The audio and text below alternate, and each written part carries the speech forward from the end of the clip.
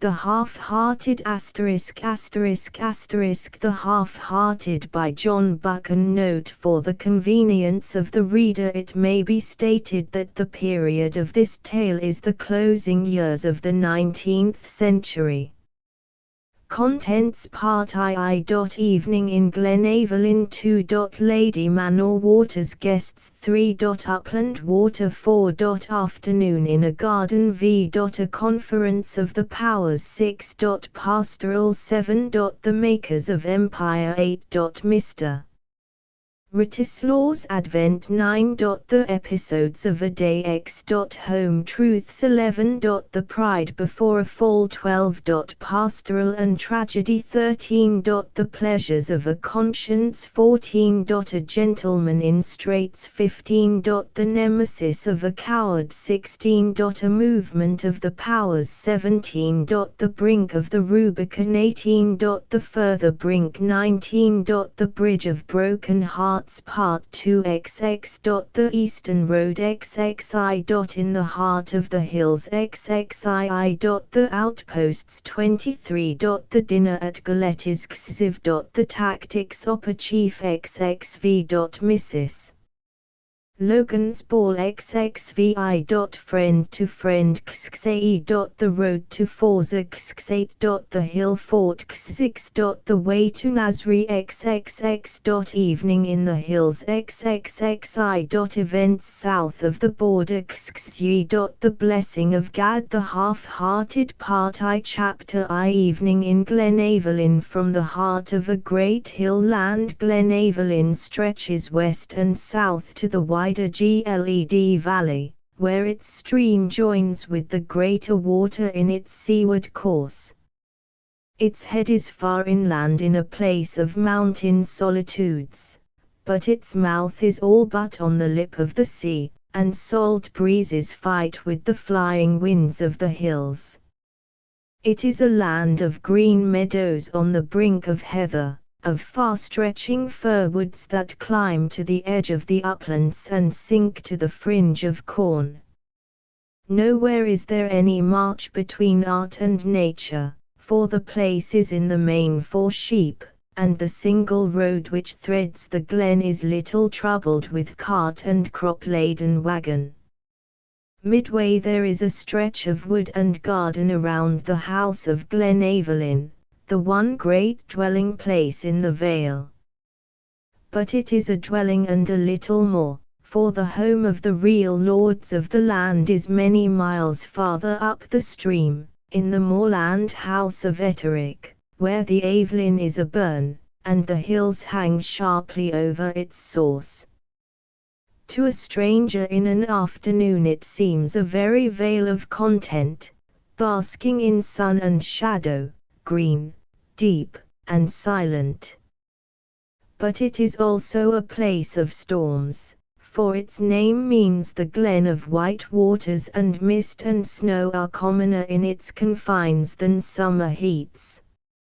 On a very wet evening in June a young man in a high dog cart was driving up the glen. A deerstalker's cap was tied down over his ears, and the collar of a great white waterproof defended his neck. A cheerful bronzed face was shadowed by the peak of his cap, and two very keen grey eyes peered out into the mist.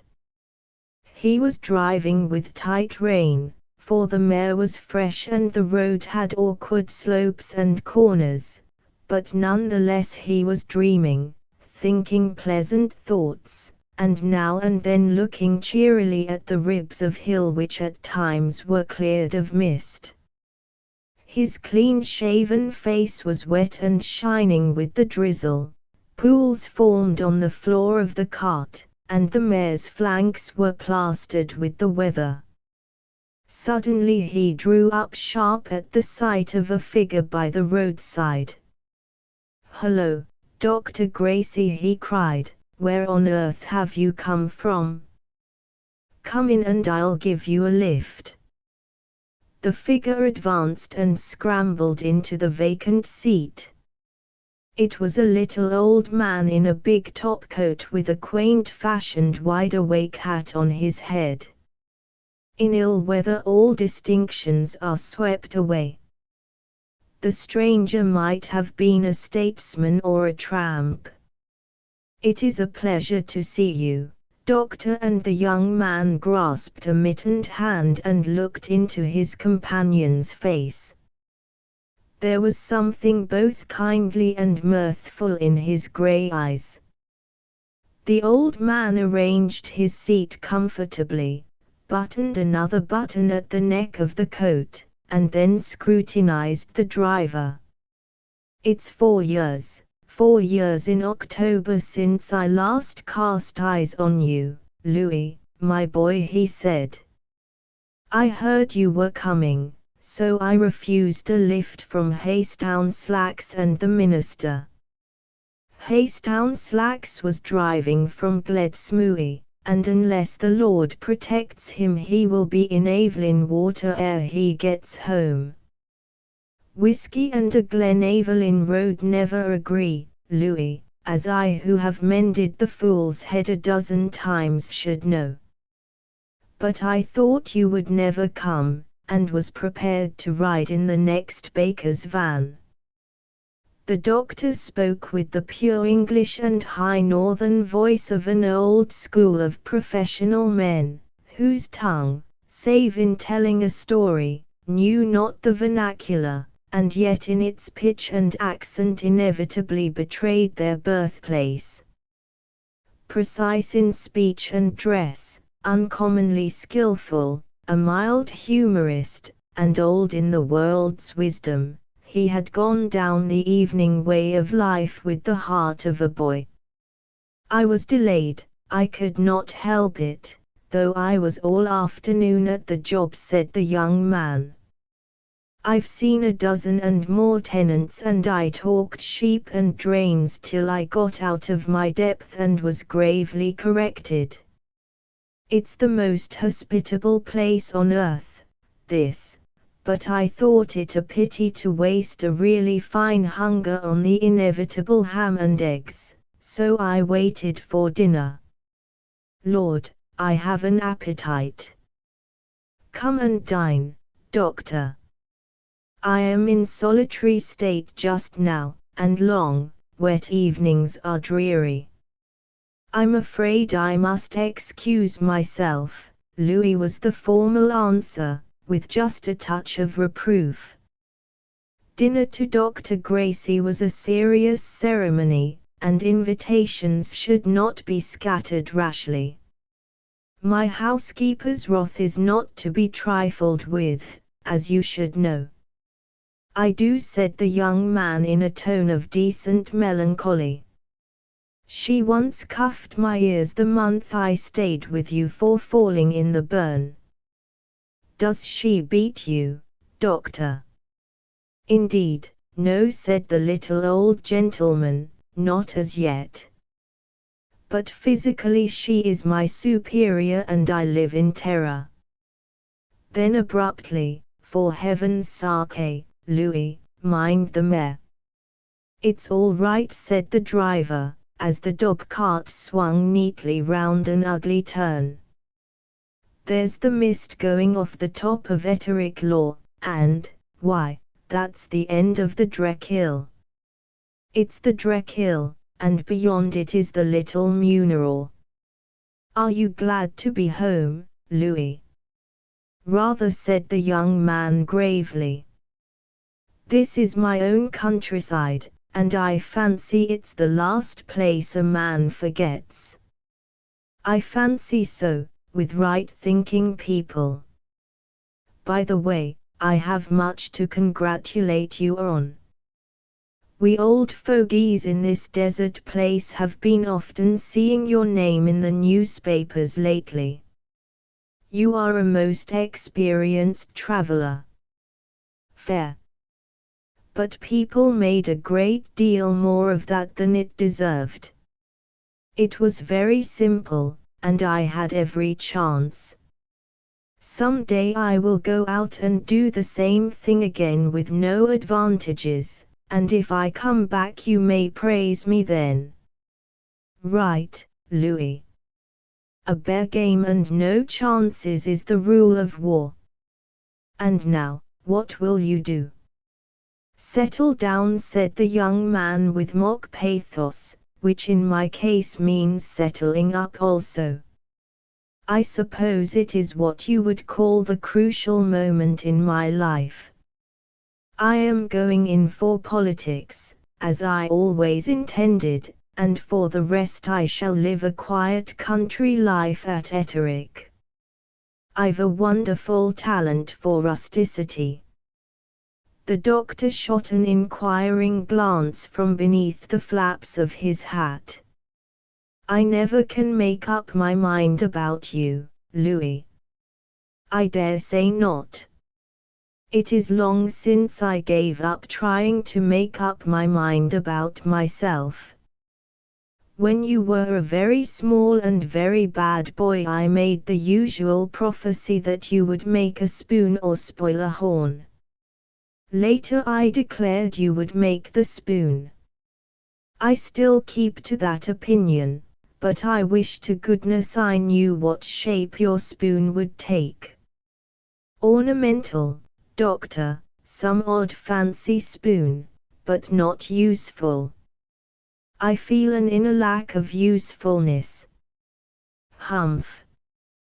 Then things are serious, Louis, and I, as your elder, should give advice, but confound it, my dear, I cannot think what it should be. Life has been too easy for you, a great deal too easy. You want a little of the salt and iron of the world. You are too clever ever to be conceited, and you are too good a fellow ever to be a fool. But apart from these sad alternatives there are numerous middle stages which are not very happy. The young man's face lengthened, as it always did either in repose or reflection.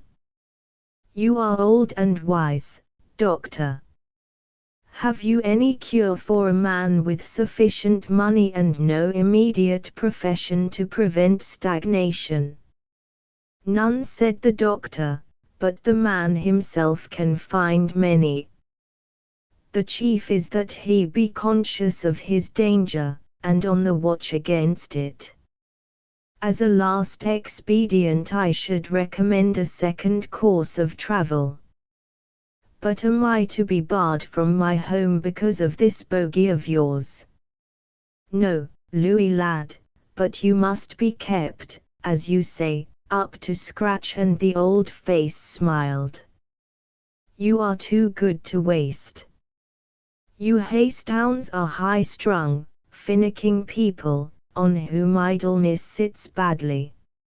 Also you are the last of your race and have responsibilities. You must remember I was your father's friend, and knew you all well. At the mention of his father the young man's interest quickened. I must have been only about 6 years old when he died. I find so few people who remember him well and can tell me about him. You are very like him, Louis. He began nearly as well as you, but he settled down into a quiet life, which was the very thing for which he was least fitted. I do not know if he had altogether a happy time. He lost interest in things, and grew shy and rather irritable. He quarreled with most of his neighbors, and got into a trick of magnifying little troubles till he shrank from the slightest discomfort. And my mother? Ah, your mother was different, a cheery, brave woman. While she lived she kept him in some measure of self-confidence, but you know she died at your birth, Louis, and after that he grew morose and retiring. I speak about these things from the point of view of my profession, and I fancy it is the special disease which lies in your blood. You have all been overcultured and enervated, as I say, you want some of the salt and iron of life. The young man's brow was furrowed in a deep frown which in no way broke the good humor of his face. They were nearing a cluster of houses, the last clachan of sorts in the glen, where a kirk steeple in a grove of trees proclaimed civilization. A shepherd passed them with a couple of dogs, striding with masterful step towards home and comfort. The cheery glow of firelight from the windows pleased both men as they were whirled through the raw weather. "There, you see," said the doctor, nodding his head towards the retreating figure, "there's a man who in his own way knows the secret of life. Most of his days are spent in dreary, monotonous toil. He is forever wrestling with the weather and getting scorched and frozen, and the result is that the sparse enjoyments of his life are relished with a rare gusto. He sucks his pipe of an evening with a zest which the man who lies on his back all day smoking knows nothing about. So, too, the laborer who hoes turnips for 1 and 6pence the day. They know the arduousness of life, which is a lesson we must all learn sooner or later.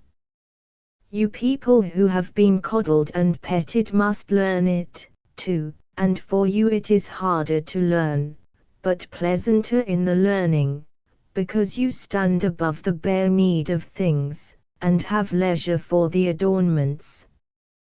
We must all be fighters and strugglers, Louis, and it is better to wear out than to rust out.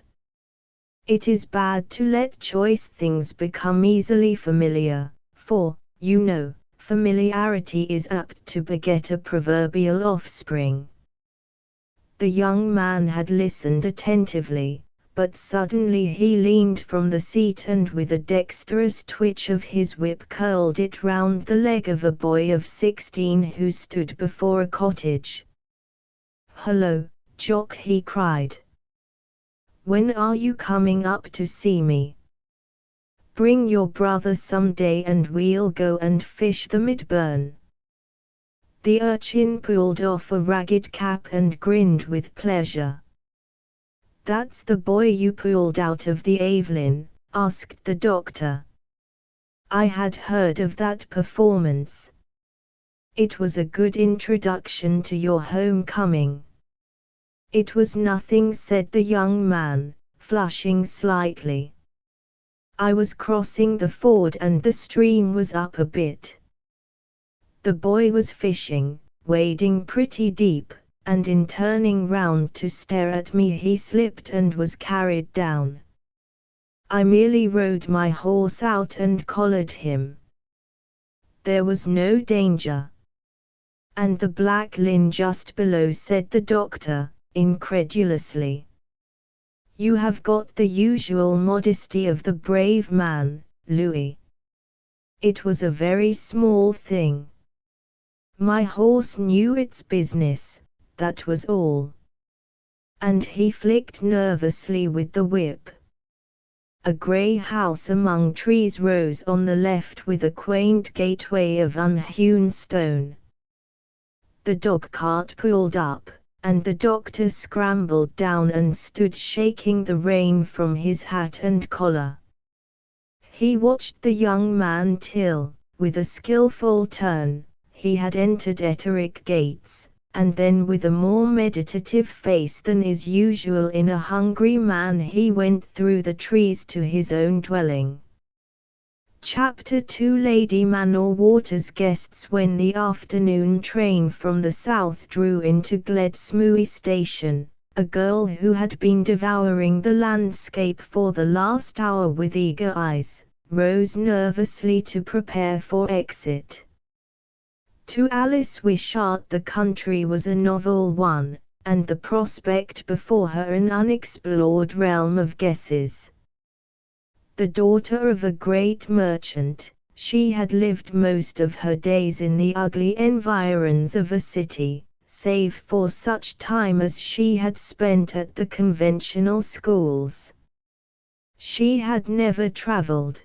The world of men and things was merely a name to her, and a girlhood, lonely and brightened chiefly by the companionship of books, had not given her self-confidence.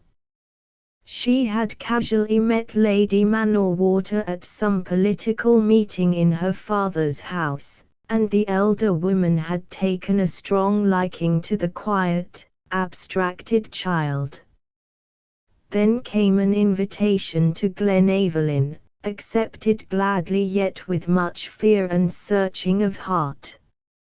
Now, as she looked out on the shining mountain land, she was full of delight that she was about to dwell in the heart of it. Something of pride, too, was present, that she was to be the guest of a great lady, and see something of a life which seemed infinitely remote to her provincial thoughts. But when her journey drew near its end she was foolishly nervous, and scanned the platform with anxious eye. The sight of her hostess reassured her. Lady Manor-Water was a small middle-aged woman, with a thin classical face, large colourless eyes, and untidy fair hair.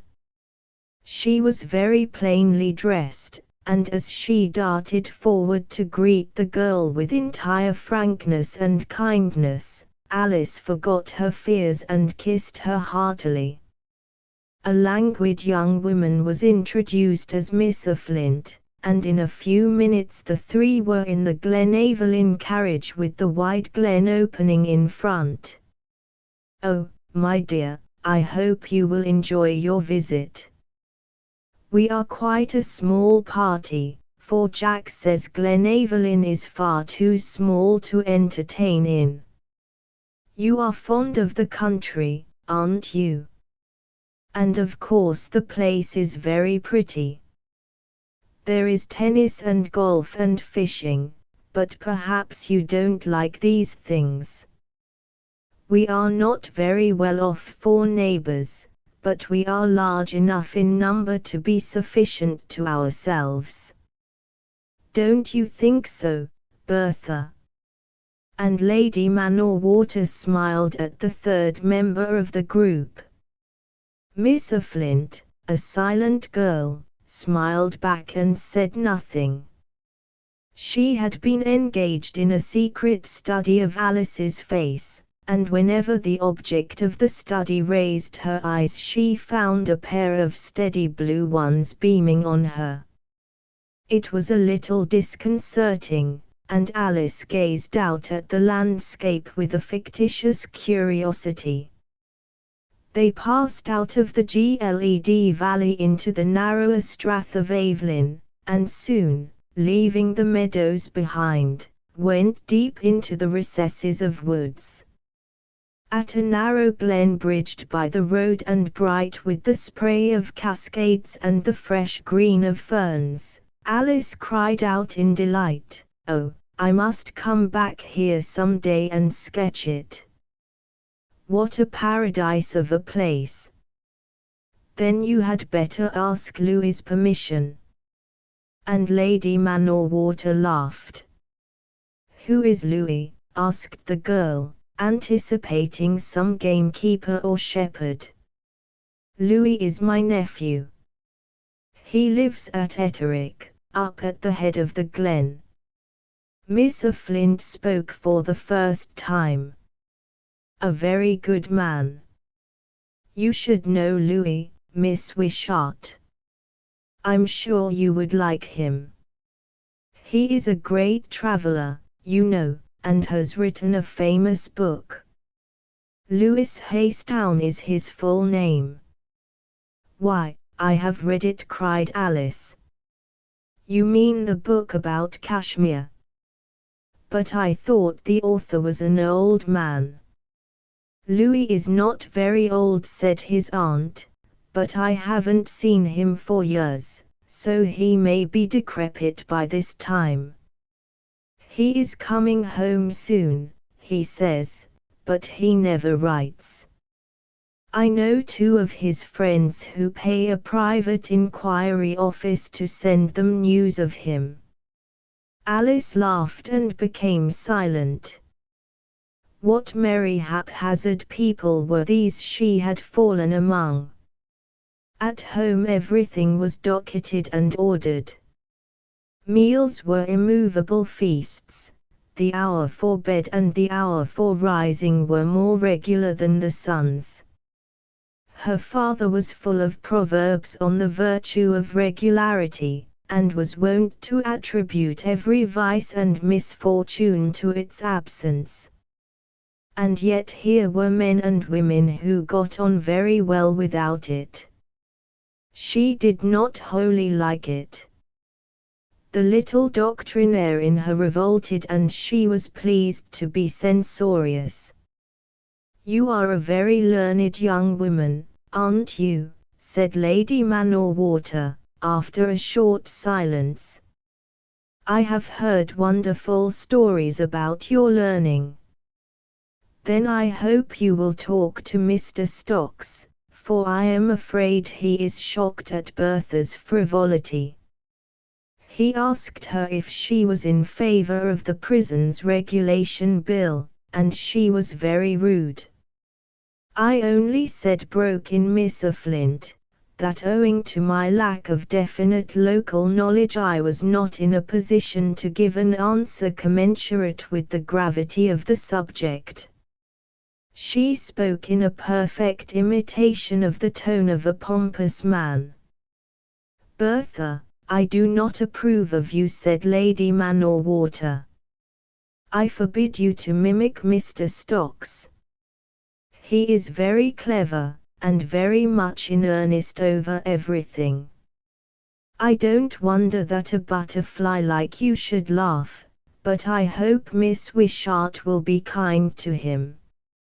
"I am afraid I am very ignorant," said Alice hastily, "and I am very useless. I never did any work of any sort in my life, and when I think of you I am ashamed." "Oh, my dear child, please don't think me a paragon," cried her hostess in horror. "I am a creature of vague enthusiasms, and I have the sense to know it. Sometimes I fancy I am a woman of business, and then I take up half a dozen things till Jack has to interfere to prevent financial ruin. I dabble in politics and I dabble in philanthropy, I write review articles which nobody reads, and I make speeches which are a horror to myself and a misery to my hearers. Only by the possession of a sense of humor am I saved from insignificance." To Alice the speech was the breaking of idols. Competence, responsibility were words she had been taught to revere, and to hear them light-heartedly disavowed seemed an upturning of the foundation of things. You will perceive that her education had not included that valuable art, the appreciation of the flippant. By this time the carriage was entering the gates of the park, and the thick wood cleared and revealed long vistas of short hill grass, rising and falling like moorland, and studded with solitary clumps of firs. Then a turn in the drive brought them once more into shadow, this time beneath a heath-clad knoll where beeches and hazels made a pleasant tangle. All this was new, not 3 years old, but soon they were in the ancient part of the policy which had surrounded the old house of Glenaverlyn. Here the grass was lusher, the trees antique oaks and beeches, and grey walls showed the boundary of an old pleasure ground.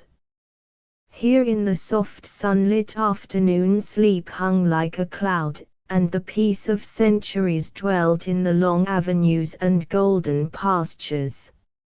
Another turning and the house came in sight, at first glance a jumble of grey towers and ivied walls. Wings had been built to the original square keep, and even now it was not large, a mere moorland dwelling. But the whitewashed walls, the crow-step gables, and the quaint Scots baronial turrets gave it a perfection to the eye like a house in a dream. To Alice, accustomed to the vulgarity of suburban villas with Italian campaniles, a florid lodge a stone's throw from the house, darkened too with smoke and tawdry with paint, this old-world dwelling was a patch of wonderland. Her eyes drank in the beauty of the place, the great blue backs of hill beyond, the acres of sweet pasture, the primeval woods. "Is this Glenaverlyn?" she cried. "Oh, what a place to live in!" "Yes, it's very pretty, dear." And Lady Manor-Water, who possessed half a dozen houses up and down the land, patted her guest's arm and looked with pleasure on the flushed girlish face. 2 hours later, Alice, having completed dressing, leaned out of her bedroom window to drink in the soft air of evening. She had not brought a maid, and had refused her hostess's offer to lend her own on the ground that maids were a superfluity. It was her desire to be a very practical young person, a scorner of modes and trivialities, and yet she had taken unusual care with her toilet this evening, and had spent many minutes before the glass. Looking at herself carefully, a growing conviction began to be confirmed, that she was really rather pretty. She had reddish-brown hair and, a rare conjunction, dark eyes and eyebrows and a delicate color. As a small girl she had lamented bitterly the fate that had not given her the orthodox beauty of the dark or fair maiden, and in her school days she had passed for plain. Now it began to dawn on her that she had beauty of a kind, the charm of strangeness, and her slim strong figure had the grace which a wholesome life alone can give. She was in high spirits, curious, interested, and generous. The people amused her, the place was a fairyland, and outside the golden weather lay still and fragrant among the hills. When she came down to the drawing-room she found the whole party assembled. A tall man with a brown beard and a slight stoop ceased to assault the handle of a fire-screen and came over to greet her. He had only come back half an hour ago, he explained, and so had missed her arrival. The face attracted and soothed her. Abundant kindness lurked in the humorous brown eyes, and a queer pucker on the brow gave him the air of a benevolent despot. If this was Lord Manor-Water, she had no further dread of the great ones of the earth. There were 4 other men, 2 of them mild, spectacled people, who had the air of students and a precise affected mode of talk, and one a boy cousin of whom no one took the slightest notice.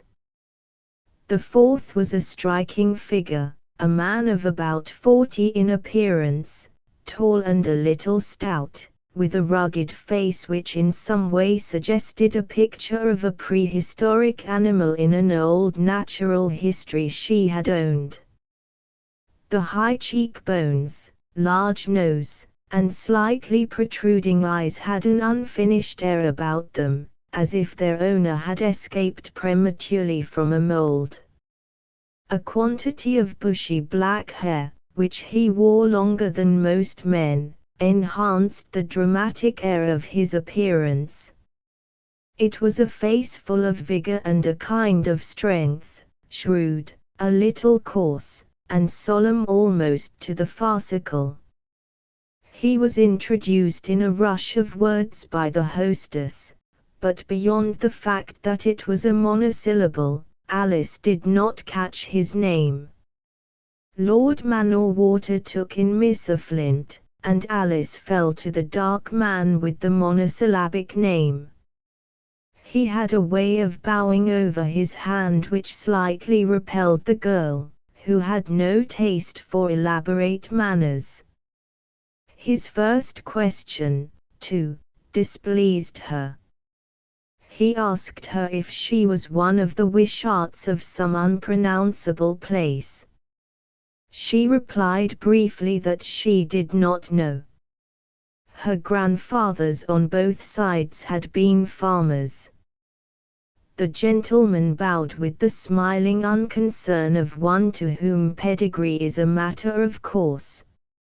"I have heard often of your father," he said. "He is one of the local supports of the party to which I have the honor to belong. He represents one great section of our retainers, our host another. I am glad to see such friendship between the two." And he smiled elaborately from Alice to Lord Manor. Alice was uncomfortable. She felt she must be sitting beside some very great man, and she was tortured by vain efforts to remember the monosyllable which had stood for his name. She did not like his voice, and, great man or not, she resented the obvious patronage. He spoke with a touch of the drawl which is currently supposed to belong only to the half-educated classes of England.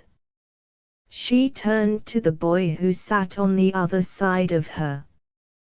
The young gentleman, his name was Arthur and, apparently, nothing else, was only too ready to talk. He proceeded to explain, compendiously, his doings of the past week, to which the girl listened politely. Then anxiety got the upper hand, and she asked in a whisper, apropos of nothing in particular, the name of her left-hand neighbor. "They call him Stocks," said the boy, delighted at the tone of confidence, and was going on to sketch the character of the gentleman in question when Alice cut him short.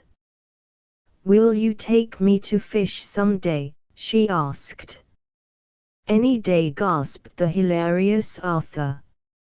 "I'm ready, and I'll tell you what, I know the very burn," and he babbled on happily till he saw that Miss Wishart had ceased to listen. It was the first time a pretty girl had shown herself desirous of his company, and he was intoxicated with the thought. But Alice felt that she was in some way bound to make the most of Mr. Stocks, and she set herself heroically to the task. She had never heard of him, but then she was not well versed in the minutiae of things political, and he clearly was a politician. Doubtless to her father his name was a household word. So she spoke to him of Glenaverlyn and its beauties. He asked her if she had seen Royston Castle, the residence of his friend the Duke of Sanctamund. When he had stayed there he had been much impressed. Then she spoke wildly of anything, of books and pictures and people and politics. She found him well informed, clever, and dogmatic. The culminating point was reached when she embarked on a stray remark concerning certain events then happening in India.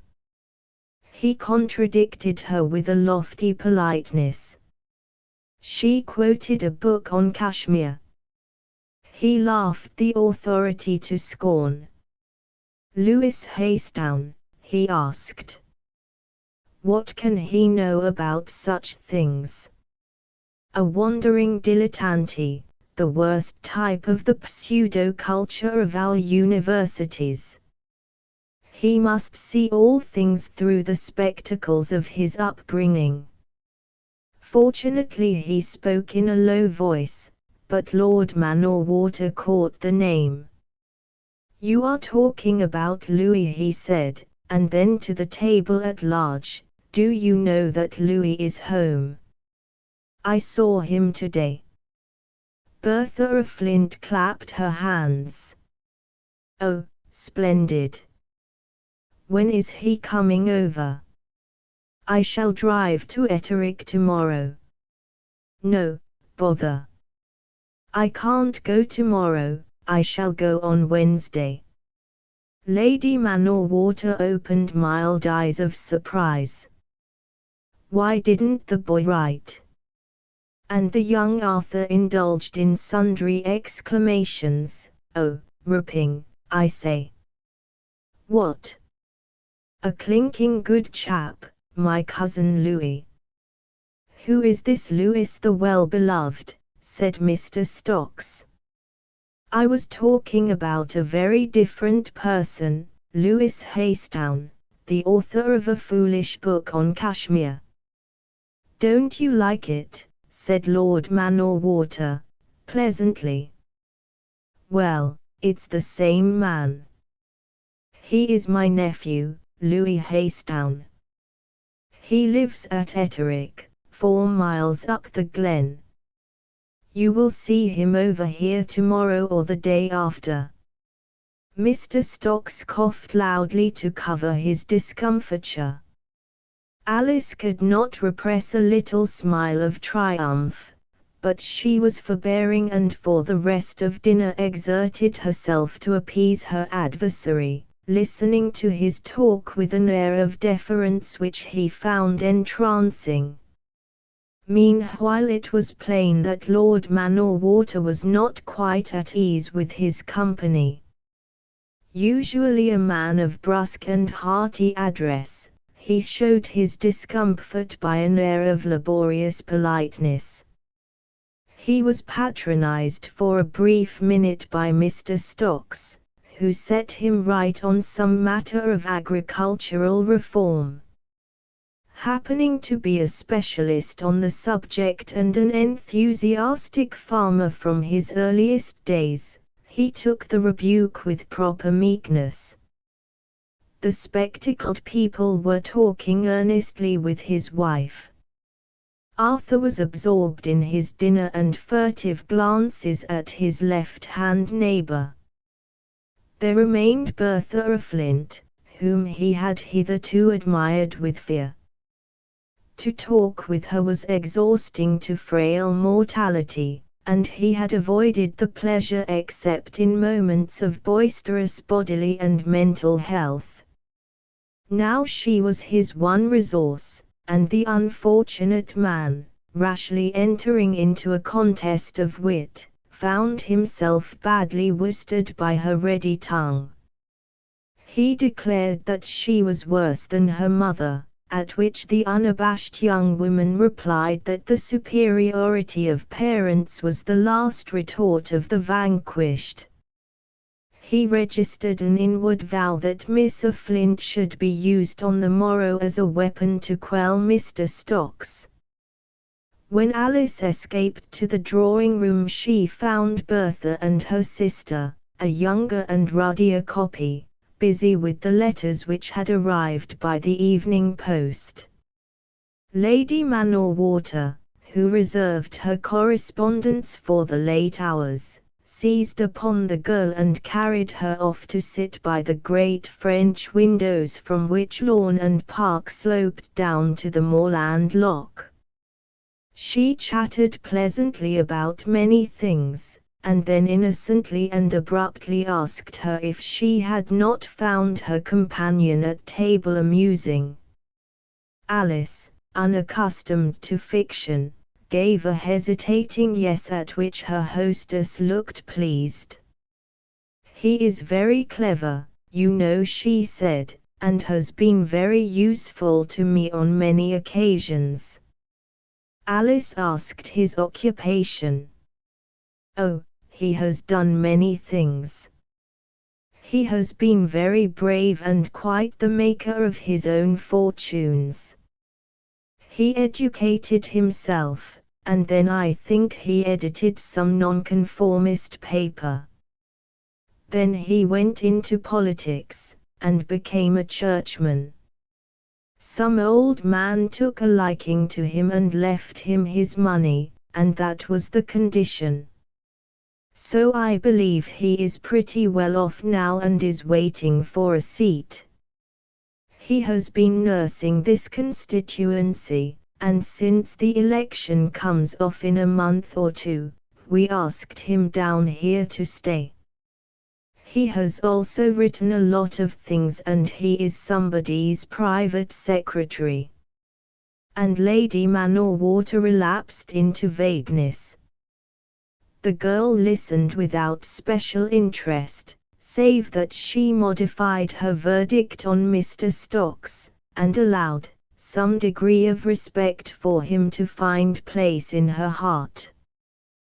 The fighter in life always appealed to her, whatever the result of his struggle.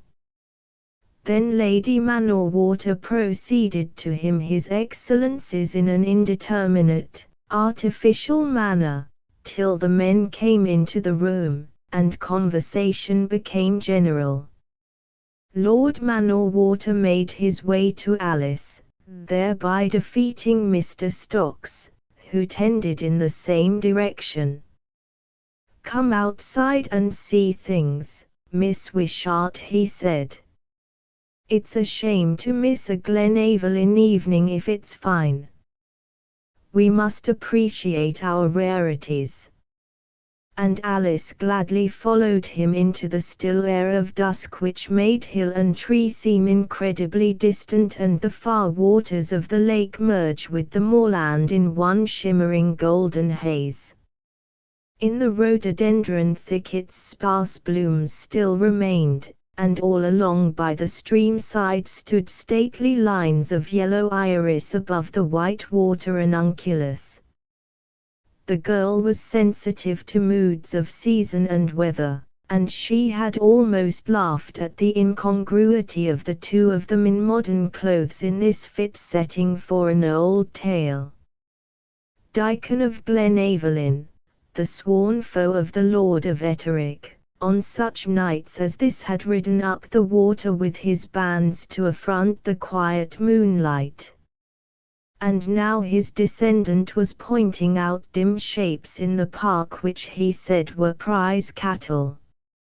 "Phew, what a weariness is civilization," said the man, with comical eyes. "We have been making talk with difficulty all the evening which serves no purpose in the world. Upon my word, my kilos have the best of the bargain. And in a month or so there will be the election and I shall have to go and rave. There is no other word for it, Miss Wishart, rave on behalf of some fool or other, and talk radicalism which would make your friend Diccon turn in his grave, and be in earnest for weeks when I know in the bottom of my heart that I am a humbug and care for none of these things. How lightly politics and such matters sit on us all." "But you know you are talking nonsense," said the serious Alice.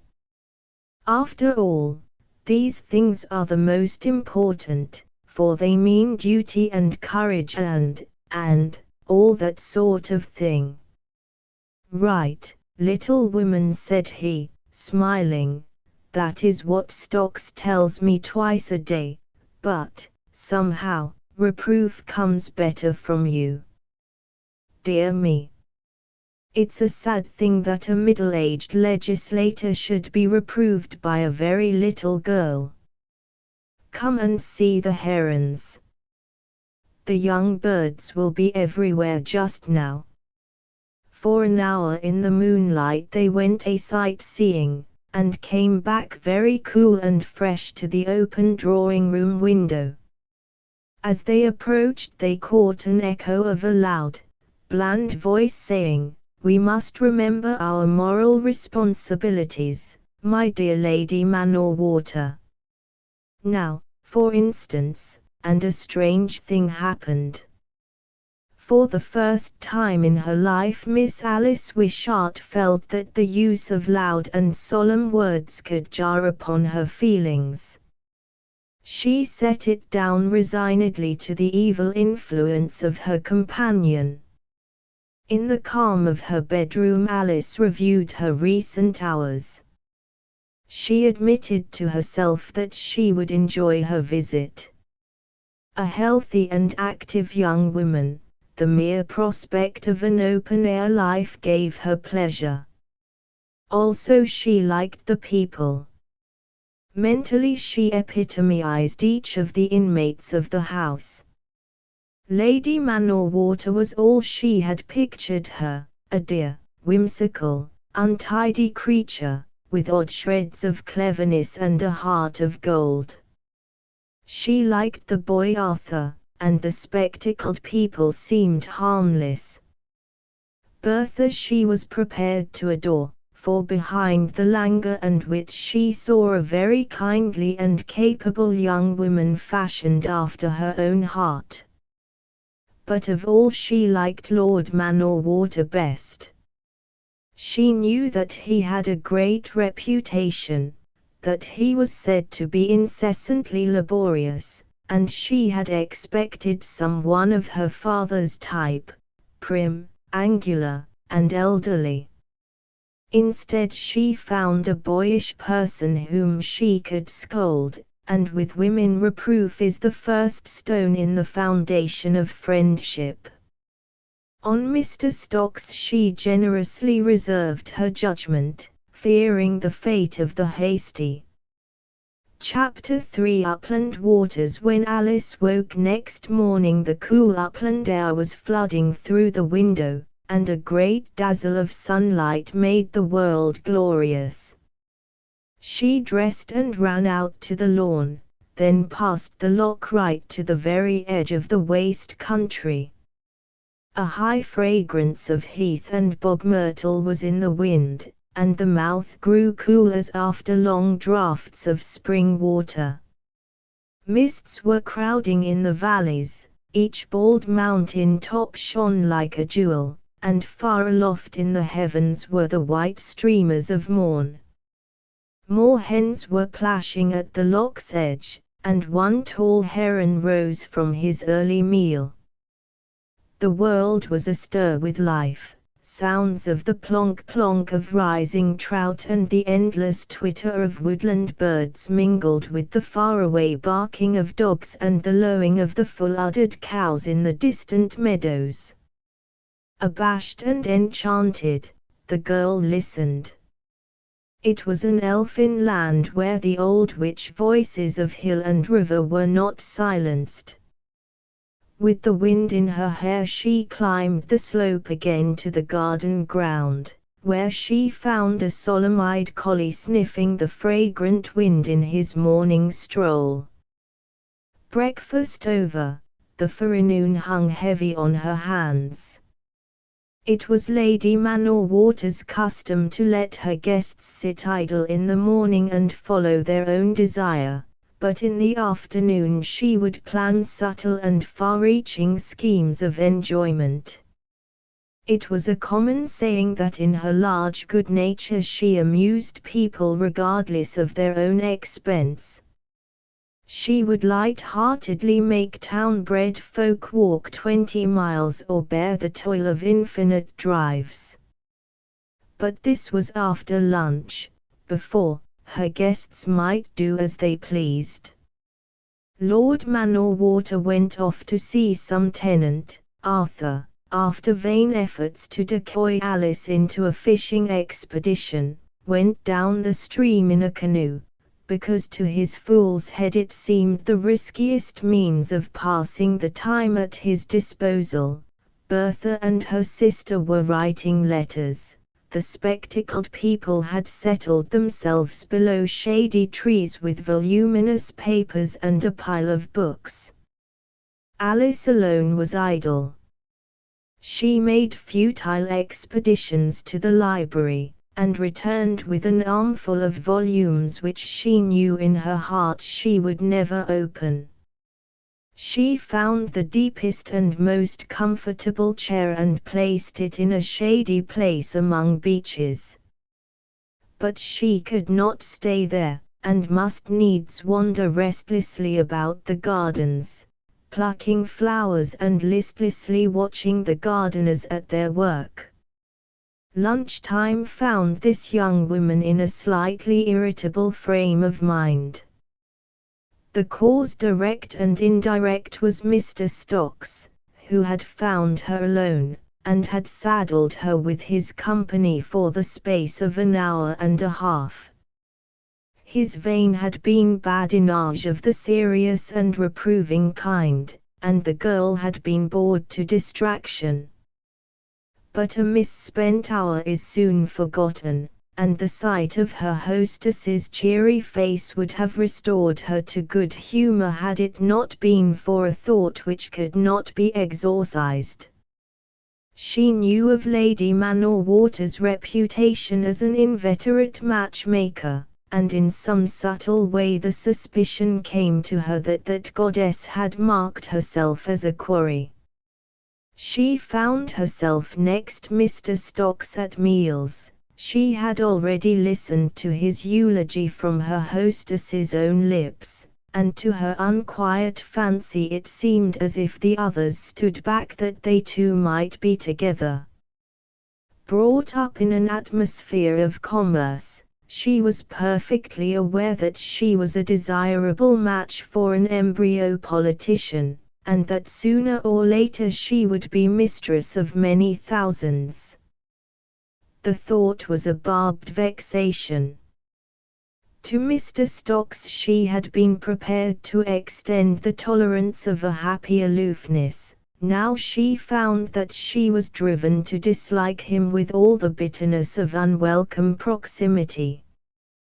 The result of such thoughts was that after lunch she disregarded her hostess's preparations and set out for a long hill walk. Like all perfectly healthy people, much exercise was as welcome to her as food and sleep. 10 miles were refreshing, 15 miles in an afternoon an exaltation.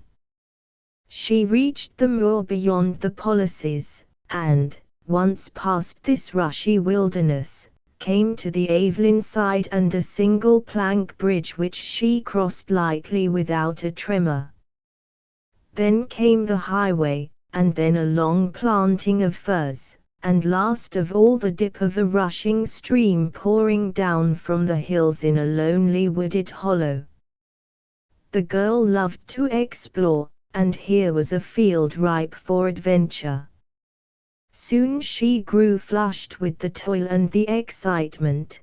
Climbing the bed of the stream was no child's play, for ugly corners had to be passed, slippery rocks to be skirted, and many breakneck leaps to be effected. Her spirits rose as the spray from little falls brushed her face and the thick screen of the birches caught in her hair. When she reached a vantage rock and looked down on the chain of pools and rapids by which she had come, a cry of delight broke from her lips. This was living, this was the zest of life.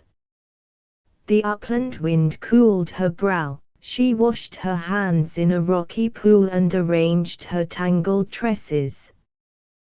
What did she care for Mr. Stocks or any man? He was far down on the lowlands talking his pompous nonsense, she was on the hills with the sky above her and the breeze of heaven around her, free, sovereign, the queen of an airy land.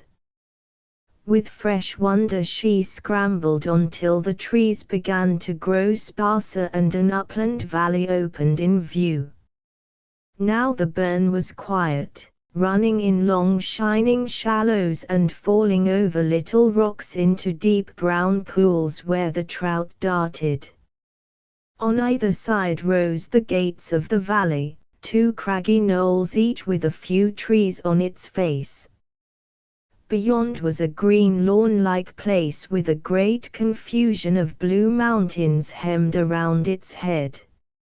Here, if anywhere, primeval peace had found its dwelling, and Alice, her eyes bright with pleasure, sat on a green knoll, too rapt with the sight for word or movement. Then very slowly, like an epicure lingering at a feast, she walked up the banks of the burn, now high above a trough of rock, now down in a green winding hollow. Suddenly she came on the spirits of the place in the shape of two boys down on their faces groping among the stones of a pool. One was very small and tattered, one about 16. Both were barefoot and both were wet and excited. Tam, ye stot, ye ve let the muckle yune ff again groaned the smaller. Oh, be canny, man. If we grip him it'll be the biggest trout that the laird will have in his basket.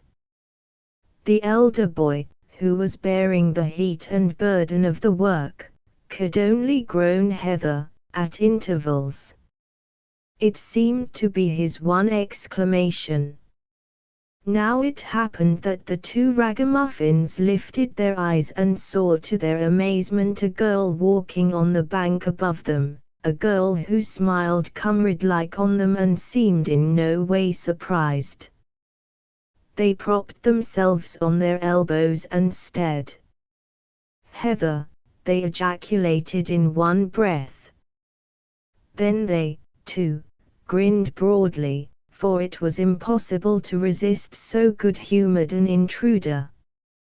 She held her head high and walked like a queen, till a turn of the water hid her.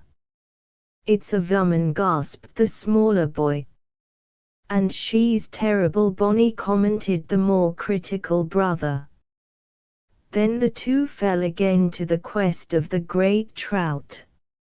Meanwhile the girl pursued her way till she came to a fall where the bank needed warier climbing. As she reached the top a little flushed and panting, she became conscious that the upland valley was not without inhabitants. For, not 6 paces off, stood a man's figure, his back turned towards her, and his mind apparently set on mending a piece of tackle. She stood for a moment hesitating. How could she pass without being seen? The man was blissfully unconscious of her presence, and as he worked he whistled Schubert's Wohin and whistled it very badly. Then he fell to apostrophizing his tackle, and then he grew irritable. "Somebody come and keep this thing taut," he cried. "Tam, Jock, where on earth are you?" The thing in question was lying at Alice's feet in wavy coils. "Jock, you fool, where are you?" cried the man, but he never looked round and went on biting and tying. Then an impulse took the girl and she picked up the line. "That's right," cried the man, "pull it as tight as you can," and Alice tugged heroically at the waterproof silk. She felt horribly nervous, and was conscious that she must look a very flushed and untidy young barbarian. Many times she wanted to drop it and run away, but the thought of the menaces against the absent Jock and of her swift discovery deterred her. When he was done with her help he might go on working and never look round. Then she would escape unnoticed down the burn. But no such luck befell her. With a satisfied tug he pronounced the thing finished and wheeled round to regard his associates. "Now, you young wretches," and the words froze on his lips, for in the place of 2 tatterdemalion boys he saw a young girl holding his line limply and smiling with much nervousness. Oh, he cried, and then became dumb and confused. He was shy and unhappy with women, save the few whom he had known from childhood. The girl was no better. She had blushed deeply, and was now minutely scanning the stones in the burn. Then she raised her eyes, met his, and the difficulty was solved by both falling into fits of deep laughter. She was the first to speak. "I am so sorry I surprised you. I did not see you till I was close to you, and then you were abusing somebody so terribly that to stop such language I had to stop and help you. I saw Tam and Jock at a pool a long way down, so they couldn't hear you, you know. And I'm very much obliged to you. You held it far better than Tam or Jock would have done. But how did you get up here?" "I climbed up the burn," said Alice simply, putting up a hand to confine a wandering tress. The young man saw a small, very simply dressed girl, with a flushed face and bright, deep eyes. The small white hat crowned a great tangle of wonderful reddish-gold hair. She held herself with the grace which is born of natural health and no modish training. The strong hazel stick, the scratched shoes, and the wet fringes of her gown showed how she had spent the afternoon. The young man, having received an excellent education, thought of dryads and oreads. Alice for her part saw a strong, well-knit being, with a brown, clean-shaven face, a straight nose, and a delicate, humorous mouth. He had large grey eyes, very keen, quizzical, and kindly. His raiment was disgraceful, an old knickerbocker suit with a ruinous Norfolk jacket, patched at the elbows and with leather at wrist and shoulder. Apparently he scorned the June sun, for he had no cap. His pockets seemed bursting with tackle, and a discarded basket lay on the ground. The whole figure pleased her, its rude health, simplicity, and disorder. The atrocious men who sometimes came to her father's house had been miracles of neatness, and Mr. Stocks was wont to robe his person in the most faultless of shooting suits. A fugitive memory began to haunt the girl. She had met or heard of this man before. The valley was divided between Glenaverlyn and Etterick. He was not the doctor, and he was not the minister. Might not he be that Louis, the well-beloved, whose praises she had heard consistently sung since her arrival?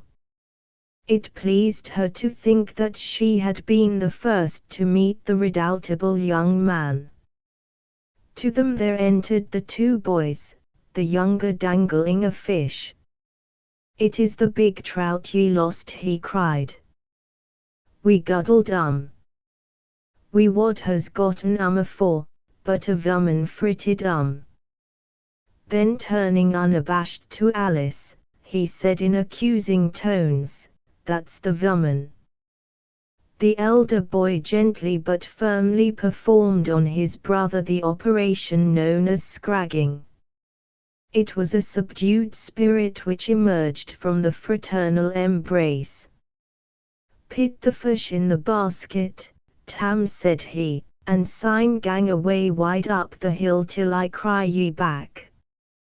The tones implied that his younger brother was no fit company for two gentlemen and a lady. "I won't spoil your fishing," said Alice, fearing fratricidal strife. "You are fishing up, so I had better go down the burn again." And with a dignified nod to the others she turned to go. Jock sprang forward with a bound and proceeded to stone the small Tam up the hill. He coursed that young gentleman like a dog, bidding him come near or gang wide or lie down there, to all of which the culprit, taking the sport in proper spirit, gaily responded. "I think you had better not go down the burn," said the man reflectively. "You should keep the dry hillside. It is safer." "Oh, I am not afraid," said the girl, laughing. "But then I might want to fish down, and the trout are very shy there," said he, lying generously. "Well, I won't then, but please tell me where Glenaverlyn is, for the stream side is my only direction." "You are staying there?" he asked with a pleased face. "We shall meet again, for I shall be over tomorrow. That fence on the hillside is their march, and if you follow it you will come to the footbridge on the Evelyn. Many thanks for taking Jock's place and helping me." He watched her for a second as she lightly jumped the burn and climbed the peaty slope. Then he turned to his fishing, and when Alice looked back from the vantage ground of the hill shoulder she saw a figure bending intently below a great pool. She was no coquette, but she could not repress a tinge of irritation at so callous and self-absorbed a young man. Another would have been profuse in thanks and would have accompanied her to point out the road, or in some way or other would have declared his appreciation of her presence. He might have told her his name, and then there would have been a pleasant informal introduction, and they could have talked freely. If he came to Glenaverlyn tomorrow, she would have liked to appear as already an acquaintance of so popular a guest. But such thoughts did not long hold their place. She was an honest young woman, and she readily confessed that fluent manners and the air of the cavalier servant were things she did not love. Carelessness suited well with a frayed jacket and the companionship of a hill burn and two ragged boys. So, comforting her pride with proverbs, she returned to Glenaverlyn to find the place deserted save for dogs, and in their cheering presence read idly till dinner. Chapter 4 Afternoon in a garden. The gardens of Glenaverlyn have an air of antiquity beyond the dwelling, for there the modish fashions of another century have been followed with enthusiasm. There are clipped yews and long arched avenues, bowers and summer houses of rustic make, and a terraced lawn fringed with a Georgian parapet. A former lord had kept peacocks innumerable, and something of the tradition still survived. Set in the heart of hilly moorlands, it was like a cameo gem in a tartan plaid, a piece of old Vauxhall or Ranelagh in an upland vale. Of an afternoon sleep reigned supreme. The shapely immobile trees, the grey and crumbling stone, the lone green walks vanishing into a bosky darkness were instinct with the quiet of ages. It needed but Lady Prue with her flounces and furbelows and Sir Pertinax with his cane and buckled shoon to recreate the ancient world before good Queen Anne had gone to her rest. In one of the shadiest corners of a great lawn Lady Manor sat making tea. Bertha, with a broad hat shading her eyes, dozed over a magazine in a deck chair. That morning she and Alice had broken the convention of the house and gone riding in the Hawthlands till lunch. Now she suffered the penalty and dozed, but her companion was very wide awake, being a tireless creature who knew not lethargy. Besides, there was sufficient in prospect to stir her curiosity. Lady Manorwater had announced some 20 times that day that her nephew Louis would come to tea, and Alice, knowing the truth of the prophecy, was prepared to receive him. The image of the forsaken angler remained clear in her memory, and she confessed to herself that he interested her. The girl had no connoisseur's eye for character. Her interest was the frank and unabashed interest in a somewhat mysterious figure who was credited by all his friends with great gifts and a surprising amiability. After breakfast she had captured one of the spectacled people, whose name was Hoddam.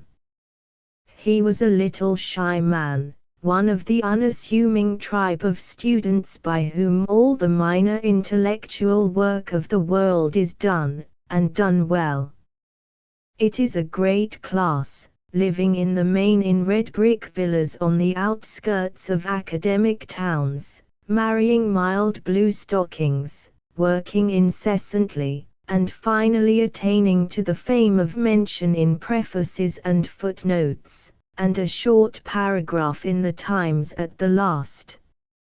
Mr. Hoddam did not seek the company of one who was young, pretty, an heiress, and presumably flippant, but he was flattered when she plainly sought him. "Mr. Louis Haystown is coming here this afternoon," she had announced. "Do you know him?" "I have read his book," said her victim. "Yes, but did you not know him at Oxford? You were there with him, were you not?" "Yes, we were there together." "I knew him by sight, of course, for he was a very well-known person. But, you see, we belonged to very different sets." "How do you mean?" asked the blunt Alice. "Well, you see," began Mr. Hoddam awkwardly, absolute honesty was one of his characteristics. He was very well off, and he lived with a sporting set, and he was very exclusive. But I thought he was clever, I thought he was rather brilliant." "Oh, he was." "Indubitably. He got everything he wanted, but then he got them easily and had a lot of time for other things, whereas most of us had not a moment to spare. He got the best first of his year and the St. Chad's Fellowship, but I think he cared far more about winning the varsity grind. Men who knew him said he was an extremely good fellow, but he had scores of rich sporting friends, and nobody else ever got to know him. I have heard him speak often, and his manner gave one the impression that he was a tremendous swell, you know, and rather conceited. People used to think him a sort of universal genius who could do everything. I suppose he was quite the ablest man that had been there for years, but I should think he would succeed ultimately as the man of action and not as the scholar." "You give him a most unlovely character," said the girl. "I don't mean to. I own to being entirely fascinated by him. But he was never, I think, really popular. He was supposed to be intolerant of mediocrity, and also he used to offend quite honest, simple-minded people by treating their beliefs very cavalierly. I used to compare him with Raleigh or Henry Ford. The proud, confident man of action."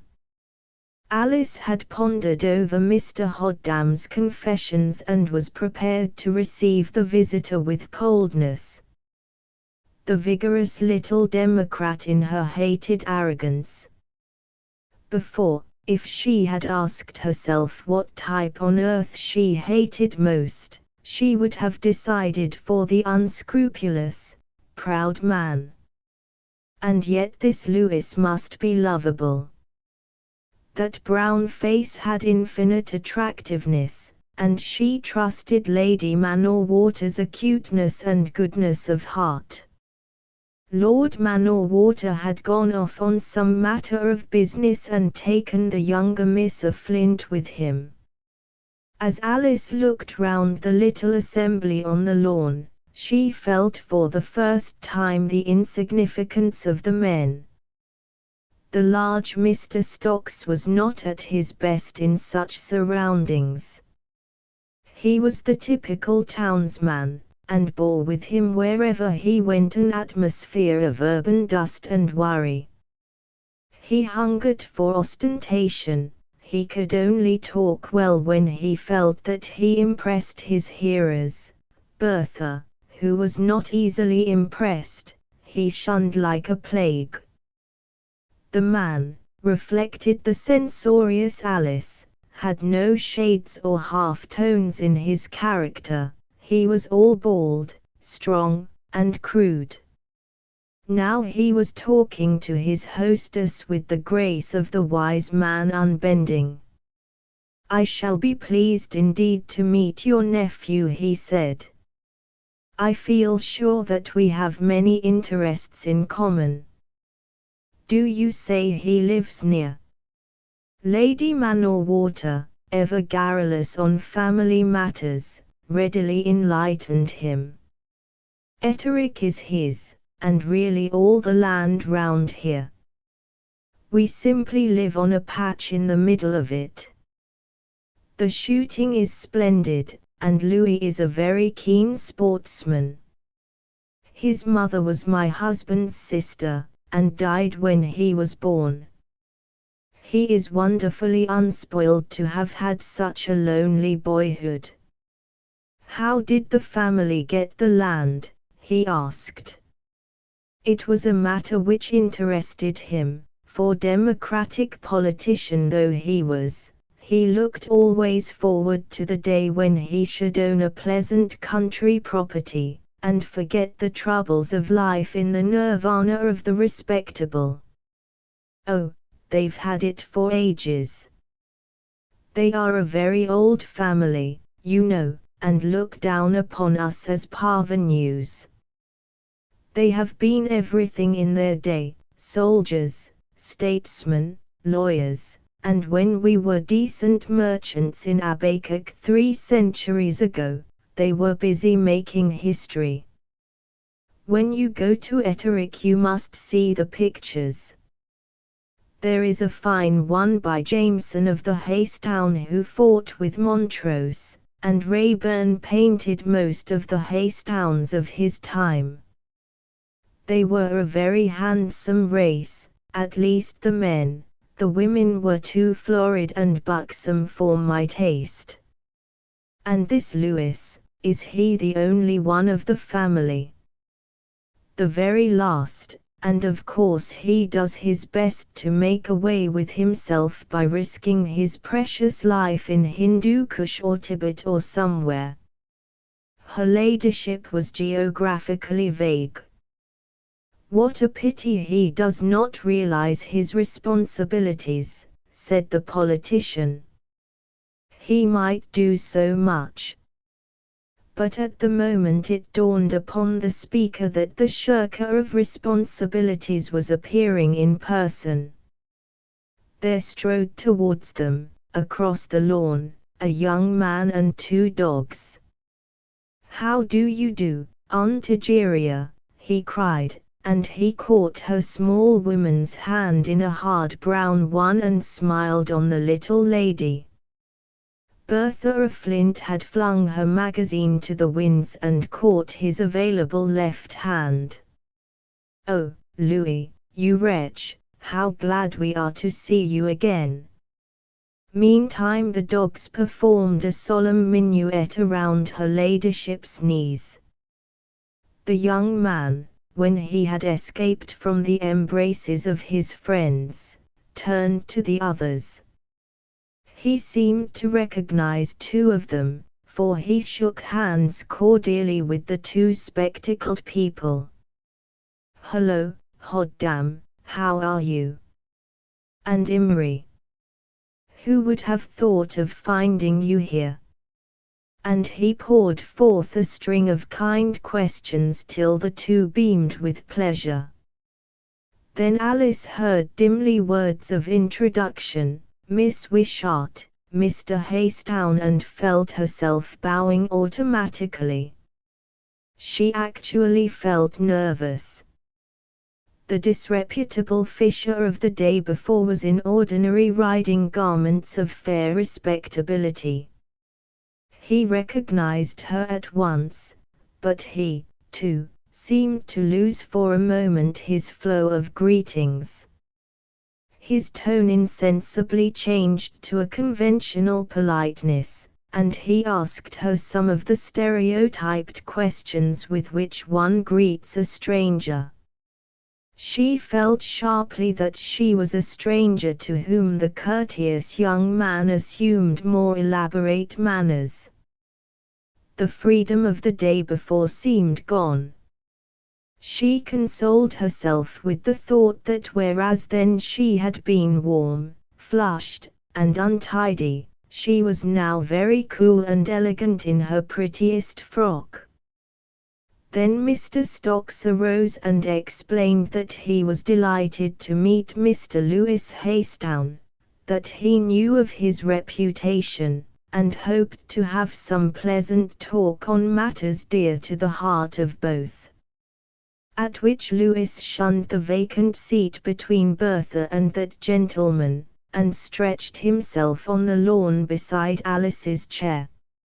A thrill of pleasure entered the girl's heart, to her own genuine surprise. "Are Tam and Jock at peace now?" she asked. "Tam and Jock are never at peace. Jock is sedate and grave and old for his years, while Tam is simply a human collie. He has the same endearing manners and irresponsible mind. I had to fish him out of several rock pools after you left." Alice laughed, and Lady Manor-Water said in wonder, "I didn't know you had met Louis before, Alice." "Miss Wishart and I forgathered accidentally at the Midburn yesterday," said the man. "Oh, you went there," cried the aggrieved Arthur, "and you never told me." "Why, it is the best water about here, and yesterday was a first-rate day." "What did you catch, Louis?" £12, about 4 dozen trout." "Listen to that. And to think that that great hulking chap got all the sport." And the boy intercepted his cousin's tea by way of retaliation. Then Mr. Stocks had his innings, with Lady Manor-Water for company, and Lewis was put through a strict examination on his doings for the past years. "What made you choose that outlandish place, my dear?" asked his aunt. "Oh, partly the chance of a shot at big game, partly a restless interest in frontier politics which now and then seizes me. But really it was Wratislaw's choice." "Do you know Wratislaw?" asked Mr. Stocks abruptly. "Tommy, why, surely. My best of friends. He had got his fellowship some years before I went up, but I often saw him at Oxford, and he has helped me innumerable times." The young man spoke eagerly, prepared to extend warm friendship to any acquaintance of his friends. "He and I have sometimes crossed swords," said Mr. Stocks pompously. Lewis nodded, and forbore to ask which had come off the better. "He is, of course, very able," said Mr. Stocks, making a generous admission. His hearer wondered why he should be told of a man's ability when he had spoken of him as his friend. "Have you heard much of him lately?" he asked.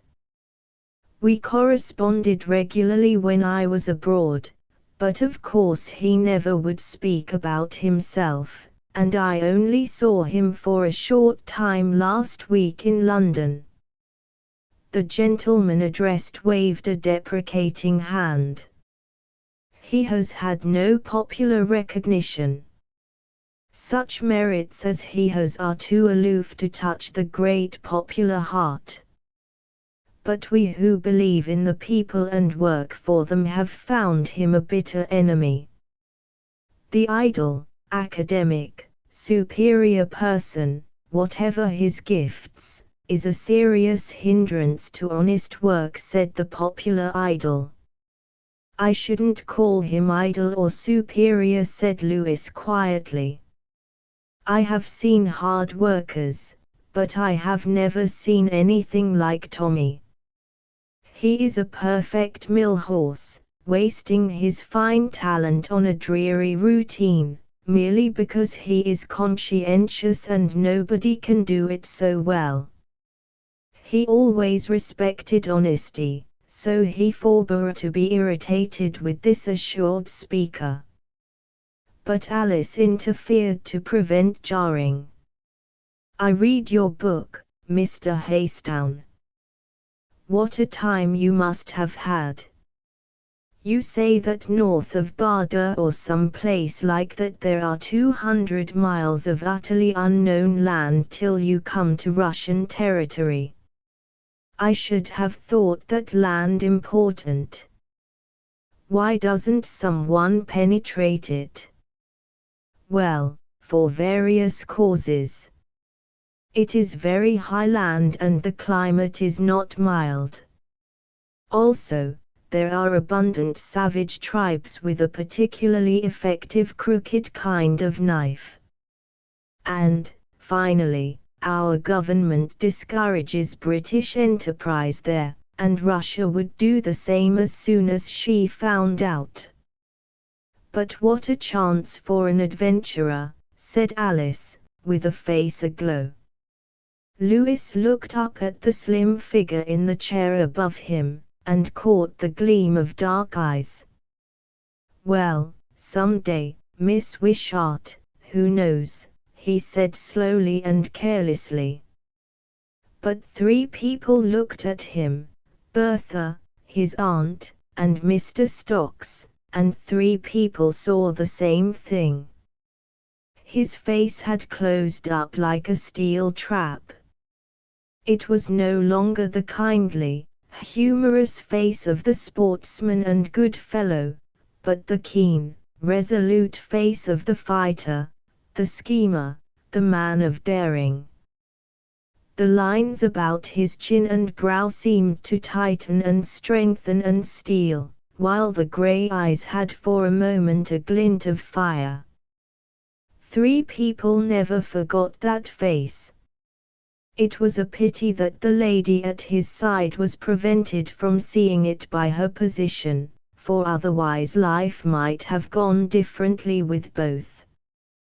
But the things which we call chance are in the power of the fateful goddesses who reserve their right to juggle with poor humanity. Alice only heard the words, but they pleased her. Mr. Stocks fell farther into the background of disfavor. She had imagination and fire as well as common sense. It was the purple and fine gold which first caught her fancy, though on reflection she might decide for the hodden grey. So she was very gracious to the young adventurer. And Arthur's brows grew dark as Erebus. Lewis rode home in the late afternoon to Etterick in a haze of golden weather with an abstracted air and a slack bridle. A small, dainty figure tripped through the mazes of his thoughts. This man, usually oblivious of woman's presence, now mooned like any schoolboy. those fresh young eyes and the glory of that hair. And to think that once he had sworn by black.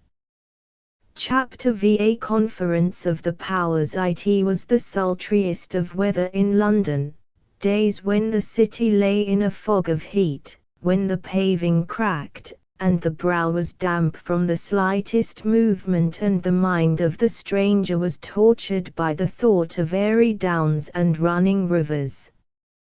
The leaves in the Green Park were withered and dusty, the window boxes in Mayfair had a tarnished look, and horse and man moved with unwilling languor. A tall young man in a grey frock coat searched the street for shadow, and finding none entered the doorway of a club which promised coolness. Mr. George Winterham removed his top hat, had a good wash, and then sought the smoking room. Seen to better advantage, he was sufficiently good-looking, with an elegant if somewhat lanky frame, a cheerful countenance, and a great brown moustache which gave him the air military. But he was no soldier, being indeed that anomalous creature, the titular barrister, who shows his profession by rarely entering the chambers and by an ignorance of law more profound than necessities. He found the shadiest corner of the smoking room and ordered the coolest drink he could think of. Then he smiled, for he saw advancing to him across the room another victim of the weather. This was a small, thin man, with a finely shaped dark head and the most perfectly fitting clothes. He had been deep in a review, but at the sight of the wearied giant in the corner he had forgotten his interest in the entomology of the Riviera. He looked something of the artist or the man of letters, but in truth he had no taint of bohemianism about him, being a very respectable person and a rising politician. His name was Arthur Mordaunt, but because it was the fashion at the time for a certain class of people to address each other in monosyllables, his friends invariably knew him as John. He dropped into a chair and regarded his companion with half-closed eyes. "Well, John. Dished, eh? Most infernal heat I ever endured. I can't stand it, you know. I'll have to go away." "Think," said the other, "think that at this moment somewhere in the country there are great, cool, deep woods and lakes and waterfalls, and we might be sitting in flannels instead of being clothed in these garments of sin." "Think," said George, "of nothing of the kind. Think of high upland glens and full brown rivers, and hillsides where there is always wind. Why do I tantalize myself and talk to a vexatious idiot like you?" This young man had a deep voice, a most emphatic manner of speech, and a trick of cheerfully abusing his friends which they rather liked than otherwise. "And why should I sit opposite 6 feet of foolishness which can give me no comfort? Phew! But I think I am getting cool at last. I have sworn to make use of my first half-hour of reasonable temperature and consequent clearness of mind to plan flight from this place. May I come with you, my pretty maid? I am hideously sick of July in town. I know Mabel will never forgive me, but I must risk it." Mabel was the young man's sister, and the friendship between the two was a perpetual joke. As a small girl she had been wont to con eagerly her brother's cricketing achievements, for George had been a famous cricketer, and annually went crazy with excitement at the Eton and Harrow match. She exercised a maternal care over him, and he stood in wholesome fear of her and ordered his doings more or less at her judgment. Now she was married, but she still supervised her tall brother, and the victim made no secret of the yoke. Suddenly Arthur jumped to his feet. "I say, what about Lewis Haystown? He is home now, somewhere in Scotland. Have you heard a word about him?" "He has never written," groaned George, but he took out a pocketbook and shook therefrom certain newspaper cuttings. "The people I employ sent me these about him today." And he laid them out on his knee. The first of them was long, and consisted of a belated review of Mr. Haystown's book. George, who never reads such things, handed it to Arthur, who glanced over the lines and returned it. The second explained in correct journalese that the Manor-Water family had returned to Glenaverlyn for the summer and autumn, and that Mr. Lewis Haystown was expected at Etterick shortly. The third recorded the opening of a bazaar in the town of Gledsmooy which Mr. Haystown had patronized, looking, said the fatuous cutting, very brown and distinguished after his experiences in the East. "Phew," said George. "Poor beggar, to have such stuff written about him." The fourth discussed the possible retirement of Sir Robert Merkland, the member for Gledsmooy, and his possible successor. Mr. Haystown's name was mentioned, though indeed, said the wiseacre, that gentleman has never shown any decided leanings to practical politics. "We understand that the seat will be contested in the radical interest by Mr. Albert Stocks, the well-known writer and lecturer." "You know everybody, John." "Who's the fellow?" George asked. "Oh, a very able man indeed, one of the best speakers we have. I should like to see a fight between him and Louis, they would not get on with each other. This Stocks is a sort of living embodiment of the irritable radical conscience, a very good thing in its way, but not quite in Louis's style." The fifth cutting mentioned the presence of Mr. Haystown at 3 garden parties, and hinted the possibility of a mistress soon to be at Etterick. George lay back in his chair gasping. "I never thought it would come to this. I always thought Louis the least impressionable of men. I wonder what sort of woman he has fallen in love with.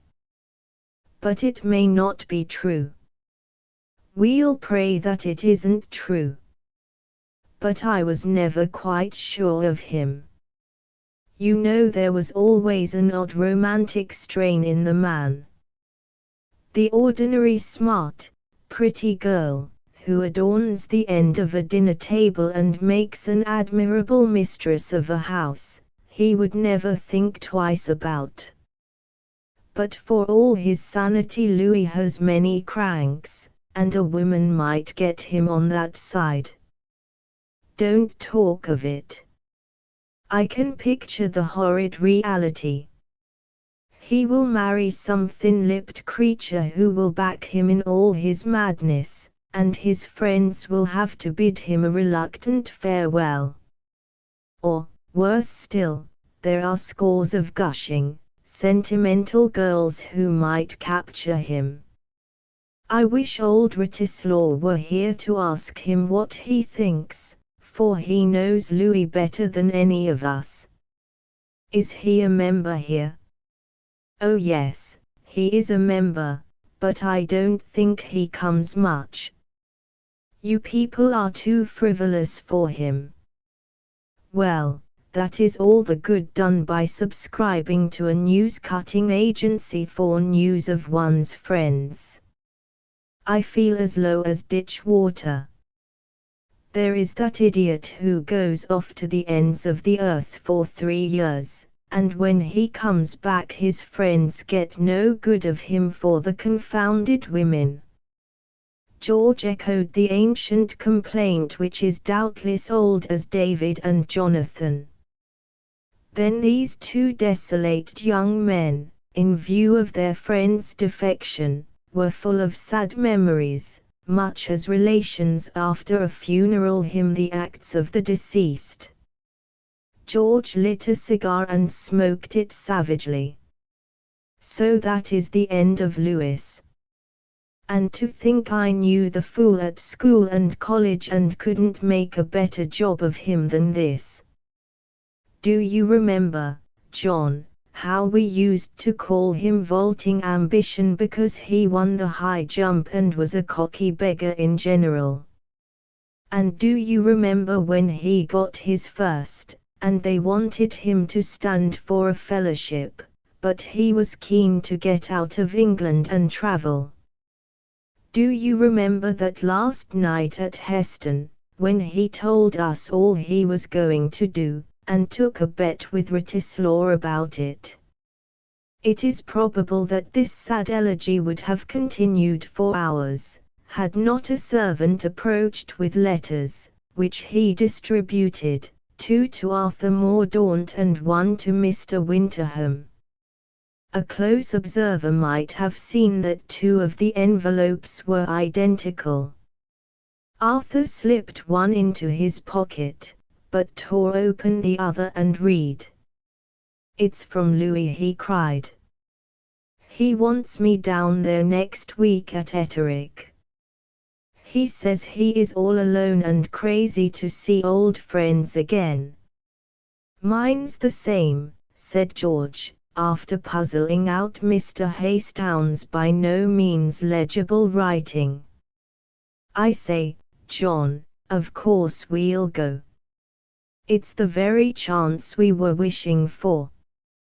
Then he added with a cheerful face, "I begin to think better of human nature. Here were we abusing the poor man as a defaulter, and 10 minutes after he heaps coals of fire on our heads. There can't be much truth in what that newspaper says, or he wouldn't want his friends down to spoil sport. I wonder what he'll be like." Wratislaw saw him in town, but only for a little, and he notices nothing. He's rather famous now, you know, and we may expect to find him very dignified and wise. He'll be able to teach us most things, and we'll have to listen with proper humility. "I'll give you 50 to 1 he's nothing of the kind," said George. "He has his faults like us all, but they don't run in that line. No, no, Louis will be modest enough. He may have the pride of Lucifer at heart, but he would never show it. His fault is just this infernal modesty, which makes him shirk fighting some blatant ass or publishing his merits to the world." Arthur looked curiously at his companion. Mr. Winterham was loved of his friends as the best of good fellows, but to the staid and rising politician he was not a person for serious talk. Hence, when he found him saying very plainly what had for long been a suspicion of his own, he was willing to credit him with a new acuteness. "You know I've always backed Louis to romp home some day," went on the young man. "He has got it in him to do most things, if he doesn't jib and bolt altogether. I don't see why you should talk of your friends as if they were race horses or prize dogs." "Well, there's a lot of truth in the metaphor. You know yourself what a mess of it he might make. Say some good woman got hold of him, some good woman, for we will put aside the horrible suggestion of the adventuress. I suppose he'd be what you call a good husband. He would become a magistrate and a patron of local agricultural societies and flower shows. And everybody would talk about him as a great success in life, but we, you and I and Tommy, who know him better, would feel that it was all a ghastly failure. Mr. Lewis Hastowne's character erred in its simplicity, for it was at the mercy of every friend for comment. "What makes you dread the women so?" asked Arthur with a smile. "I don't dread 'em. They are all that's good, and a great deal better than most men. But then, you know, if you get a man really first class, he's so much better than all but the very best women that you've got to look after him. To ordinary beggars like myself it doesn't matter a straw, but I won't have Louis throwing himself away. Then is the ancient race of the Haystownes to disappear from the earth? Oh, there are women fit for him, sure enough, but you won't find them at every garden party.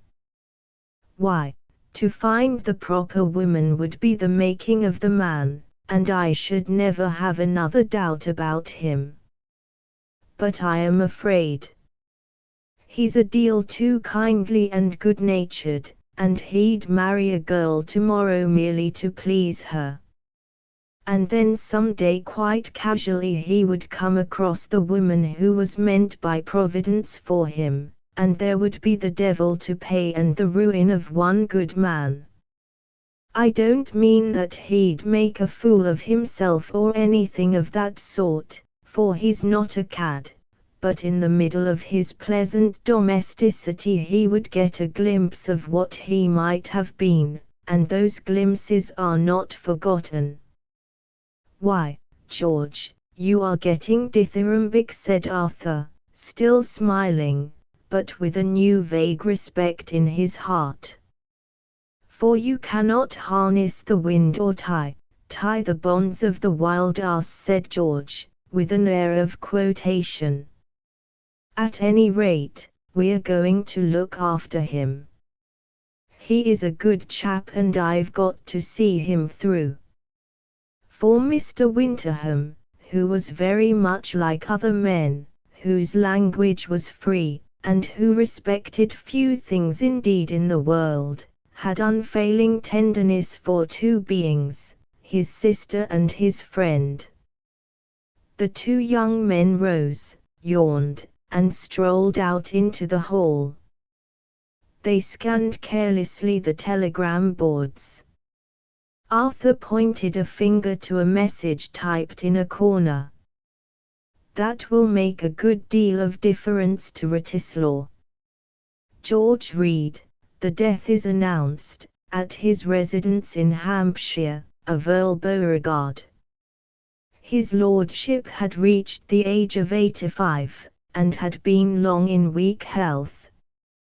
He is succeeded by his son the Right Honourable Lord Malham, the present Secretary of State for Foreign Affairs. It means that if Wratislaw's party get back with a majority after August, and if Wratislaw gets the undersecretaryship as most people expect, then, with his chief in the Lords, he will be rather an important figure in the Commons."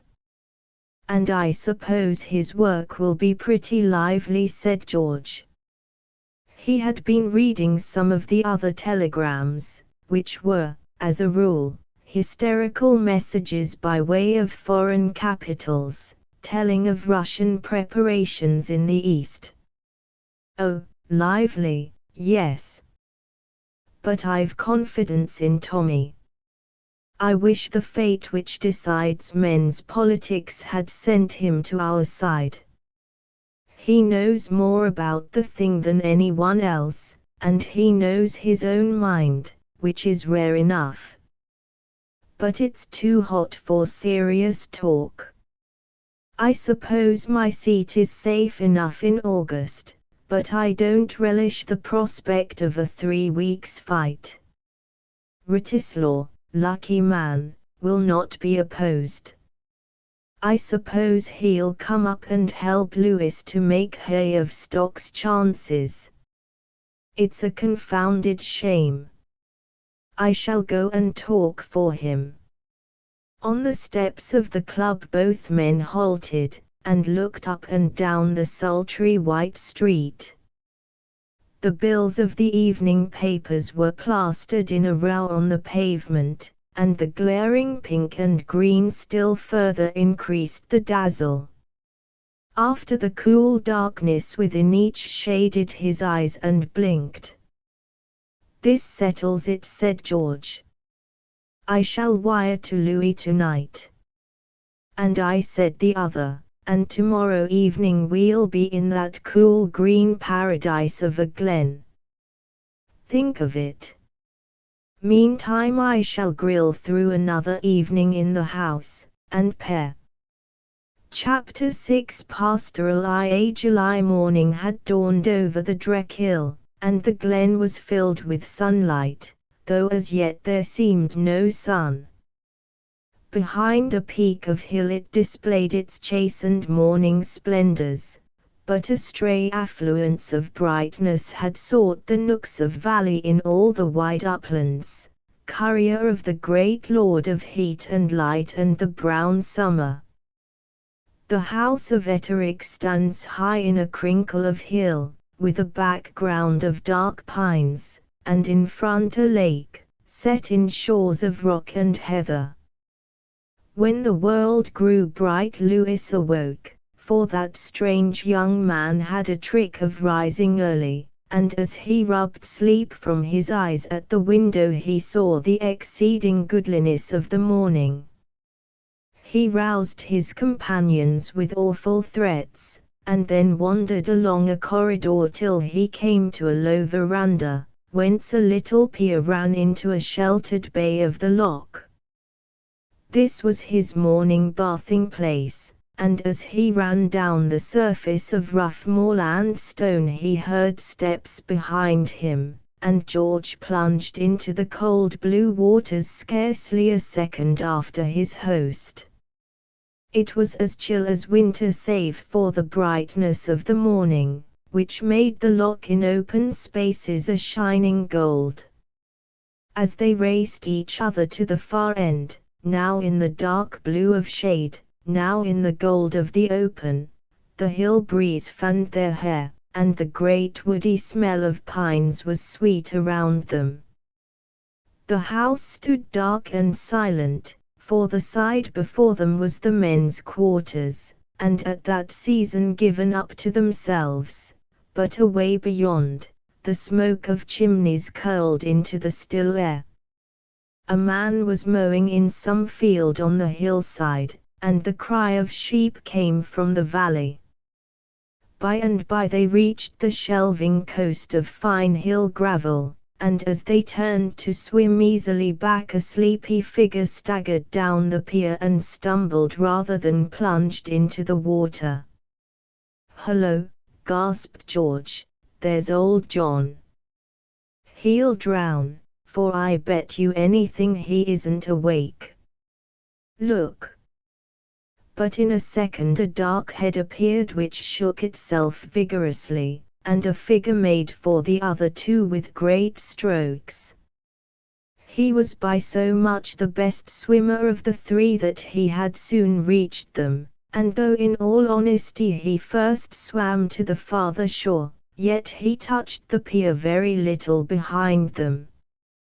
Then came a rush for the house, and in half an hour 3 fresh-colored young men came downstairs, whistling for breakfast.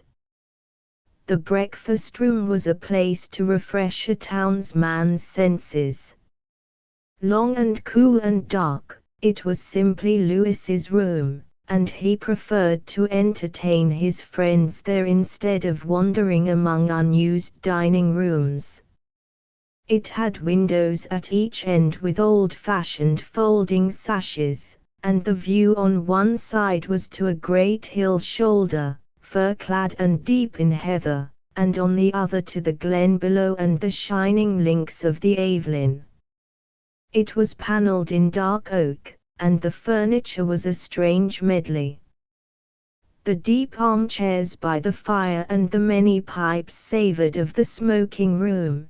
The guns, rods, polo sticks, whips, which were stacked or hung everywhere, and the heads of deer on the walls, gave it an atmosphere of sport.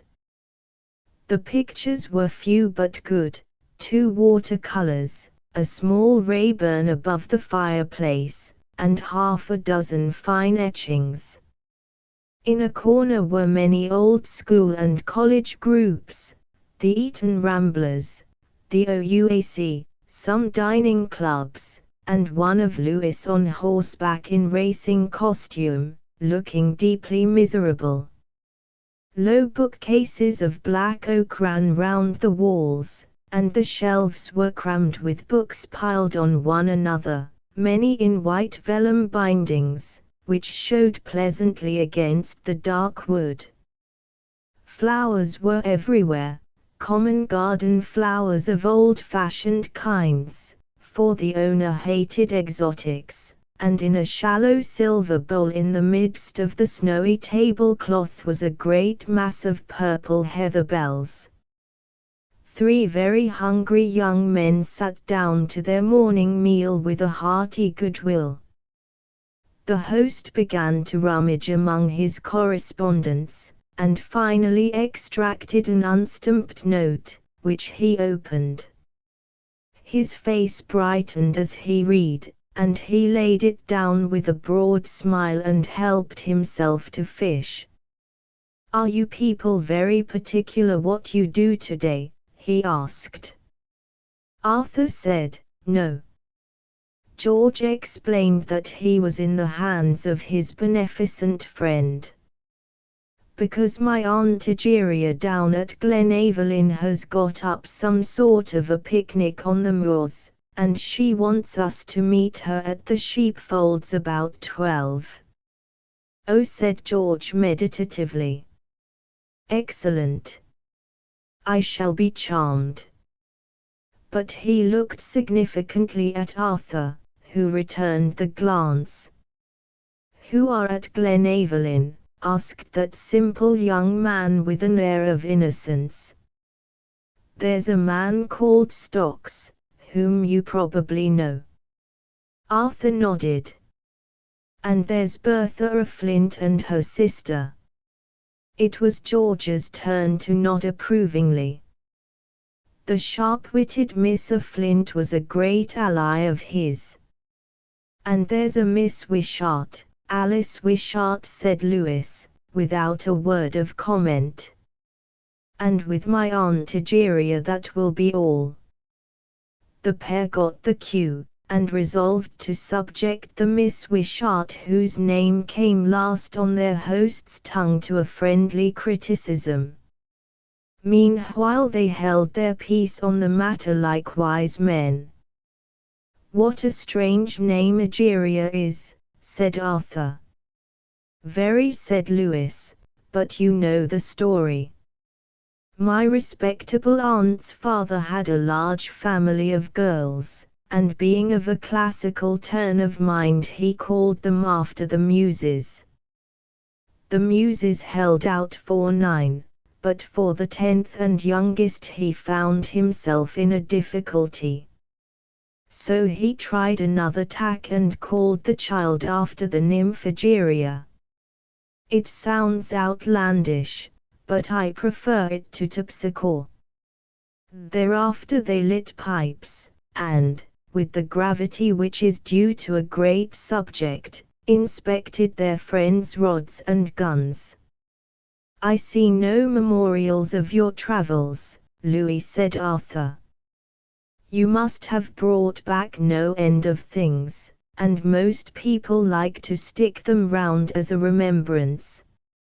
"I have got a roomful if you want to see them," said the traveller, but I don't see the point of spoiling a moorland place with foreign odds and ends. I like homely and native things about me when I am in Scotland." "You're a sentimentalist, old man," said his friend, and George, who heard only the last word, assumed that Arthur had then and there divulged his suspicions, and favoured that gentleman with a wild frown of disapproval. As Lewis sat on the edge of the Etterick burn and looked over the shining spaces of morning, forgetful of his friends, forgetful of his past, his mind was full of a new turmoil of feeling. Alice Wishart had begun to claim a surprising portion of his thoughts. He told himself 1,000 times that he was not in love, that he should never be in love, being destined for other things, that he liked the girl as he liked any fresh young creature in the morning of life, with youth's beauty and the grace of innocence. But insensibly his everyday reflections began to be colored by her presence. What would she think of this? How that would please her, were sentences spoken often by the tongue of his fancy. He found charm in her presence after his bachelor solitude, her demure gravity pleased him, but that he should be led bond-slave by love, that was a matter he valiantly denied. Too, the sheepfolds of Etterick lie in a little fold of glen some 2 miles from the dwelling, where the heathy tableland, known all over the glen as the Muirs, relieves the monotony of precipitous hills. On this day it was alert with life. The little paddock was crammed with sheep, and more stood huddling in the pens. Within was the liveliest scene, for there a dozen herds sat on clipping stools, each with a struggling ewe between his knees, and the ground beneath him strewn with creamy folds of fleece. From a thing like a gallows in a corner huge bags were suspended which were slowly filling. A cauldron of pitch bubbled over a fire, and the smoke rose blue in the hot hill air.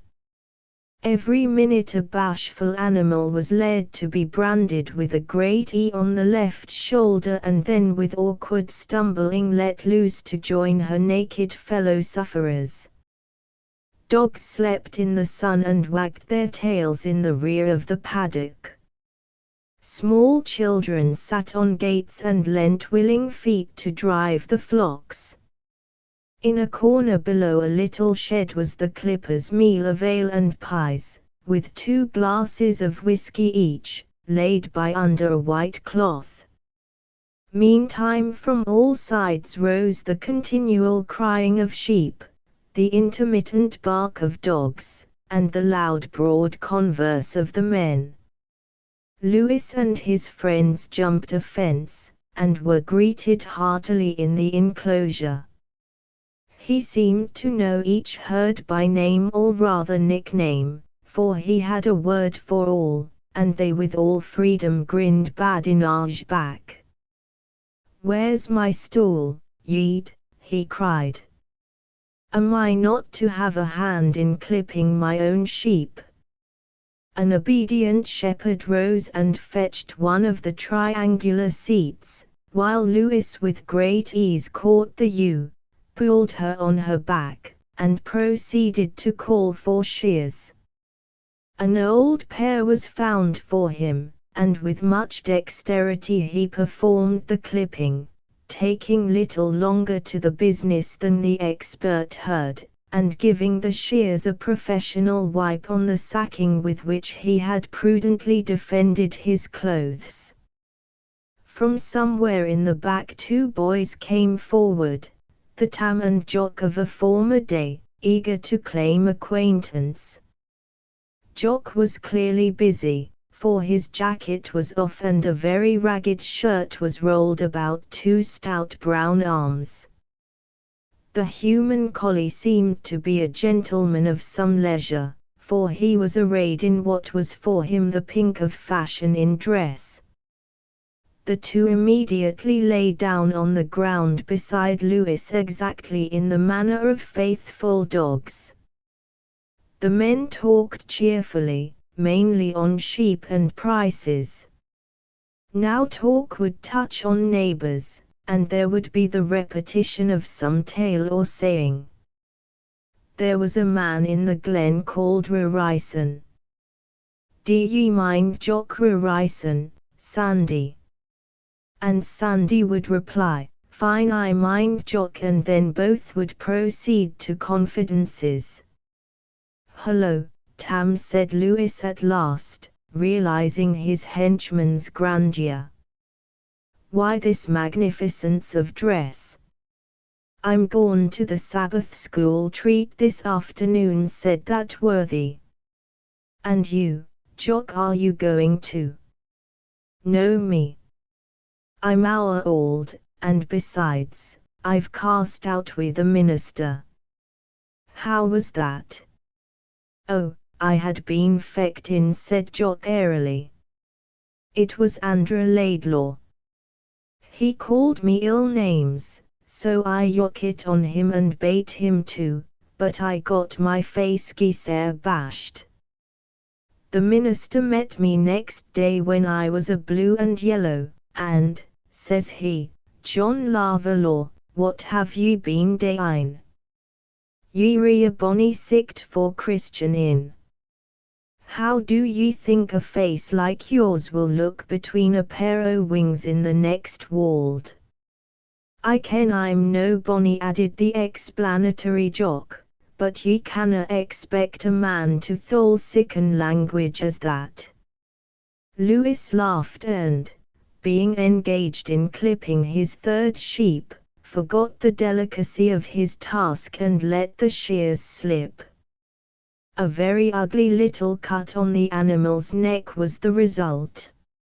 Oh, confound it, cried the penitent amateur. Look what I've done, yeed. I'll have to rub in some of that stuff of yours and sew on a bandage. The files will kill the poor thing if we leave the cut bare in this infernal heat. The old shepherd nodded, and pointed to where the remedies were kept. Jock went for the box, which contained, besides the ointment, some rolls of stout linen and a huge needle and twine. Lewis doctored the wound as best he could, and then proceeded to lay on the cloth and sew it to the fleece. The ewe grew restless with the heat and the pinching of the cut, and Jock was given the task of holding her head. Clearly Lewis was not meant by Providence for a tailor. He made lamentable work with the needle. It slipped and pricked his fingers, while his unfeeling friends jeered and Tam turned great eyes of sympathy upwards from his Sunday garments. Patience, patience, man, said the old herd. See a cannier and be a wee thing quieter in your language. There's a ween leddies coming up the burn. It was too late. Before Lewis understood the purport of the speech, Lady Manor-Water and her party were at the folds, and as he made one final effort with the refractory needle, a voice in his ear said, "Please let me do that, Mr. Haystown. I've often done it before." He looked up and met Alice Wishart's laughing eyes. She stood beside him and deftly finished the bandage till the ewe was turned off the stool. Then, very warm and red, he turned to find a cool figure laughing at his condition. "I'll have to go and wash my hands, Miss Wishart," he said gravely. "You had better come too." And the pair ran down to a deep brown pool in the burn and cleansed from their fingers the subtle aroma of fleeces. "Ah, my clothes smell like a drover's." That's the worst of being a dabbler in most trades. You can never resist the temptation to try your hand. But, really, your whole manner was most professional, Mr. Haystown. Your language, please, don't, said the penitent, and they returned to the others to find that once cheerful assembly under a cloud. Every several man there was nervously afraid of women and worked feverishly as if under some great taskmistress's eye. The result was a superfluity of sheer marks and deep, muffled profanity. Lady Man-o'-Water ran here and there asking questions and confusing the workers, while Mr. Stocks, in pursuance of his democratic sentiments, talked in a stilted fashion to the nearest clipper, who called him sir and seemed vastly ill at ease. Lewis restored some cordiality. Under her nephew's influence Lady Man-o'-Water became natural and pleasing. Jock was ferreted out of some corner and, together with the reluctant Tam, brought up for presentation. Tam said his patron, I'll give you your choice. Whether will you go to the Sabbath school treat, or come with us to a real picnic? Jock is coming, and I promise you better fun and better things to eat. It was no case for hesitation. Tam executed a dog-like gambol on the turf, and proceeded to course up the burn ahead of the party, a vision of twinkling bare legs and ill-fitting Sunday clothes. The sedate Jock rolled down his sleeves, rescued a ragged jacket, and stalked in the rear. Once on the heathy plateau the party scattered. Mr. Stocks caught the unwilling Arthur and treated him to a disquisition on the characteristics of the people whose votes he was soon to solicit. As his acquaintance with the subject was not phenomenal, the profit to the aggrieved listener was small. George, Lady Man-o'-Water, and the two Miss Flints sought diligently for a camping ground, which they finally found by a clear spring of water on the skirts of a great grey rock.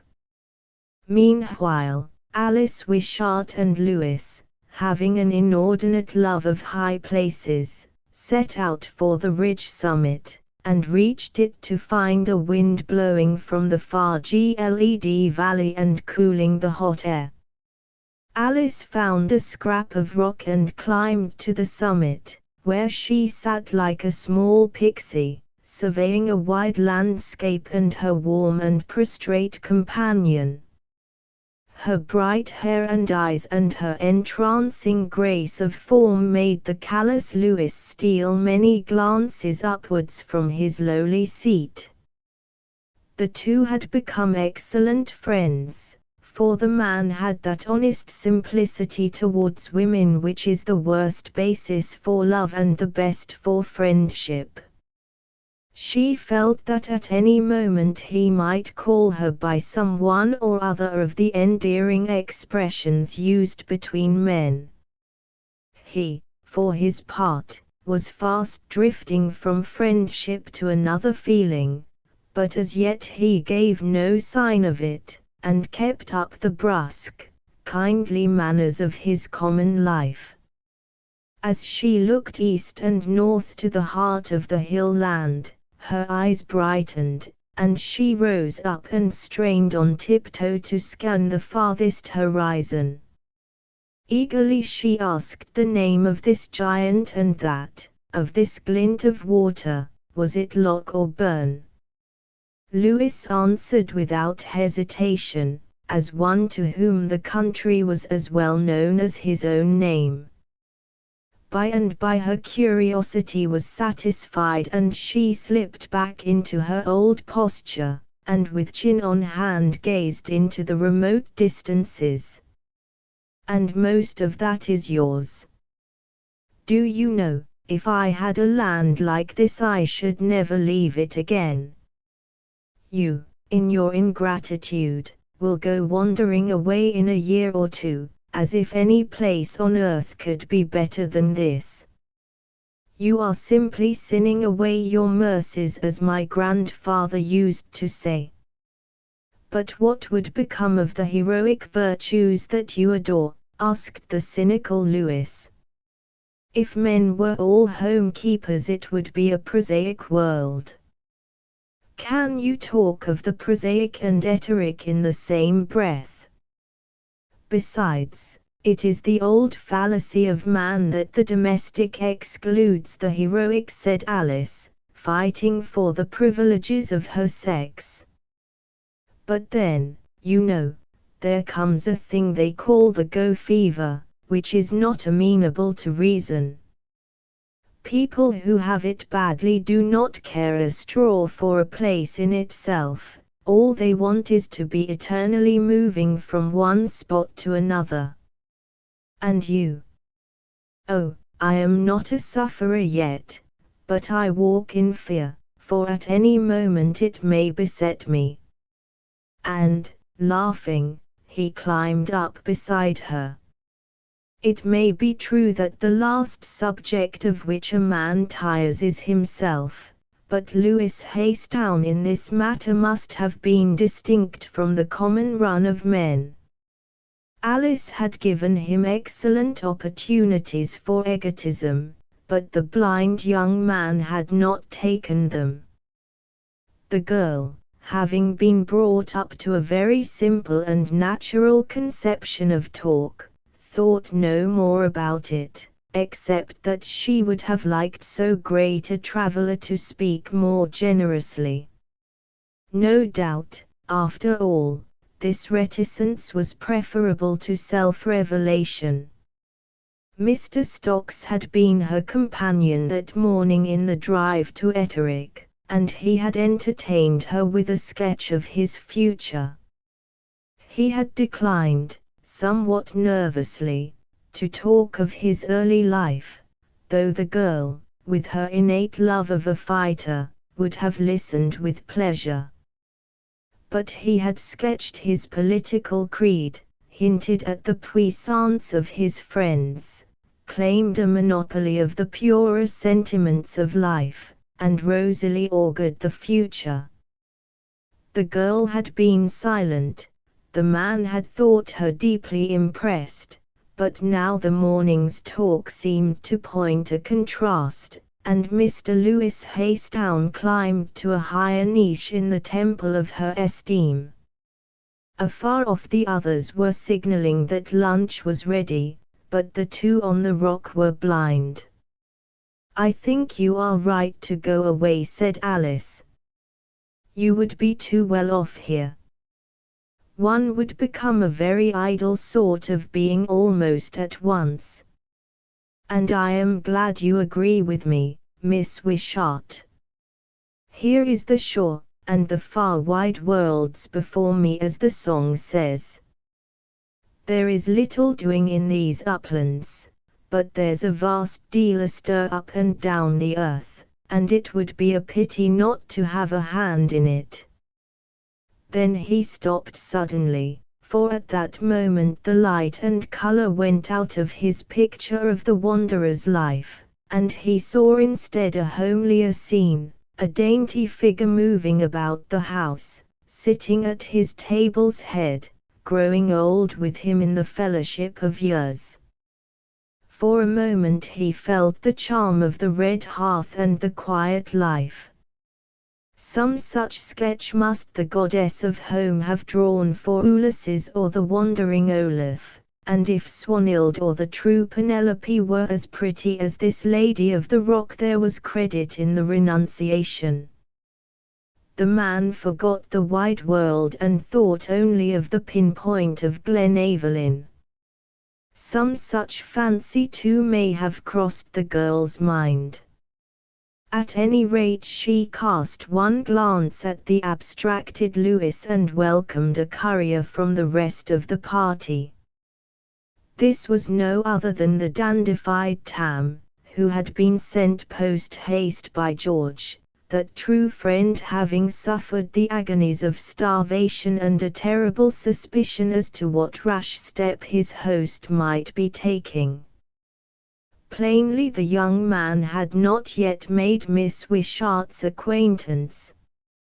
For the sun set in the thick of the dark hills, and a tired and merry party scrambled down the burnside to the highway. They had long outstayed their intention, but care sat lightly there, and Lady Manor-Water alone was vexed by thoughts of a dinner untouched and a respectable household in confusion. The sweet-scented dusk was soothing to the senses, and there in the narrow glen, with the wide blue strath and the gleam of the river below, it was hard to find the link of reality and easy to credit fairyland. Arthur and Miss Wishart had gone on in front and were now strayed among boulders. She liked this trim and precise young man, whose courtesy was so grave and elaborate, while he, being a recluse by nature but a humanitarian by profession, was half nervous and half entranced in her cheerful society. They talked of nothing, their hearts being set on the scramble, and when at last they reached the highway and the farm where the Glenaverlyn traps had been put up, they found themselves a clear 10 minutes in advance of the others. As they sat on the dyke in the soft cool air, Alice spoke casually of the place. "Where is Etterick?" she asked, and a light on a hillside farther up the glen was pointed out to her. "It's a very fresh and pleasant place to stay at," said Arthur. "We're much higher than you are at Glenaverlyn, and the house is bigger and older. But we simply camp in a corner of it. You can never get Louis to live like other people. He is the best of men, but his tastes are primeval. He makes us plunge off a veranda into a loch first thing in the morning, you know, and I shall certainly drown some day, for I am never more than half awake, and I always seem to go straight to the bottom. Then he is crazy about long expeditions, and when the 12th comes we shall never be off the hill. He is a long way too active for these slack modern days. Louis, Louis. It was Louis everywhere, thought the girl. What could become of a man who was so hedged about by admirers? He had seemed to court her presence, and her heart had begun to beat faster of late when she saw his face. She dared not confess to herself that she was in love, that she wanted this Louis to herself, and baited the pretensions of his friends. Instead she flattered herself with a fiction. Her ground was the high one of an interest in character. She liked the young man and was sorry to see him in a way to be spoiled by too much admiration. And the angel who records our innermost thoughts smiled to himself, if such grave beings can smile. Meantime Louis was delivered bound and captive to the enemy. All down the burn his companion had been Mr. Stocks, and they had lagged behind the others.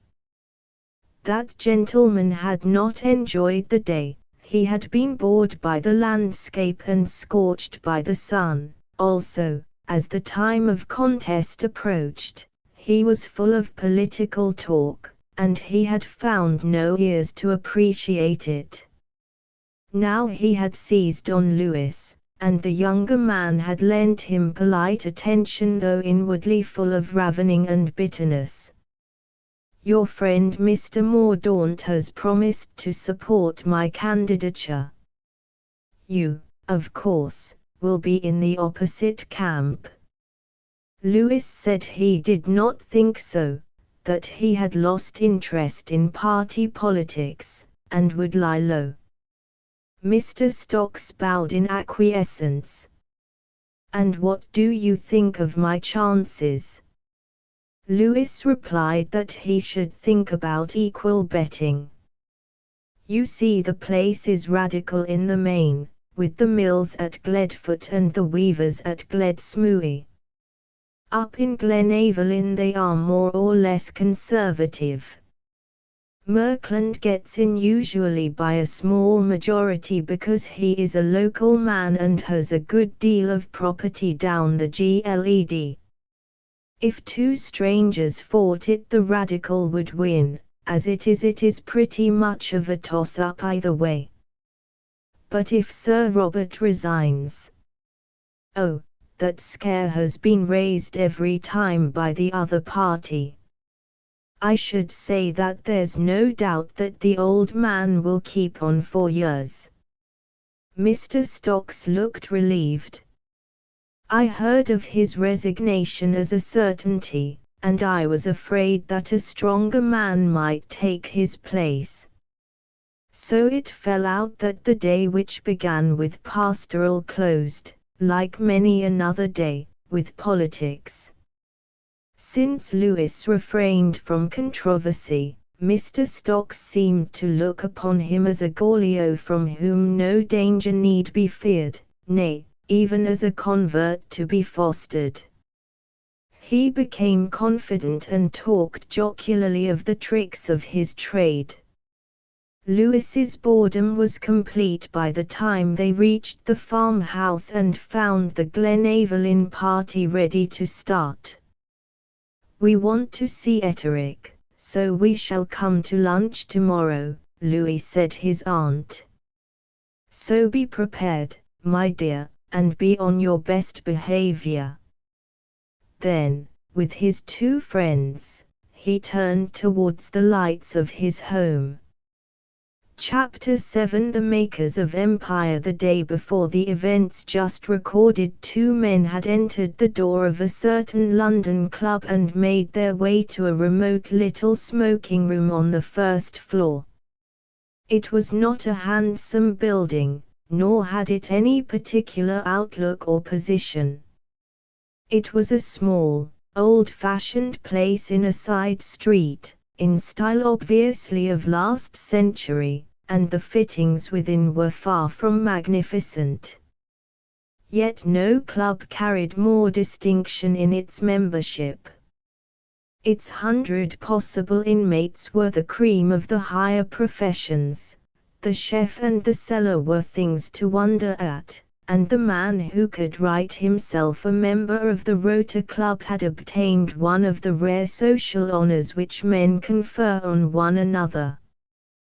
Thither came all manner of people, the distinguished foreigner travelling incognito, and eager to talk with some minister unofficially on matters of import, the diplomat on a secret errand, the traveller home for a brief season, the soldier, the thinker, the lawyer.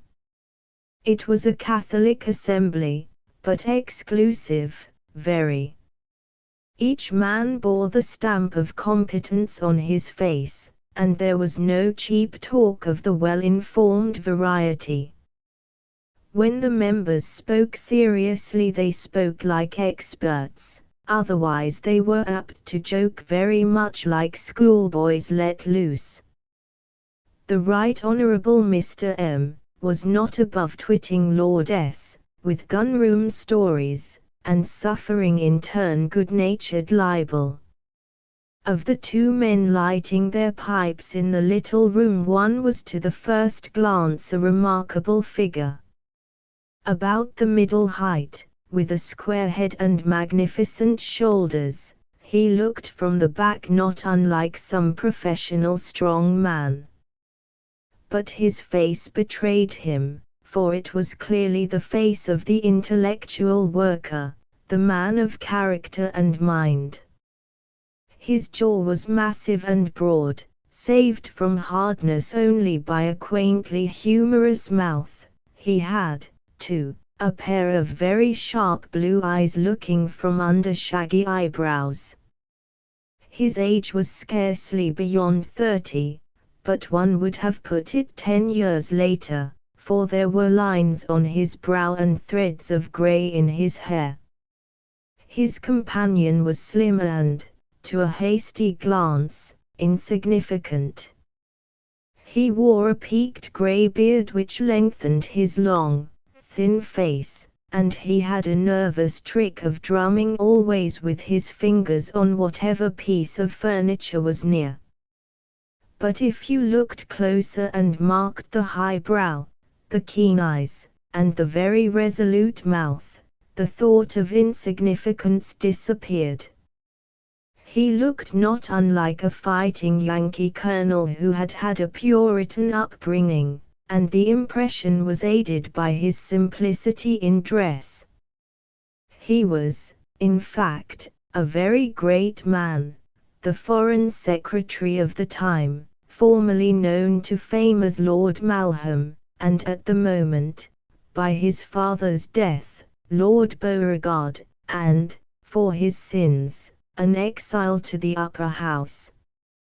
His companion, whose name was Wratislaw, was a younger member of Parliament who was credited with peculiar knowledge and insight on the matters which formed his lordship's province.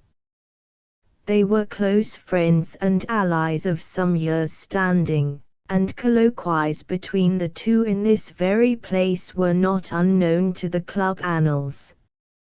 Lord Beauregard looked at his companion's anxious face. "Do you know the news?" he said. "What news?" asked Wratislaw. "That your family position is changed, or that the dissolution will be a week earlier, or that Marker is busy again." "I mean the last." "How did you know?" "Did you see the telegrams?" "No, I saw it in the papers." "Good heavens," said the great man. "Let me see the thing," and he snatched a newspaper cutting from Wratislaw's hand, returning it the next moment with a laugh. It ran thus: "Telegrams from the Punjab declare that an expedition, the personnel of which is not yet revealed, is about to start for the town of Bardur in Kashmir, to penetrate the wastes beyond the frontier. It is rumored that the expedition has a semi-official character." "That's our friend," said Wratislaw, putting the paper into his pocket. Lord Beauregard wrinkled his brow and stared at the bowl of his pipe. "I see the motive clearly, but I am hanged if I understand why an evening paper should print it. Who in this country knows of the existence of Bardur?" "Many people since Hastown's book," said the other. "I have just glanced at it." "Is there anything important in it?" "Nothing that we did not know before. But things are put in a fresh light. He covered ground himself of which we had only a second-hand account. And he talks of this Bardur a good deal. He is an expert in his way on the matter and uncommonly clever. He kept the best things out of the book, and it would be worth your while meeting him. Do you happen to know him?" "No, oh," said the great man doubtfully. "Oh, stop a moment. I have heard my young brother talk of somebody of the same name. Rather a figure at Oxford, wasn't he?" Wratislaw nodded.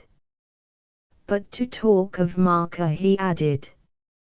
"His mission is, of course, official, and he has abundant resources." "So much I gathered," said Wratislaw. "But his designs?" "He knows the tribes in the north better than any living man, but without a base at hand he is comparatively harmless. The devil in the thing is that we do not know how close that base may be. 50,000 men may be massed within 50 miles, and we are in ignorance. It is the lack of a secret service, said the other. Had we that, there are 100 young men who would have risked their necks there and kept us abreast of our enemies. As it is, we have to wait till news comes by some roundabout channel, while that cheerful being, Marker, keeps the public easy by news of hypothetical private expeditious. And meantime there is that 1,000-mile piece of desert of which we know nothing, and where our friends may be playing pranks as they please. Well, well, we must wait on developments. It is the last refuge of the ill-informed. What about the dissolution? You are safe, I suppose. Writislaw nodded. I have been asked my forecast 50 times today, and I steadily refuse to speak. But I may as well give it to you. We shall come back with a majority of from 50 to 80, and you, my dear fellow, will not be forgotten. You mean the undersecretaryship, said the other. Well, I don't mind it. I should think not. Why, you will get that chance your friends have hoped so long for, and then it is only a matter of time till you climb the last steps. You are a youngish man for a minister, for all your elderly manners. Writislaw smiled the pleased smile of the man who hears kind words from one whom he admires. It won't be a bed of roses, you know. I am very unpopular, and I have the grace to know it. The elder man looked on the younger with an air of kindly wisdom. Your pride may have a fall, my dear fellow. You are young and confident, I am old and humble. Some day you will be glad to hope that you are not without this despised popularity. Writislaw looked grave. God forbid that I should despise it. When it comes my way I shall think that my work is done, and rest in peace. But you and I are not the sort of people who can court it with comfort. We are old sticks and very full of angles, but it would be a pity to rub them off if the shape were to be spoiled. Lord Beauregard nodded. Tell me more about your friend Haystown. Writislaw's face relaxed, and he became communicative. He is a Scots laird, rather well off, and, as I have said, uncommonly clever. He lives at a place called Etterick in the Gled Valley. I saw Merkland today, and he spoke his farewell to politics. The whips told me about it yesterday. Merkland. But he always raised that scare. He is serious this time. He has sold his townhouse. Then that settles it. Lewis shall stand in his place. Good, said the great man. We want experts. He would strengthen your feeble hands and confirm your tottering knees, Tommy. If he gets in, but he will have a fight for it. Our dear friend Albert Stocks has been nursing the seat, and the Manor Waters and scores of Louis' friends will help him. That young man has a knack of confining his affections to members of the opposite party. What was Merkland's majority? 250 or something like that. There or about. but he was an old and well-liked country lad, whereas Louis is a very young gentleman with nothing to his credit except an Oxford reputation and a book of travels, neither of which will appeal to the Gledsmooy weavers. But he is popular. Where he is known, adored. But his name does not carry confidence to those who do not know the man, for his family were weak-kneed gentry. Yes, I knew his father.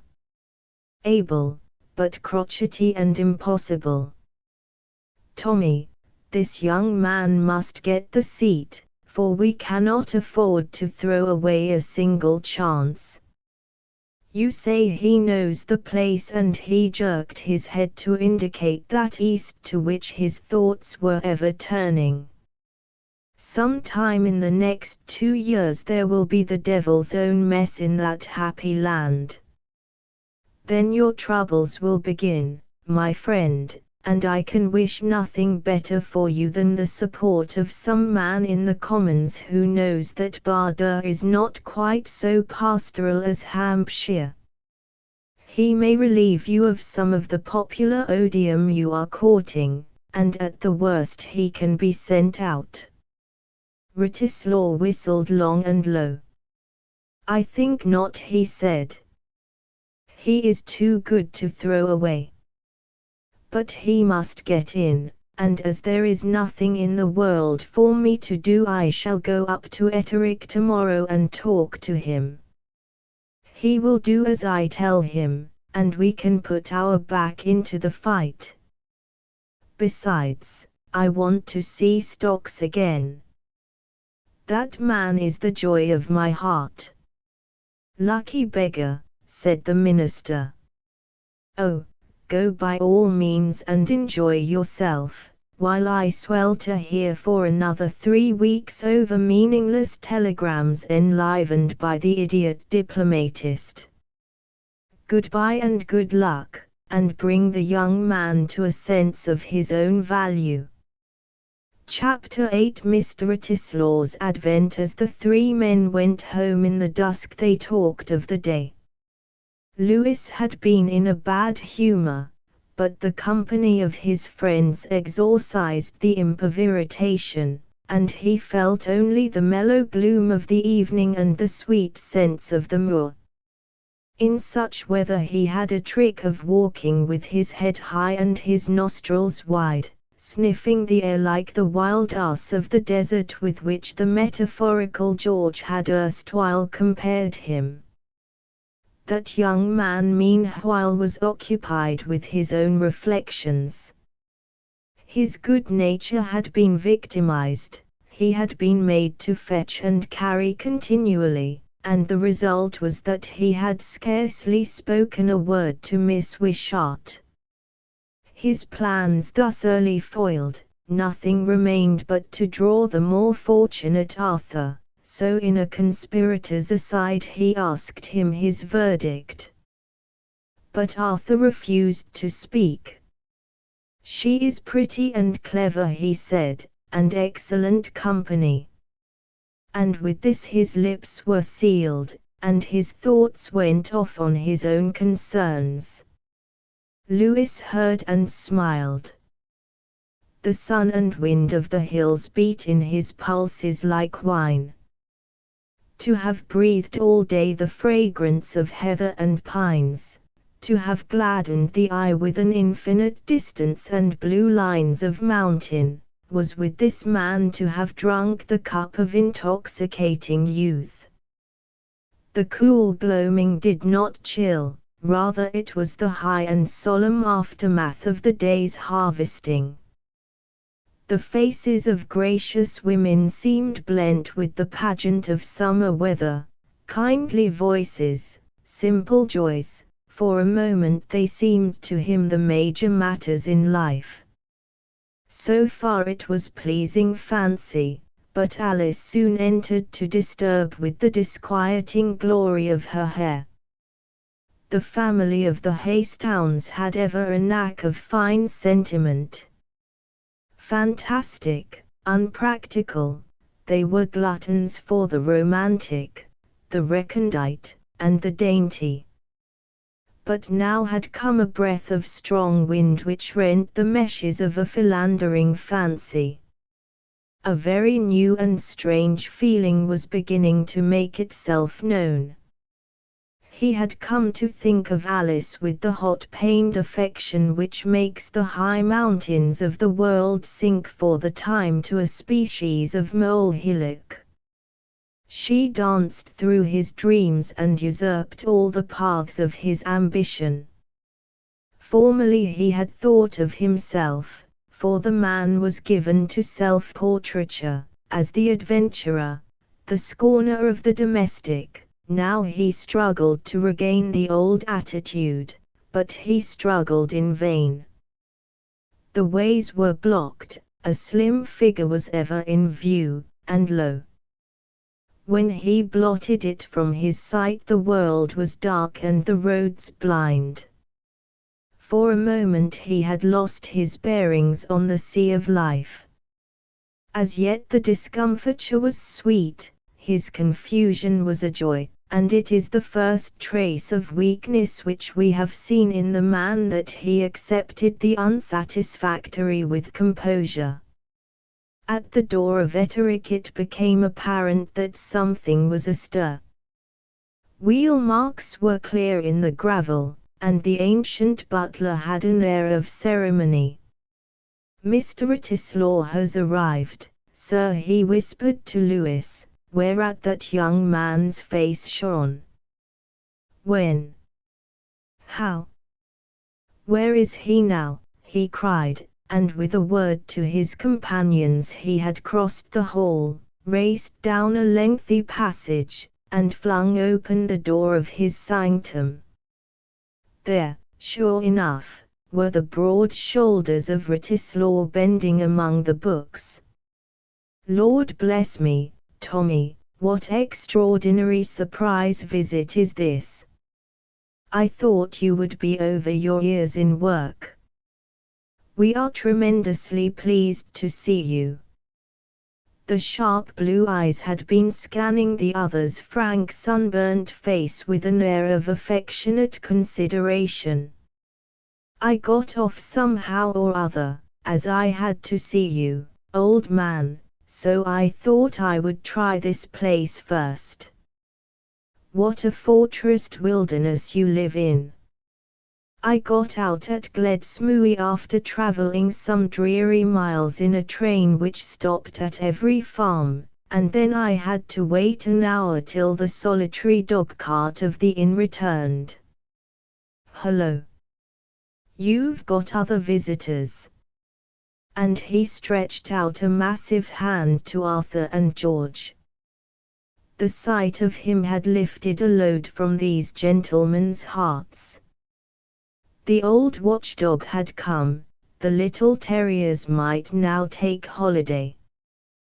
The task of being Lewis's keeper did not by right belong to them, they were only amateurs acting in the absence of the properly qualified Wratislaw. Besides, it had been anxious work, for while each had sworn to himself aforetime to protect his friend from the wiles of Miss Wishart, both were now devoted slaves drawn at that young woman's chariot wheel. You will perceive that it is a delicate matter to wage war with a goddess, and a task unblessed of heaven. Supper was brought, and the lamps lit in the cool old room, where, through the open window, they could still catch the glint of foam on the stream and the dark gloom of pines on the hill. They fell ravenously on the meal, for one man had eaten nothing since midday and the others were fresh from moorland air. Thereafter they pulled armchairs to a window, and lit the pipes of contentment. Wratislaw stretched his arms on the sill and looked out into the fragrant darkness.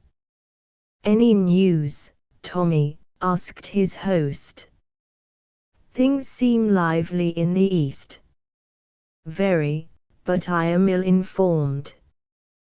Did you lay no private lines of communication in your travels? They were too short. I picked up a lot of out-of-the-way hints, but as I am not a diplomatist I cannot use them. I think I have already made you a present of most. By the by, I see from the papers that an official expedition is going north from Barda. What idiot invented that? Ritislaw pulled his head in and sat back in his chair. You are sure you don't happen to know? Sure. But it is just the sort of canard which the gentry on the other side of the frontier would invent to keep things quiet. Who are the Englishmen at Barda now? The elder man looked shrewdly at the younger, who was carelessly pulling a flower to pieces. There's Logan, whom you know, and Thwaite and Gribton. Good men all, but slow in the uptake. Logan is a jewel. He gave me the best 3 days shooting I ever dreamed of, and he has more stories in his head than George. But if matters got into a tangle I would rather not be in his company. Thwaite is a gentleman-like sort of fellow, but dull, very, while Gribton is the ordinary shrewd commercial man, very cautious and rather timid.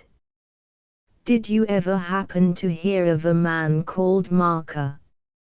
He might call himself Constantine Marker, or Arthur Marker, or the Baron Mark, whatever happened to suit him. Lewis puzzled for a little. Yes, of course I did.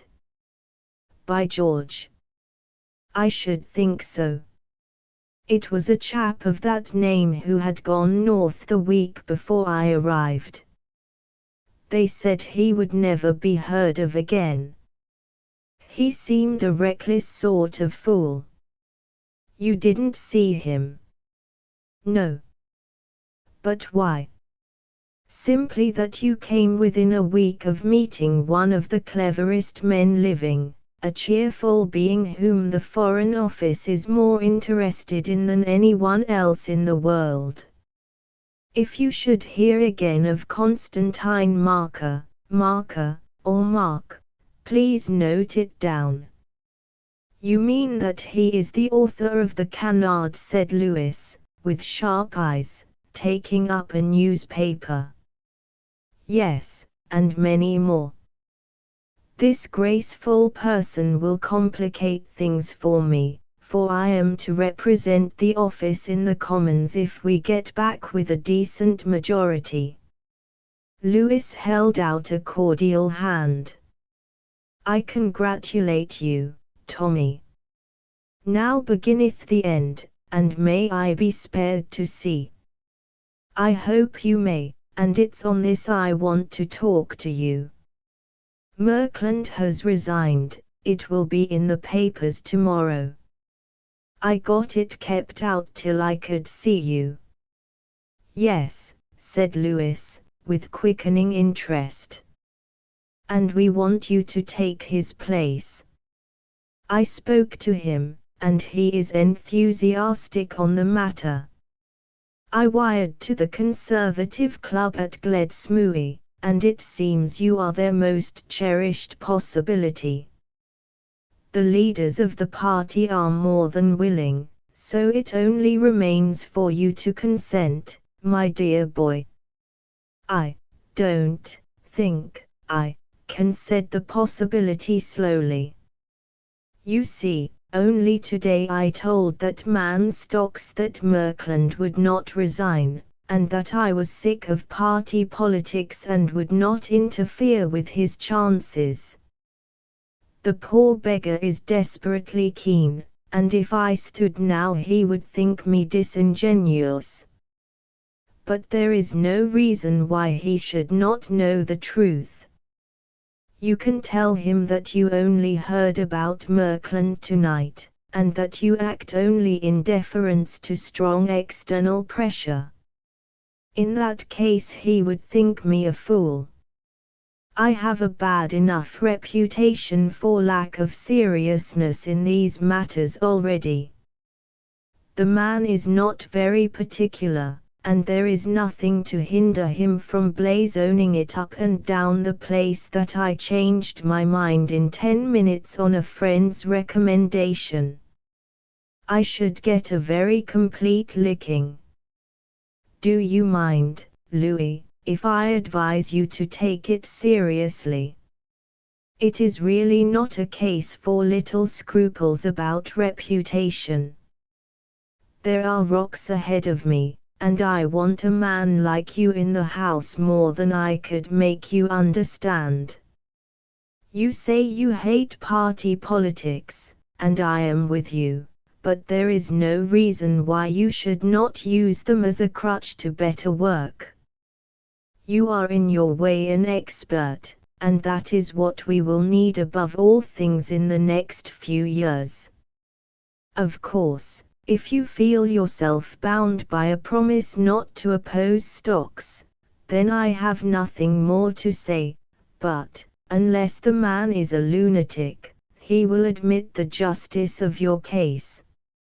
You mean that you really want me, Tommy, said the young man, in great doubt.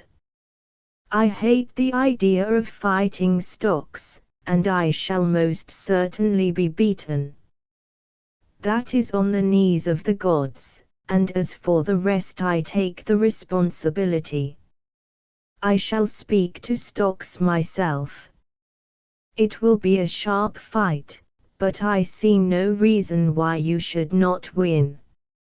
After all, it is your own countryside, and you are a better man than your opponent. You are the serpent who has broken up this peaceful home. I shall be miserable for a month, and the house will be divided against itself. Arthur has promised to help stocks, while the Manor Waters, root and branch, are pledged to support him. I'll do my best, Louis, for old acquaintance sake. It had to come sooner or later, you know, and it is as well that you should seize the favorable moment. Now let us drop the subject for tonight. I want to enjoy myself. And he rose, stretched his great arms, and wandered about the room. To all appearance he had forgotten the very existence of things political. Arthur, who had a contest to face shortly, was eager for advice and the odds and ends of information which defend the joints in a candidate's harness, but the well-informed man disdained to help. He tested the guns, gave his verdict on rods, and ranged through a cabinet of sporting requisites.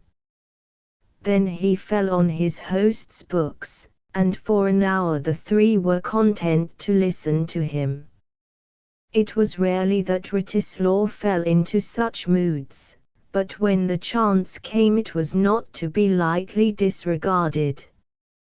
A laborious youth had given him great stores of scholarship, and Lewis's books were a curious if chaotic collection.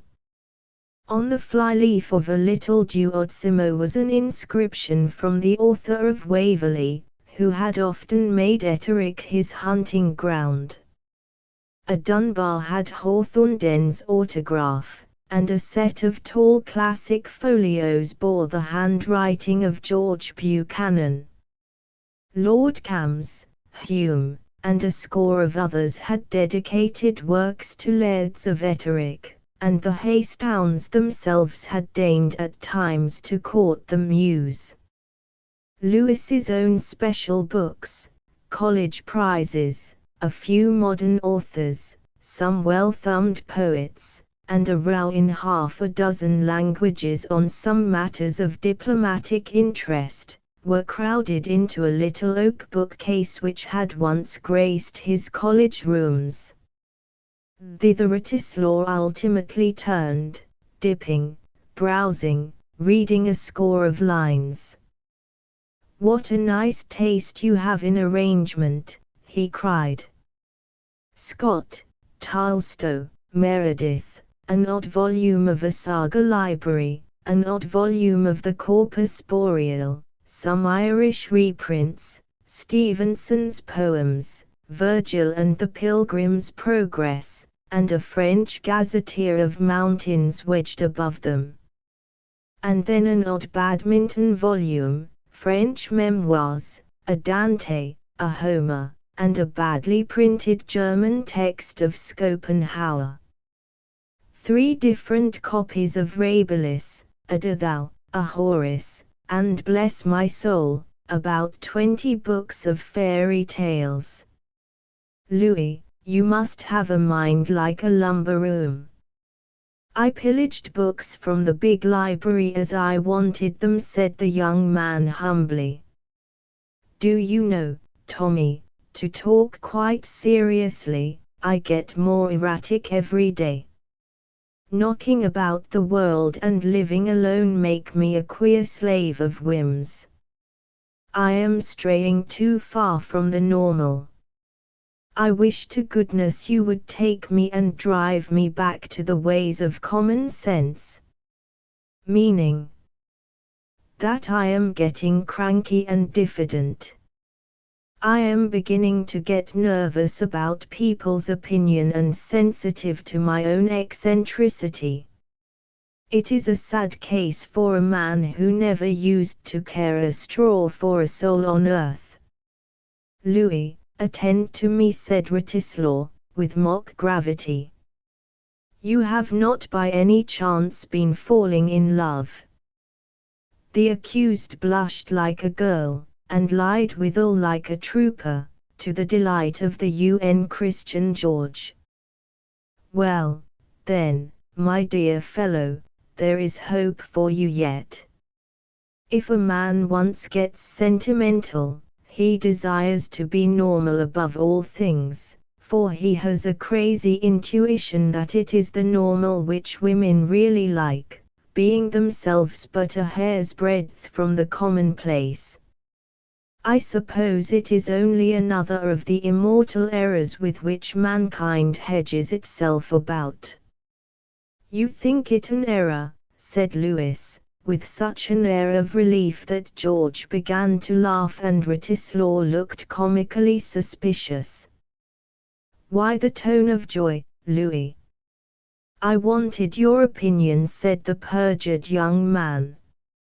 I thought of writing a book. But that is not the thing I was talking about. I want to be normal, aggressively normal, to court the suffrages of Gledsmooey. Do you know Stocks? Surely.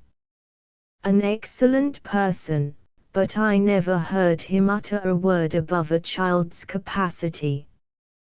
He can talk the most shrieking platitudes as if he had found at last the one and only truth. And people are impressed. Wratislaw pulled down his eyebrows and proceeded to defend a Scottish constituency against the libel of gullibility. But Louis was not listening.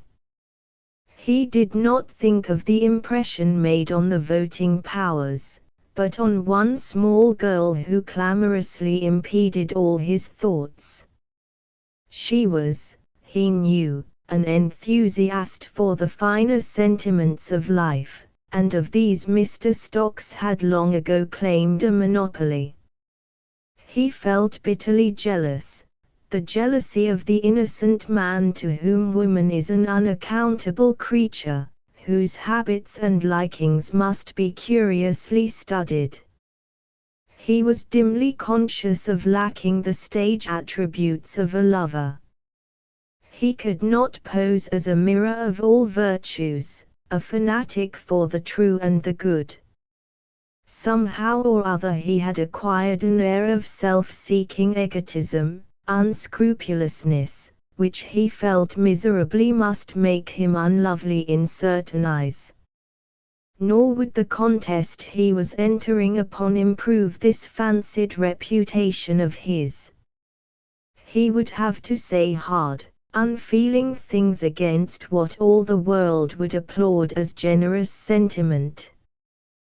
When the others had gone yawning to bed, he returned and sat at the window for a little, smoking hard and puzzling out the knots which confronted him. He had a dismal anticipation of failure.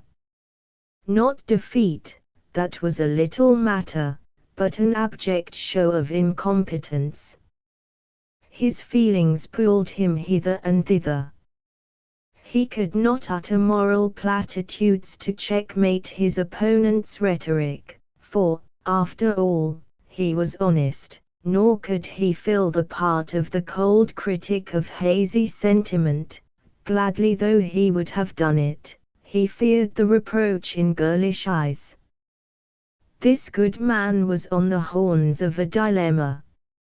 Love and habit, a generous passion and a keen intellect dragged him alternately to their side, and as a second sign of weakness the unwilling scribe has to record that his conclusion as he went to bed was to let things drift, to take his chance.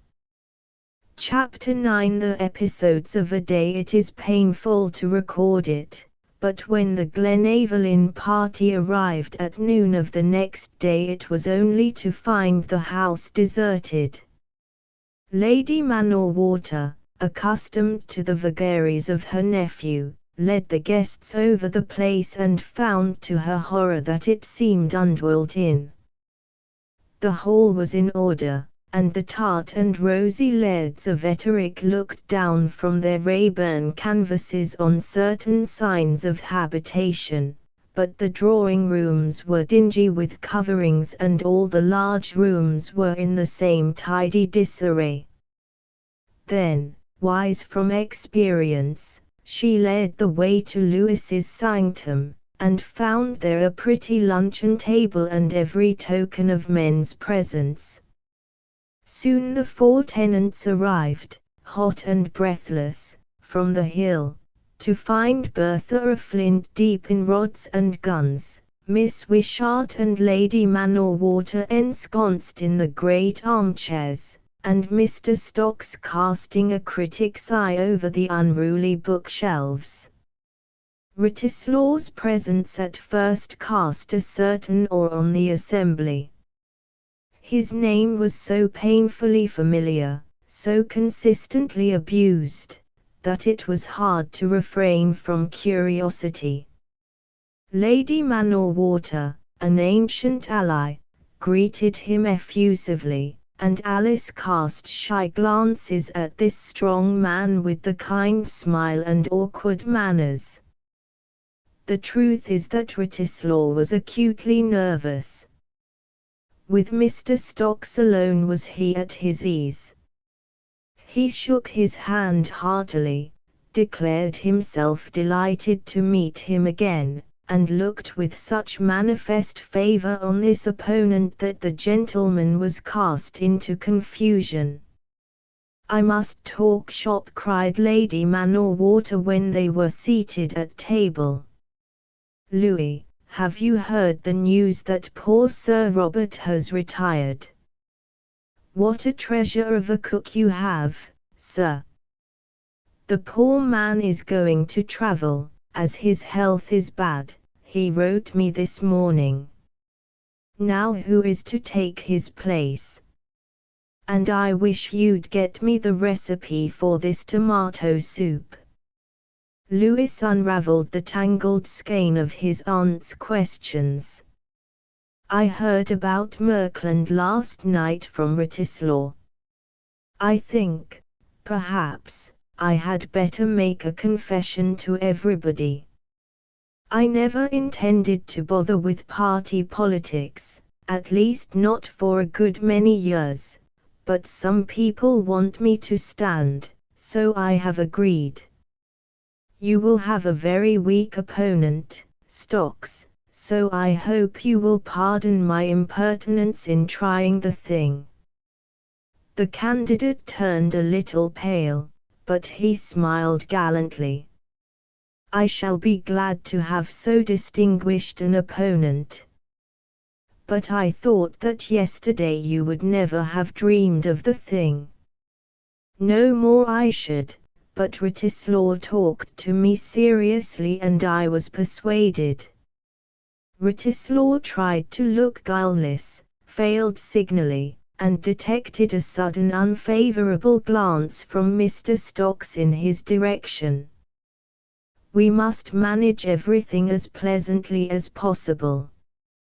You have my aunt and my uncle and Arthur on your side, while I have George, who doesn't count in this show, and I hope Writislaw. I'll give you a 3 days' start if you like in lieu of notice. And the young man laughed as if the matter were the simplest of jokes. The laugh jarred very seriously on one listener. To Alice the morning had been full of vexations, for Mr. Stocks had again sought her company, and wearied her with a new manner of would-be gallantry which sat ill upon him. She had come to Etterick with a tenderness towards Lewis which was somewhat dispelled by his newly disclosed political aims. It meant that the Glenaverlyn household, including herself, would be in a different camp for 3 dreary weeks, and that Mr. Stocks would claim more of her society than ever. With feminine inconsistency she visited her repugnance towards that gentleman on his innocent rival. But Mr. Lewis Hastowne's light-hearted manner of regarding the business struck the little Puritan deeper. Politics had always been a thing of the gravest import in her eyes, bound up with a man's duty and honor and religion, and lo! Here was this Gaullio who not only adorned a party she had been led to regard as reprobate, but treated the whole affair as a half-jocular business, on which one should not be serious. It was sheer weakness, her heart cried out, the weakness of the philanderer, the half-hearted. In her vexation her interest flew in sympathy to Mr. Stocks, and she viewed him for the occasion with favour. You are far too frivolous about it, she cried.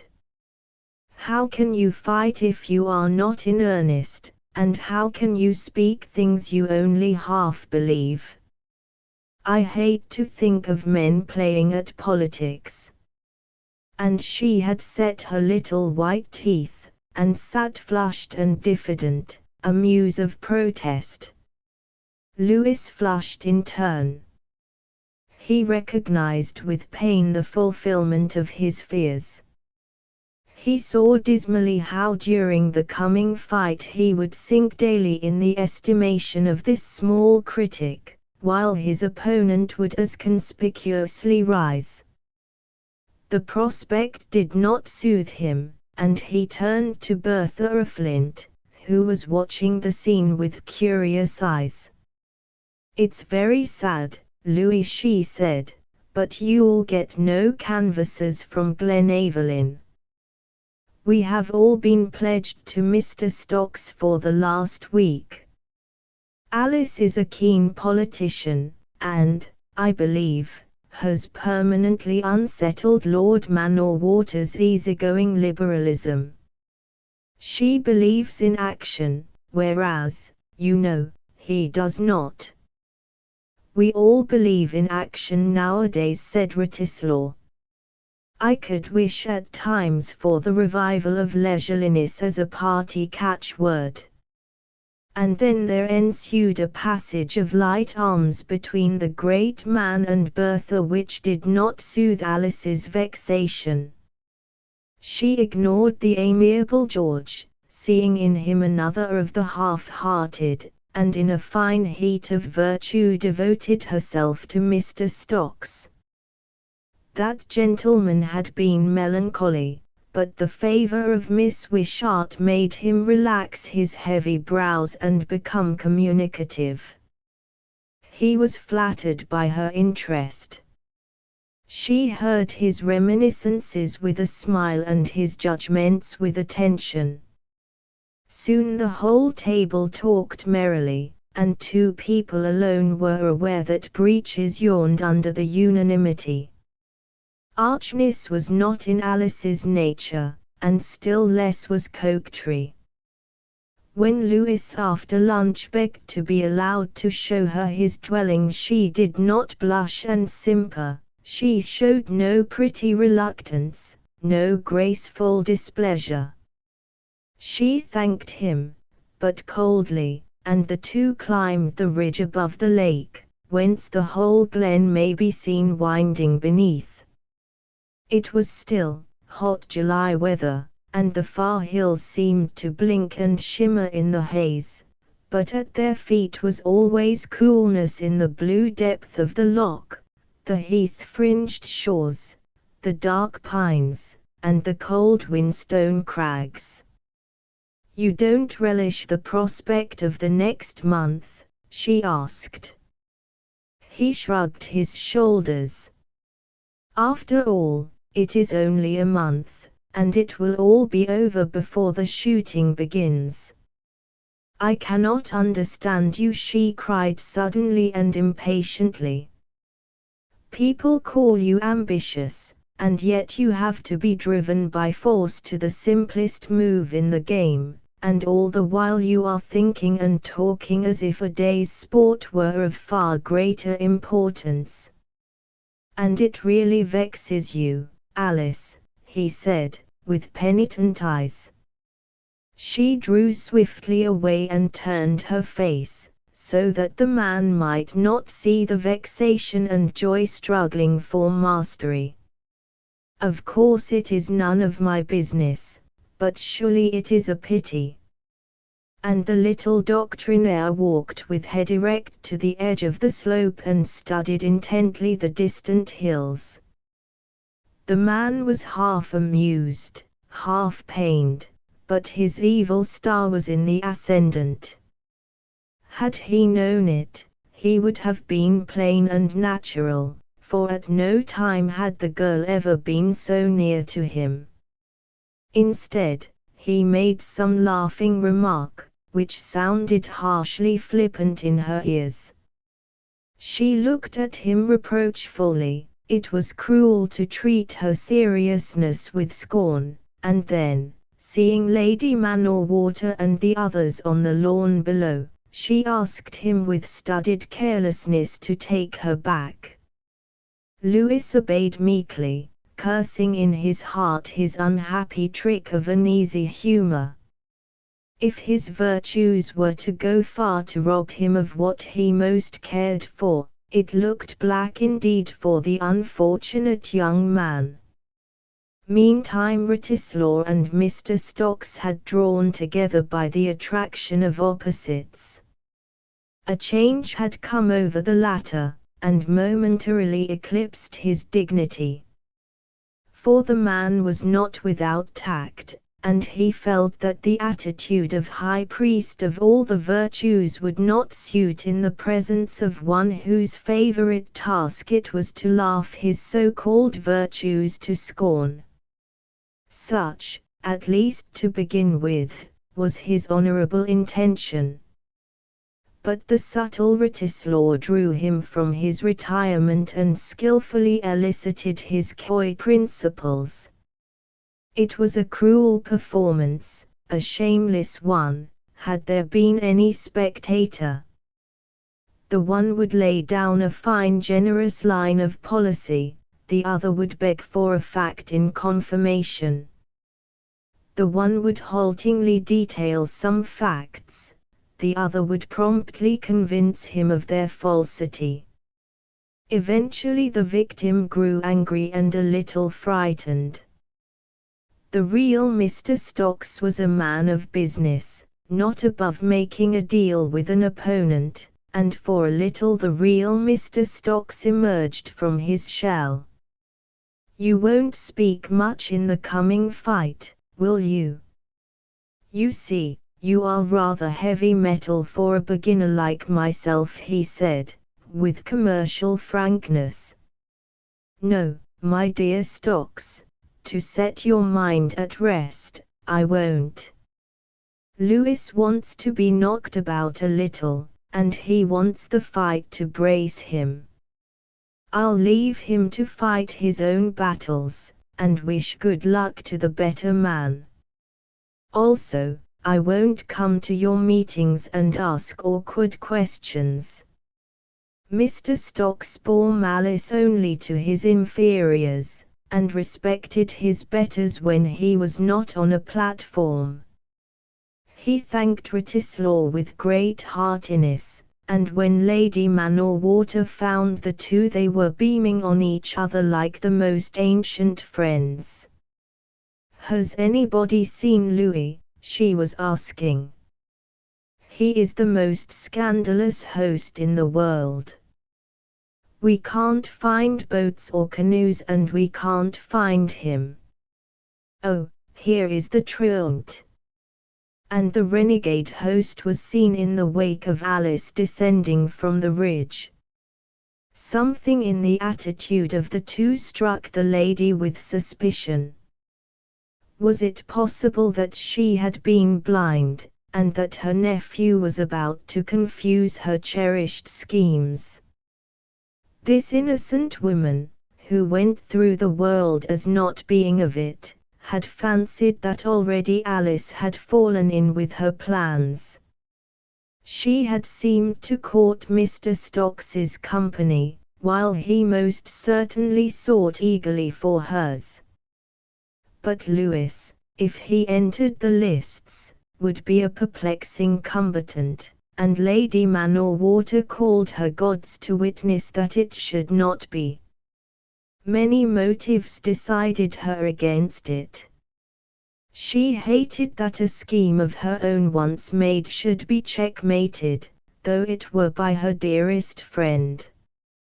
More than all, her pride was in arms. Lewis was a dazzling figure, he should make a great match. Money and pretty looks and parvenu blood were not enough for his high mightiness. So it came about that, when they had explored the house, circumnavigated the loch, and had tea on a lawn of heather, she informed her party that she must get out at Haystown Slacks, for she wished to see the farmer, and asked Bertha to keep her company. The young woman agreed readily, with the result that Alice and Mr. Stocks were left sole occupants of the carriage for the better half of the way. The man was only too willing to seize the chance thus divinely given him. His irritation at Lewis's projects had been tempered by Alice's kindness at lunch and Writislaw's unlooked-for complaisance. Things looked rosy for him. Far off, as on the horizon of his hopes, he saw a seat in Parliament and a fair and amply dowered wife. But Miss Wishart was scarcely in so pleasant a humour. With Lewis she was undeniably cross, but of Mr. Stocks she was radically intolerant. A moment of pique might send her to his side, but the position was unnatural and could not be maintained. Even now Lewis was in her thoughts. Fragments of his odd romantic speech clove to her memory.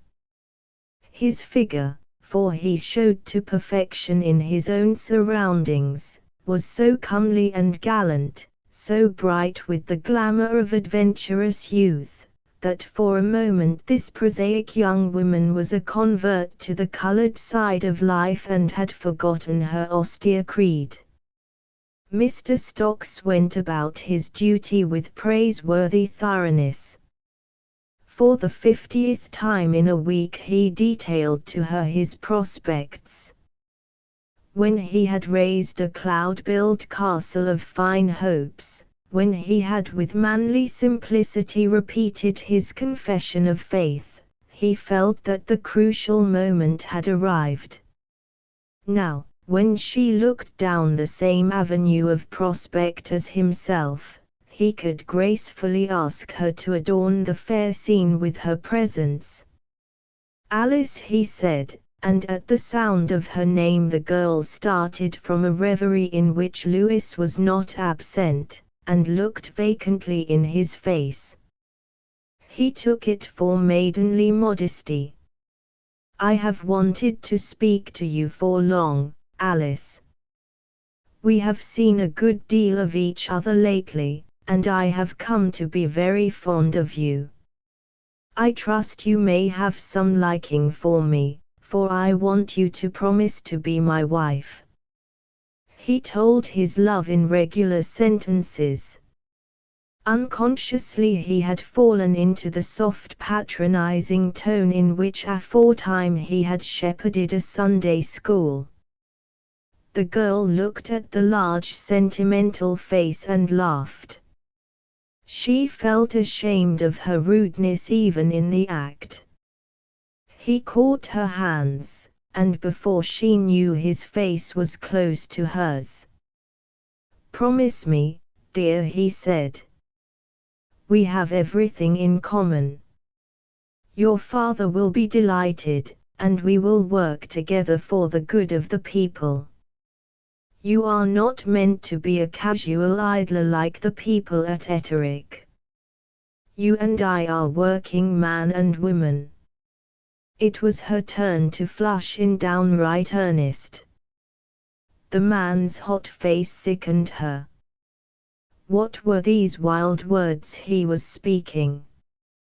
She dimly caught their purport, heard the mention of Etterick, saw once again Lewis with his quick, kindly eyes, and turned coldly to the lover. "It is quite out of the question, Mr. Stocks," she said calmly. "Of course I am obliged to you for the honor you have done me, but the thing is impossible." "Who is it?" he cried, with angry eyes. "Is it Lewis Haystown?" The girl looked quickly at him, and he was silent, abashed. Strangely enough, at that moment she liked him better than ever before. She forgave him his rudeness and folly, his tactless speech and his comical face. He was in love with her, he offered her what he most valued, his political chances and his code of fine sentiments. It was not his blame if she found both little better than husks. Her attention flew for a moment to the place she had left, only to return to a dismal reflection. Was she not, after all, in the same galley as her rejected suitor? What place had she in the frank good fellowship of Etterick, or what part had they in the inheritance of herself and her kind? Had not Mr. Stocks, now sitting glumly by her side, spoken the truth? We are only what we are made, and generations of thrift and seriousness had given her a love for the strenuous and the unadorned which could never be cast out. Here was a quandary, for at the same instant there came the voice of the heart defiantly calling her to the breaking of idols. Chapter X Home Truths. It is told by a great writer in his generous English that when the followers of Diabolus were arraigned before the recorder and mayor of Regenerate Man's Soul, a certain Mr. Haughty carried himself well to the last. He declared, says Bunyan, that he had carried himself bravely, not considering who was his foe or what was the cause in which he was engaged. It was enough for him if he fought like a man and came off victorious. Nevertheless, we are told, he suffered the common doom, being crucified next day at the place of execution. It is the old fate of the freelance, the hallow the wind who fights for his own hand, for in life's contest the taking of sides is assumed to be a necessity. Such was Lewis's reflections when he found Wratislaw waiting for him in the Etterick dog-cart when he emerged from a meeting in Gledsmui. He had now enjoyed 10 days of it, and he was heartily tired. His throat was sore with much speaking, his mind was barren with thinking on the unthinkable, and his spirits were dashed with a bitter sense of futility. He had honestly done his best. So far his conscience was clear, but as he reviewed the past in detail, his best seemed a very shoddy compromise. It was comfort to see the rugged face of Wratislaw again, though his greeting was tempered by mistrust. The great man had refused to speak for him and left him to fight his own battles. Moreover, he feared the judgment of the old warrior on his conduct of the fight. He was acutely conscious of the joints in his armor, but he had hoped to have decently cloaked them from others. When he heard the first words, "Well, Louis, my son, you have been making a mess of it," his heart sank. "I am sorry," he said. "But how? How? Why, my dear chap, you have no grip. You have let the thing get out of hand. I heard your speech tonight. It was excellent, very clever, a beautiful piece of work, but worse than useless for your purpose. You forget the sort of man you are fighting." "Oh, I have been following the business carefully, and I felt bound to come down to keep you in order. To begin with, you have left your own supporters in the place in a nice state of doubt." "How?" "Why, because you have given them nothing to catch hold of. They expected the ordinary conservative confession of faith, a rosy sketch of foreign affairs, and a little gentle socialism, and the old rhetoric about church and state. Instead, they are put off with epigrams and excellent stories, and a few speculations as to the metaphysical basis of politics. Believe me, Louis, it is only the very general liking for your unworthy self which keeps them from going over in a body to stocks." And Wratislaw lit a cigar and puffed furiously. "Then you would have me deliver the usual insincere platitudes," said Lewis dismally. "I would have you do nothing of the kind. I thought you understood my point of view. A man like Stocks speaks his platitudes with vehemence because he believes in them wholeheartedly. You have also your platitudes to get through with, not because you would stake your soul on your belief in them, but because they are as near as possible the inaccurate popular statement of your views, which is all that your constituents would understand, and you pander to the popular craving because it is honest enough in itself and is for you the stepping stone to worthier work." Lewis shook his head dismally. "I haven't the knack of it. I seem to stand beside myself and jeer all the while. Besides, it would be opposing complete sincerity with a very shady substitute. That man Stocks is at least an honest fool. I met him the other day after he had been talking some atrocious nonsense. I asked him as a joke how he could be such a humbug, and he told me quite honestly that he believed every word, so, of course, I apologized. He was attacking you people on your foreign policy, and he pulled out a New Testament and said, "What do I read here?" It went down with many people, but the thing took away my breath. His companion looked perplexedly at the speaker. "You have had the wrong kind of education, Louis. You have always been the spoiled child, and easily and half unconsciously you have mastered things which the self-made man has to struggle towards with a painful conscious effort. The result is that you are a highly cultured man without any crudeness or hysteria, while the other people see things in the wrong perspective and run their heads against walls and make themselves miserable. You gain a lot, but you miss one thing. You know nothing of the heart of the crowd. Oh, I don't mean the people about Etterick. They are your own folk, and the whole air of the place is semi-feudal. But the weavers and artisans of the towns and the ordinary farm workers, what do you know of them? Your precious theories are so much wind in their ears. They want the practical, the blatantly obvious, spiced with a little emotion. Stocks knows their demands. He began among them, and at present he is but one remove from them.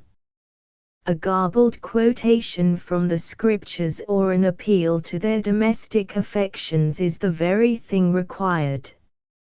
Moreover, the man understands an audience. He can bully it, you know, put on airs of sham independence to cover his real obeisance, while you are polite and deferent to hide your very obvious scorn. Do you know, Tommy, I'm a coward, Louis broke in. I can't face the people. When I see a crowd of upturned faces, crass, ignorant, unwholesome many of them, I begin to despair. I cannot begin to explain things from the beginning, besides, they would not understand me if I did. I feel I have nothing in common with them. They lead, most of them, unhealthy indoor lives. Their minds are half-baked, and their bodies half-developed. I feel a terrible pity, but all the same I cannot touch them. And then I become a coward and dare not face them and talk straight as man to man. I repeat my platitudes to the ceiling, and they go away thinking, and thinking rightly, that I am a fool. Writislaw looked worried. That is one of my complaints. The other is that on certain occasions you cannot hold yourself in check. Do you know you have been blackguarded in the papers lately, and that there is a violent article against you in the Critic, and all on account of some unwise utterances? Louis flushed deeply. That is the worst thing I have done, and I feel horribly penitent. It was the act of a cad and a silly schoolboy. But I had some provocation, Tommy. I had spoken at length amid many interruptions, and I was getting cross. It was at Gledfoot, and the meeting was entirely against me. Then a man got up to tackle me, not a native, but some wretched London agitator. As I looked at him, a little chap with fiery eyes and receding brow, and heard his cockney patter, my temper went utterly. I made a fool of him, and I abused the whole assembly, and, funnily enough, I carried them with me. People say I helped my cause immensely. It is possible, said Writislaw dryly. The Scot has a sense of humor and has no objection to seeing his prophets put to shame. But you are getting a nice reputation elsewhere. When I read some of your sayings, I laughed of course, but I thought ruefully of your chances. It was a penitent and desponding man who followed Ratislaw into the snuggery at Etterick.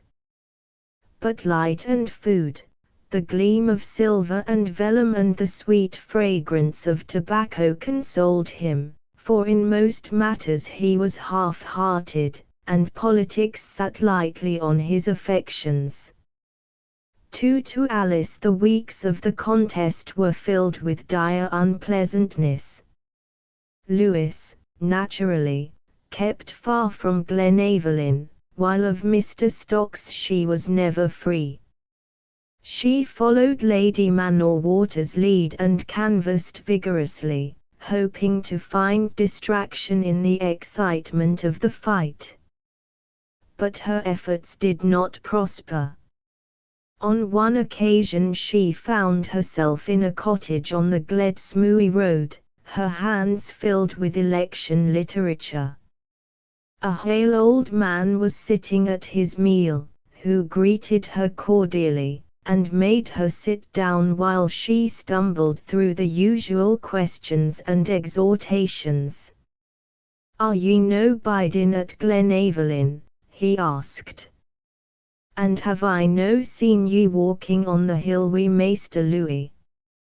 When the girl assented, he asked, with the indignation of the privileged, "Then what for are ye sack keen this body Stocks should win in? If Maister Louis fond o' ye, wad it no be wiser, like to walk for him?" Politics. What should a woman's politics be but just the same as her lad's? I ha' nae opinion o' this clash about women's education. And with flaming cheeks the poor girl had risen and fled from the old reactionary. The incident burned into her mind, and she was wretched with the anomaly of her position. A dawning respect for her rejected lover began to rise in her heart. The first of his meetings which she attended had impressed her with his skill in his own vocation. He had held those people interested. He had spoken bluntly, strongly, honestly. To few women is it given to distinguish the subtle shades of sincerity in speech, and to the rule Alice was no exception. The rhetoric and the cheers which followed had roused the speaker to a new life. His face became keen, almost attractive, without question full of power.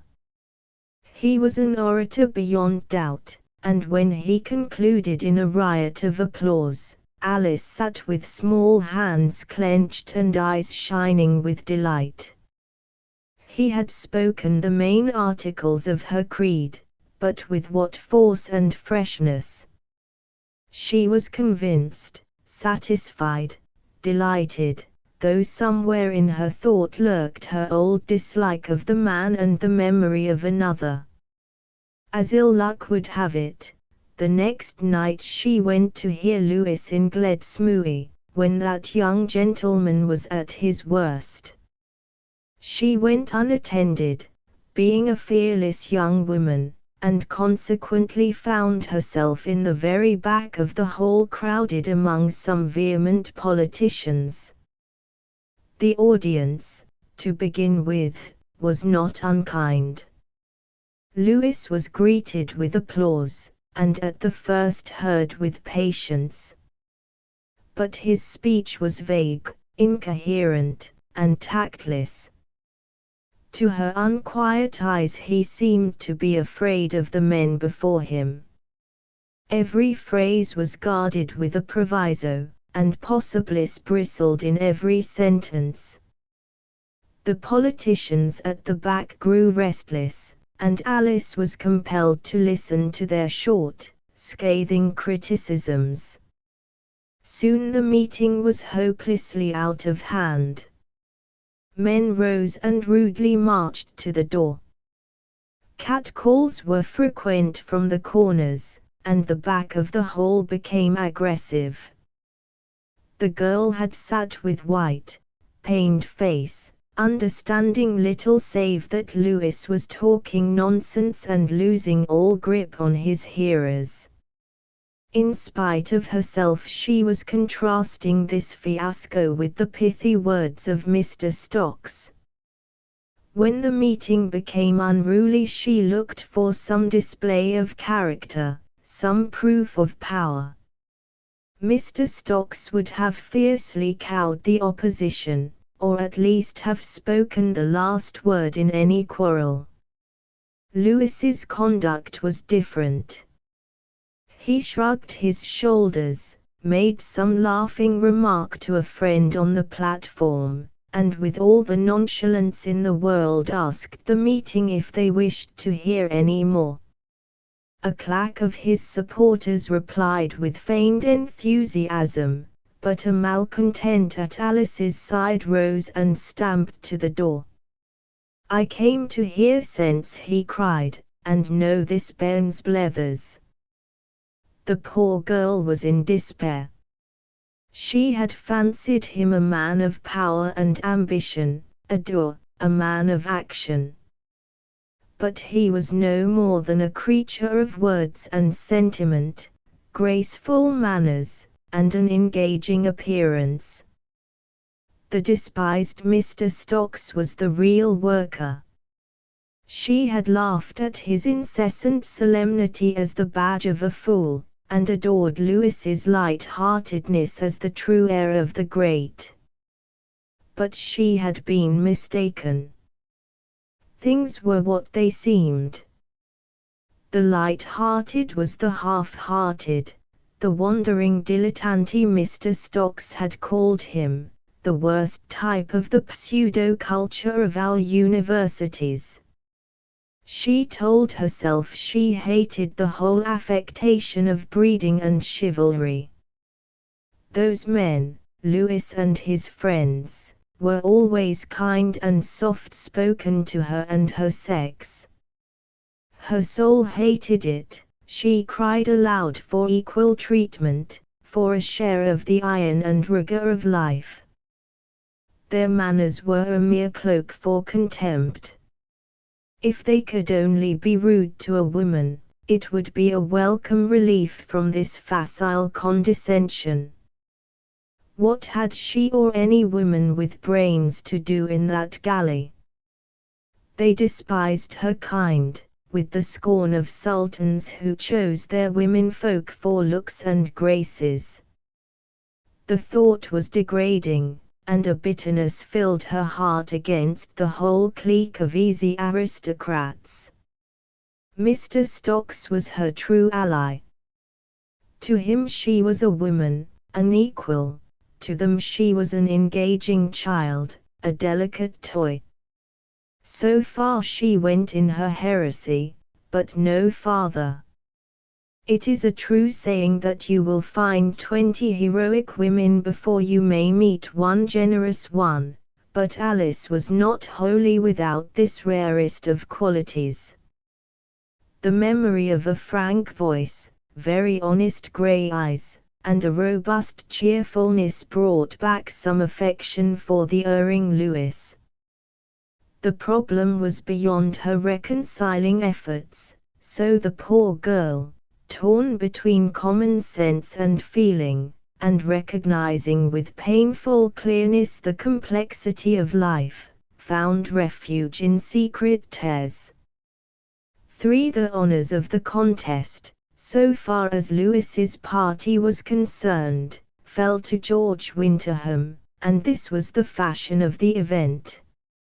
He had been dragged reluctantly into the thing, foreseeing dire disaster for himself, for he knew little and cared less about matters political, though he was ready enough at a pinch to place his ignorance at his friend's disposal.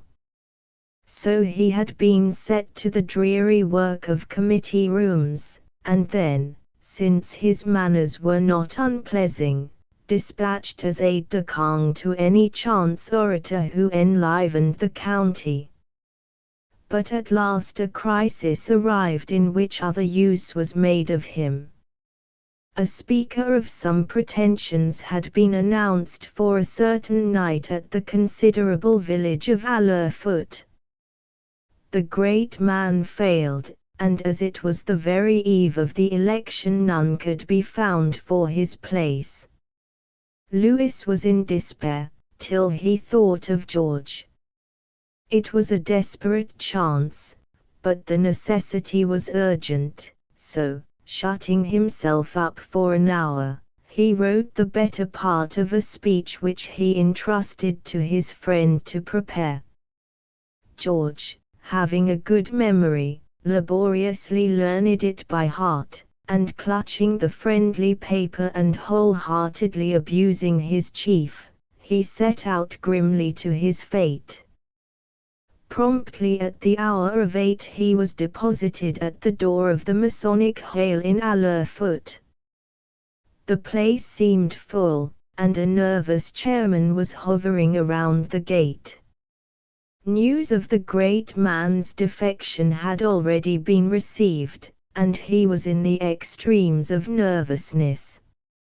He greeted George as a savior, and led him inside, where some 300 people crowded a small whitewashed building. The village of Allerfoot itself is a little place, but it is the center of a wide pastoral district, and the folk assembled were brown-faced herds and keepers from the hills, ploughmen from the flats of Glen Aller, a few fishermen from the near sea coast, as well as the normal inhabitants of the village.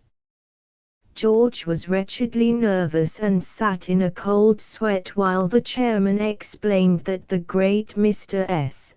deeply regretted that at the last moment he was unfortunately compelled to break so important an engagement, but that he had sent in his stead Mr. George Winterham, whose name was well known as a distinguished Oxford scholar and a rising barrister. George, who had been ploughed twice for Smalls and had eventually taken a pass degree, and to whom the law courts were nearly as unknown as the pyramids, groaned inwardly at the astounding news.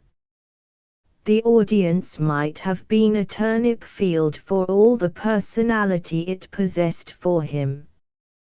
He heard their applause as the chairman sat down mopping his brow, and he rose to his feet conscious that he was smiling like an idiot.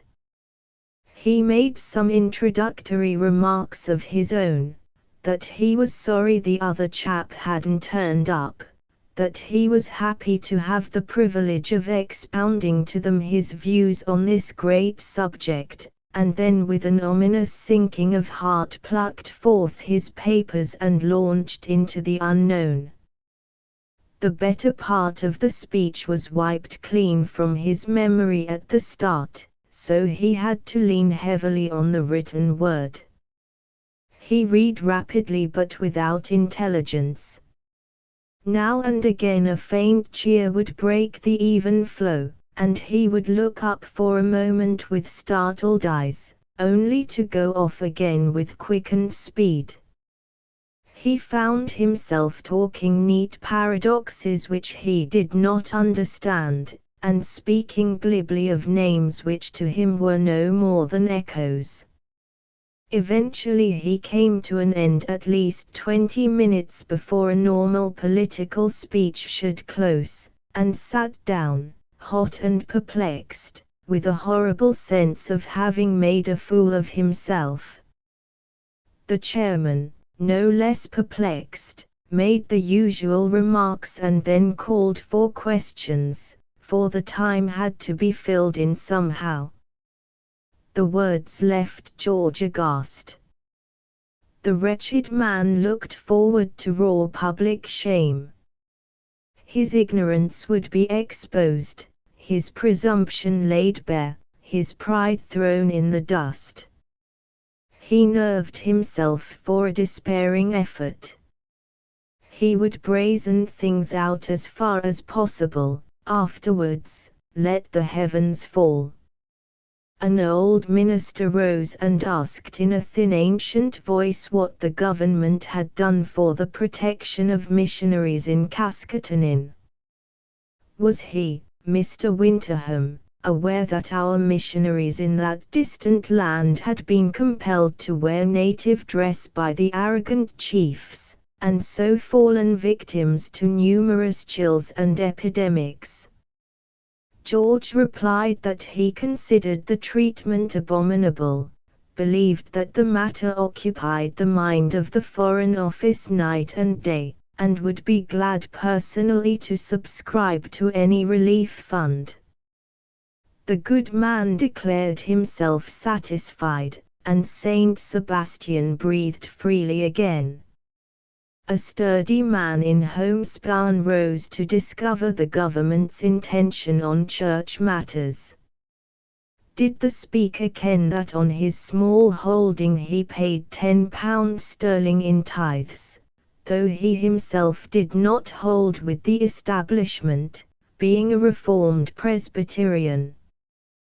The Laodicean George said he did not understand the differences, but that it seemed to him a confounded shame, and he would undertake that Mr. Haystown, if returned, would take immediate steps in the matter. So far he had done well, but with the next question he betrayed his ignorance. A good man arose, also hot on church affairs, to discourse on some disabilities, and casually described himself as a U.P. George's wits busied themselves in guessing at the mystic sign. At last, to his delight, he seemed to achieve it, and, in replying, electrified his audience by assuming that the two letters stood for Unreformed Presbyterian. But the meeting was in good humor in spite of his incomprehensible address and unsatisfying answers, till a small section of the young bloods of the opposite party, who had come to disturb, felt that this piece must be put an end to. Mr. Samuel M. Turk, lawyer's clerk, who hailed from the West Country and betrayed his origin in his speech, rose amid some applause from his admirers to discomfit George. He was a young man with a long, sallow face, carefully oiled and parted hair, and a resonant taste in dress. A bundle of papers graced his hand, and his air was parliamentary. Was Mr. Winterham aware that Mr. Haystown had contradicted himself on 2 occasions lately, as he would proceed to show? George heard him patiently, said that now he was aware of the fact, but couldn't for the life of him see what the deuce it mattered. After Mr. Winterham's ignoring of my pint, went on the young man, I proceed to show, and with all the calmness in the world he displayed to his own satisfaction, how Mr. Lewis Haystown was no fit person to represent the constituency. He profaned the Sabbath, which this gentleman professed to hold dear. He was notorious for drunkenness, and his conduct abroad had not been above suspicion. George was on his feet in a moment, his confusion gone, his face very red, and his shoulders squared for a fight. The man saw the effect of his words, and promptly sat down. "Get up," said George abruptly. The man's face whitened and he shrank back among his friends. "Get up, up higher, on the top of the seat, that everybody may see and hear you. Now repeat very carefully all that over again." The man's confidence had deserted him. He stammered something about meaning no harm. "You called my friend a drunken blackguard. I am going to hear the accusation in detail." George stood up to his full height, a terrible figure to the shrinking clerk, who repeated his former words with a faltering tongue. He heard him out quietly, and then stared coolly down on the people. He felt himself master of the situation. The enemy had played into his hands, and in the shape of a sweating clerk sat waiting on his action. You have heard what this man has to tell you. I ask you as men, as folk of this countryside, if it is true. It was the real speech of the evening, which was all along waiting to be delivered instead of the frigid pedantries on the paper. A man was speaking simply, valiantly, on behalf of his friend. It was cunningly done, with the natural tact which rarely deserts the truly honest man in his hour of extremity. He spoke of Lewis as he had known him, at school and college and in many wild sporting expeditions in desert places, and slowly the people kindled and listened. Then, so to speak, he kicked away the scaffolding of his erection. He ceased to be the apologist, and became the frank eulogist. He stood squarely on the edge of the platform, gathering the eyes of his hearers, smiling pleasantly, arms akimbo, a man at his ease and possibly at his pleasure. Some of you are herds, he cried, and some are fishers, and some are farmers, and some are laborers. Also some of you call yourselves radicals or Tories or socialists. But you are all of you far more than these things. You are men, men of this great countryside, with blood in your veins and vigor in that blood.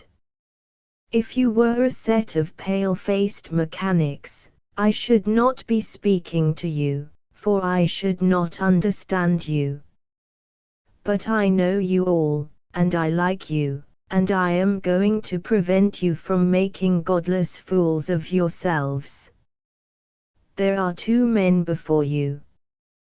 One is a very clever man, whom I don't know anything about, nor you either. The other is my best friend, and known to all of you. Many of you have shot or sailed with him. Many of you were born on his and his father's lands. I have told you of his abilities and quoted better judges than myself. I don't need to tell you that he is the best of men, a sportsman, a kind master, a very good fellow indeed. You can make up your mind between the two. Opinions matter very little, but good men are too scarce to be neglected. Why, you fools, he cried with boisterous good humor, I should back Lewis if he were a Mohammedan or an anarchist. The man is sound metal, I tell you, and that's all I ask. It was a very young man's confession of faith, but it was enough. The meeting went with him almost to a man. A roar of applause greeted the smiling orator, and when he sat down with flushed face, bright eyes, and a consciousness of having done his duty, John Sanderson, heard in Nether Calloa, rose to move a vote of confidence, that this assembly is of opinion that Maester Lewis Haystown is a good man, and SAE is our friend Maester Winterham, and we'll send Louis back to Parliament or be. It was duly seconded and carried with acclamation. Chapter 11 The Pride before a fall. The result of the election was announced in Gledsmooy on the next Wednesday evening, and carried surprise to all save Lewis's nearer friends. For Mr. Albert Stocks was duly returned member for the constituency by a majority of 70 votes. The defeated candidate received the news with great composure, addressed some good-humored words to the people, had a generous greeting for his opponent, and met his committee with a smiling face. But his heart was sick within him, and as soon as he decently might he escaped from the turmoil, found his horse, and set off up Glenaverlyn for his own dwelling. He had been defeated, and the fact, however confidently looked for, comes with a bitter freshness to every man. He had lost a seat for his party, that in itself was bad. But he had proved himself incompetent, unadaptable, a stick, a pedantic incapable. A dozen stings rankled in his soul. Alice would be justified of her suspicions. Where would his place be now in that small imperious heart? His own people had forsaken him for a gross and unlikely substitute, and he had been wrong in his estimate alike of ally and enemy. Above all came that cruelest stab. What would Wratislaw think of it? He had disgraced himself in the eyes of his friend. He who had made a fetish of competence had manifestly proved wanting. He who had loved to think of himself as the bold, opportune man, had shown himself formal and hidebound. As he passed Glenaverlyn among the trees, the thought of Alice was a sharp pang of regret. He could never more lift his eyes in that young and radiant presence. He pictured the successful stocks welcomed by her, and words of praise for which he would have given his immortal soul, meted out lavishly to that owl-like being. It was a dismal business, and ruefully, but half humorously, he caught at the paradox of his fate. Through the swiftly failing darkness the inveterate rose before him, a place a little apart from the village street. A noise of talk floated from the kitchen and made him halt at the door and dismount. The place would be full of folk discussing the election, and he would go in among them and learn the worst opinion which men might have of him. After all, they were his own people, who had known him in his power as they now saw him in his weakness. If he had failed, he was not wholly foolish. They knew his few redeeming virtues, and they would be generous. The talk stopped short as he entered, and he saw through the tobacco reek half a dozen lengthy faces wearing the air of solemnity which the hillman adopts in his pleasures. They were all his own herds and keepers, save two whom he knew for foresters from Glenaverlyn. He was recognized at once, and with a general nervous shuffling they began to make room for the laird at the table. He cried a hasty greeting to all, and sat down between a black-bearded giant, whose clothes smelt of sheep, and a red-haired man from one of the remoter glens. The notion of the thing pleased him, and he ordered drinks for each with a lavish carelessness. He asked for a match for his pipe, and the man who gave it wore a decent melancholy on his face and shook his head with unction. "This is a bad job, Louis," he said, using the privileged name of the ancient servant. "Wha would have ettled sic a calamity to happen in your ain countryside? We thought it would be a grand piouie for ye would settle down here and ha nae mair foreign stravaigans. And then this tailor body steps in and spoils a. It's maist vexatious. It was a good fight, and he beat me fairly, but we'll drop the matter. I'm sick, tired of politics, Adam.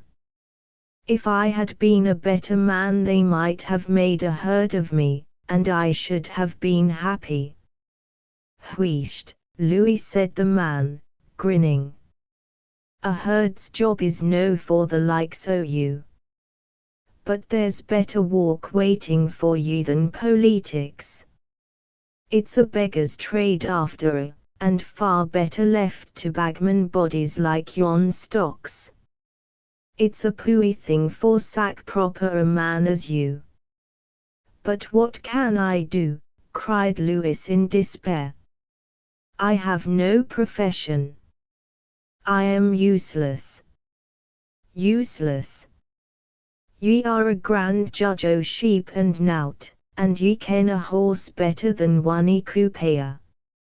Ye can ride like a jockey and drive like a Jehu, and there's no your equal in these parts with a gun or a fishing rod. Forby, I would rather walk a mile on the hill wi' ye than twa, for ye gang up a bray face like a mawkin. God! There's no a single man's trade that ye're no brawly fitted for.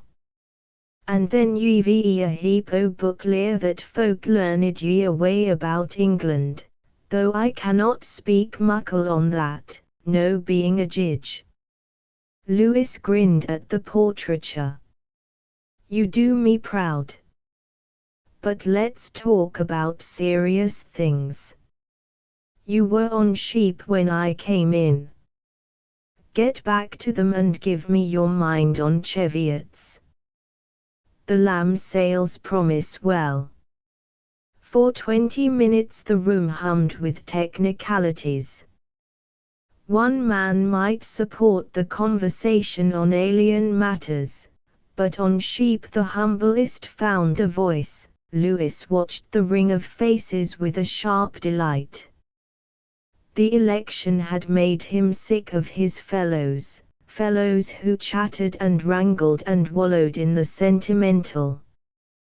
But now every line of these brown faces, the keen blue eyes, the tawny, tangled beards, and the inimitable soft-sounding southern speech, seemed an earnest of a real and strenuous life. He began to find a new savor in existence. The sense of his flat incompetence left him, and he found himself speaking heartily and laughing with zest. It's as I say, said the herd of the Red's Wirebeard. I'm getting an old man and a vera wise ane, and the grand o'er come for the world is just pay no attention. Ye'll has heard how the word cam to be. It was Jock Linklater o' the Cords what was Glen noticed to quit by the lead, and o' the countryside was vexed to pair twi Jock, for he was a popular character. But about a year after a friend meets him at Gledsmooy Market as crouse as ever. Lord's sake, Jock, man, I thought ye were a was, says he. No, says Jock, no. I'm here as ye see. But how did ye manage it? He asked. Fine, says Jock. They sent me a letter telling me I must gang, but I just paid no attention. Sign, they sent me a blue letter frae the lawyers, but I paid no attention. Sign, the factor came to see me.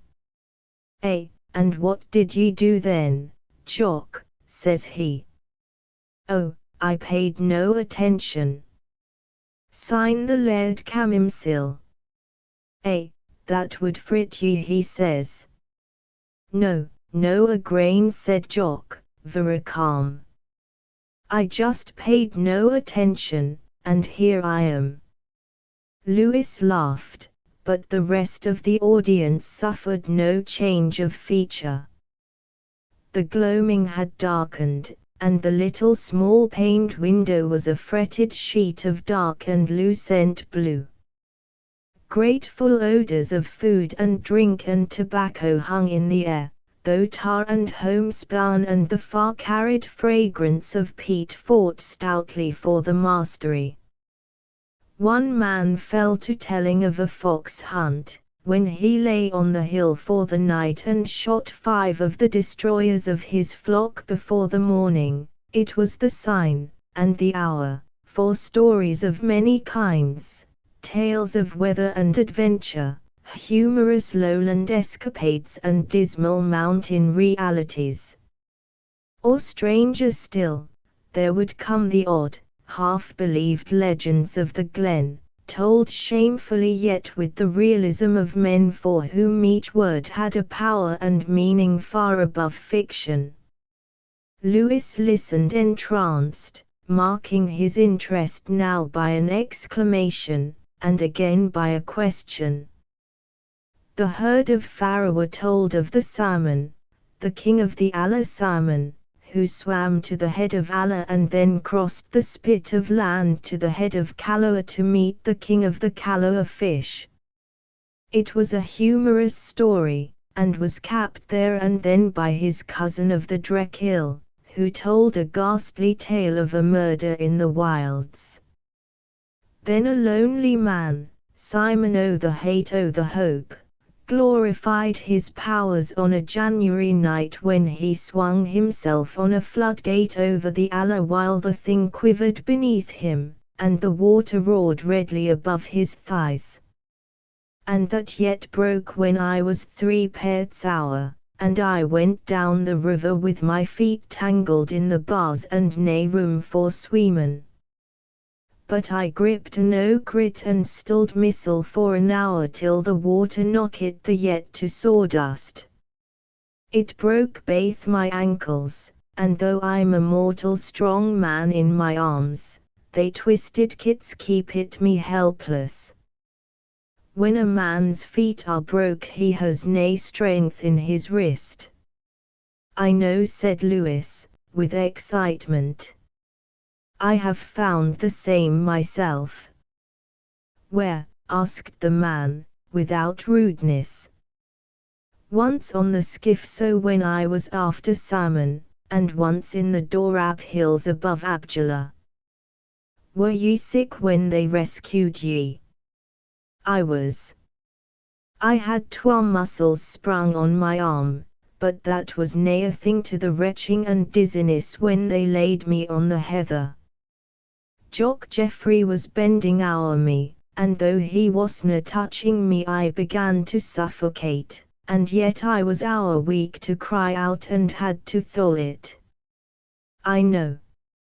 If you hang up in the void for a little and get the feeling of great space burned on your mind, you nearly die of choking when you are pulled up. Fancy you knowing about that. Have you suffered it, Maester Louis? Said the man. Once. There was a gully in the Dorabs just like the Scarts o' the Muneral, only 20 times deeper, and there was a bridge of tree trunks bound with ropes across it. We all got over except 1 mule and a couple of men.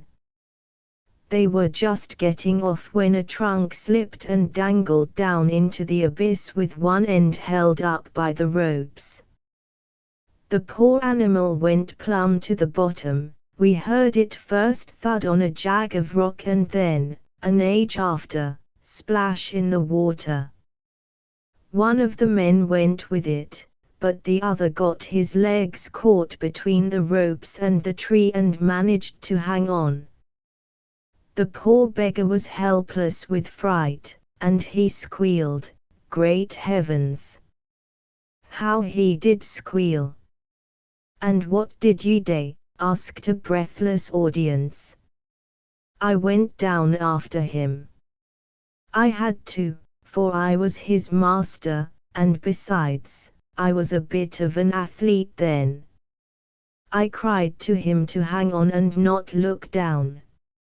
I clambered down the swaying trunk while my people held the ropes at the top, and when I got near the man I saw what had happened. He had twisted his ankles in the fall, and though he had got them out of the ropes, yet they hung loose and quite obviously broken. I got as near him as I could, and leaned over, and I remember seeing through below his armpits the blue of the stream 600 feet down. It made me rather sick with my job, and when I called him to pull himself up a bit till I could grip him, I thought he was helpless with the same fright. But it turned out that I had misjudged him. He had no power in his arms, simply the dead strength to hang on. I was in a nice fix, for I could lower myself no farther without slipping into space. Then I thought of a dodge. I got a good grip of the rope and let my legs dangle down till they were level with his hands. I told him to try and change his grip and catch my ankles. He did it, somehow or other, and by George! The first shock of his weight nearly ended me, for he was a heavy man.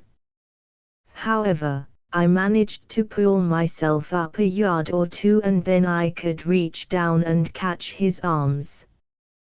We both got up somehow or other, but it took a devilish time, and when they laid us both on the ground and came round like fools with brandy, I thought I should choke and had scarcely strength to swear at them to get out.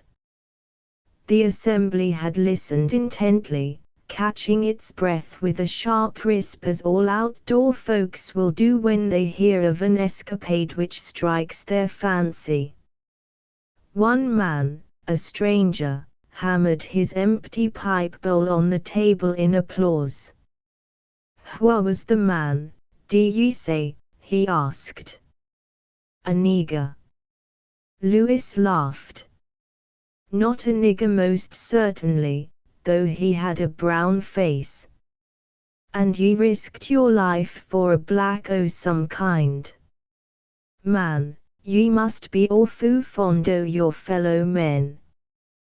Wad ye day the same for the likes o' us?" "Surely. For one of my own folk." But it was really a very small thing. "Then I have just a thing to say," said the brown-bearded man. "I am what ye call a radical, and yestreen I recorded my vote for yon man's stocks. He crackit a lot about the rights o' man, as man, and I was wi' him. But I tell ye that you yoursel have a better notion o' human kindness than one e stocks, and though ye re no o' my party, yet I herewith propose a vote o' confidence in Maister Lewis Haystown." The health was drunk solemnly yet with gusto, and under cover of it Lewis fled out of doors. His despondency had passed, and a fit of fierce exhilaration had seized him. Men still swore by his name, he was still loved by his own folk, small matter to him if a townsman had defeated him. He was no vain talker, but a doer, a sportsman, an adventurer. This was his true career. Let others have the applause of excited indoor folk or dull visionaries, for him a man's path, a man's work, and a man's commendation. The moon was up, riding high in a shoreless sea of blue, and in the still weather the streams called to each other from the mountain sides, as in some fantastic cosmic harmony. High on the ridge shoulder the lights of Etterick twinkled starlike amid the fretted veil of trees. A sense of extraordinary and crazy exhilaration, the recoil from the constraint of weeks, laid hold on his spirit.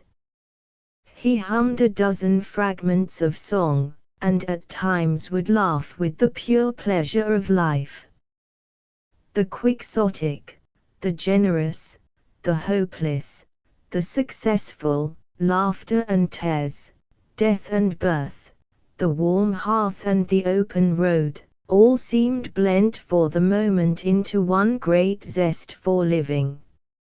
I'll to Lochiel and Appin and kneel to them, he was humming aloud, when suddenly his bridle was caught and a man's hand was at his knee.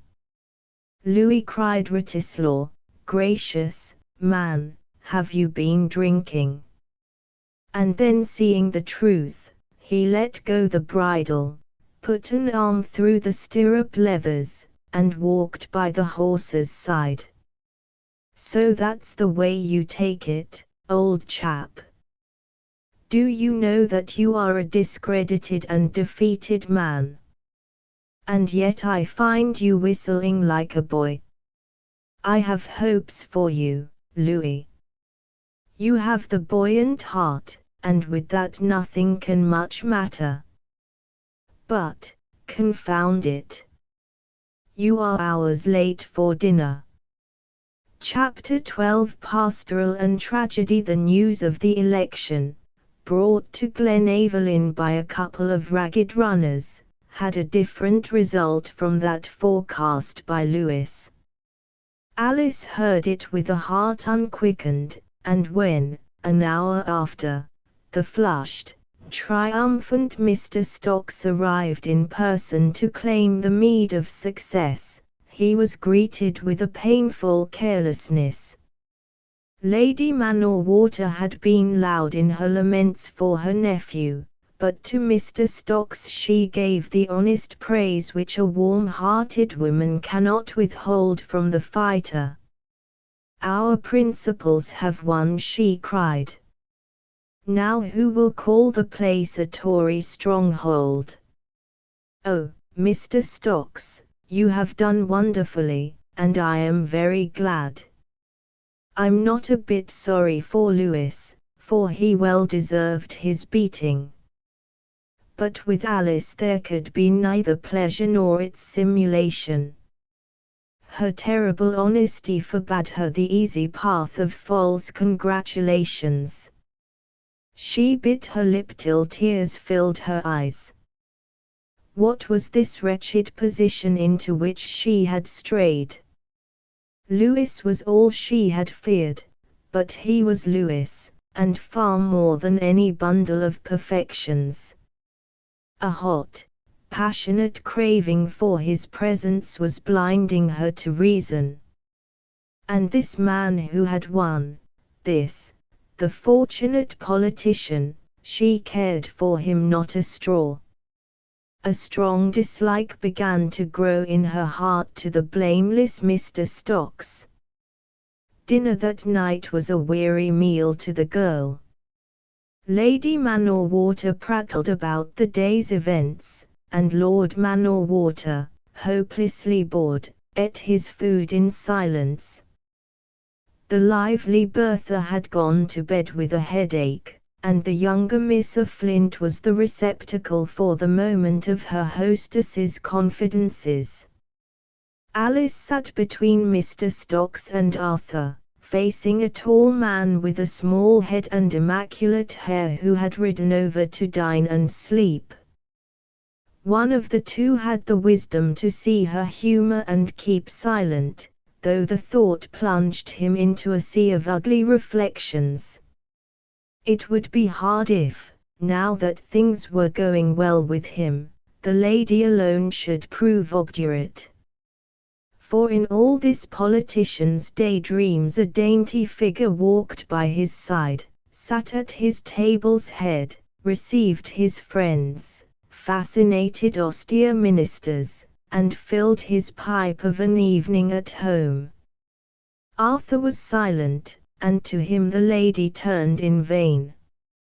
He treated her with an elaborate politeness which sat ill on his brusque manners, and for the most part showed no desire to enliven the prevailing dullness.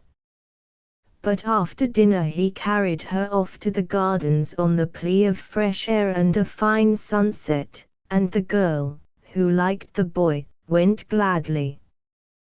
Then the reason of his silence was made plain. He dismayed her by becoming lovesick. "Tell me your age," Alice, he implored.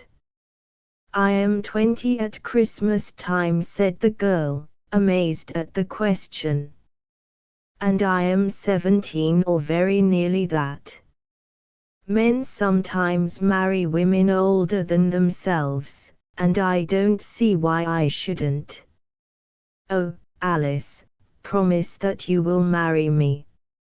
I never met a girl I liked so much, and I am sure we should be happy. I am sure we should, said the girl, laughing. You silly boy, what put such nonsense in your head? I am far too old for you, and though I like you very much, I don't in the least want to marry you. She seemed to herself to have got out of a sober world into a sort of mad tea party, where people behaved like pantaloons and spoke in conundrums. The boy flushed and his eyes grew cross.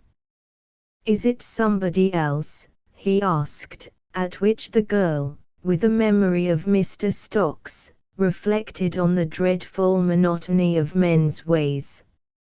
A solution flashed upon his brain.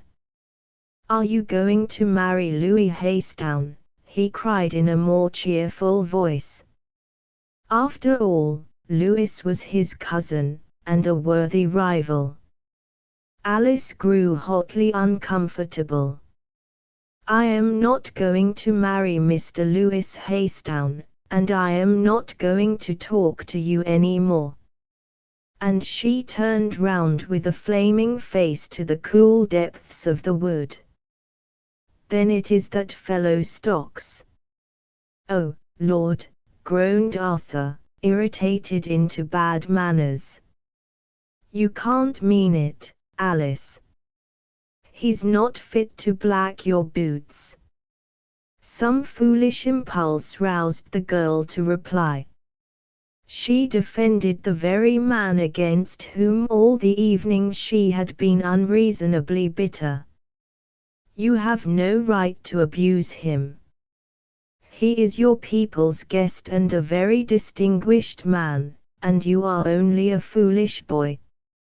He paled below his sunburn. Now he believed the truth of the horrid suspicion which had been fastening on his mind.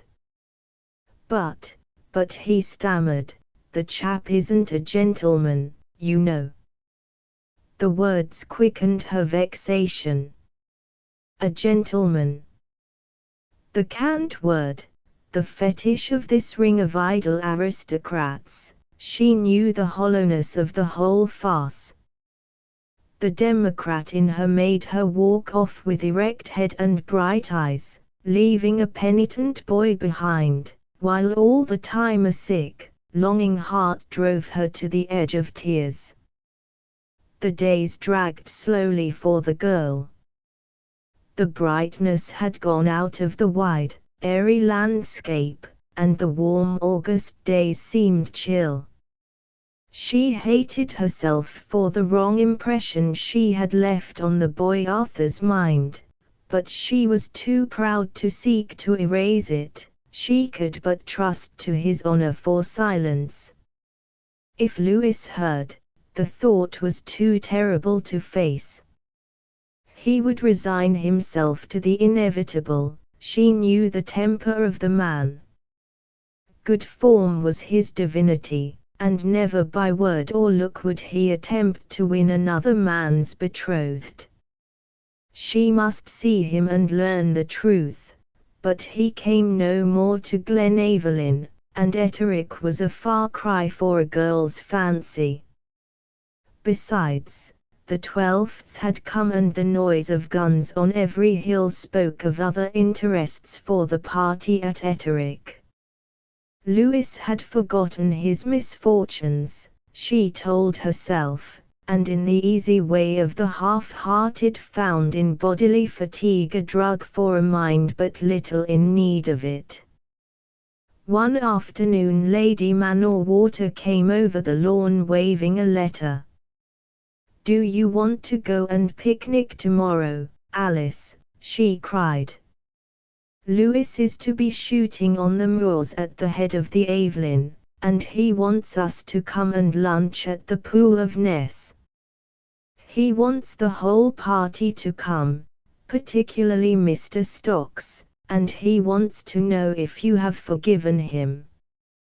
What can the boy mean? As the cheerful little lady paused, Alice's heart beat till she feared betrayal. A sudden fierce pleasure burned in her veins. Did he still seek her good opinion? Was he, as well as herself, miserable alone? And then came like a stab the thought that he had joined her with Stocks. Did he class her with that alien world of prigs and dullards? She ceased to think, and avoiding her hostess and tea, ran over the wooden bridge to the slope of hill and climbed up among the red heather. A month ago she had been heart-whole and young, a simple child. The same prejudices and generous beliefs had been hers, but held loosely with a child's comprehension. But now this old world had been awakened to arms against a dazzling new world of love and pleasure. She was led captive by emotion, but the cold rook of scruple remained. She had read of women surrendering all for love, but she felt dismally that this happy gift had been denied her. Criticism, a fierce, vulgar antagonism, impervious to sentiment, not to be exorcised by generous impulse, such was her unlovely inheritance. As she leaned over a pool of clear brown water in a little burn, where scented ferns dipped and great rocks of brake and heather shadowed, she saw her face and figure mirrored in every color and line. Her extraordinary prettiness delighted her, and then she laughed at her own vanity. A lady of the pools, with the dark eyes and red gold hair of the north, surely a creature of dawn and the blue sky, and born for no dreary self-communings. She returned, with her eyes clear and something like laughter in her heart. Tomorrow she should see him, tomorrow. It was the utter burning silence of midday, when the man who toils loses the skin of his face, and the man who rests tastes the joys of deep leisure. The blue, airless sky, the level hilltops, the straight lines of glen, the treeless horizon of the moors, no sharp ridge or cliff caught the tired eye, only an even, sleep-lulled harmony. 5 very hungry, thirsty, and wearied men lay in the shadow above the Pool of Ness, and prayed heaven for luncheon. Lewis and George, Wratislaw and Arthur Mordaunt were there, and Dr. Gracie, who loved a day on the hills. The keepers sat farther up the slope smoking their master's tobacco, sure sign of a well-spent morning. For the party had been on the moors by 8, and for 5 burning hours had tramped the heather. All wore light and airy shooting clothes save the doctor, who had merely buckled gaiters over his professional black trousers. All were burned to a tawny brown, and all lay in different attitudes of gasping ease. Few things so clearly proclaim a man's past as his posture when lounging. Arthur and Wratislaw lay, like townsmen, prone on their faces with limbs rigidly straight. Lewis and George, old campaigners both, lay a little on the side, arms lying loosely, and knees a little bent. But one and all gasped, and swore softly at the weather. "Turn round, Tommy," said George, glancing up, "or you'll get sunstroke at the back of the neck. I've had it twice, so I ought to know."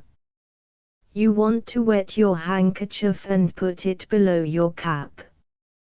Why don't you wear a deerstalker instead of that hideous jockey thing? Phew, I am warm and cross and thirsty.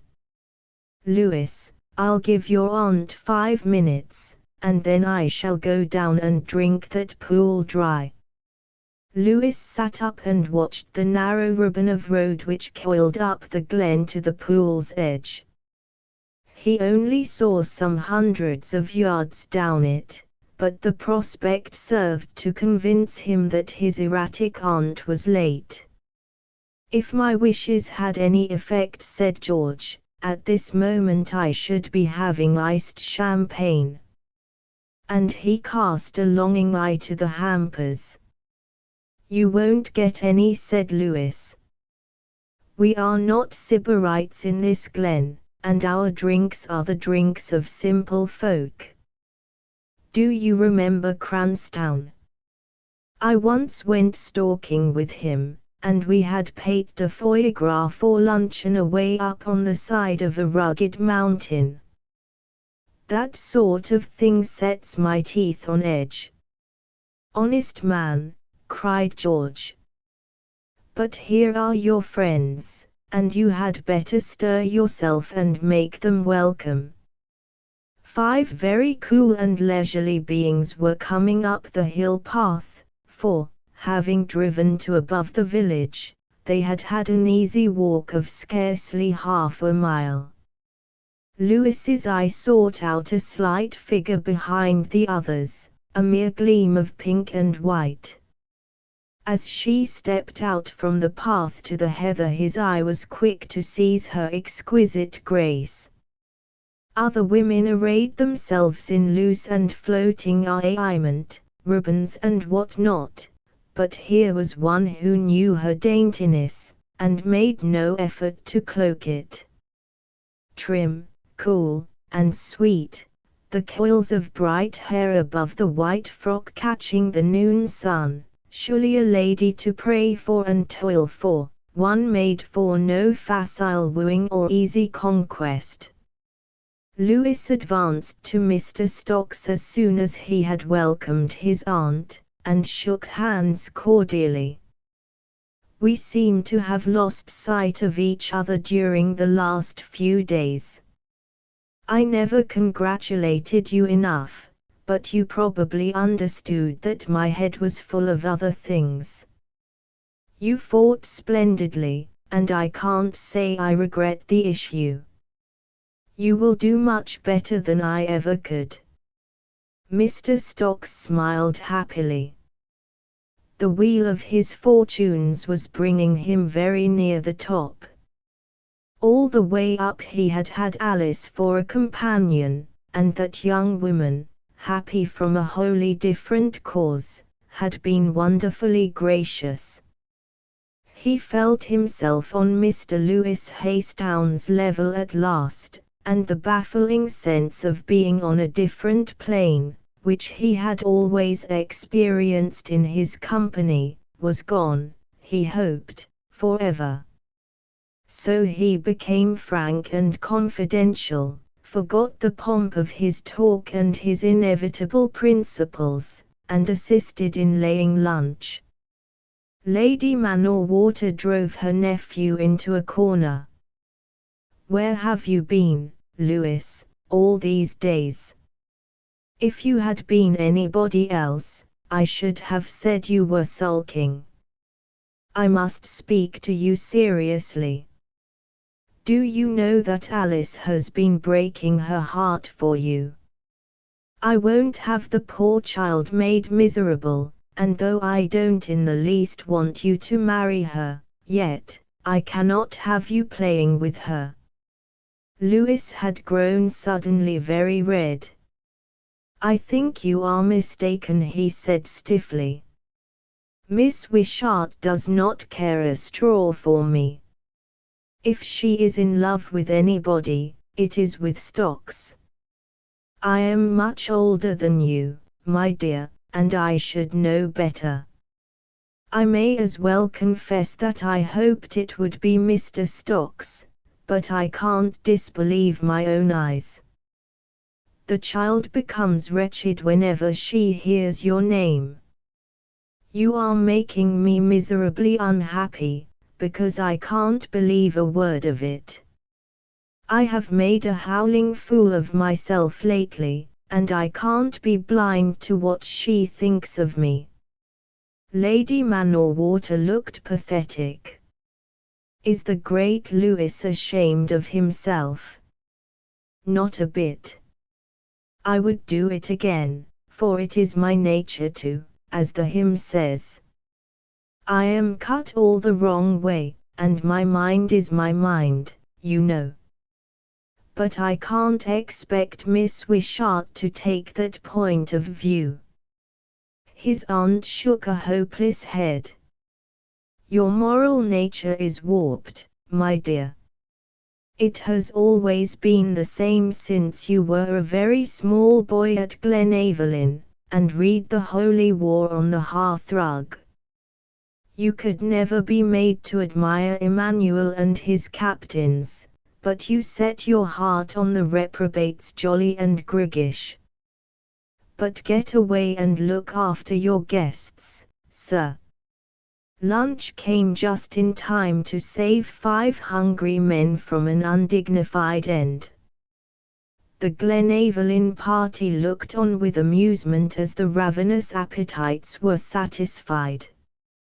Mr. Stocks, in a huge good humour, talked discursively of sport.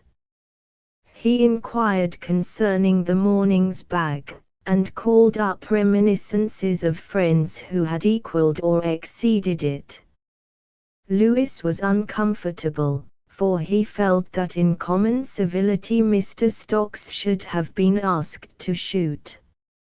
He could not excuse himself with the plea of an unintentional omission, for he had heard reports of the gentleman's wonderful awkwardness with a gun, and he had not found it in his heart to spoil the sport of 5 keen and competent hands.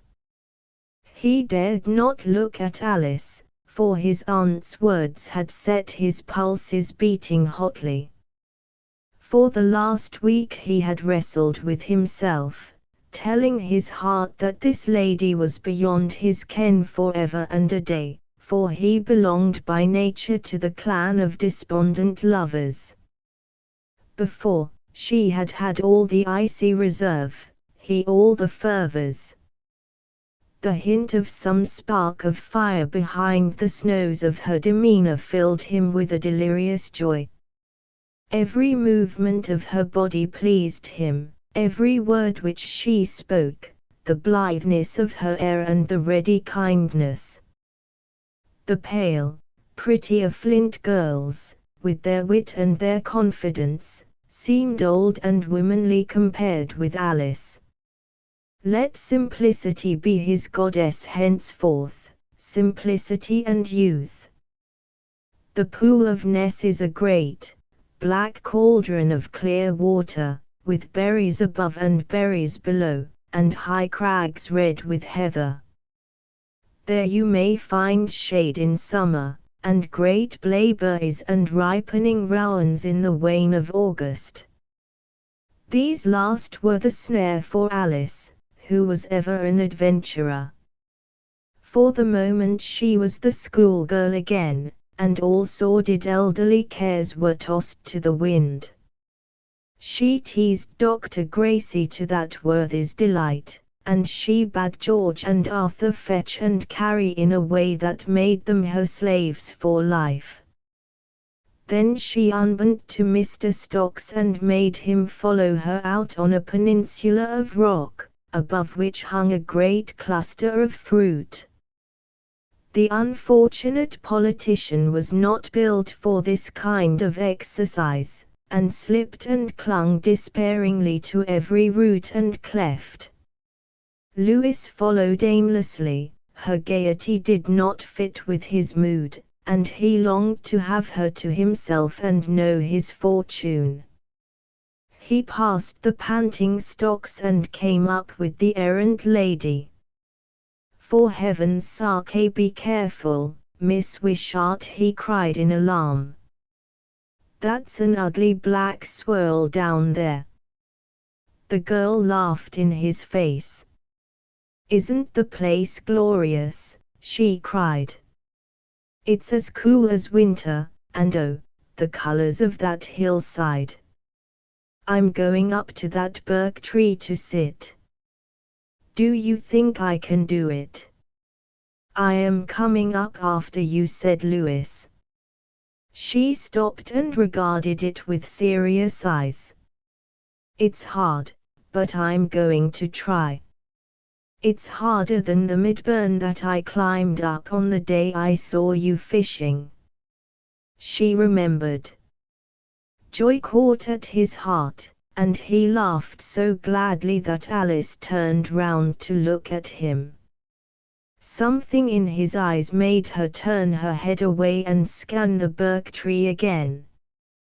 Then suddenly there was a slip of soil, a helpless clutch at fern and heather, a cry of terror, and he was alone on the headland. The black swirl was closing over the girl's head. He had been standing wrapped in a happy fancy, his thoughts far in a world of their own, and his eyes vacant of any purpose. Startled to alertness, he still saw vaguely, and for a second stood irresolute and wondering. Then came another splash, and a heavy body flung itself into the pool from lower down the rock. He knew the black head and the round shoulders of Mr. Stocks. The man caught the girl as she struggled to get out of the swirl and with strong ugly strokes began to make for shore. Louis stood with a sick heart, slow to realize the horror which had overtaken him.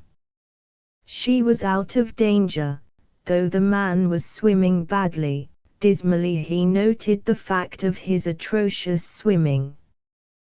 But this was the hero. He had stood irresolute. The thought burned him like a hot iron. Half a dozen pairs of hands relieved the swimmer of his burden. Alice was little the worse, a trifle pale, very draggled and unhappy, and utterly tired. Lady Manor-Water wept over her and kissed her, and hailed the dripping Stocks as her preserver. Louis alone stood back. He satisfied himself that she was unhurt, and then, on the plea of getting the carriage, set off down the glen with a very grey, quivering face. Chapter 13 The Pleasures of a Conscience. It was halfway down the glen that the full ignominy of his position came on Louis with the shock of a thunderclap. A hateful bitterness against her preserver and the tricks of fate had been his solitary feeling, till suddenly he realized the part he had played, and saw himself for a naked coward. Coward he called himself, without reflection, for in such a moment the mind thinks in crude colors and bold lines of division. He set his teeth in his lip, and with a heart sinking at the shameful thought stalked into the farm stables where the Glenaverlyn servants were. He could not return to the pool. Alice was little hurt, so anxiety was needless. Better let him leave Mr. Stocks to enjoy his heroics in peace. He would find an excuse, meanwhile. Give him quiet and solitude to digest his bitterness. He cursed himself for the unworthiness of his thoughts. What a pass had he come to when he grudged a little kudos to a rival, grudged it childishly. He flung from him the self-reproach. Other people would wonder at his ungenerousness, and his sulky ill nature. They would explain by the first easy discreditable reason. What cared he for their opinion when he knew the far greater shame in his heart? For as he strode up the woodland path to Etterick, the wrappings of surface passion fell off from his view of the past hour, and he saw the bald and naked ribs of his own incapacity. It was a trivial incident to the world, but to himself a momentous self-revelation. He was a dreamer, a weakling, a fool. He had hesitated in a crisis, and another had taken his place. 1,000 incidents of ready courage in past sport and travel were forgotten, and on this single slip the terrible indictment was founded. And the reason is at hand. This weakness had at last drawn near to his life's great passion. He found a deserted house, but its solitude was too noisy for his unrest. Bidding the butler tell his friends that he had gone up the hill, he crossed the sloping lawns and plunged into the thicket of rhododendrons. Soon he was out on the heather, with the great slopes, scorched with the heat, lying still and fragrant before him. He felt sick and tired, and flung himself down amid the soft brackens. It was the man's first taste of bitter mental anguish.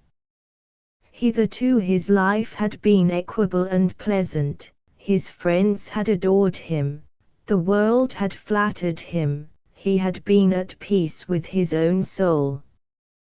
He had known his failings, but laughed at them cavalierly. He stood on a different platform from the struggling, conscience-stricken herd. Now he had in very truth been flung neck and crop from the pedestal of his self-esteem, and he lay groaning in the dust of abasement. Writislaw guessed with a friend's instinct his friend's disquietude, and turned his steps to the hill when he had heard the butler's message. He had known something of Lewis's imaginary self-upbraidings, and he was prepared for them, but he was not prepared for the grey and wretched face in the lee of the pinewood. A sudden suspicion that Lewis had been guilty of some real dishonor flashed across his mind for the moment, only to be driven out with scorn. "Louis, my son, what the deuce is wrong with you?" he cried. The other looked at him with miserable eyes. "I am beginning to find out my rottenness." Writislaw laughed in spite of himself.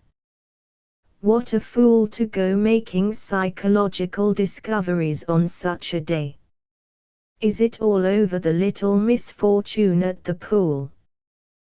Tragedy grew in Lewis's eyes. "Don't laugh, old chap. You don't know what I did.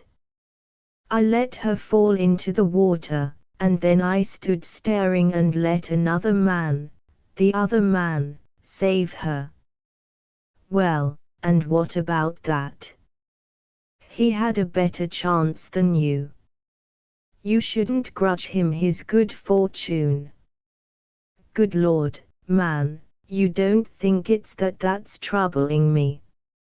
I felt murderous, but it wasn't on his account." "Why not?" asked the older man dryly. "You love the girl, and he's in the running with you." "What more?" Lewis groaned. "How can I talk about loving her when my love is such a trifling thing that it doesn't nerve me to action? I tell you I love her body and soul.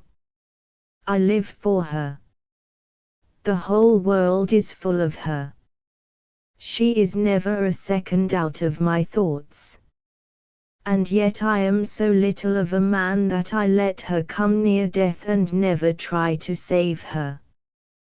But, confound it, man, it may have been mere absence of mind. You were always an extraordinarily plucky chap. Wratislaw spoke irritably, for it seemed to him sheer folly. Lewis looked at him imploringly.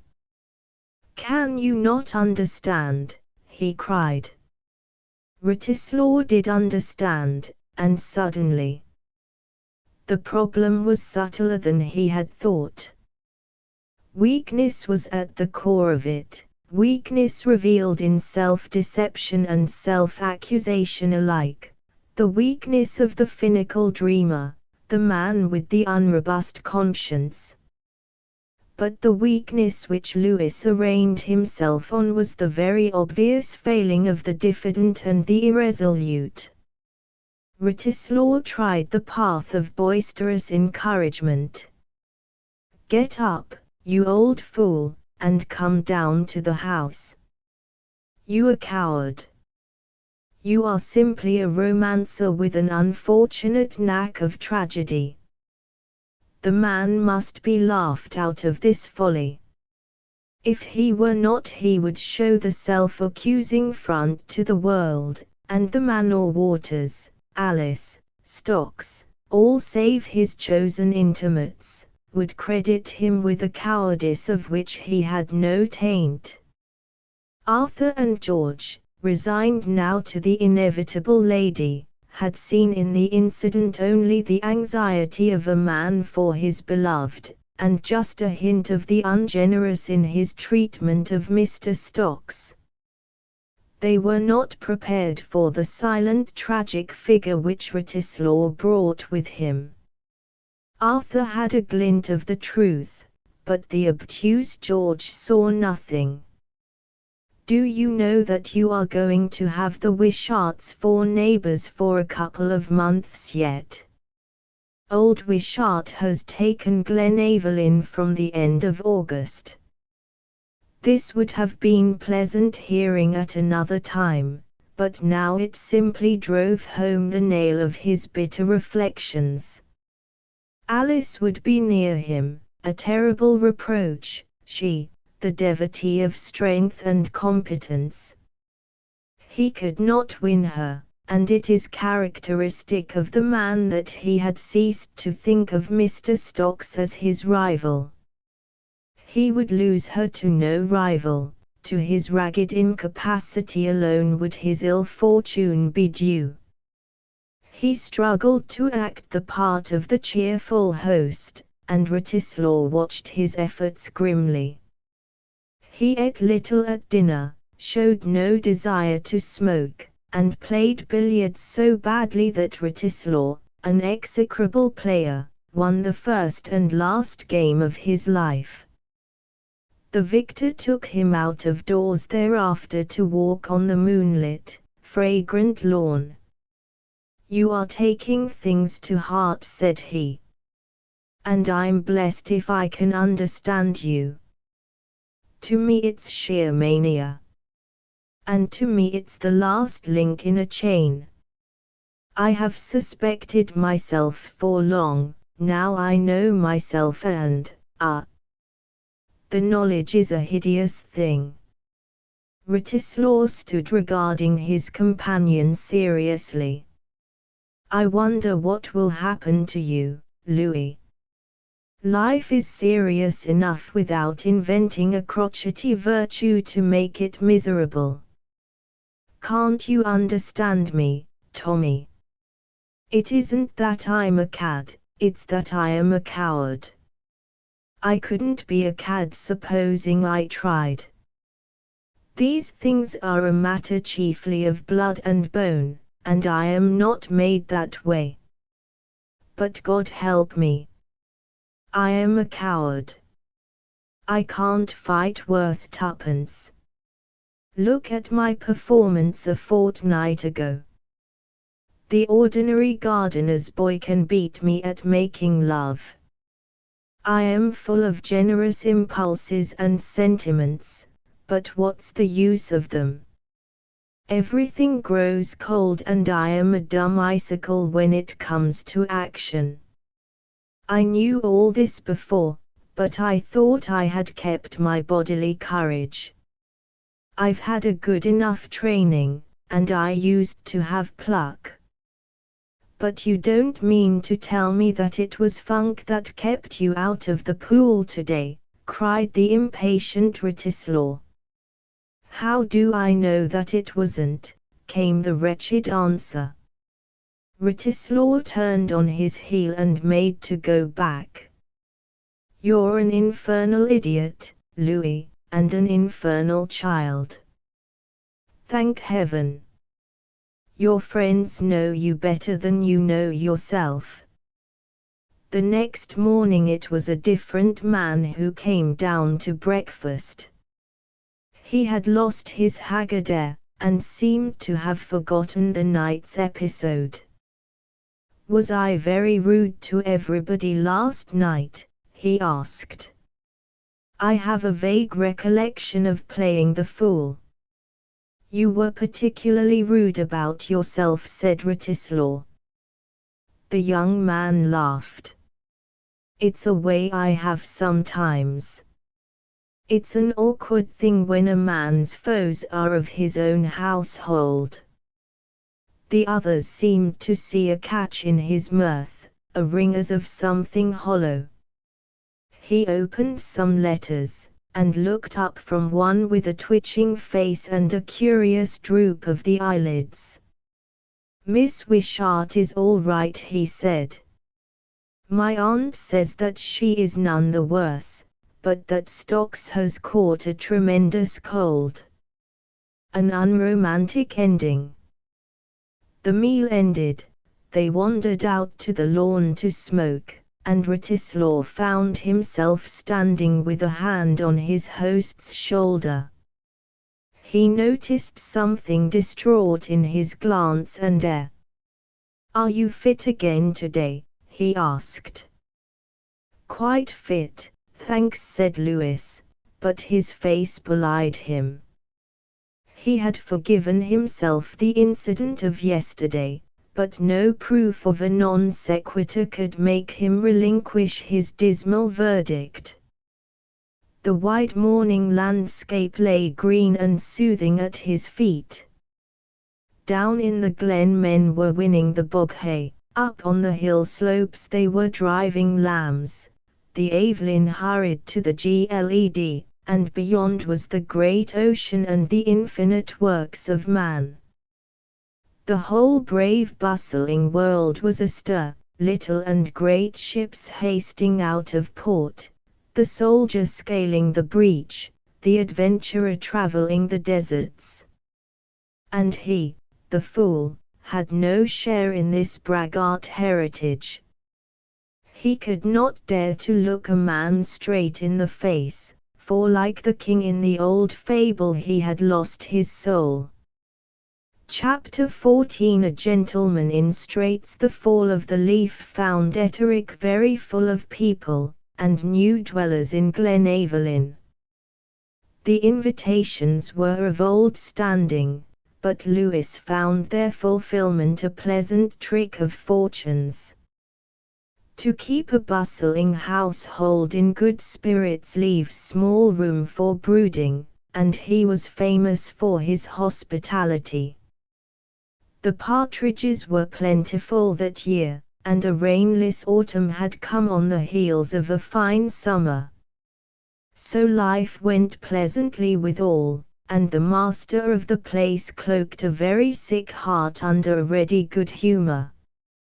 His thoughts were always on Glen Evelyn, and when he happened to be near it he used to look with anxious eyes for a slim figure which was rarely out of his fancy.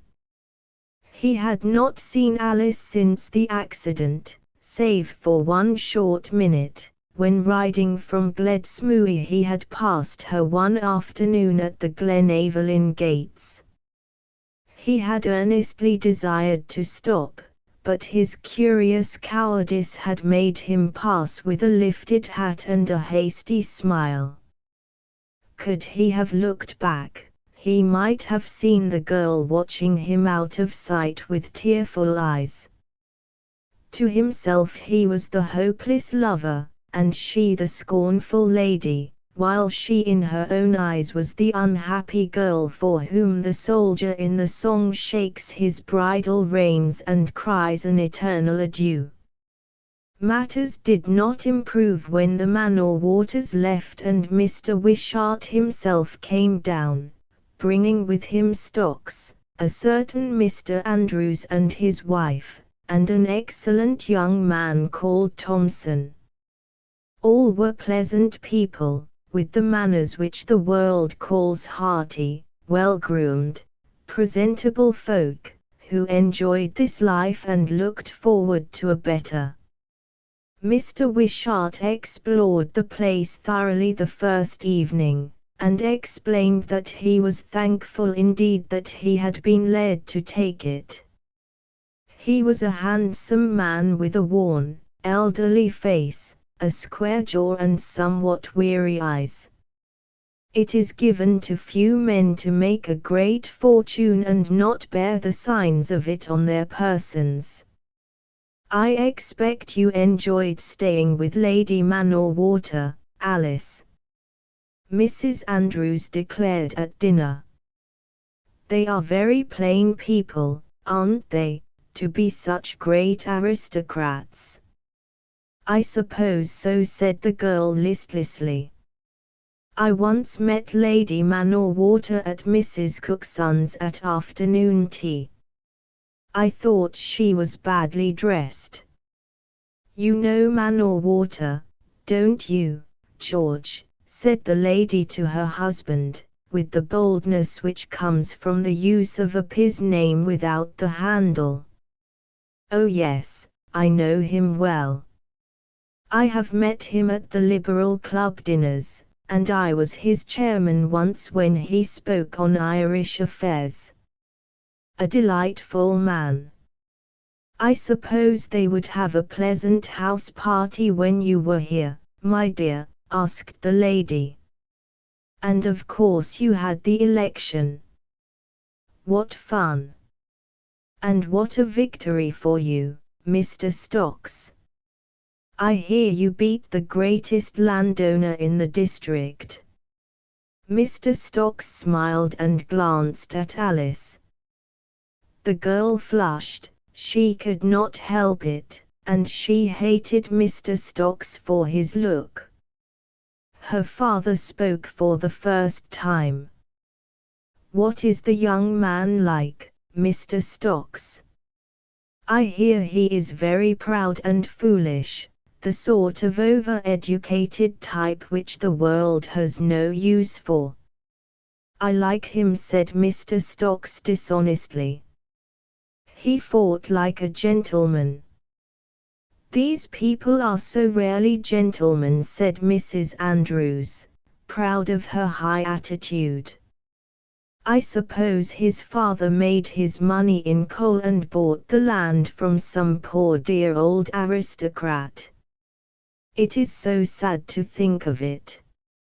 And that sort of person is always over-educated. For you see they have not the spirit of the old families and they bury themselves in books. Mrs. Andrews's father had kept a crockery shop, but his daughter had buried the memory. Mr. Wishart frowned. The lady had been asked down for her husband's sake, and he did not approve of this chatter about family. Mr. Stocks, who was about to explain the Haystown pedigree, caught his host's eye and left the dangerous subject untouched. You said in your letters that they had been kind to you at this young man's place. We must ask him down here to dinner, Alice. Oh, and that reminds me, I found a letter from him today asking me to shoot. I don't go in for that sort of thing, but you young fellows had better try it. Mr. Stocks declined, said he had given it up. Mr. Thomson said, upon my word I should like to, and privately vowed to forget the invitation. He distrusted his prowess with a gun. By the by, Was he not at the picnic when you saved my daughter's life? I can never thank you enough, Stocks. What should I have done without my small girl? Yes, he was there. In fact, he was with Miss Alice at the moment she slipped. He may not have meant it, but the imputation was clear, and it stirred one fiery expostulation. Oh, but he hadn't time before Mr. Stocks came after me, she began, and then feeling it ungracious towards that gentleman to make him share a possibility of heroism with another, she was silent. More, a lurking fear which had never grown large enough for a suspicion, began to catch at her heart. Was it possible that Lewis had held back? For a moment the candle-lit room vanished from her eyes. She saw the warm ledge of rock with the rowan berries above. She saw his flushed, eager face. It was her last memory before she had fallen. Surely never, never was there cowardice in those eyes. Mrs. Andrews's vulgarities and her husband's vain repetitions began to pall upon the anxious girl. The young Mr. Thompson talked shrewdly enough on things of business, and Mr. Stocks abated something of his pomposity and was honestly amiable. These were her own people, the workers for whom she had craved. And yet, were they so desirable? Her father's grave, keen face pleased her always, but what of the others? The radiant gentlewomen whom she had met with the Manor Waters seemed to belong to another world than this of petty social struggling and awkward ostentation. And the men? Doubtless they were foolish, dilettante, barbarians of sport, half-hearted and unpractical. And she shut her heart to any voice which would defend them. Lewis drove over to dine some 4 days later with dismal presentiments. The same hopeless self-contempt which had hung over him for weeks was still weighing on his soul. He dreaded the verdict of Alice's eyes, and in a heart which held only kindness he looked for a cold criticism. It was this despair which made his position hopeless. He would never take his chance. There could be no opportunity for the truth to become clear to both, for in his plate armor of despair he was shielded against the world. Such was his condition to the eyes of a friend. To himself he was the common hopeless lover who sighed for a stony mistress. He noticed changes in Glenaverlyn. Business-like leather pouches stood in the hall, and an unwontedly large pile of letters lay on a table. The drawing-room was the same as ever, but in the dining-room an escritoire had been established which groaned under a burden of papers. Mr. Wishart puzzled and repelled him. It was a strong face, but a cold and a stupid one, and his eyes had the glassy hardness of the man without vision. He was bidden welcome, and thanked in a tactless way for his kindness to Mr. Wishart's daughter. Then he was presented to Mrs. Andrews, and his courage sank as he bowed to her. At table the lady twitted him with graceful badinage. "Alice and you must have had a gay time, Mr. Haystown. Why, you've been seeing each other constantly for months. Have you become great friends?" She exerted herself, for, though he might be a parvenu, he was undeniably handsome. Mr. Stocks explained that Mr. Haystown had organized wonderful picnic parties. The lady clapped her many-ringed hands, and declared that he must repeat the experiment. "For I love picnics," she said. "I love the simplicity and the fresh air and the rippling streams. And washing up is fun, and it is such a great chance for you young men." And she cast a coy glance over her shoulder. "Do you live far off, Mr. Haystown?" she asked repeatedly. 4 miles. "Oh, that's next door. We shall come and see you some day.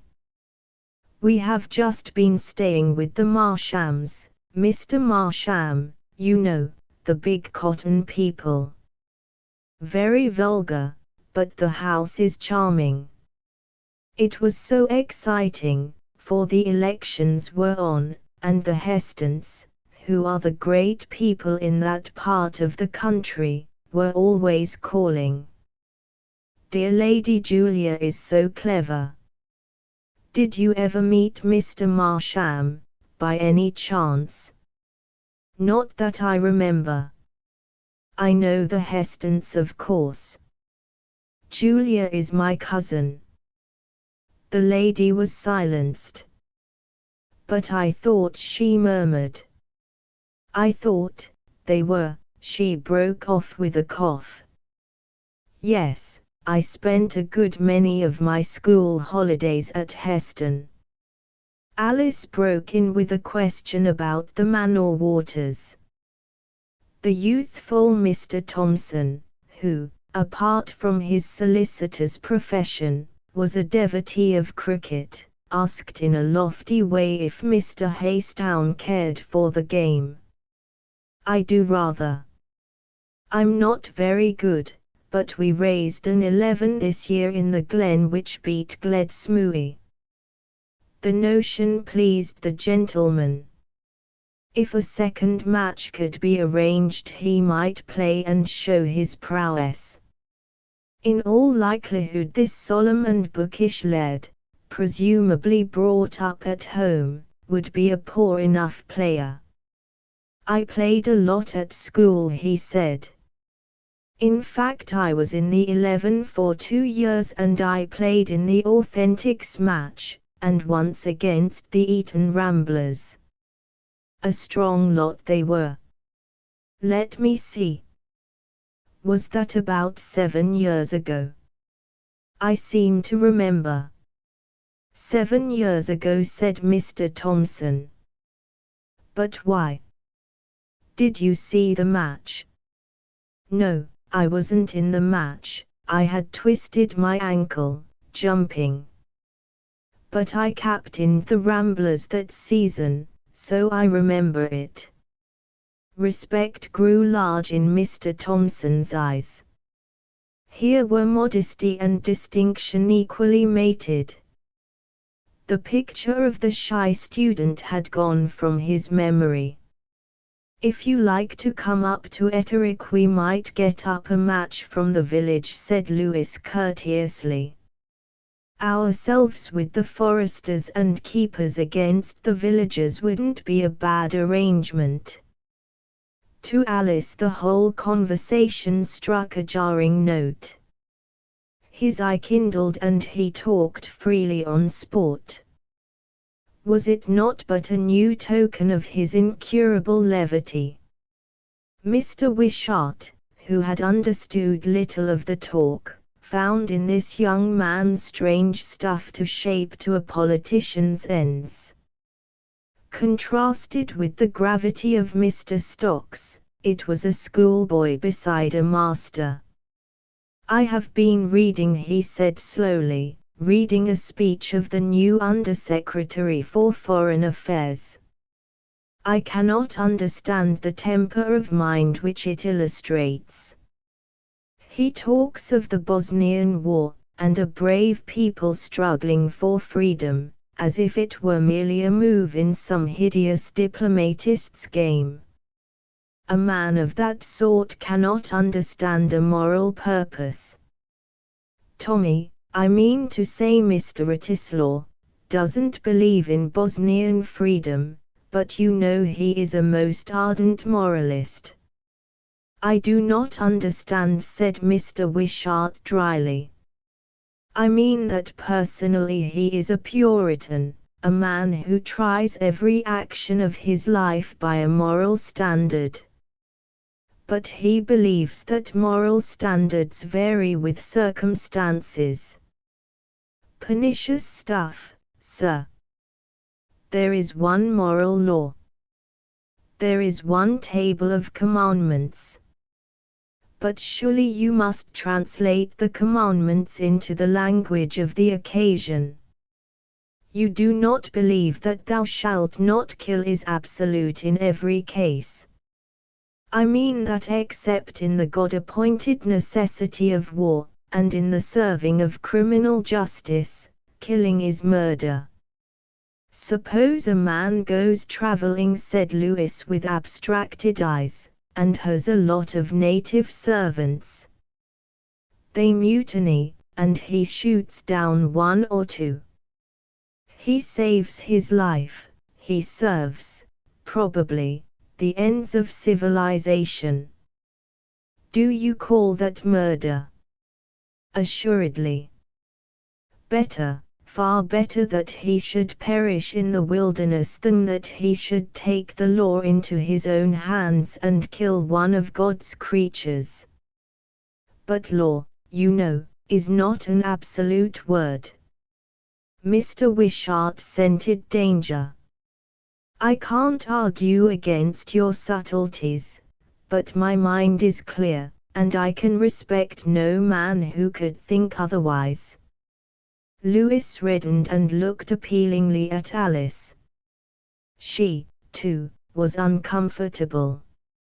Her opinions sounded less convincing when stated dogmatically by her father.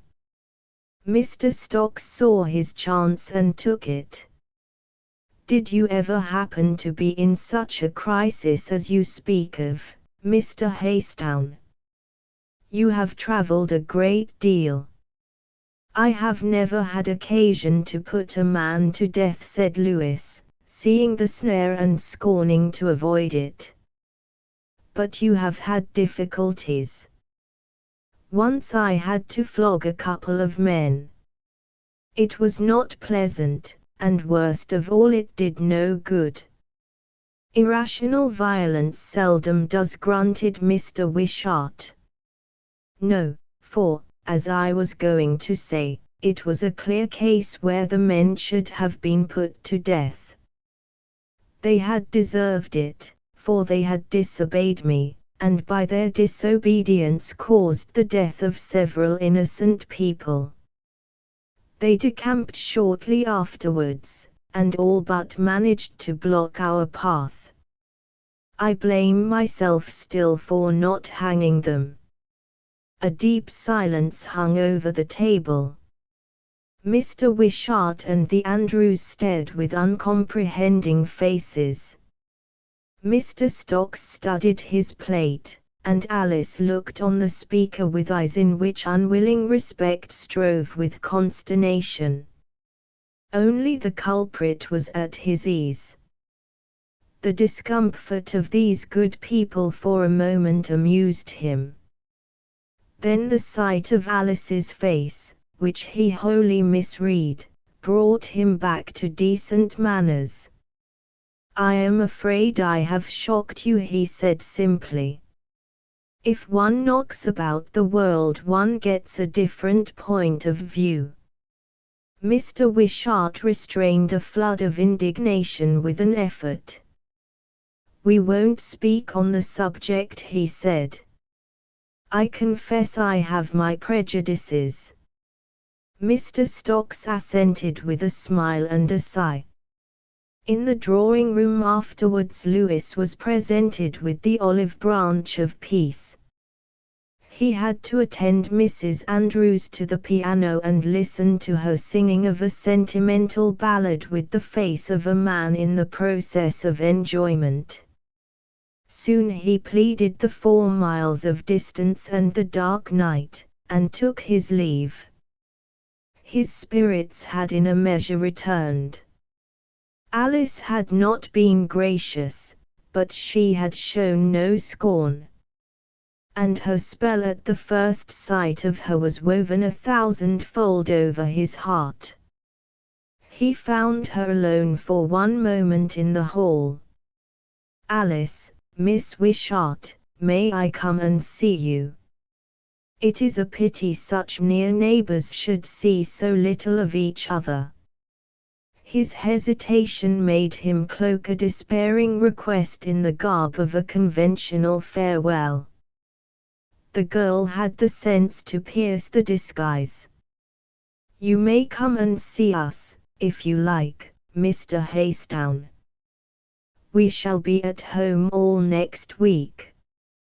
"I shall come very soon," he cried, and he was whirled away from the light, with the girl's face framed in the arch of the doorway making a picture for his memory. When the others had gone to bed, Stocks and Mr. Wishart sat up over a last pipe by the smoking-room fire. The younger man moved uneasily in his chair. He had something to say which had long lain on his mind, and he was uncertain of its reception. "You have been for a long time my friend, Mr. Wishart," he began. "You have done me 1,000 kindnesses, and I only hope I have not proved myself unworthy of them." Mr. Wishart raised his eyebrows at the peculiar words. "Certainly you have not," he said. "I regard you as the most promising by far of the younger men of my acquaintance, and any little services I may have rendered have been amply repaid me." The younger man bowed and looked into the fire. "It is very kind of you to speak so," he said. "I have been wondering whether I might not ask for a further kindness, the greatest favor which you could confer upon me. Have you made any plans for your daughter's future?" Mr. Wishart sat up stiffly on the instant. "You mean," he said. "I mean that I love Alice, your daughter, and I wish to make her my wife. If you will give me your consent, I will ask her." But said the old man, stammering. "Does the girl know anything of this?"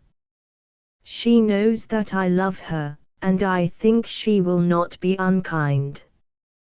"I don't know that I object," said Mr. Wishart after a long pause. "In fact I am very willing, and I am very glad that you had the good manners to speak to me first." "Yes, upon my word, sir, I am pleased. You have had a creditable career, and your future promises well.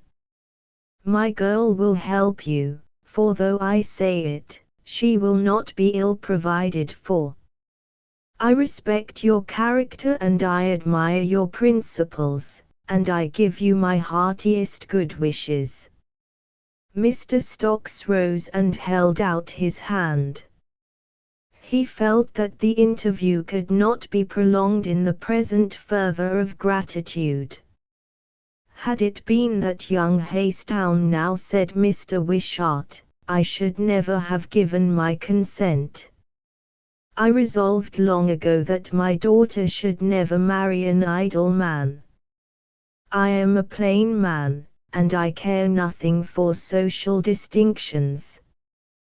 But as Mr. Stocks left the room the plain man glanced after him, and sitting back suffered a moment's reflection. The form of this worker contrasted in his mind with the figure of the idler who had that evening graced his table. A fool, doubtless, but a fool with an air and a manner. And for 1 second he allowed himself to regret that he was to acquire so unromantic a son-in-law. Chapter 15 The Nemesis of a Coward. 2 days later the Andrews drove up the glen to Etterick, taking with them the unwilling Mr. Wishart. Alice had escaped the ordeal with some feigned excuse, and the unfortunate Mr. Thompson, deeply grieving, had been summoned by telegram from cricket to law. The lady had chattered all the way up the winding moorland road, crying out banalities about the pretty landscape, or questioning her very ignorant companions about the dwellers in Etterick. She was full of praises for the house when it came in view. It was quaint, it was charming, it was everything inappropriate. But the amiable woman's prattle deserted her when she found herself in the cold stone hall with the great portraits and the lack of all modern frippery. It was so plainly a man's house, so clearly a place of tradition, that her pert modern speech seemed for one moment a fatuity. It was an off day for the shooters, and so for a miracle there were men in the drawing-room at tea-time. The hostess for the time was an aunt of Lewis's, a certain Mrs. Alderson, whose husband, the famous big-game hunter, had but recently returned from the jaws of a Zambesi lion. George's sister, Lady Clanroydon, a tall, handsome girl in a white frock, was arranging flowers in a bowl, and on the sill of the open window two men were basking in the sun. From the inner drawing-room there came an echo of voices and laughter. The whole scene was sunny and cheerful, youth and age, gay frocks and pleasant faces amid the old tapestry and mahogany of a moorland house. Mr. Andrews sat down solemnly to talk of the weather with the two men, who found him a little dismal. One, he of the Zambesi lion episode, was grizzled, phlegmatic, and patient, and in no way critical of his company. So soon he was embarked on extracts from his own experience to which Mr. Andrews, who had shares in some company in the neighborhood, listened with flattering attention. Mrs. Alderson set herself to entertain Mr. Wishart, and being a kindly, simple person, found the task easy. They were soon engaged in an earnest discussion of unsectarian charities. Lady Clanroydon, with an unwilling sense of duty, devoted herself to Mrs. Andrews. That simpering matron fell into a vein of confidences and in 5 brief minutes had laid bare her heart. Then came the narrative of her recent visit to the Marshams, and the inevitable mention of the Hestons. "Oh, you know the Hestons," said Lady Clanroydon, brightening. "Very well indeed." The lady smiled, looking round to make sure that Lewis was not in the room. "Julia is here, you know. Julia, come and speak to your friends." A dark girl in mourning came forward to meet the expansive smile of Mrs. Andrews. Earnestly the lady hoped that she remembered the single brief meeting on which she had built a fictitious acquaintance, and was reassured when the newcomer shook hands with her pleasantly. Truth to tell, Lady Julia had no remembrance of her face, but was too good-natured to be honest. "And how is your dear mother? I was so sorry to hear from a mutual friend that she had been unwell." How thankful she was that she read each week various papers which reported people's doings. A sense of bewilderment lurked in her heart. Who was this Lewis Haystown who owned such a house and such a kindred? The hypothesis of money made in coal seemed insufficient, and with much curiosity she set herself to solve the problem. "Is Mr. Haystown coming back to tea?" she asked by way of a preface. "No, he has had to go to Gledsmooy. We are all idle this afternoon, but he has a landowner's responsibilities." "Have his family been here long?" "I seem never to have heard the name." Lady Clanroyden looked a little surprised. "Yes, they have been rather a while. I forget how many centuries, but a good many.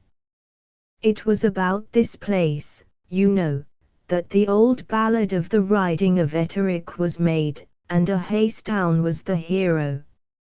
Mrs. Andrews knew nothing about old ballads, but she feigned a happy reminiscence. "It is so sad his being beaten by Mr. Stocks," she declared. "Of course an old county family should provide the members for a district. They have the hearts of the people with them." "Then the hearts of the people have a funny way of revealing themselves," Lady Clanroyden laughed. "I'm not at all sorry that Louis was beaten.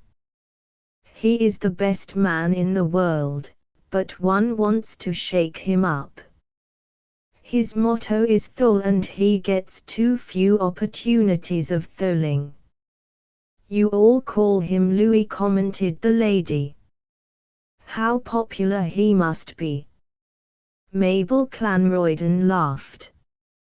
"I have known him ever since I was a small girl in a short frock and straight brushed hair. He was never anything else than Louis to his friends. Oh, here is my wandering brother and my only son returned," and she rose to catch up a small, self-possessed boy of some 6 years, who led the flushed and reluctant George in tow. The small boy was very dirty, ruddy and cheerful. He had torn his blouse, and scratched his brow, and the crown of his straw hat had parted company with the brim. "George," said his sister severely, "have you been corrupting the manners of my son? Where have you been?" The boy, he rejoiced in the sounding name of Archibald, slapped a small leg with a miniature whip, and counterfeited with great skill the pose of the stable yard. He slowly unclenched a smutty fist and revealed 3 separate shillings. "I won 'em myself," he explained. "Is it highway robbery?" asked his mother with horrified eyes. "Archibald, have you stopped a coach, or held up a bus or anything of the kind?" The child unclenched his hand again, beamed on his prize, smiled knowingly at the world, and shut it. "What has the dreadful boy been after?" "Oh, tell me, George, please. I will try to bear it." "We fell in with a Sunday school picnic along in the glen, and Archie made me take him there. And he had tea. I hope the little chap won't be ill, by the by. And he made a speech or a recitation or something of the sort. Nobody understood it, but it went down like anything." "And do you mean to say that the people gave him money, and you allowed him to take it?" asked an outraged mother. "He won it," said George. "Won it in fair fight. He was second in the race under 12, and first in the race under 10. They gave him a decent handicap, and he simply romped home. That chap can run, Mabel. He tried the sack race, too, but the first time he slipped altogether inside the thing and had to be taken out, yelling. But he stuck to it like a Trojan, and at the second shot he got started all right, and would have won it if he hadn't lost his head and rolled down a bank, He isn't scratched much, considering he fell among winds. That also explains the state of his hat. George, you shall never, never, as long as I live, take my son out with you again. It is a wonder the poor child escaped with his life. You have not a scrap of feeling. I must take the boy away or he will shame me before everybody. Come and talk to Mrs. Andrews, George. May I introduce my brother, Mr. Winterham? George, who wanted to smoke, sat down unwillingly in the chair which his sister had left. The lady, whose airs and graces were all for men, put on her most bewitching manner. Your sister and I have just been talking about this exquisite place, Mr. Winterham. It must be delightful to live in such a centre of old romance. That lovely riding of Etterick has been running in my head all the way up. George privately wondered at the confession. The peculiarly tragic and ghastly fragments which made up the riding of Etterick seemed scarcely suited to haunt a lady's memory. Had you a long drive? He asked in despair for a topic. Only from Glenaverlyn. He awoke to interest. Are you staying at Glenaverlyn just now? The Wisharts are in it, are they not? We were a great deal about the place when the Manor Waters were there. Oh yes. I have heard about Lady Manor-Water from Alice Wishart. She must be a charming woman. Alice cannot speak enough about her. George's face brightened. Miss Wishart is a great friend of mine, and a most awfully good sort. And as you are a great friend of hers, I think I may tell you a great secret. And the lady patted him playfully. Our pretty Alice is going to be married. George was thoroughly roused to attention. Who is the man? He asked sharply. I think I may tell you, said Mrs. Andrews, enjoying her sense of importance. It is Mr. Stocks, the new member. George restrained with difficulty a very natural oath. Then he looked at his informant and saw in her face only silliness and truth. For the good woman had indeed persuaded herself of the verity of her fancy. Mr. Stocks had told her that he had her father's consent and good wishes, and misinterpreting the girl's manner she had considered the affair settled. It was unfortunate that Mr. Wishart at this moment showed such obvious signs of restlessness that the lady rose to take her leave, otherwise George might have learned the truth. After the Glenaverlyn party had gone, he wandered out to the lawn, pulling his moustache in vast perplexity and cursing the twisted world. He had no guess at Louis's manner of wooing. To him it had seemed the simple, straightforward love which he thought beyond resistance.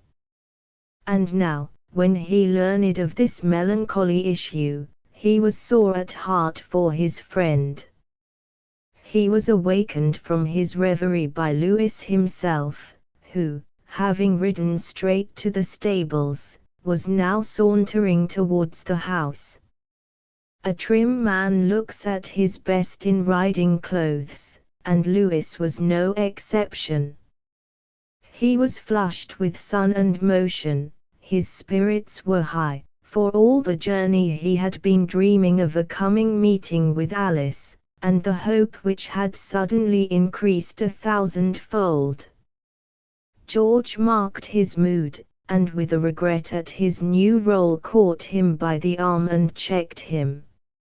I say, old man, don't go in just yet. I want to tell you something, and I think you had better hear it now." Lewis turned obediently, amazed by the gravity of his friend's face. "Some people came up from Glenaverlyn this afternoon, and among them a Mrs. Andrews, whom I had a talk to. She told me that Miss Wishart is engaged to that fellow Stocks." Lewis's face whitened and he turned away his eyes. He could not credit it. 2 days ago she had been free, he could swear it. He remembered her eyes at parting. Then came the thought of his blindness, and in a great horror of self-mistrust he seemed to see throughout it all his criminal folly. He, poor fool, had been pleasing himself with dreams of a meeting, when all the while the other man had been the real lover. She had despised him, spared not a thought for him save as a pleasing idler, and he, that he should ever have ventured for 1 second to hope. Curiously enough, for the first time he thought of Stocks with respect. To have won the girl seemed in itself the proof of dignity and worth. "Thanks very much for telling me. I am glad I know. No, I don't think I'll go into the house yet." The days passed and Alice waited with anxious heart for the coming of the very laggard Lewis. "Today he will come," she said each morning, and evening found her, poor heart, still expectant. She told herself 1,000 times that it was sheer folly. He meant nothing, it was a mere fashion of speech, and then her heart would revolt and bid common sense be silent. He came indeed with some of the Etterick party on a formal call, but this was clearly not the fulfillment of his promise. So the girl waited and despaired, while the truant at Etterick was breaking his heart for the unattainable. Mr. Stocks, having won the official consent, conducted his suit with commendable discretion. Suit is the word for the performance, so full was it of elaborate punctilios. He never intruded upon her unhappiness. A studied courtesy, a distant thoughtfulness were his only compliments. But when he found her gayer, then would he strive with subtle delicacies of manner to make clear the part he desired to play. The girl saw his kindness and was grateful. In the revulsion against the Andrews he seemed a link with the more pleasant sides of life, and soon in her despair and anger his modest merits took heroic proportions in her eyes. She forgot her past dislike, she thought only of this, the simple good man, contrasted with the showy and fickle-hearted, true metal against glittering tinsel. His very weaknesses seemed homely and venial. He was of her own world, akin to the things which deep down in her soul she knew she must love to the last. It is to the credit of the man's insight that he saw the mood and took pains to foster it. Twice he asked her to marry him. The first time her heart was still sore with disappointment and she refused, yet half-heartedly. He waited his time, and when the natural cheerfulness of her temper was beginning to rise, he again tried his fortune. "I cannot," she cried. "I cannot. I like you very much, but oh, it is too much to ask me to marry you. But I love you with all my heart, Alice." And the honesty of his tone and the distant thought of a very different hope brought the tears to her eyes. He had forgotten all pompous dreams and the stilted prospects with which he had aforetime hoped to beguile his wife. The man was plain and simple now, a being very much on fire with an honest passion.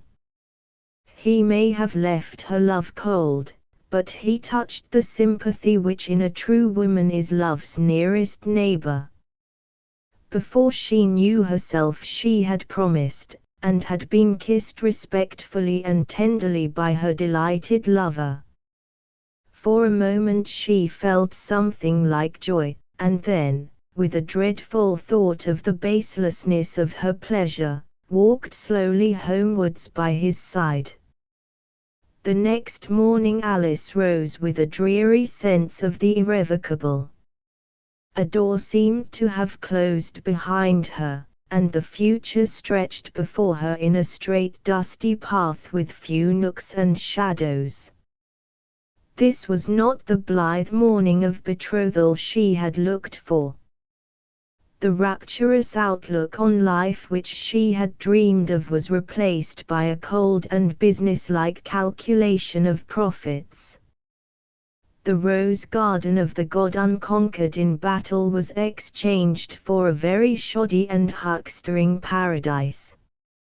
Mrs. Andrews claimed her company all the morning, and with the pertinacity of her kind soon guessed the very obvious secret. Her gushing congratulations drove the girl distracted. She praised the good stocks, and Alice drank in the comfort of such words with greedy ears.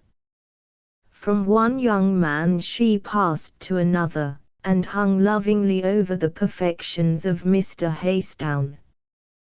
"He has the real distinction, dear," she cried, "which you can never mistake. It only belongs to old blood and it is quite inimitable. His friends are so charming, too, and you can always tell a man by his people. It is so pleasant to fall in with old acquaintances again.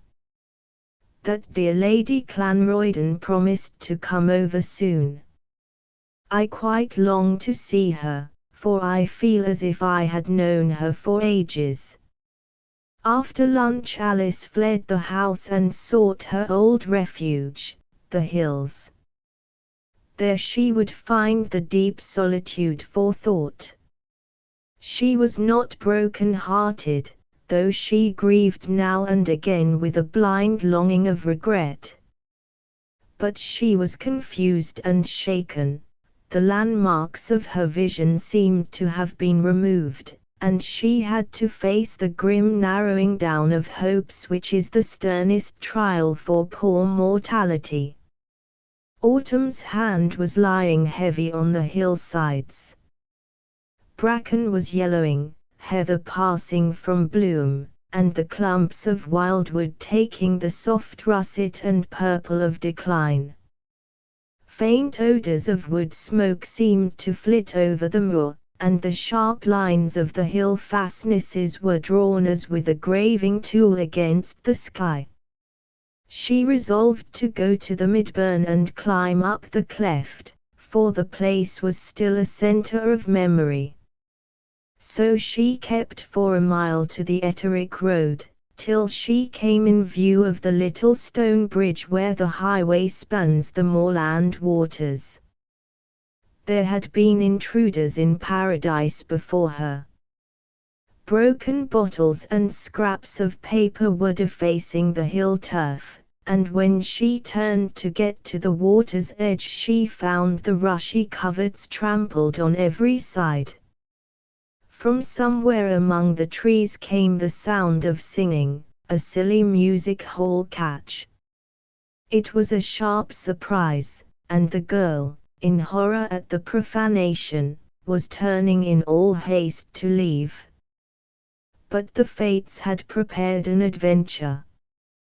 3 half-tipsy men came swinging down the slope, their arms linked together, and bowlers set rakishly on the backs of their heads. They kept up the chorus of the song which was being sung elsewhere, and they suited their rolling gait to the measure. For it ain't Maria came the tender melody, and the reassuring phrase was repeated a dozen times. Then by ill luck they caught sight of the astonished Alice, and dropping their musical efforts they hailed her familiarly. Clearly they were the stragglers of some picnic from the town, the engaging type of gentleman who on such occasions is drunk by midday. They were dressed in ill-fitting Sunday clothes, great flowers beamed from their buttonholes, and after the fashion of their kind their waistcoats were unbuttoned for comfort. The girl tried to go back by the way she had come, but to her horror she found that she was intercepted. The three gentlemen commanded her retreat. They seemed comparatively sober, so she tried entreaty. "Please, let me pass," she said pleasantly.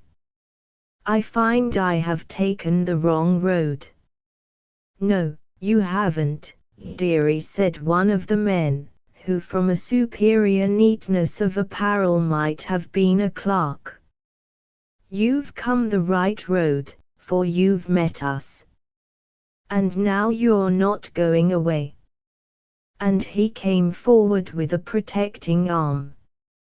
Alice, genuinely frightened, tried to cross the stream and escape by the other side. But the crossing was difficult, and she slipped at the outset and wet her ankles. One of the three lurched into the water after her, and withdrew with sundry oaths. The poor girl was in sad perplexity. Before was an ugly rush of water and a leap beyond her strength. Behind, three drunken men, their mouths full of endearment and scurrility. She looked despairingly to the level white road for the Perseus who should deliver her. And to her joy the deliverer was not wanting. In the thick of the idiot's shouting of the trio there came the clink-clank of a horse's feet and a young man came over the bridge. He saw the picture at a glance and its meaning, and it took him short time to be on his feet and then over the broken stone wall to the waterside. Suddenly to the girl's delight there appeared at the back of the roughs the inquiring, sunburnt face of Lewis. The men turned and stared with hanging jaws. "Now, what the dickens is this?" he cried, and catching two of their necks he pulled their heads together and then flung them apart. The three seemed sobered by the apparition. "And what the HLL is your business?" they cried conjointly, and one, a dark-browed fellow, doubled his fists and advanced. Lewis stood regarding them with a smiling face and very bright, cross eyes. "Are you by way of insulting this lady? If you weren't drunk, I'd teach you manners. Get out of this in case I forget myself." For answer the foremost of the men hit out. A glance convinced Lewis that there was enough sobriety to make a fight of it. "Miss Wishart." "Alice," he cried, "come back and go down to the road and see to my horse, please. I'll be down in a second." The girl obeyed, and so it fell out that there was no witness to that Burnside encounter. It was a complex fight and it lasted for more than a second. Two of the men had the grace to feel ashamed of themselves halfway through, and retired from the contest with shaky limbs and aching faces. The third had to be assisted to his feet in the end by his antagonist. It was not a good fight, for the three were pasty-faced, overgrown young men, in no training and stupid with liquor. But they pressed hard on Louis for a little, till he was compelled in self-defense to treat them as fair opponents.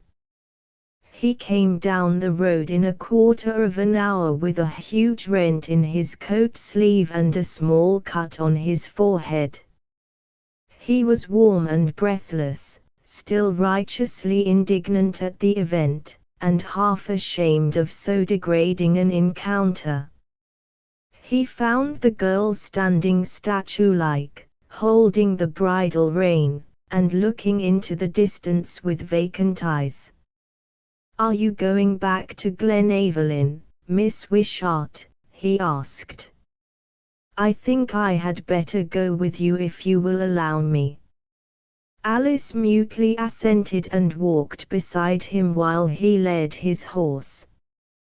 He could think of nothing to say. The whole world lay between them now, and there was no single word which either could speak without showing some trace of the tragic separation. It was the girl who first broke the silence. "I want to thank you with all my heart," she stammered. And then by an awkward intuition she looked in his face and saw written there all the hopelessness and longing which he was striving to conceal. For one moment she saw clearly, and then the crooked perplexities of the world seemed to stare cruelly in her eyes. A sob caught her voice, and before she was conscious of her action she laid a hand on Louis's arm and burst into tears. The sight was so unexpected that it deprived him of all power of action. Then came the fatally easy solution that it was but reaction of overstrained nerves. Always ill at ease in a woman's presence, a woman's tears reduced him to despair. He stroked her hair gently as he would have quieted a favorite horse. "I am so sorry that these brutes have frightened you. But here we are at Glenaverlyn gates." And all the while his heart was crying out to him to clasp her in his arms, and the words which trembled on his tongue were the passionate consolations of a lover. Chapter 16 A movement of the powers at Mrs. Montrainer's dinner parties. A world of silent men is sandwiched between a monde of chattering women. The hostess has a taste for busy celebrities who eat their dinner without thought of the cookery, and regard their fair neighbors much as the diners think of the band in a restaurant. She chose her company with care, and if at her table there was not the busy clack of a fluent conversation, there was always the possibility of bon mots and the off chance of a state secret. So to have dined with the Montrainers became a boast in a small social set, and to the unilluminate the Montrainer banquets seemed scarce less momentous than cabinet meetings. Wratislaw found himself staring dully at a snowy bank of flowers and looking listlessly at the faces beyond. He was extremely worried, and his grey face and sunken eyes showed the labour he had been passing through. The country was approaching the throes of a crisis, and as yet the future was a blind alley to him. There was an autumn session, and he had been badgered all the afternoon in the Commons. His even temper had been perilously near its limits, and he had been betrayed unconsciously into certain ineptitudes which he knew would grin in his face on the morrow from a dozen leading articles. The continent seemed on the edge of an outbreak, in the East especially. Russia by a score of petty acts had seemed to foreshadow an incomprehensible policy. It was a powder barrel waiting for the spark, and he felt dismally that the spark might come at any moment from some unlooked-for quarter of the globe. He ran over in his mind the position of foreign affairs.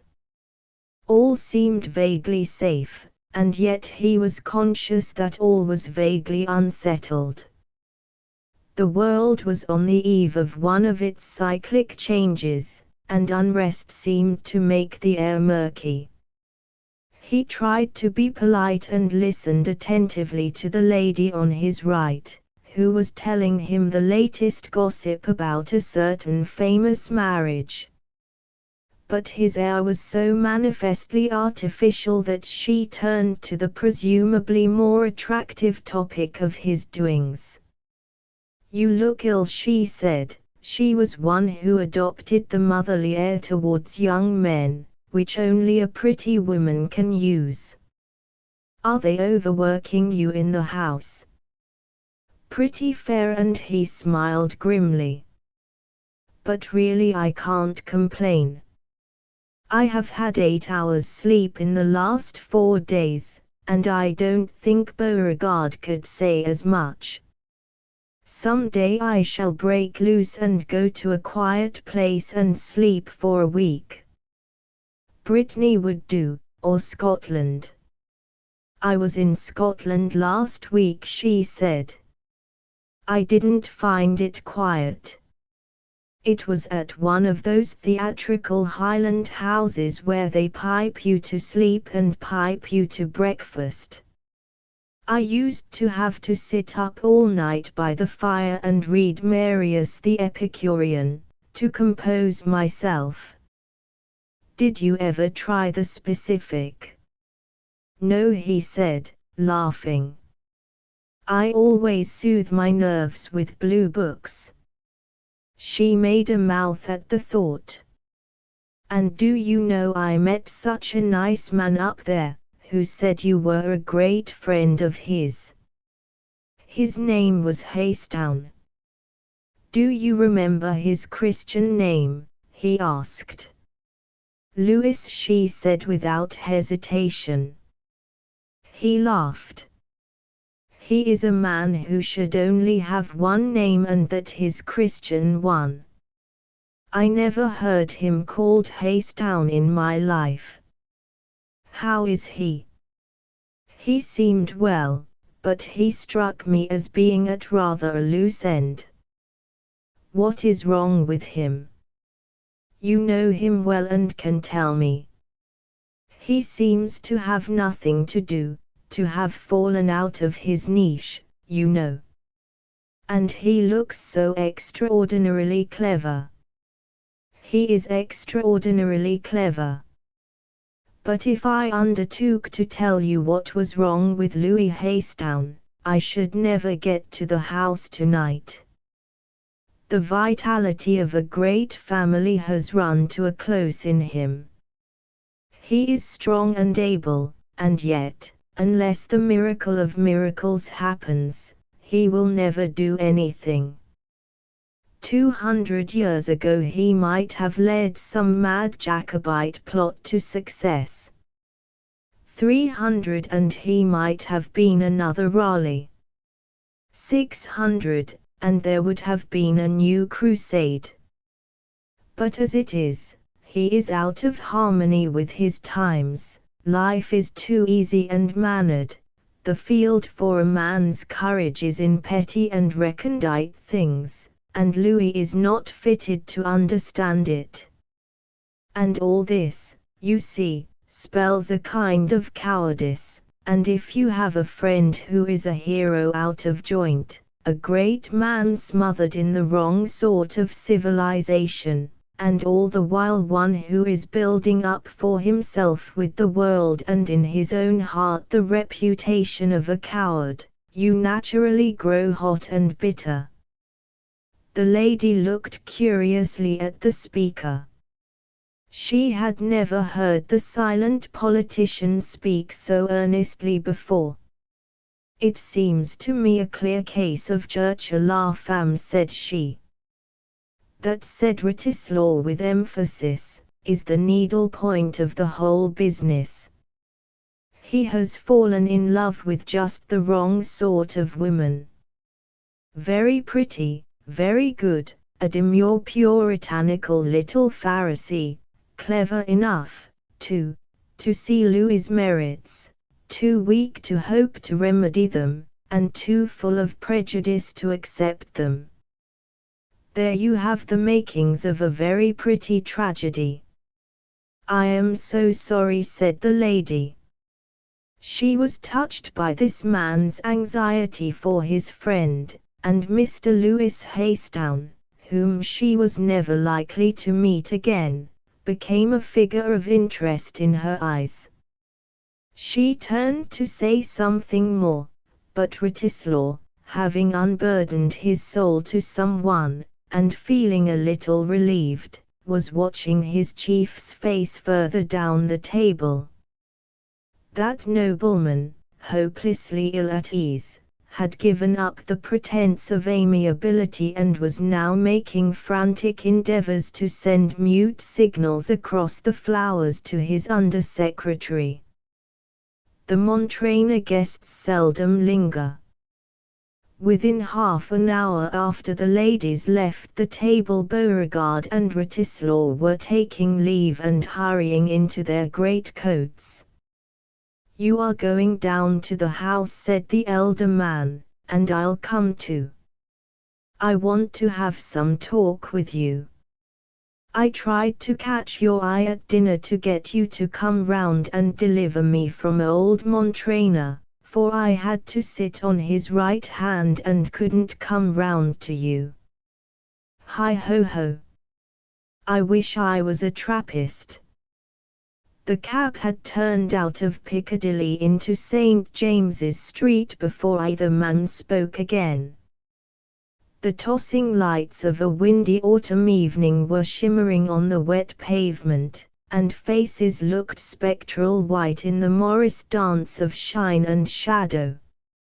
Wratislaw, whose soul was sick for high, clean winds and the great spaces of the moors, was thinking of Glenaverlyn and Lewis and the strong, quickening north. His companion was furrowing his brow over some knotty problem in his duties. In Pall Mall there was a lull in the noise, but neither seemed disposed to talk. We had better wait till we get to the house, said Beauregard. We must have peace, for I have got the most vexatious business to speak about. And again he wrinkled his anxious brows and stared in front of him. They entered a private room where the fire had burned itself out, and the lights fell on heavy furniture and cheerless solitude. Beauregard spread himself out in an armchair, and stared at the ceiling. Wratislaw, knowing his chief's manners, stood before the blackened grate and waited. Fetch me an atlas, that big one, and find the map of the Indian frontier. Wratislaw obeyed and stretched the huge folio on the table. The elder man ran his forefinger in a circle. There, that wretched radius is the plague of my life. Our reports stop short at that line, and reliable information begins again some hundreds of miles north. Meanwhile, between. And he shrugged his shoulders. I got news today in a roundabout way from Tagati. That's the town just within the Russian frontier there. It seems that the whole country is in a ferment. The hill tribes are out and the Russian frontier line is threatened. So they say. I have the actual names of the people who are making the row. Russian troops are being massed along the line there. The whole place, you know, has been for long a military beehive and absurdly over-garrisoned, so there is no difficulty about the massing. The difficulty lies in the reason. 3,000 square miles or so of mountain cannot be so dangerous. One would think that the whole Afghan nation was meditating a descent on the Amud area. He glanced up at his companion, and the two men saw the same anxiety in each other's eyes. "Anything more of Marker?" asked Writislaw. "Nothing definite. He is somewhere in the Palmers, up to some devilry or other. Oh, by the by, there is something I have forgotten. I found out the other day that our gentleman had been down quite recently in southwest Kashmir. He was Arthur Marker at the time, the son of a German count and a Scotch mother, you understand. Immensely popular, too, among natives and Europeans alike. He went south from Barda, and apparently returned north by the Punjab. At Barda, Logan and Thwaite were immensely fascinated. Gribton remained doubtful. Now the good Gribton is coming home, and so he will have the place for a happy hunting ground. Writislaw was puffing his underlip in deep thought. "It is a sweet business," he said. "But what can we do? Only wait." Yes, one could wait if Marker were the only disquieting feature. But what about Tagati and the Russian activity? What on earth is going on or about to go on in this square inch of mountain land to make all the pother? If it is a tribal war on a first-class scale, then we must know about it, for it is in the highest degree our concern too. If it is anything else, things look more than doubtful. All the rest I don't mind. It's open and obvious, and we are on the alert. But that little bit of frontier there is so little known and apparently so remote that I begin to be afraid of trouble in that direction. What do you think?" Writislaw shook his head. He had no opinion to offer.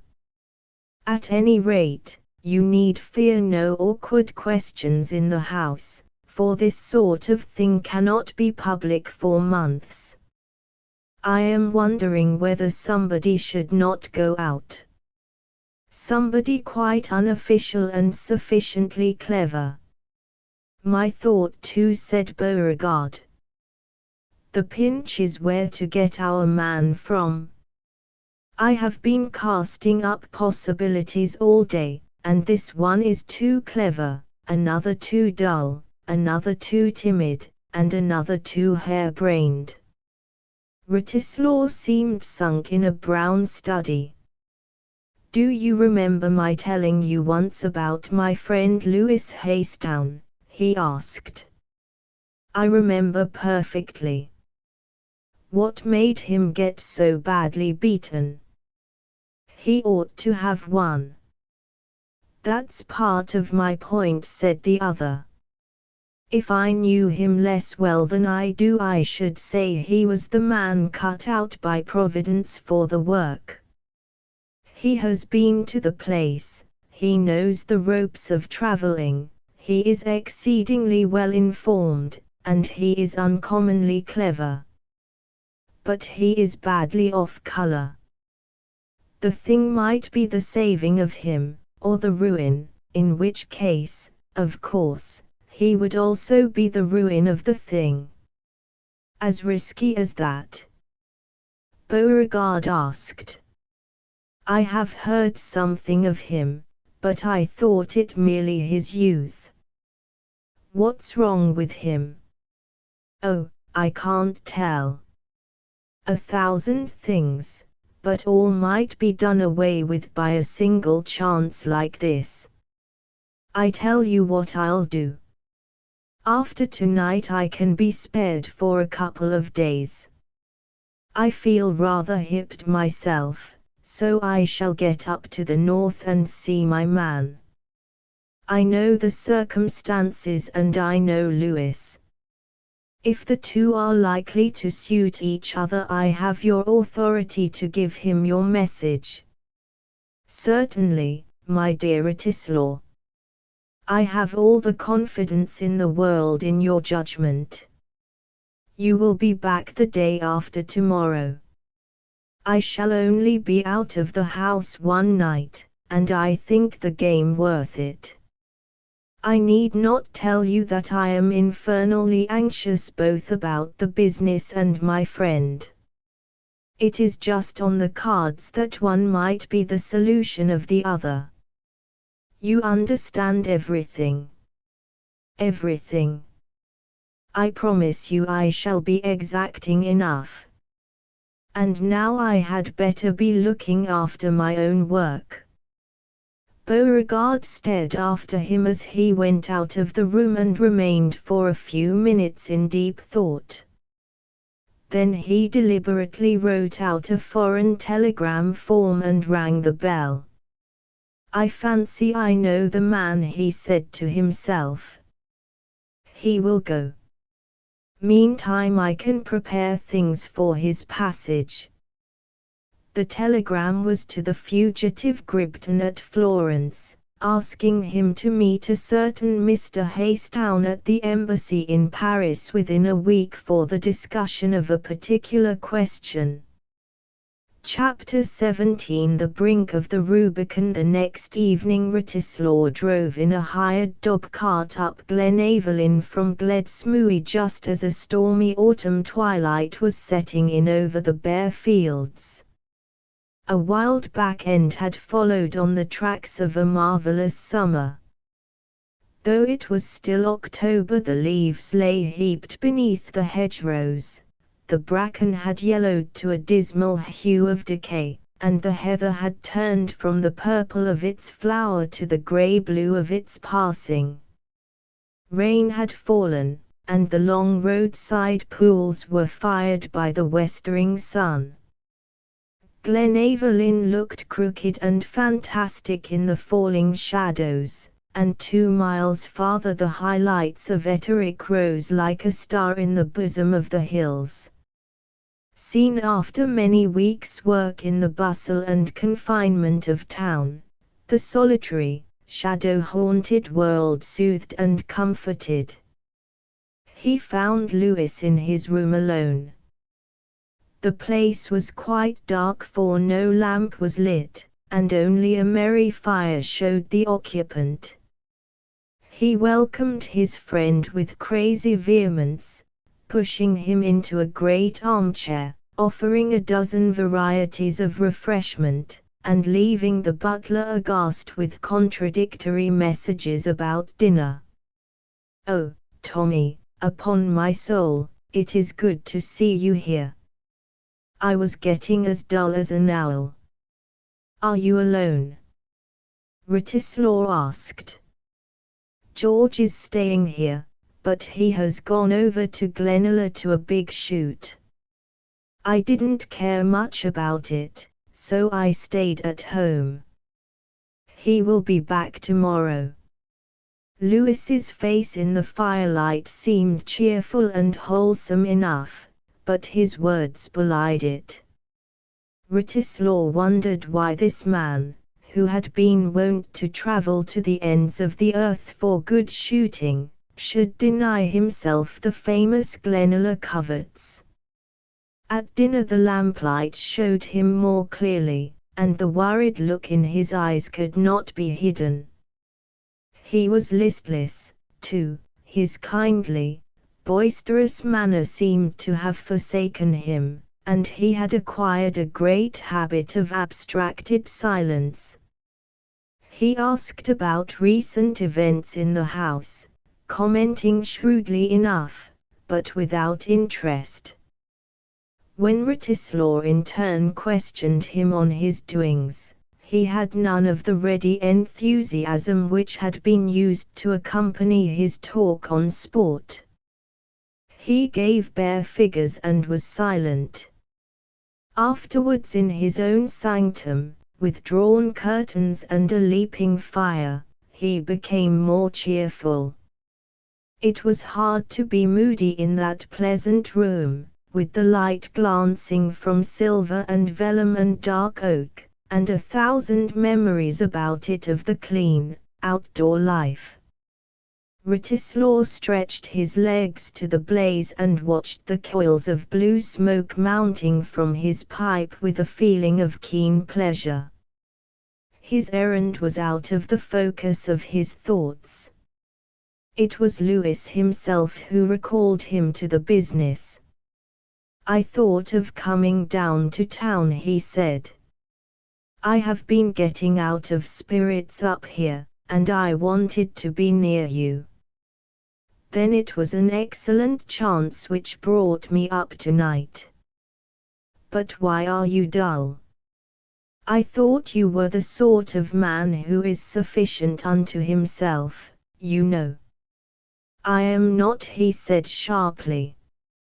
"I never realized my gross insufficiency so bitterly." "Ah," said Writislaw, sitting up, "love. Did you happen to see Miss Wishart's engagement in the papers?" "I never read the papers. But I have heard about this. In fact, I believe I have congratulated Stocks. Do you know that she ought to have married me?" Lewis cried almost shrilly. "I swear she loved me. It was only my hideous folly that drove her from me." "Folly," said Writislaw, smiling. "Folly. Well, you might call it that.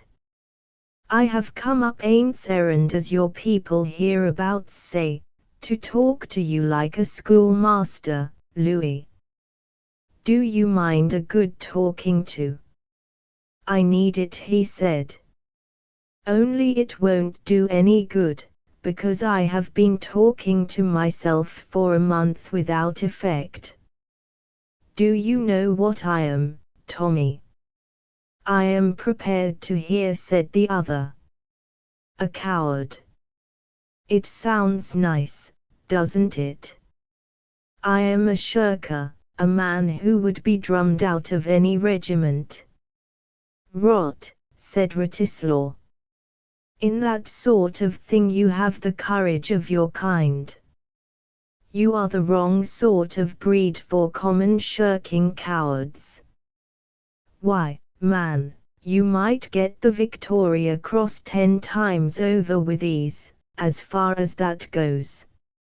Only you wouldn't, for you are something much more subtle and recondite than a coward." It was Lewis's turn for the request. "I am prepared to hear," he said. "A fool. An arrant, extraordinary fool. A fool of quality and parts, a fool who is the best fellow in the world and who has every virtue a man can wish, but at the same time a conspicuous monument of folly. And it is this that I have come to speak about." Lewis sat back in his chair with his eyes fixed on the glowing coal. "I want you to make it all plain," he said slowly. "I know it all already, I have got the dull, dead consciousness of it in my heart, but I want to hear it put into words." And he set his lips like a man in pain. "It is hard," said Writislaw, "devilish hard, but I've got to try." He knocked out the ashes from his pipe and leaned forward. "What would you call the highest happiness, Louis?" he asked. "The sense of competence," was the answer, given without hesitation. "Right. And what do we mean by competence?" "Not success. God knows it is something very different from success. Any fool may be successful, if the gods wish to hurt him. Competence means that splendid joy in your own powers and the approval of your own heart, which great men feel always and lesser men now and again at favored intervals. There are a certain number of things in the world to be done, and we have got to do them. We may fail, it doesn't in the least matter. We may get killed in the attempt, it matters still less. The things may not altogether be worth doing, it is of very little importance. It is ourselves we have got to judge by. If we are playing our part well, and know it, then we can thank God and go on. That is what I call happiness. And I said, Lewis, and how are you to get happiness? Not by thinking about it. The great things of the world have all been done by men who didn't stop to reflect on them. If a man comes to a halt and analyzes his motives and distrusts the value of the thing he strives for, then the odds are that his halt is final. You strive to strive and not to attain. A man must have that direct practical virtue which forgets itself and sees only its work. Parsons will tell you that all virtue is self-sacrifice, and they are right, though not in the way they mean. It may all seem a tissue of contradictions. You must not pitch on too fanciful a goal, nor, on the other hand, must you think on yourself. And it is a contradiction which only resolves itself in practice, one of those anomalies on which the world is built up. Lewis nodded his head. And the moral of it all is that there are two sorts of people who will never do any good on this planet. One is the class which makes formulas and shallow little ideals its gods and has no glimpse of human needs and the plain issues of life. The other is the egotist whose eye is always filled with his own figure, who investigates his motives, and hesitates and finicks, till death knocks him on the head and there is an end of him. Of the two give me the second. For even a narrow little egotistical self is better than a formula. But I pray to be delivered from both. Then who shall stand if thou, O Lord, dost mark iniquity? Lewis quoted. There are two men only who will not be ashamed to look their work in the face in the end, the brazen opportunist and the rigid Puritan. Suppose you had some desperate frontier work to get through with and a body of men to pick for it, whom would you take? Not the ordinary, colorless, respectable being, and still less academic nonentities. If I had my pick, my companions should either be the narrowest religionists or frank, unashamed blackguards. I should go to the Calvinists and the fanatics for choice, but if I could not get them then I should have the rankers.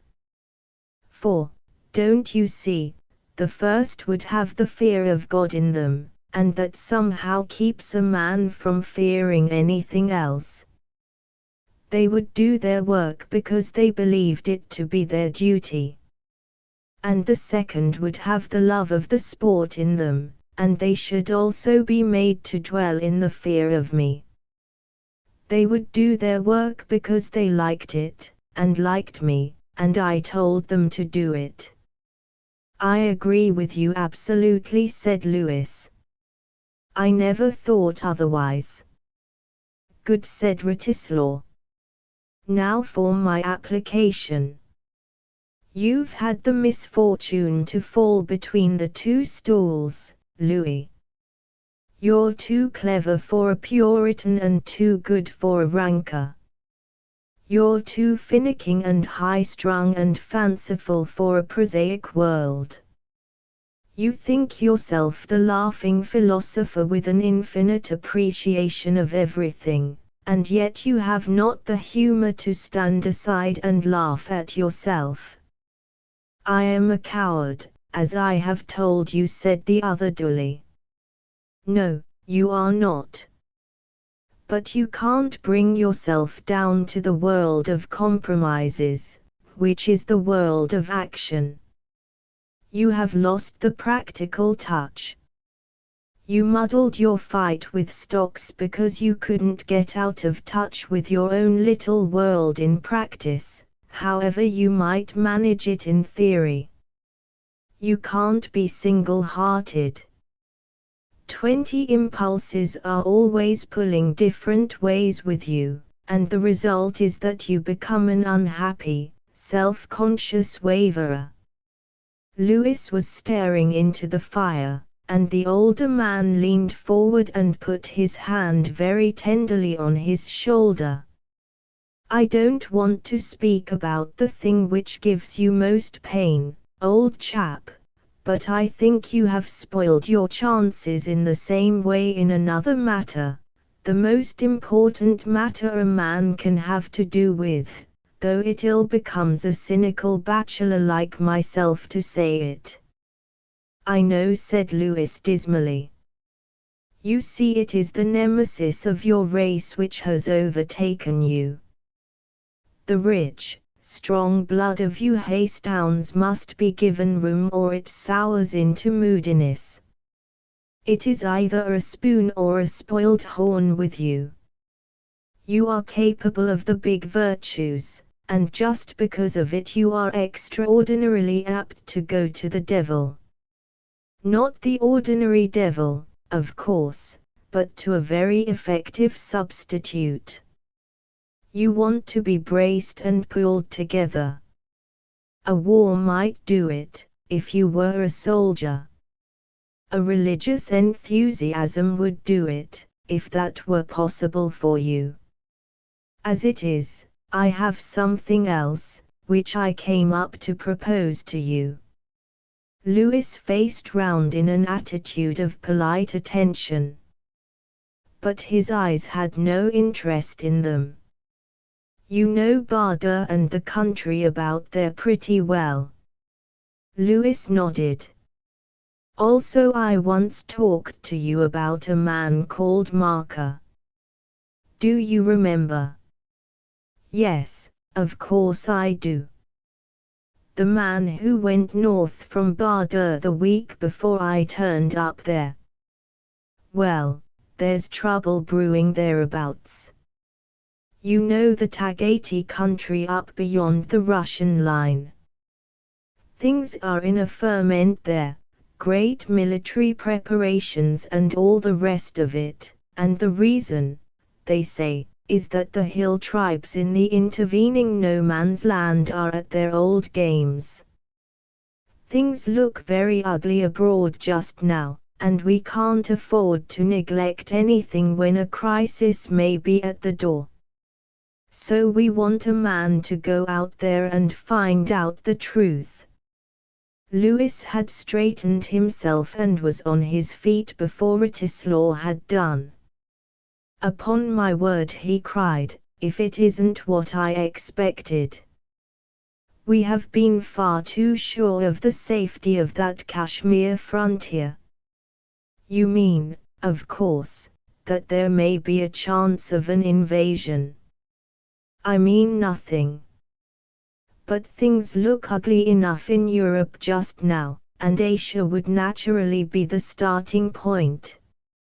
Lewis made some rapid calculations in his head which he jotted on the wood of the fireplace. It would take a week to get from Barder to Tagati by the ordinary Kashmir rate of travelling, but of course the place is unknown and it might take months. One would have to try it. I can only give you the bare facts.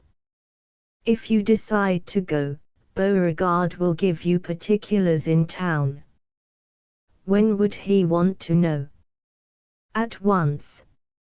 I go back tomorrow morning, and I must have your answer within 3 days. You would be required to start within a week. You can take time and quiet to make up your mind. It's a great chance, said Lewis. Does Beauregard think it important? of the highest importance. Also, of course it is dangerous. The traveling is hard, and you may be knocked on the head at any moment as a spy. I don't mind that, said the other, flushing. I've been through the same thing before. I need not say the work will be very difficult. Remember that your errand will not be official, so in case of failure or trouble we could not support you. We might even have to disclaim all responsibility. In the event of success, on the other hand, your fortune is something more than made. Would you go? Came the question. No, said Ratislaw, I shouldn't. But if you were in my place, I should hope that I would, but then I might not have the courage.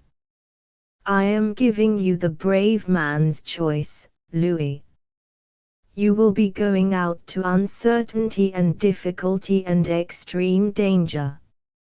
On the other hand, I believe in my soul it will harden you into the man you ought to be. Lord knows I would rather have you stay at home. The younger man looked up for a second and saw something in Ratislaw's face which made him turn away his eyes. The look of honest regret cut him to the heart. Those friends of his, of whom he was in no wise worthy, made the burden of his self-distrust doubly heavy. I will tell you within 3 days, he said hoarsely. God bless you, Tommy. I don't deserve to have a man like you troubling himself about me. It was his one spoken tribute to their friendship, and both, with the nervousness of honest men in the presence of emotion, hastened to change the subject. Chapter 18. The further brink. Ratislaw left Butham's the next morning, and a long day faced Lewis with every hour clamoring for a decision. George would be back by noon, and before his return he must seek quiet and the chances of reflection. He was happy with a miserable fluctuating happiness. Of a sudden his horizon was enlarged, but as he gazed it seemed to narrow again. His mind was still unplumbed. Somewhere in its depths might lie the shrinking and unwillingness which would bind him to the dreary present. He went out to the autumn hills and sought the ridge which runs 4 miles on the lip of the glen. It was a grey day, with snow waiting in cloud banks in the north sky and a thin wind whistling through the pines. The scene matched his humor. He was in love for the moment with the stony and stormy in life. He hungered morbidly for ill fortune, something to stamp out the ease in his soul, and weld him into the form of a man. He had got his chance and the rest lay with himself. It was a chance of high adventure, a great mission, a limitless future. At the thought the old fever began to rise in his blood. The hot, clear smell of rock and sand, the brown depths of the waters, the far white peaks running up among the stars, all spoke to him with the long-remembered call. Once more he should taste life, and, alert in mind and body, hold up his chin among his fellows. It would be a contest of wits, and for all his cowardice this was not the contest he shrank from. And then there came back on him, like a flood, the dumb misery of incompetence which had weighed on heart and brain. The hatred of the whole struggling, sordid crew, all the cant and ugliness and ignorance of a mad world, his weakness in the face of it, his fall from common virtue, his nerveless indolence, all stung him like needle points, till he cried out in agony. Anything to deliver his soul from such a bondage, and in his extreme bitterness his mind closed with Ratislaw's offer. He felt, and it is a proof of his weakness, a certain nameless feeling of content when he had once forced himself into the resolution. Now at least he had found a helm and a port to strain to. As his fancy dwelt upon the mission and drew airy pictures of the land, he found to his delight a boyish enthusiasm arising. Old simple pleasures seemed for the moment dear. There was a zest for toils and discomforts, a tolerance of failure, which had been aforetime his chief traveller's heritage. And then as he came to the ridge where the road passes from Glen Evelyn to Glen Adler, he stopped as in duty bound to look at the famous prospect. You stand at the shedding of two streams, behind, the green and woodland spaces of the pastoral Evelyn, at the feet, a land of stones and dwarf junipers and naked rifts in the hills, with white falling waters and dark shadows even at midday. And then, beyond and afar, the lines of hill land crowd upon each other till the eye is lost in a mystery of grey rock and brown heather and single bald peaks rising sentinel-like in the waste. The grey heavens lent a chill eeriness to the dim grey distances. The sharp winds, the forerunners of snow, blew over the moors like blasts from a primeval night. By an odd vagary of temper the love of these bleak hills blazed up fiercely in his heart. Never before had he felt so keenly the nameless glamour of his own heritage. He had not been back 6 months and yet he had come to accept all things as matters of course, the beauty of the place, its sport, its memories. Rarely had he felt that intimate joy in it which lies at the bottom of all true souls. There is a sentiment which old poets have made into songs and called the lilt of the heather, and which is knit closer to man's heart than love of wife or kin or his own fair fortune. It had not come to him in the time of the hill's glory, but now on the brink of winter the far-off melancholy of the place and its infinite fascination seemed to clutch at his heartstrings. It was his own land, the place of his fathers, and now he must sever himself from it and carry only a barren memory. And yet he felt no melancholy.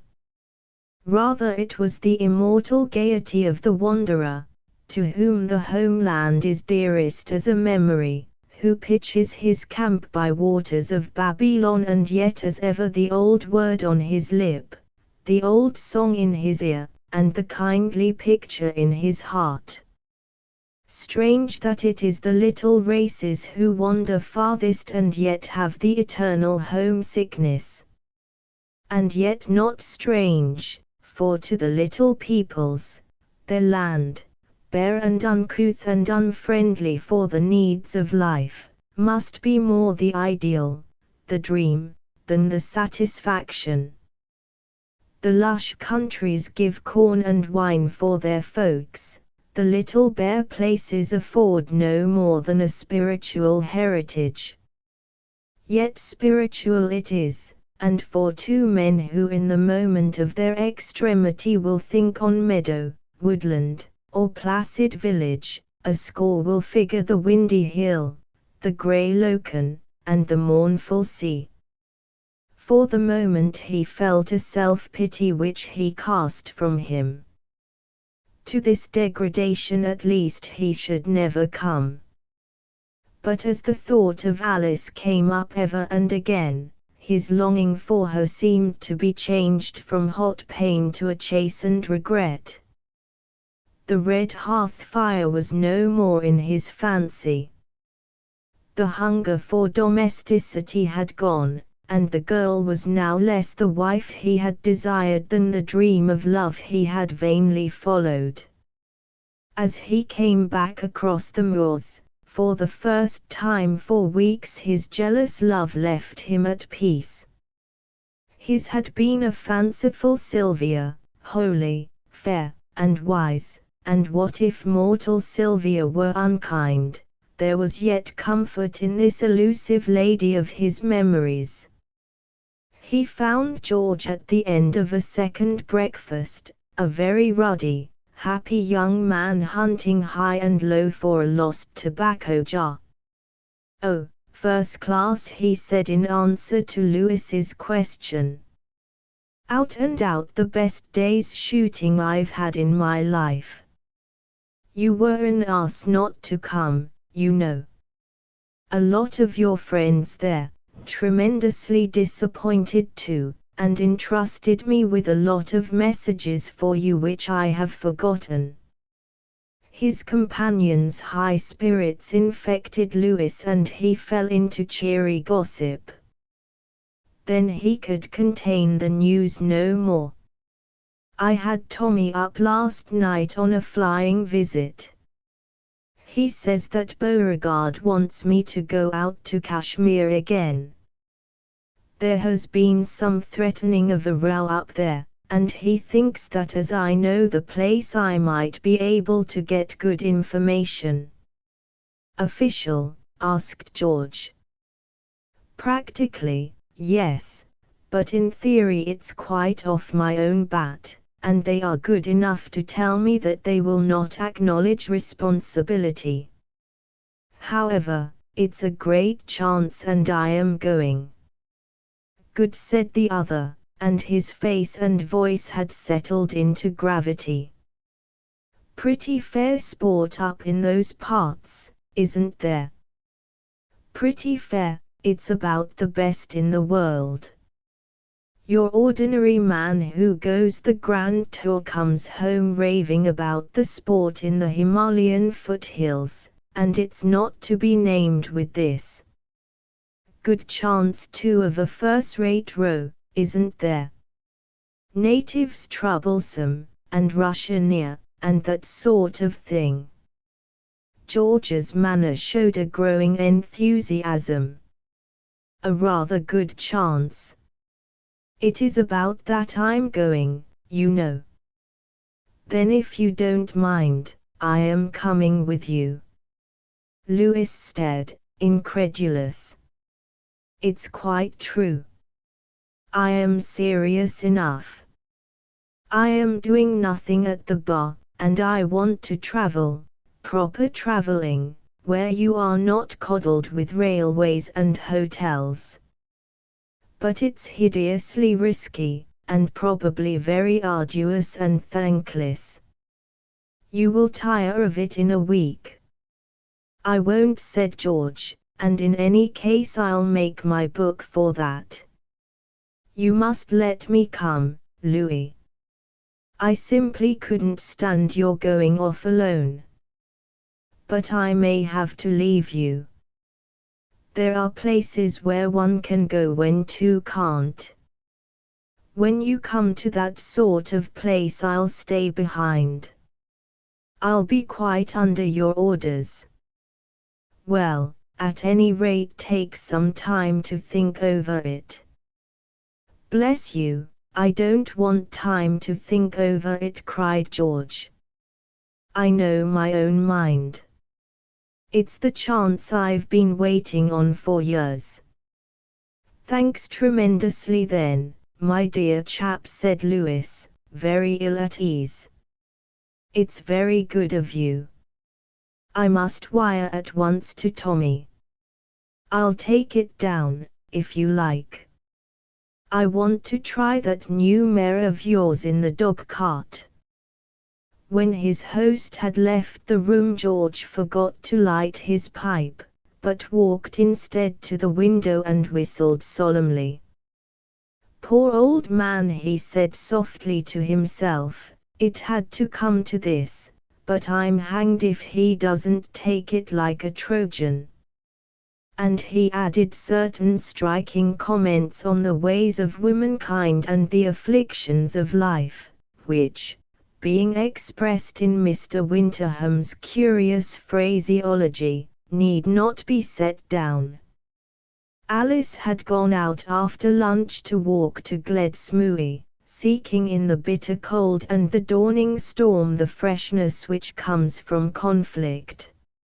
All the way down the glen the north wind had stung her cheeks to crimson and blown stray curls about her ears, but when she left the little market-place to return she found a fine snow powdering the earth, and a haze creeping over the hills which threatened storm.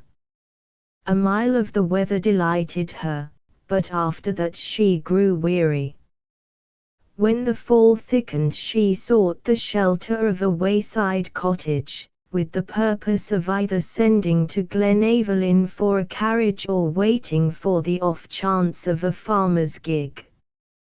By 4 o'clock the snow showed no sign of clearing, but fell in the same steady, noiseless drift.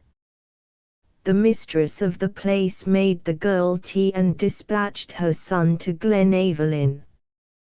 But the errand would take time, for the boy was small, and Alice, ever impatient, stood drumming on the panes, watching the dreary weather with a dreary heart.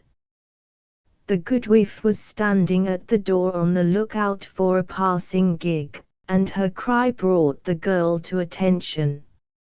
"I see a machine coming. I think it's the Etterick Dowgket. Ye'll get a drive in it." Alice had gone to the door, and lo! Through the thick fall a dog-cart came into view driven by a tall young man. He recognized her at once, and drew up. "Hello, Miss Wishart. Storm stayed. Can I help you?" The girl looked distrustfully at the very restless horse and he caught her diffidence. "Don't be afraid.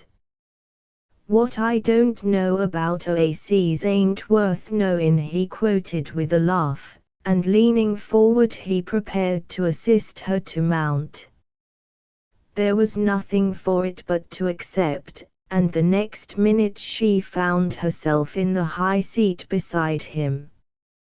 Her wraps, sufficient for walking, were scarcely sufficient for a snowy drive, and this, to his credit, the young man saw. He unbuttoned his tweed shooting cape, and gravely put it round her. A curious dainty figure she made with her face all bright with wind, framed in the great grey cloak. The horse jibbed for a second and then swung along the wild road with the vigorous ease of good blood skillfully handled. George was puzzling his brain all the while as to how he should tell his companion something which she ought to know. The strong drift and the turns of the road claimed much of his attention, so it is possible that he blurted out his news somewhat baldly. "Do you know, Miss Wishart, that Lewis Haystown and I are going off next week? Abroad, you know." The girl, who had been enjoying the ecstasy of swift motion through the bitter weather, glanced up at him with pain in her eyes. "Where?" she asked. "To the Indian frontier. We are going to be special unpaid unofficial members of the intelligence department." She asked the old, timid woman's question about danger. "It's where Lewis was before. Only, you see, things have got into a mess thereabouts, and the Foreign Office has asked him to go out again. By the by, you mustn't tell anyone about this, for it's in strict confidence." The words were meaningless, and yet they sent a pang through her heart. Had he no guess at her inmost feelings? could he think that she would talk to Mr. Stocks of a thing which was bound up for her with all the sorrow and ecstasy of life? He looked down and saw that her face had paled and that her mouth was drawn with some emotion. A sudden gleam of light seemed to break in upon him. "Are you sorry?" he asked half unwittingly. For answer the girl turned her tragic eyes upon him, tried to speak, and faltered. He cursed himself for a fool and a brute, and whipped up an already over-active horse, till it was all but unmanageable. It was a wise move, for it absorbed his attention and gave the poor child at his side a chance to recover her composure. They came to Glenaverlyn gates and George turned in. "I had better drive you to the door, in this charming weather," he said. The sight of the pale little face had moved him to deep pity. He cursed his blindness, the blindness of a whole world of fools, and at the same time, with the impotence of the honest man, he could only wait and be silent. At the door he stopped to unbutton his cape from her neck, and even in his nervousness he felt the trembling of her body. She spoke rapidly and painfully. "I want you to take a message from me to Lewis. Tell him I must see him. Tell him to come to the Midburn Foot, tomorrow in the afternoon. Oh, I am ashamed to ask you, but you must tell him." And then without thanks or goodbye she fled into the house. Chapter 19. The Bridge of Broken Hearts. Listless leaves were tossing in the light wind or borne downward in the swirl of the flooded Midburn, to the weary shallows where they lay, beached high and sodden, till the frost nipped and shriveled their rottenness into dust. A bleak, thin wind it was, like a fine sour wine, searching the marrow and bringing no bloom to the cheek. A light snow powdered the earth, the grey forerunner of storms. Alice stood back in the shelter of the broken parapet.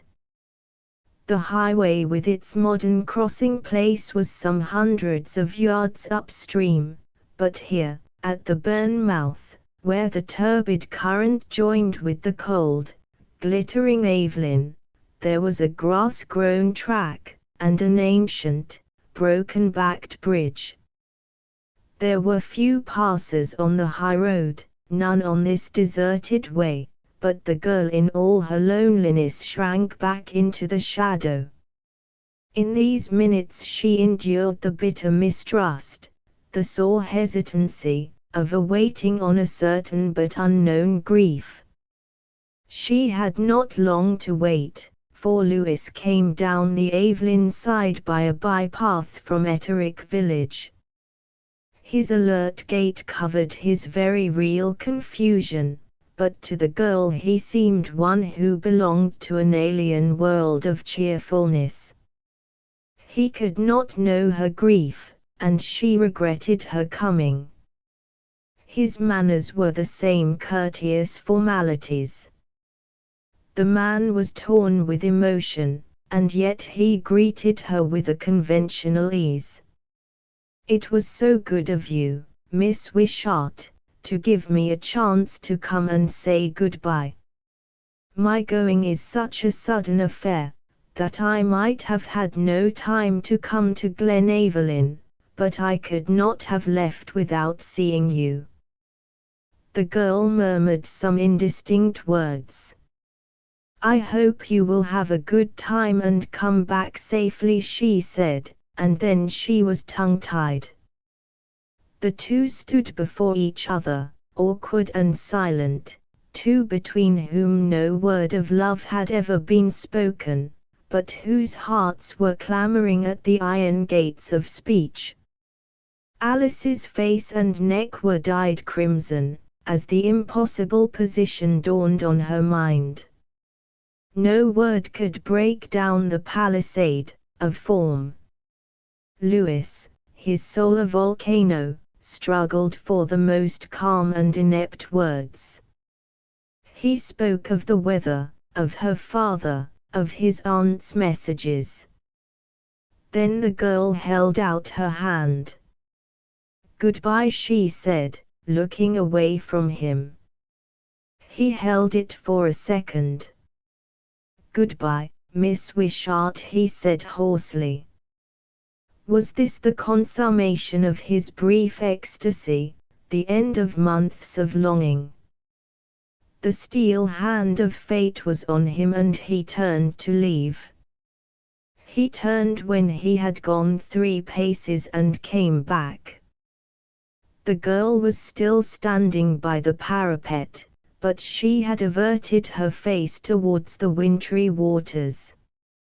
His step seemed to fall on deaf ears, and he stood beside her before she looked towards him. Passion had broken down his awkwardness. He asked the old question with a shaking voice. "Alice," he said, "have I vexed you?" She turned to him a pale, distraught face, her eyes brimming over with the sorrow of love, the passionate adventurous longing which claims true hearts forever. He caught her in his arms, his heart in a glory of joy. "Oh, Alice, darling," he cried. "What has happened to us? I love you, and you have never given me a chance to say it." She lay passive in his arms for one brief minute and then feebly drew back. "Sweetheart," he cried. "Sweetheart. For I will call you sweetheart, though we never meet again. You are mine, Alice. We cannot help ourselves." The girl stood as in a trance, her eyes caught and held by his face. "Oh, the misery of things," she said, half sobbing. "I have given my soul to another, and I knew it was not mine to give. Why, oh why, did you not speak to me sooner? I have been hungering for you and you never came." A sense of his folly choked him. "And I have made you suffer, poor darling. And the whole world is out of joint for us." The hopeless feeling of loss, forgotten for a moment, came back to him.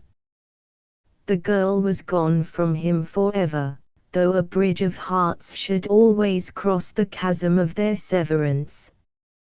"I am going away," he said, "to make reparation. I have my repentance to work out, and it will be bitterer than yours, little woman. Ours must be an austere love." She looked at him till her pale face flushed and a sad exultation woke in her eyes. "You will never forget?" she asked wistfully, confident of the answer. "Forget?" he cried. "It is my only happiness to remember. I am going away to be knocked about, dear. Wild, rough work, but with a man's chances." For a moment she let another thought find harbor in her mind. Was the past irretrievable, the future predetermined? A woman's word had an old right to be broken. If she went to him, would not he welcome her gladly, and the future might yet be a heritage for both? The thought endured but a moment, for she saw how little simple was the crux of her destiny. The two of them had been set apart by the fates, each had salvation to work out alone, no facile union would ever join them. For him there was the shaping of a man's path, for her the illumination which only sorrows and parting can bring.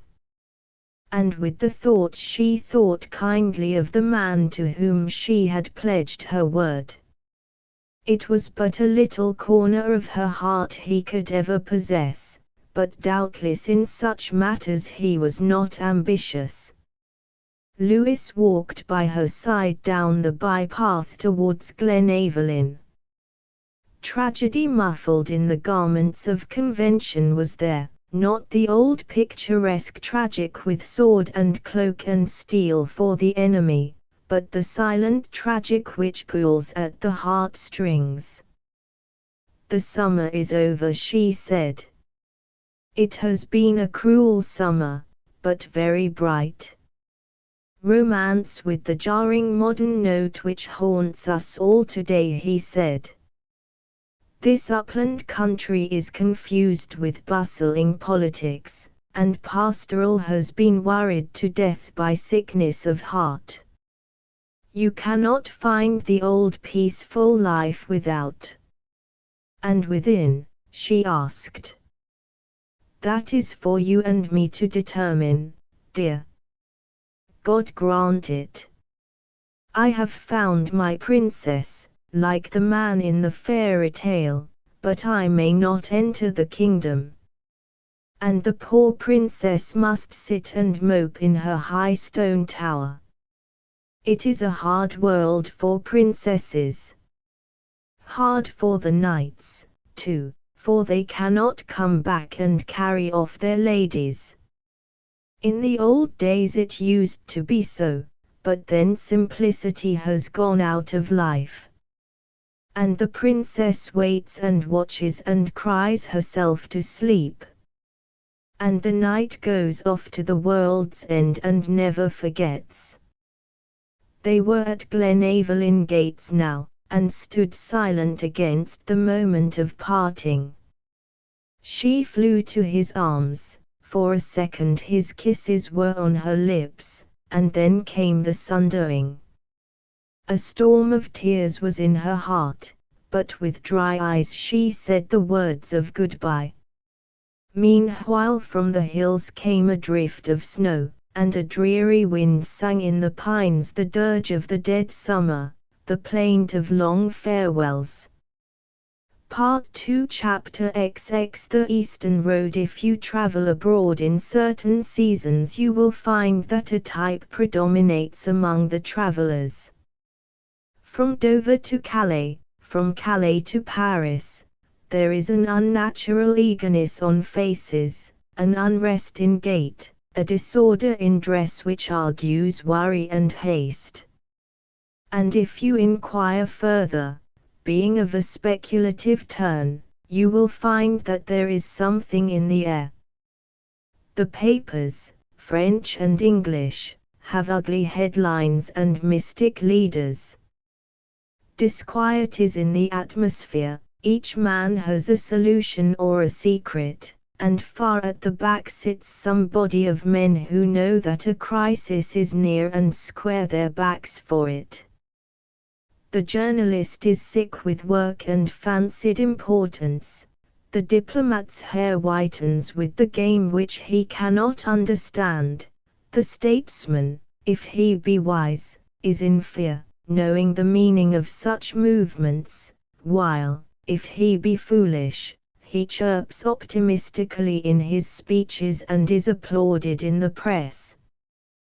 There are grey faces at the seats of the money changers, for war, the scourge of small chords, seems preparing for the overturning of their tables, and the castigation of their persons. Louis and George rang the bell in the Faubourg Saint-Honore on a Monday afternoon, and asked for Lord Rideau. His lordship was out, but, if they were the English gentlemen who had the appointment with M. Gribton, Monsieur would be with them speedily. Louis looked about the heavily furnished anteroom with its pale yellow walls and thick, green curtains, with the air of a man trying to recall a memory. "I came over here with John Lambert," when his father had the place. That was just after I left Oxford. Gad, I was a happy man then. I thought I could do anything. They put me next to Madame de Ravenit because of my French, and because old Anqueville declared that I ought to know the cleverest woman in Europe. Siri, the man who was Premier last year, came and wrung my hand afterwards, said my fortune was assured because I had impressed the Ravenit, and no one had ever done it before except Bismarck. Ah, the place is full of ghosts. Poor old John died a year after, and here am I, far enough, God knows, from my good intentions. A servant announced Monsieur Gribton, and a little grizzled man hobbled in, leaning heavily on a stick. He wore a short beard, and in his tanned face 2 clever grey eyes twinkled sedately. He shook hands gravely when Louis introduced George, but his eyes immediately returned to the former's face. "You look a fit pair," he said. "I am instructed to give you all the help in my power, but I should like to know your game. It isn't sport this time, is it, Haystown? Logan is still talking about his week with you. Well, we can do things at our leisure. I have letters to write, and then it will be dinner time, when we can talk. Come to the club at 8, Cercle des Voyageurs, corner of Rue Neuve de Saint-Michel. I expect you belong, Haystown, and anyway I'll be there." He bowed them out with his staccato apologies, and the 2 returned to their hotel to dress. 2 hours later they found Gribton warming his hands in the smoking room of the Circle, a fussy and garrulous gentleman, eager for his dinner. He pointed out such people as he knew, and was consumed with curiosity about the others. Louis wandered about the room before he sat down, shaking hands with several and nodding to many. "You seem to know the whole earth," said Gribton. "I suppose that a world of acquaintance is the only reward of slackness," Louis said, laughing. "It's a trick I have. I never forget a face, and I honestly like to see people again." George pulled his long moustache. "It's simply hideous the way one is forgotten.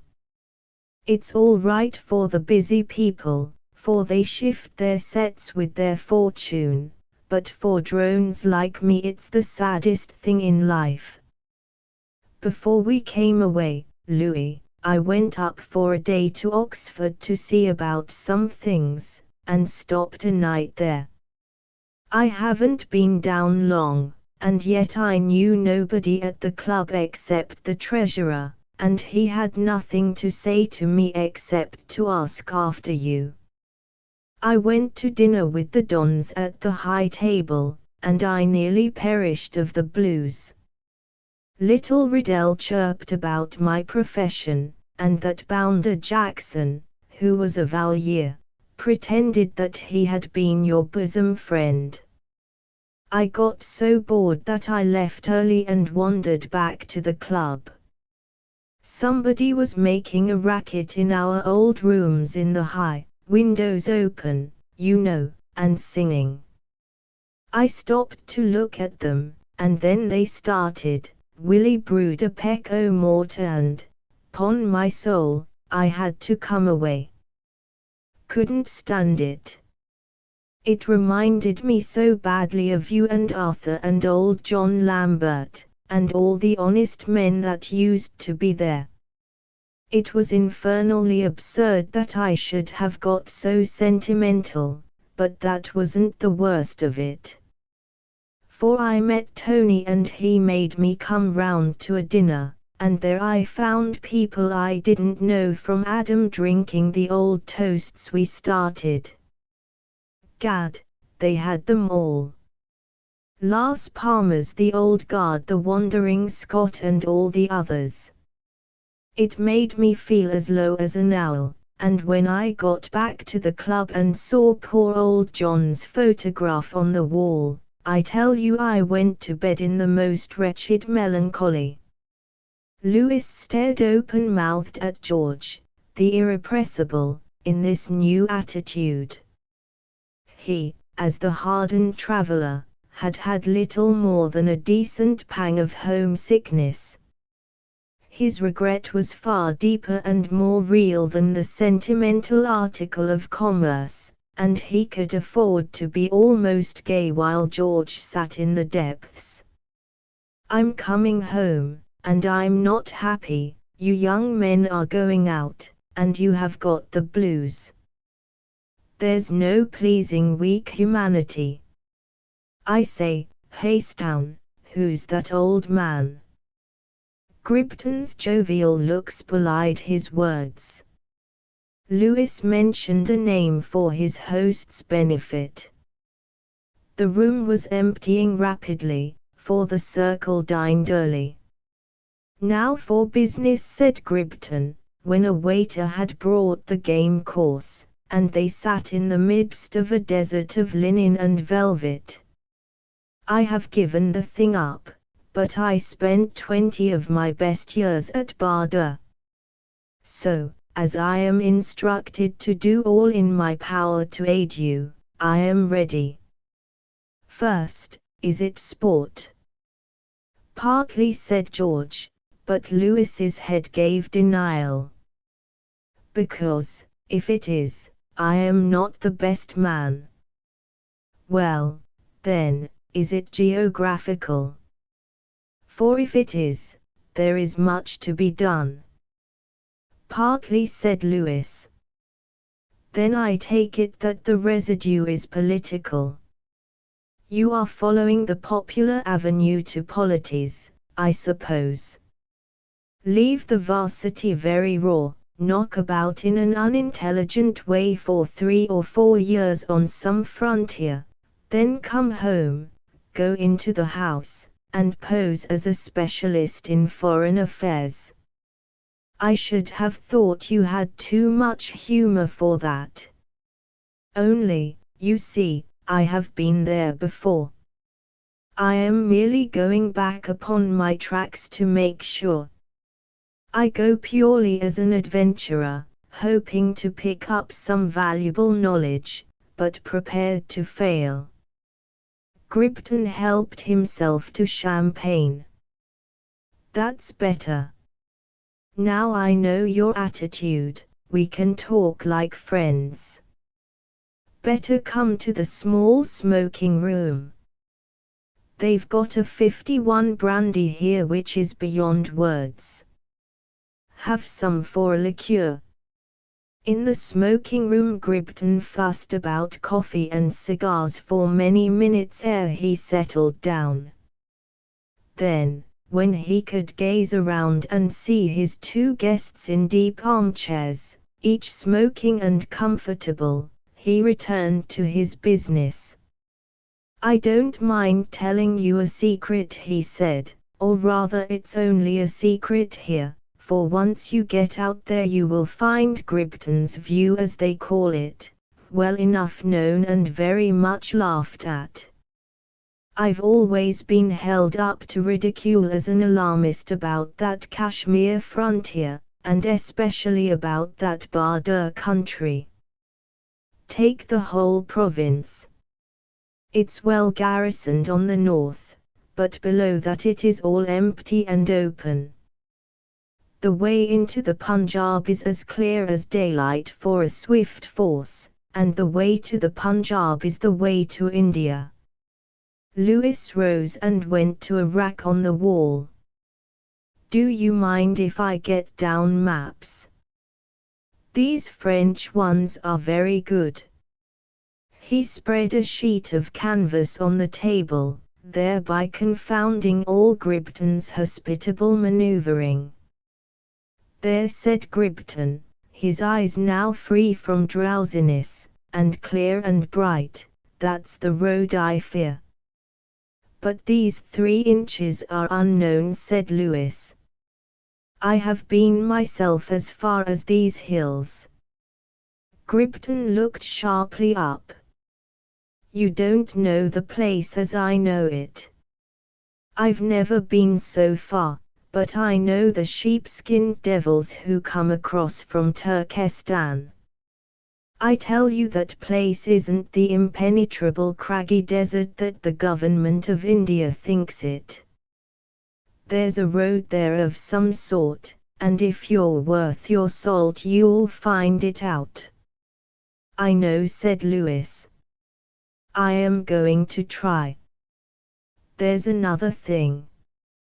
For the last 3 years all that north part of Kashmir, and right away southwest to the Punjab borders, has been honored with visits from plausible Russian gentlemen who may come down by the ordinary caravan routes, or, on the other hand, may not.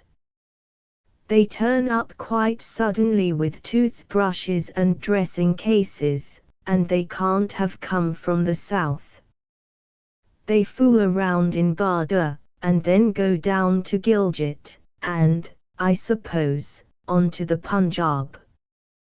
They've got excellent manners, and they hang about the clubs and give dinners and charm the whole neighborhood. Logan is their bosom friend, and Thwaite declares that their society reconciles him to the place.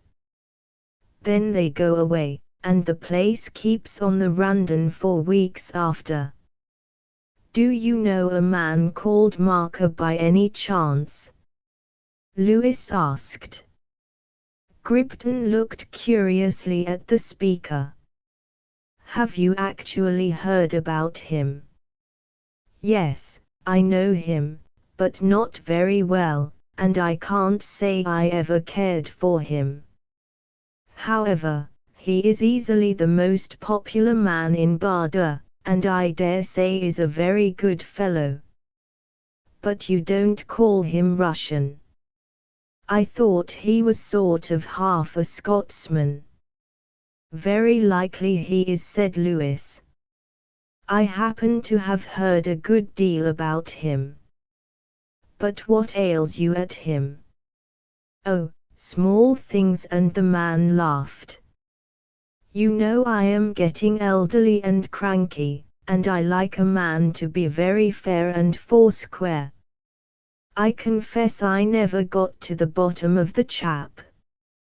He was a capital sportsman, good bridge player, head like a rock for liquor, and all that, but I'm hanged if he didn't seem to me to be playing some sort of game. Another thing, he seemed to me a terribly cold-blooded devil. He was always slapping people on the back and calling them dear old fellows, but I happened to see a small interview once between him and one of his servants. Perhaps I ought not to mention it, but the thing struck me unpleasantly. It was below the club veranda, and nobody happened to be about except myself, who was dozing after lunch. Marker was rating a servant in some border tongue, Jill, it sounded like, and I remember wondering how he could have picked it up. I saw the whole thing through a chink in the floor, and I noticed that the servant's face was as grey as a brown hillman's can be. Then the fellow suddenly caught his arm and twisted it round, the man's face working with pain, though he did not dare to utter a sound. It was an ugly sight, and when I caught a glimpse of Marker's face, 'pon my soul, those straight black eyebrows of his gave him a most devilish look." "What's he like to look at?"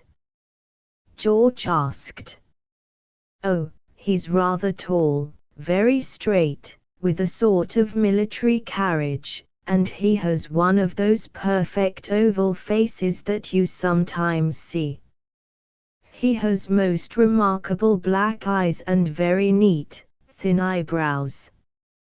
He is the sort of man you'd turn round to look at if you once passed him in the street, and if you once saw him smile you'd begin to like him. It's the prettiest thing I've ever seen. I expect I'll run across him somewhere, said Lewis, and I want badly to know him. Would you mind giving me an introduction? Charmed, said Gribton. Shall I write it now? And sitting down at a table he scribbled a few lines, put them in an envelope, and gave it to Lewis. You are pretty certain to know him when you see him, so you can give him that line. You might run across him anywhere from Hyderabad to Rawalpindi, and in any case you'll hear word of him in Bardar. He's the man for your purpose, only, as I say, I never liked him. I suspect a loop somewhere. What are Logan and Thwaite like? Lewis asked. Easygoing, good fellows. Believe in God and the British government, and the inherent goodness of man. I am rather the other way, so they call me a cynic and an alarmist. But what do you fear? Said George. The place is well garrisoned. I fear 4 inches in that map of unknown country, said Gribton shortly. The people up there call it a God-given rock wall, and of course there is no force to speak of just near it. But a tribe of devils incarnate, who call themselves the Baidamoridai, live on its skirts, and there must be a road through it. It isn't the caravan route, which goes much farther east and is plain enough. But I know enough of the place to know that every man who comes over the frontier to Bardar does not come by the high road. But what could happen? Surely Bardar is strongly garrisoned enough to block any secret raid. It isn't bad in its way, if the people were not so slack and easy. They might rise to scratch, but, on the other hand, they might not, and once past Bardar you have the open road to India, if you march quick enough. Then you have no man sufficiently adventurous there to do a little exploring. None. They care only about shooting, and there happens to be little in those rocks. Besides, they trust in God and the government of India. I didn't, so I became unpopular, and was voted a bore. But the work is waiting for you young men. Gribton rose, yawned, and stretched himself. Shall I tell you any more? I don't think so, said Lewis, smiling. I fancy I understand, and I am sure we are obliged to you. Hadn't we better have a game? They went to the billiard room and played 2 games of 100 up, both of which George, who had the idler's knack in such matters, won with ease. Gribton played so well that he became excessively good-humoured. I almost wish I was going out again if I had you 2 as company. We don't get the right sort out there. Our globe-trotters all want to show their cleverness, or else they are merely fools. You will find it miserably dull. Nothing but bad claret and cheap champagne at the clubs, a cliquey set of English residents, and the sort of stock sport of which you tire in a month. That's what you may expect our frontier towns to be like. And the neighborhood, said Lewis, with lifted eyebrows. "Oh, the neighborhood is wonderful enough, but our people there are too slack and stale to take advantage of it. It is a peaceful frontier, you know, and men get into a rut as easily there as elsewhere. The country's too fat and wealthy, and people begin to forget the skeleton up among the rocks in the north." "What are the garrisons like?" "Good people, but far too few for a serious row, and just sufficiently large to have time hang on their hands. Our friends the Baidamoridae now and then wake them up. I see from the temps that a great stirring of the tribes in the southern Palmers is reported. I expect that news came overland through Russia. It's the sort of canard these gentry are always getting up to justify a massing of troops on the Amud area in order that some new governor may show his strategic skill. I dare say you may find things a little livelier than I found them."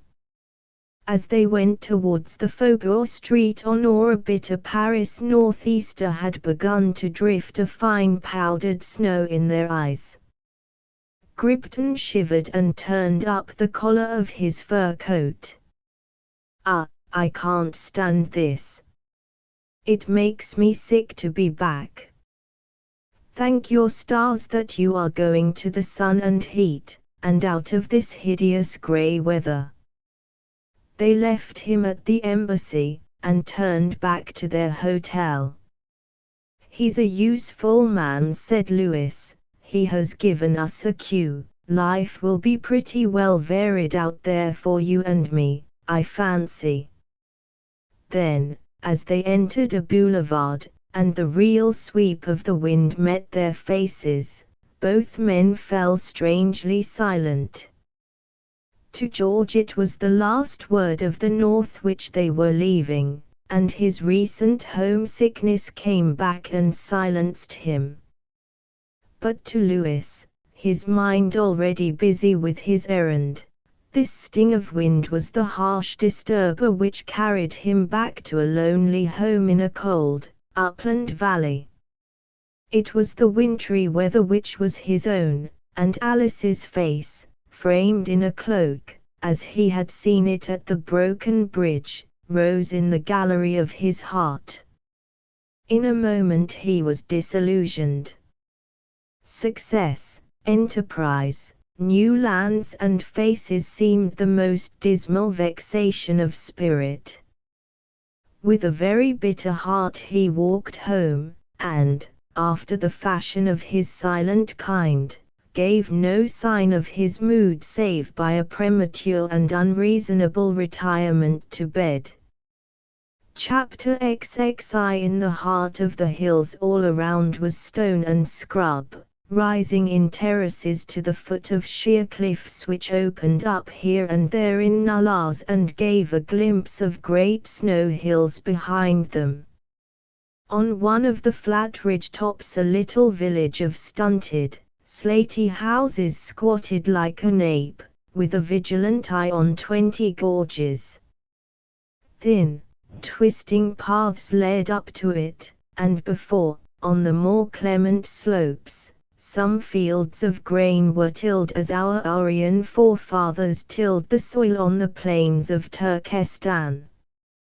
The place was at least 8,000 feet above the sea, so the air was highland, clear and pleasant, save for the dryness which the great stone deserts forced upon the soft south winds. You will not find the place marked in any map, for it is a little beyond even the most recent geographer's ken, but it is none the less a highly important place, for the nameless village is one of the seats of that most active and excellent race of men, the Baidamoridae, who are so old that they can afford to look down on their neighbors from a vantage ground of some thousands of years. It is well known that when God created the earth he first fashioned this tangle of hill land, and set thereon a primitive Beda the first of the clan, who was the ancestor, in the 1000th degree, of the excellent Faiza Khan, the present father of the tribe. The houses clustered on the scarp and enclosed a piece of well-beaten ground and one huge cedar tree. Sounds came from the near houses, but around the tree itself the more privileged sat in solemn conclave. Food and wine were going the round, for the Maulai Mohammedans have no taboos in eating and drinking.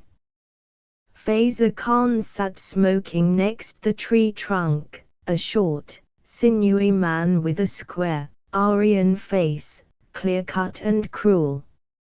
His chiefs were around him, all men of the same type, showing curiously fair skins against their oiled black hair. A mullah sat cross-legged, his straggling beard in his lap, repeating some crazy charm to himself and looking every now and again with anxious eyes to the guest who sat on the chief's right hand. The guest was a long, thin man, clad in the Cossack's fur-lined military cloak, under which his untanned riding boots showed red in the moonlight. He was still busy eating goat's flesh, cheese and fruits, and drinking deeply from the sweet Hunza wine, like a man who had come far and fast. He ate with the utmost disregard of his company. He might have been a hunter supping alone in the solitary hills for all the notice he took of the 50-odd men around him. By and by he finished, pulled forth a little silver toothpick from an inner pocket, and reached a hand for the long cherrywood pipe which had been placed beside him. He lit it, and blew a few clouds into the calm air. "Now, Faiza Khan," he said, "I am a new man, and we shall talk. First, have you done my bidding?"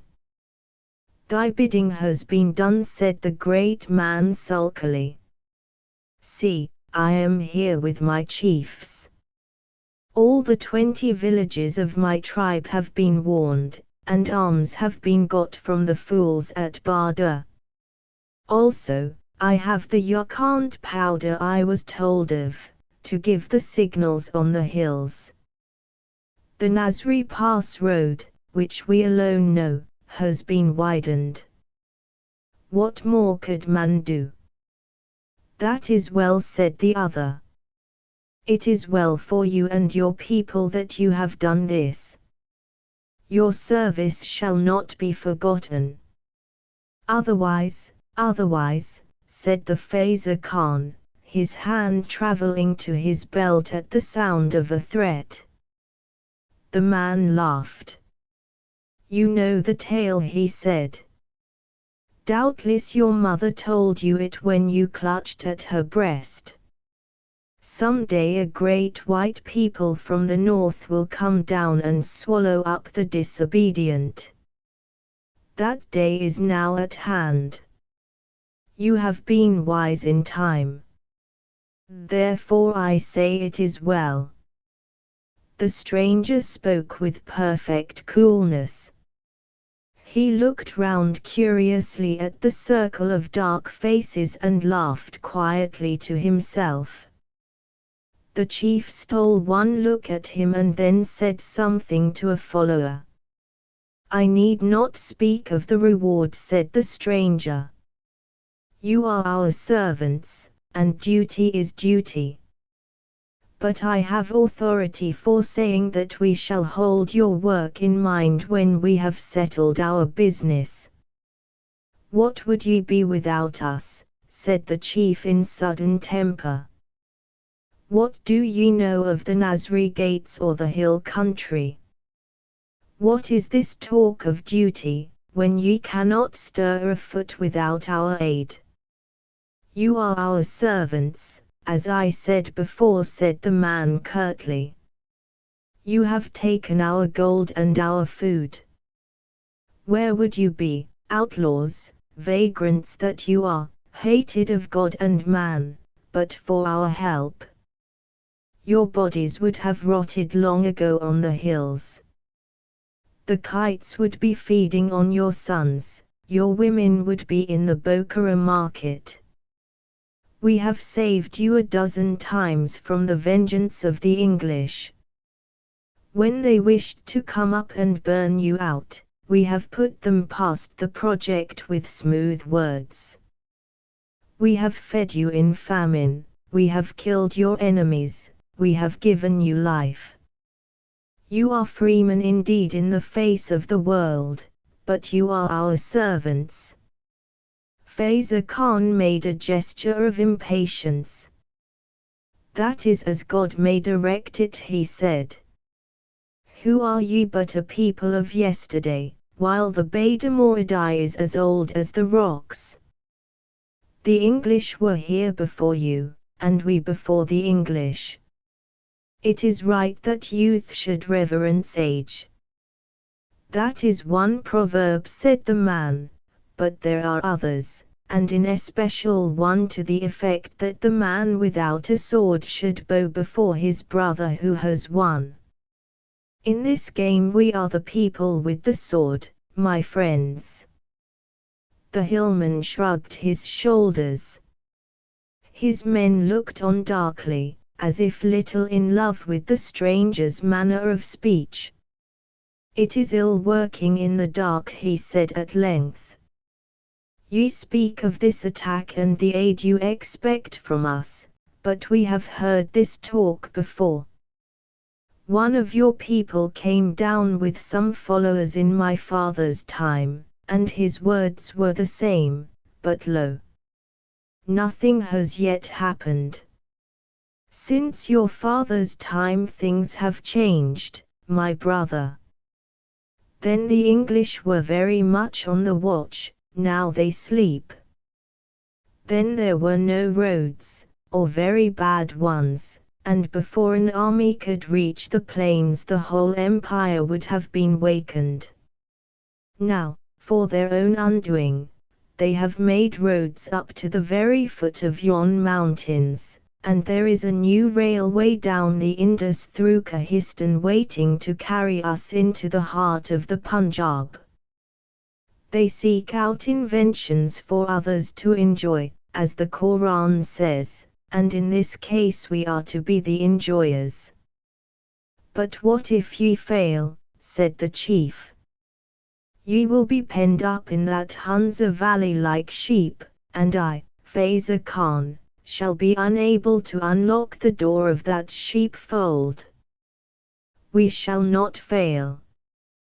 This is no war of rock pigeons, my brothers. Our agents are in every town and village from Bardur to Lahore. The frontier tribes, you among the rest, are rising in our favor. There is nothing to stop us but isolated garrisons of Gurkhas and Pathans, with a few overworked English officers at their head. In a week we shall command the north of India, and if we hold the north, in another week we shall hold Calcutta and Bombay." The chief nodded his head. Such far-off schemes pleased his fancy, but only remotely touched his interest. Calcutta was beyond his ken, but he knew Bardur and Gilgit. "I have little love for the race," he said. "They hanged 2 of my servants who ventured too near the rifle room, and they shot my son in the back when we raided the Chitralis. If ye and your friends cross the border I will be with you. But meantime, till that day, what is my duty? To wait in patience, and above all things to let the garrisons alone. If we stir up the hive in the valleys they may come and see things too soon for our success. We must win by secrecy and surprise. All is lost if we cannot reach the railway before the Punjab is stirring." The mullah had ceased muttering to himself. He scrambled to his feet, shaking down his rags over his knees, a lean, crazy apparition of a man with deep-set, smouldering eyes. "I will speak," he cried. "Ye listen to the man's words and ye are silent, believing all things. Ye are silent, my children, because ye know not. But I am old and I have seen many things, and these are my words. Ye speak of pushing out the English from the land. Allah knows I love not the breed. I spit upon it, I thirst for the heart of every man, woman, and child, that I might burn them in the sight of all of you. But I have heard this talk before. When I was a young priest at Kufus, there was word of this pushing out of the foreigner, and I rejoiced, being unwise. Then there was much fighting, and at the end more English came up the valleys and, before we knew, we were paying tribute. Since then many of our people have gone down from the mountains with the same thought, and they have never returned. Only the English and the troops have crept nearer. Now this stranger talks of his Tsar and how an army will come through the passes, and foreigner will fight with foreigner. This talk, too, I have heard. Once there came a man with a red beard who spoke thus, and he went down to Barda, and lo! Our men told me that they saw him hanged there for a warning. Let foreigner war on foreigner if they please, but what have we to do in the quarrel, my children? Ye owe nothing to either." The stranger regarded the speaker with calm eyes of amusement. "Nothing," said he, "except that we have fed you and armed you. By your own acts you are the servants of my master." The mullah was rapidly working himself into a frenzy. He swung his long bony arms across his breast and turned his face skywards. "Ye hear that, my children? The free people, the Beda of whose loins sprang Abraham the prophet, are the servants of some foreign dog in the north.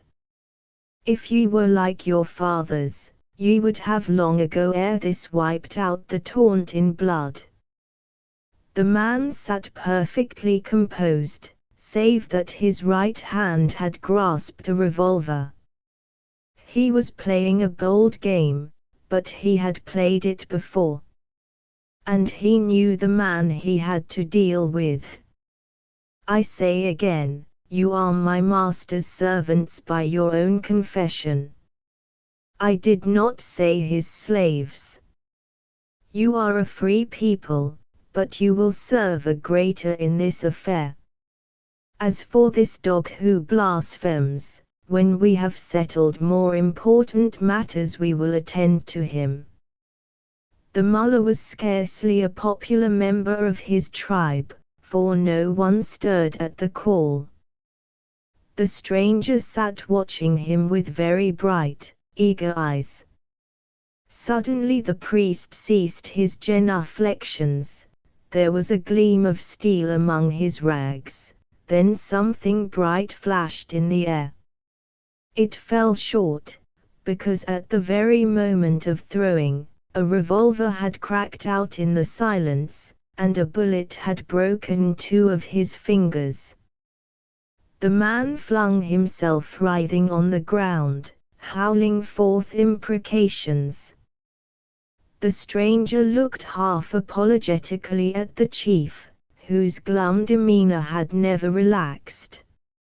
"Sorry," he said, "it had to be done in self-defense."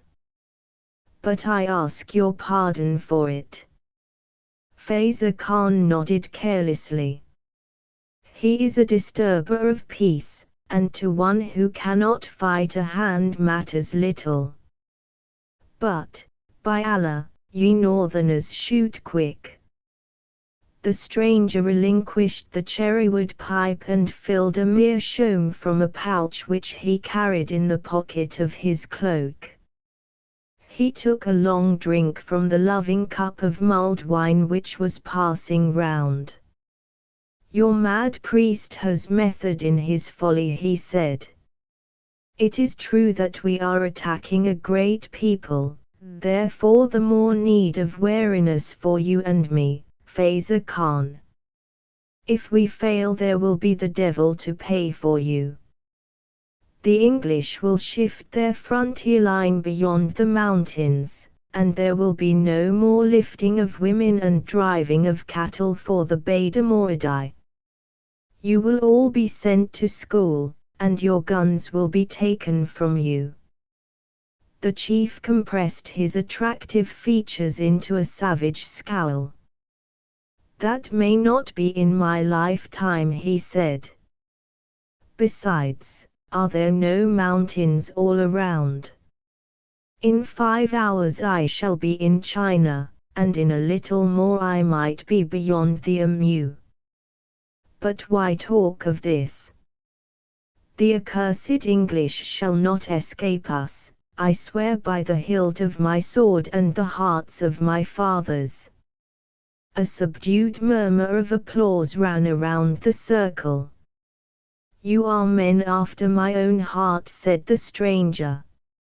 "Meanwhile, a word in your own ear, Faiza Khan. Dare you come to Badur with me?" The chief made a gesture of repugnance. "I hate that place of mud and lime. The blood of my people cries on me when I enter the gates. But if it is your counsel, I will come with you. I wish to assure myself that the place is quiet. Our success depends upon the whole country being unsuspicious and asleep. Now if word has got to the south, and worse still to England, there will be questions asked and vague instructions sent up to the frontier.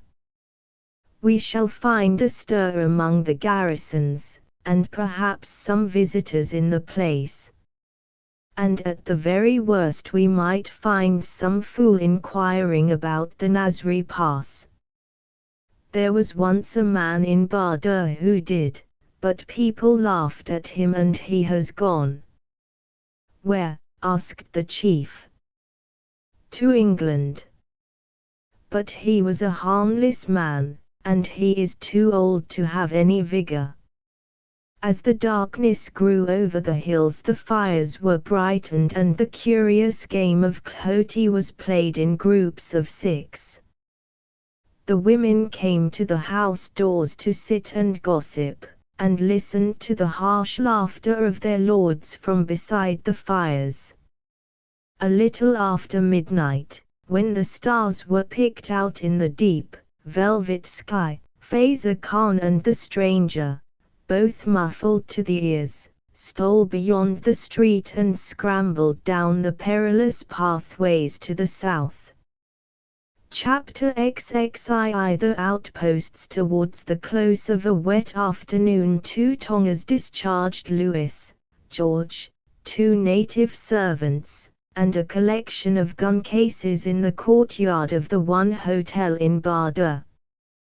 They had made a record journey up country, stopping to present no letters of introduction, which are the thieves of time. Now, as Louis found himself in the straight valley, with the eternal snows where the sky should be, and sniffed the dry air from the granite walls, he glowed with the pleasure of recollection. The place was the same as ever.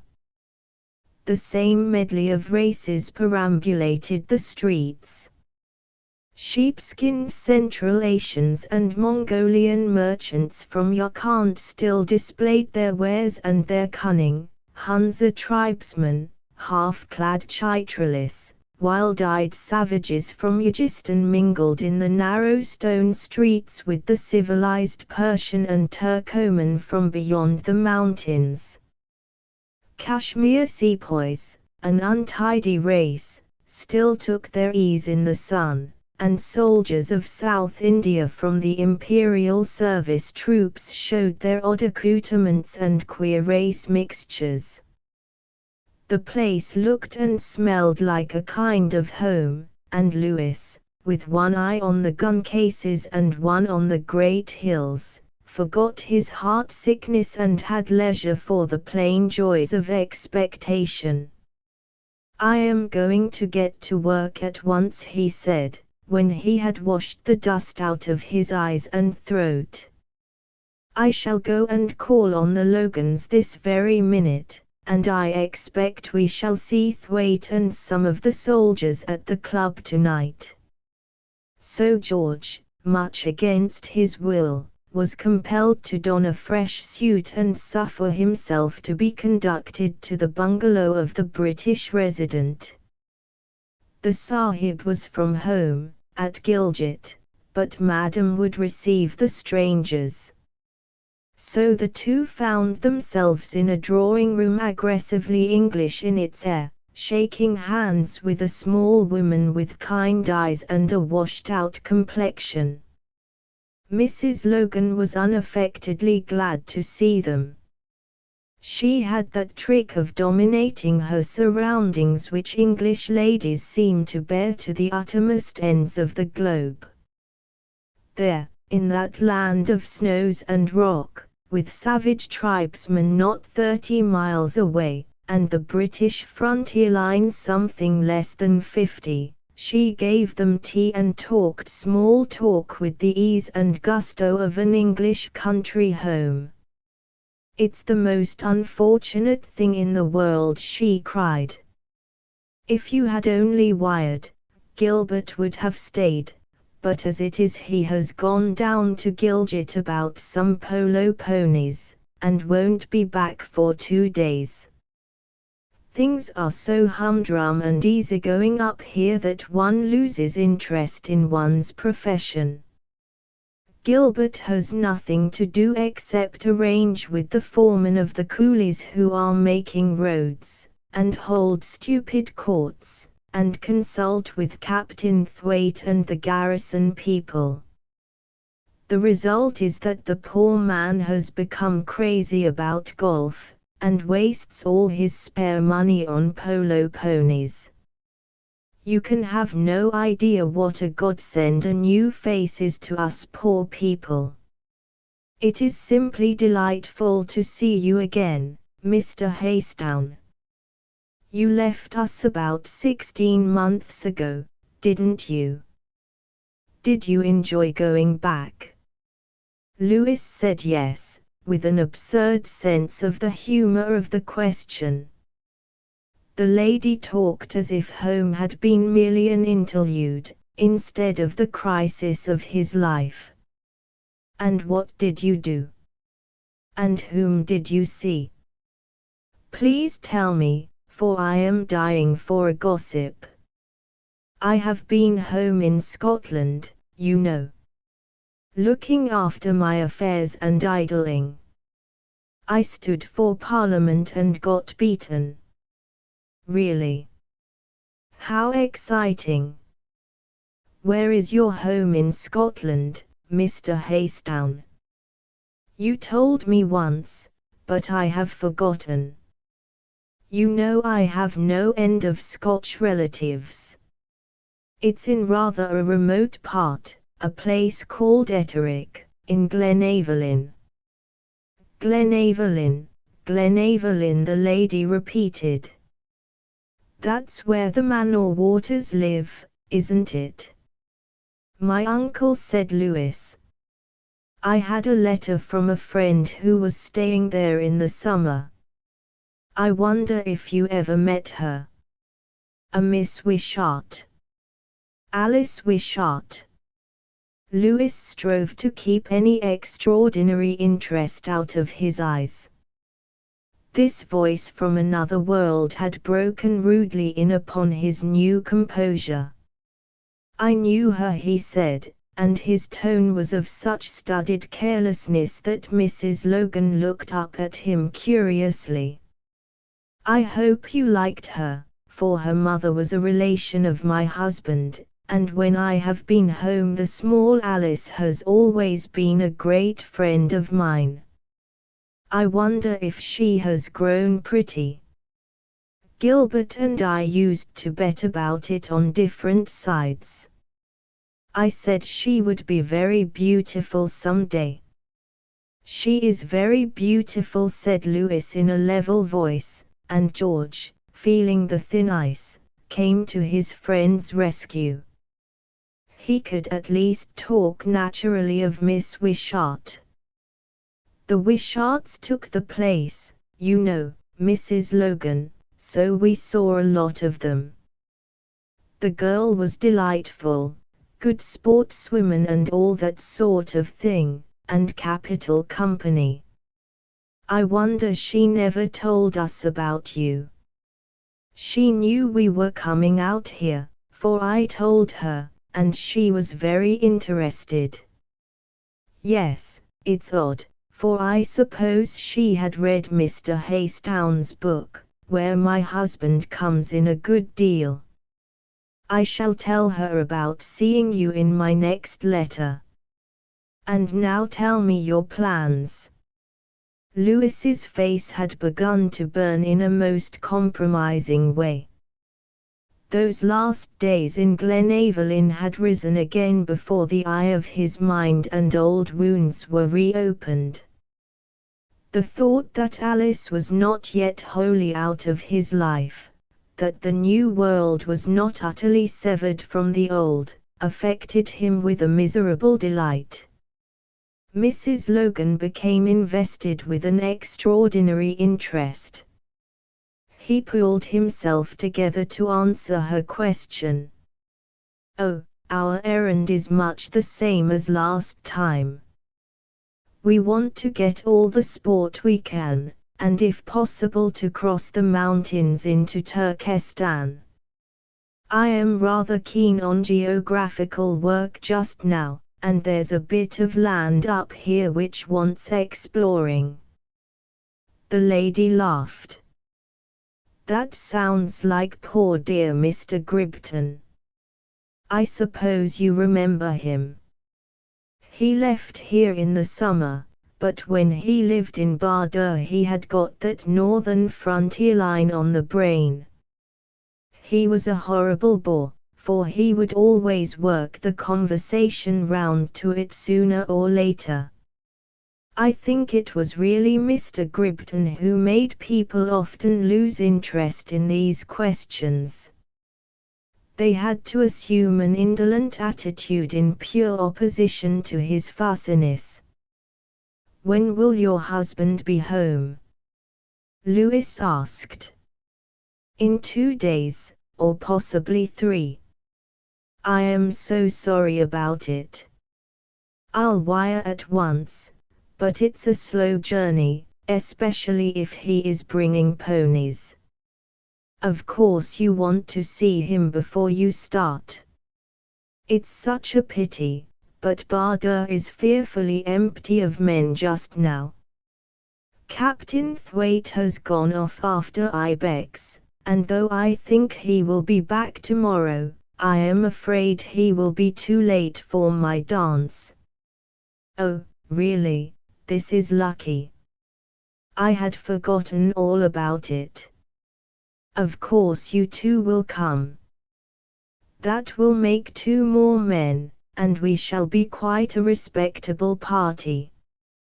We are having a dance tomorrow night, and as the English people here are so few and uncertain in their movements we can't afford to miss a chance. You must come. I've got the Thwaites and the Beresfords and the Waltons, and some of the garrison people who are down on leave. Oh, and there's a man coming whom you must know. A Mr. Marker, a most delightful person. I don't think you met him before, but you must have heard my husband talk about him. He is the very man for your purpose. Gilbert says he knows the hills better than any of the Hunza tribesmen, and that he is the best sportsman he ever met.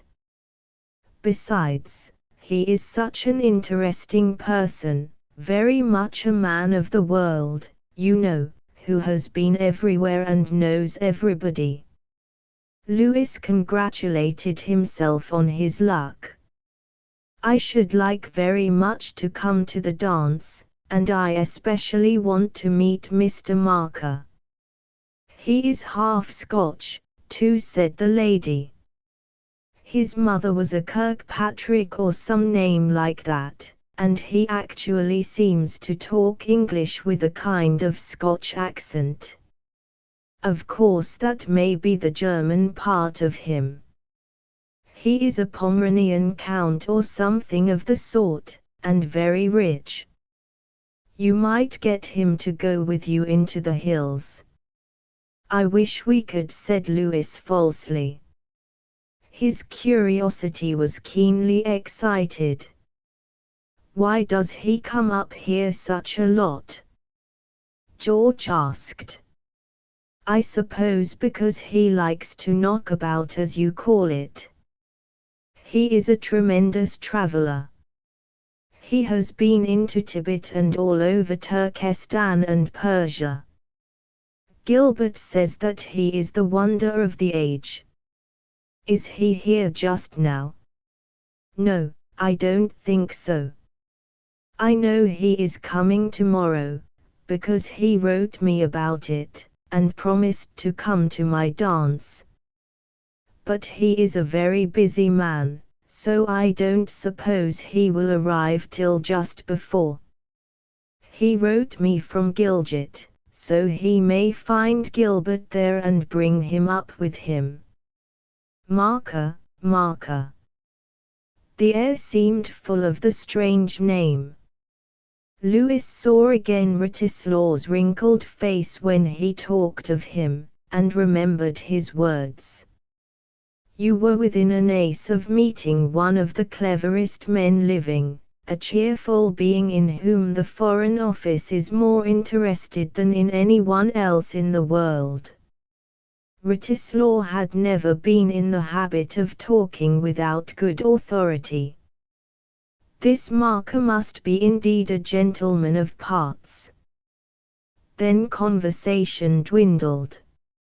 Lewis, his mind torn between bitter memories and the pressing necessities of his mission, lent a stupid ear to Mrs. Logan's mild complaints, her gossip about Barda, her eager questions about home.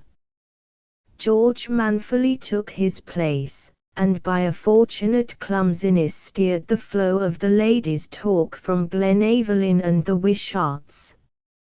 Lewis spoke now and then, when appealed to, but he was busy thinking out his own problem. On the morrow night he should meet Marker, and his work would reveal itself. Meanwhile he was in the dark, the flimsiest adventurer on the wildest of errands. This easy, settled place, these Englishmen whose minds held fast by polo and games, these English ladies who had no thought beyond little social devices to relieve the monotony of the frontier, all seemed to make a mockery of his task. He had fondly imagined himself going to a certainty of toil and danger. To his vexation this certainty seemed to be changing into the most conventional of visits to the most normal of places. But tomorrow he should see Marker, and his hope revived at the prospect. It is so pleasant seeing two fresh fellow countrymen, Mrs. Logan was saying. Do you know, you two people look quite different from our men up here. They are all so dried up and tired out. Our complexions are all gone, and our eyes have got that weariness of the sun in them which never goes away even when we go home again. But you two look quite keen and fresh and enthusiastic. You mustn't mind compliments from an old woman, but I wish our own people looked as nice as you. You will make us all homesick. A native servant entered, more noiseless and more dignified than any English footman, and announced another visitor. Louis lifted his head, and saw the lady rise, smiling, to greet a tall man who had come in with the frankness of a privileged acquaintance. "How do you do, Mr. Marker?" he heard. "I am so glad to see you. We didn't dare to expect you till tomorrow. May I introduce two English friends, Mr. Haystown and Mr. Winterham?" And so the meeting came about in the simplest way. Louis found himself shaking hands cordially with a man who stood upright, quite in the English fashion, and smiled genially on the two strangers. Then he took the vacant chair by Mrs. Logan, and answered the lady's questions with the ease and kindliness of one who knows and likes his fellow creatures. He deplored Logan's absence, grew enthusiastic about the dance, and produced from a pocket certain sweetmeats, not made in Kashmir, for the two children. Then he turned to George and asked pleasantly about the journey. How did they find the roads from Gilgit? He hoped they would get good sport, and if he could be of any service, would they command him? He had heard of Louis's former visit, and, of course, he had read his book. The most striking book of travel he had seen for long. Of course he didn't agree with certain things, but each man for his own view, and he should like to talk over the matter with Mr. Haystown. Were they staying long? At Galetti's, of course. By good luck that was also his headquarters. And so he talked pleasingly, in the style of a lady's drawing room, while Louis, his mind consumed with interest, sat puzzling out the discords in his face. "Do you know, Mr. Marker, we were talking about you before you came in. I was telling Mr. Haystown that I thought you were half Scotch. Mr. Haystown, you know, lives in Scotland." "Do you really? Then I am 1,000 times delighted to meet you, for I have many connections with Scotland. My grandmother was a Scotswoman, and though I have never been in your beautiful land, yet I have known many of your people. And, indeed, I have heard of one of your name who was a friend of my father's, a certain Mr. Haystown of Etterick." "My father," said Louis. "Ah, I am so pleased to hear. My father and he met often in Paris, when they were attached to their different embassies. My father was in the German service." "Your mother was Russian, was she not?" Louis asked tactlessly, impelled by he knew not what motive. "Ah, how did you know?" Mr. Marker smiled in reply, with the slightest raising of the eyebrows. "I have indeed the blood of many nationalities in my veins. Would that I were equally familiar with all nations, for I know less of Russia than I know of Scotland. We in Germany are their near neighbors, and love them, as you do here, something less than ourselves." He talked English with that pleasing sincerity which seems inseparable from the speech of foreigners, who use a purer and more formal idiom than ourselves. George looked anxiously towards Lewis, with a question in his eyes, but finding his companion abstracted, he spoke himself. "I have just arrived," said the other simply, but it was from a different direction. "I have been shooting in the hills, getting cool air into my lungs after the valleys." "Why, Mrs. Logan, I have been down to Rawalpindi since I saw you last, and have been choked with the sun. We northerners do not take kindly to glare and dust. But you are an old hand here, they tell me. I wish you'd show me the ropes, you know. I'm very keen, but as ignorant as a babe. What sort of rifles do they use here? I wish you'd come and look at my ironmongery." And George plunged into technicalities. When Lewis rose to leave, following unwillingly the convention which forbids a guest to stay more than 5 minutes after a new visitor has arrived, Marker crossed the room with them. "If you're not engaged for tonight, Mr. Haystown, will you do me the honor to dine with me? I am alone, and I think we might manage to find things to talk about." Lewis accepted gladly, and with one of his sweetest smiles the gentleman returned to Mrs. Logan's side. Chapter 23 The dinner at Galetti's. "I have heard of you so much," Mr. Marker said, "and it was a lucky chance which brought me to Badur to meet you." They had taken their cigars out to the veranda, and were drinking the strong Persian coffee, with a prospect before them of twinkling town lights, and a mountain line of rock and snow. Their host had put on evening clothes and wore a braided dinner jacket which gave the faintest touch of the foreigner to his appearance. At dinner he had talked well of a score of things. He had answered George's questions on sport with the readiness of an expert. He had told a dozen good stories, and in an easy, pleasant way he had gossiped of books and places, people and politics. His knowledge struck both men as uncanny.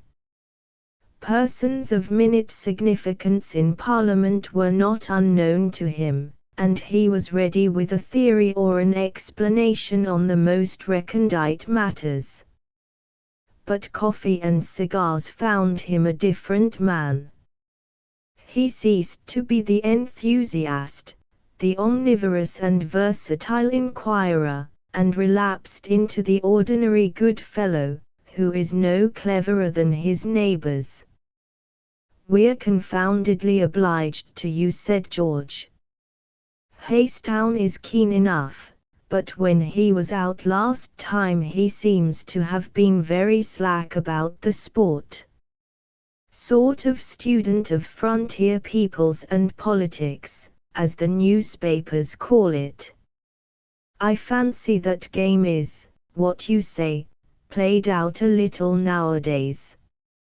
It is always a good cry for alarmist newspapers to send up their circulation by, but you and I, my friend, who have mixed with serious politicians, know its value."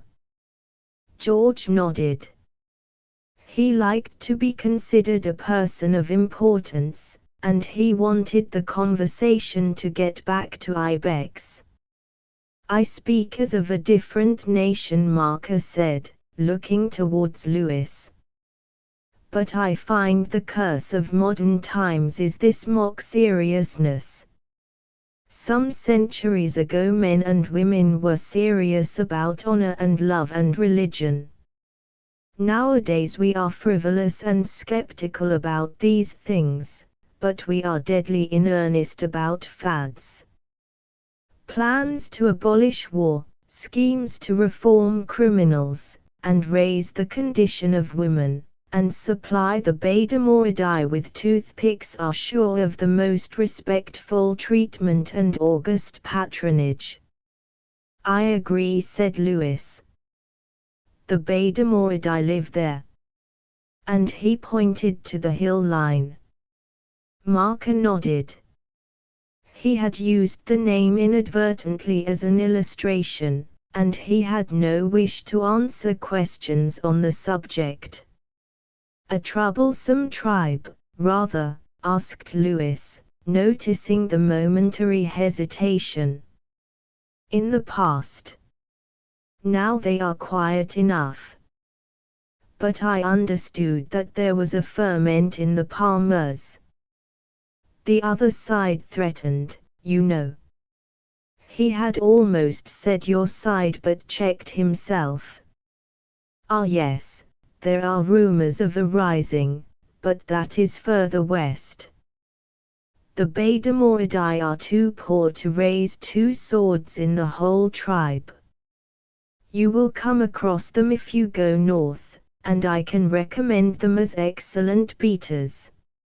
Is the north the best shooting quarter? Asked Lewis with sharp eyes.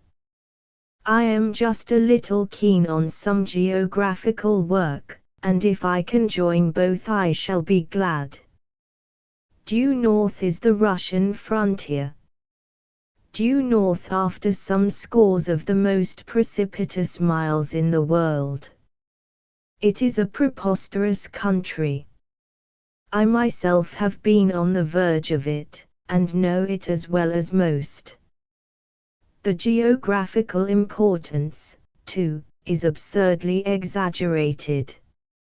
It has never been mapped because there is nothing about it to map, no passes, no river, no conspicuous mountain, nothing but desolate, unvaried rock. The pass to Yakhant goes to the east, and the Afghan routes are to the west. But to the north you come to a wall, and if you have wings you may get beyond it. The Beda live in some of the wretched nullahs. There is sport, of course, of a kind, but not perhaps the best. I should recommend you to try the more easterly hills. The speaker's manner was destitute of all attempt to dissuade, and yet Lewis felt in some remote way that this man was trying to dissuade him. The rock wall, the Beda whatever it was, something existed between Bada and the Russian frontier which this pleasant gentleman did not wish him to see. Our plans are all vague, he said, and of course we are glad of your advice. And I am glad to give it, though in many ways you know the place better than I do. Your book is the work of a very clever and observant man, if you will excuse my saying so. I was thankful to find that you were not the ordinary embryo publicist who looks at the frontier hills from Bada, and then rushes home and talks about invasion. You think there is no danger, then? On the contrary, I honestly think that there is danger, but from a different direction. Britain is getting sick, and when she is sick enough, some people who are less sick will overwhelm her. My own opinion is that Russia will be the people. But is not that one of the old cries that you object to? And Lewis smiled. It was, now it is ceasing to be a cry, and passing into a fact, or as much a fact as that erroneous form of gratuity, prophecy, can be. Look at Western Europe and you cannot disbelieve the evidence of your own eyes. In France you have anarchy, the vulgarest frivolity and the cheapest skepticism, joined with a sort of dull capacity for routine work. Germany, the very heart of it eaten out with sentiment, either the cheap military or the vague socialist brand. Spain and Italy shadows, Denmark and Sweden farces, Turkey a sinful anachronism. And Britain? George asked.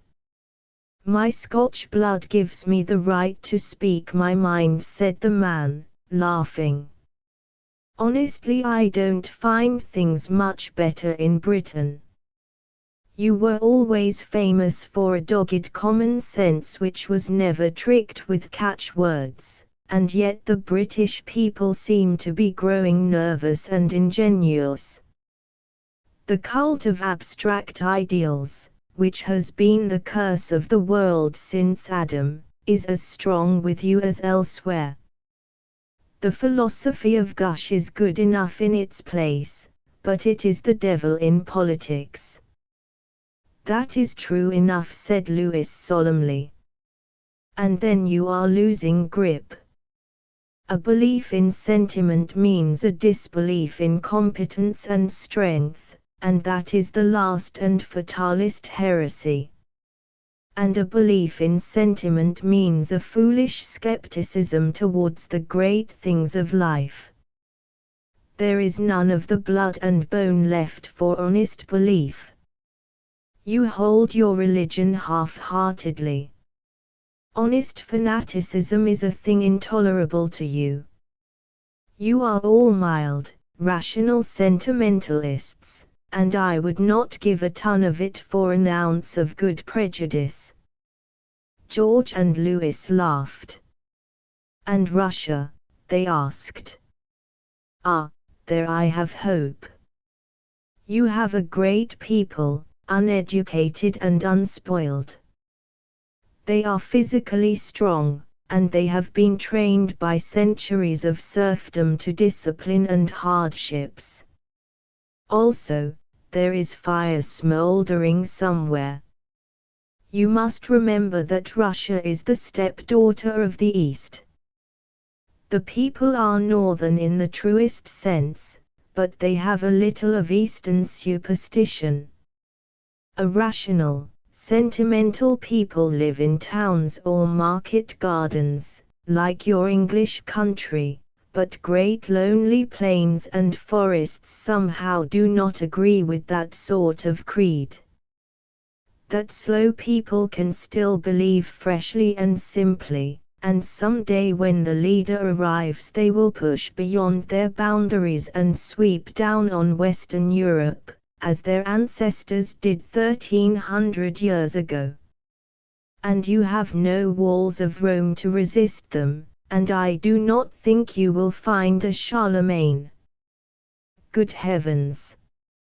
What can your latter-day philosophic person, who weighs every action and believes only in himself, do against an unwearied people with the fear of God in their hearts? When that day comes, my masters, we shall have a new empire, the Holy Eastern Empire, and this rotten surface civilization of ours will be swept off. It is always the way. Men get into the habit of believing that they can settle everything by talk, and fancy themselves the arbiters of the world, and then suddenly the great man arrives, your Caesar or Cromwell, and clears out the talkers. I've heard something like that before. In fact, on occasions I have said it myself. It's a pretty idea. How long do you give this Volkswanderung to get started? It will not be in our time, said the man sadly. I confess I am rather anxious for it to come off. Europe is a dull place at present, given up to Jews and old women. But I am an irreclaimable wanderer, and it is some time since I have been home. Things may be already changing. Scarcely, said Lewis. And meantime, where is this Slav invasion going to begin? I suppose they will start with us here, before they cross the Channel. Undoubtedly. But Britain is the least sick of the crew, so she may be left in peace till the confirmed invalids are destroyed. At the best it will be a difficult work. Our countrymen, you will permit the name, my friends, have unexpected possibilities in their blood. And even this India will be a hard nut to crack. It is assumed that Russia has but to find Britain napping, buy a passage from the more northerly tribes, and sweep down on the Punjab.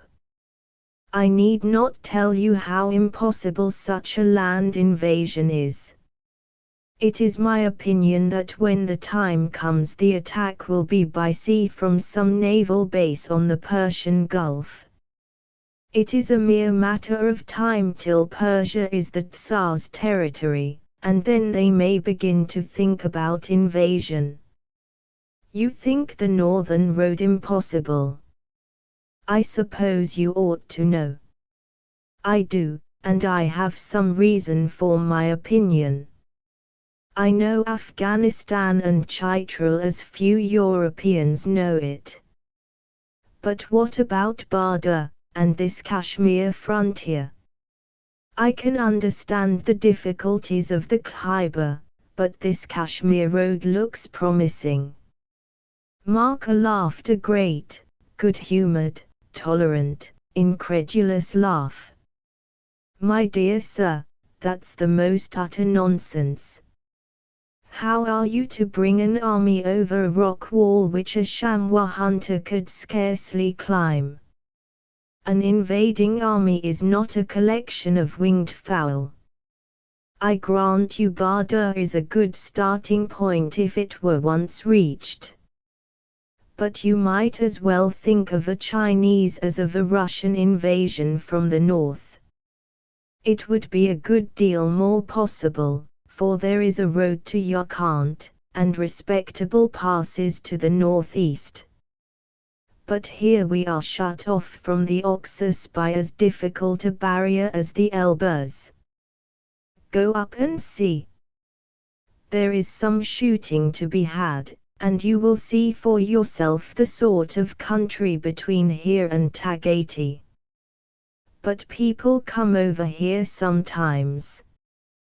Yes, from the south, or by Afghanistan. Not always. What about the Koraybort Pass into Chitral?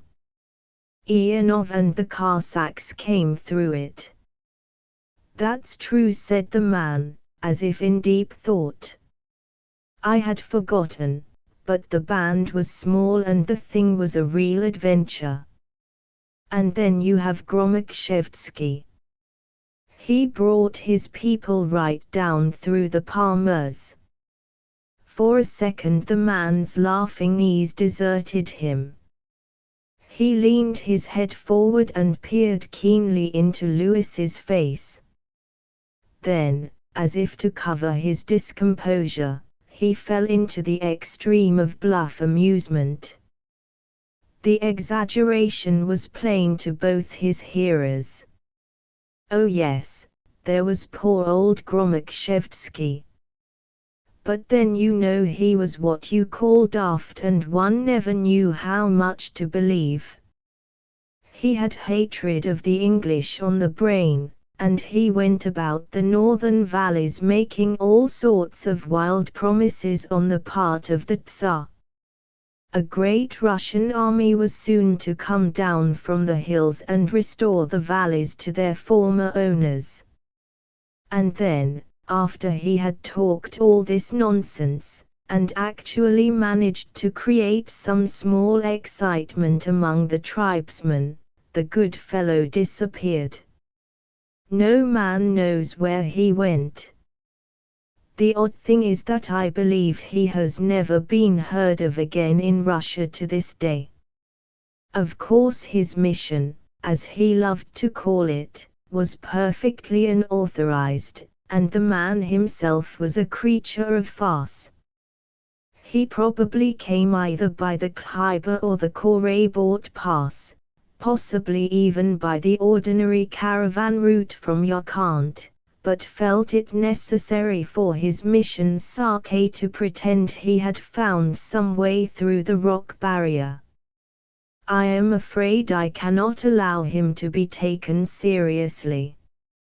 Lewis yawned and reached out his hand for the cigars.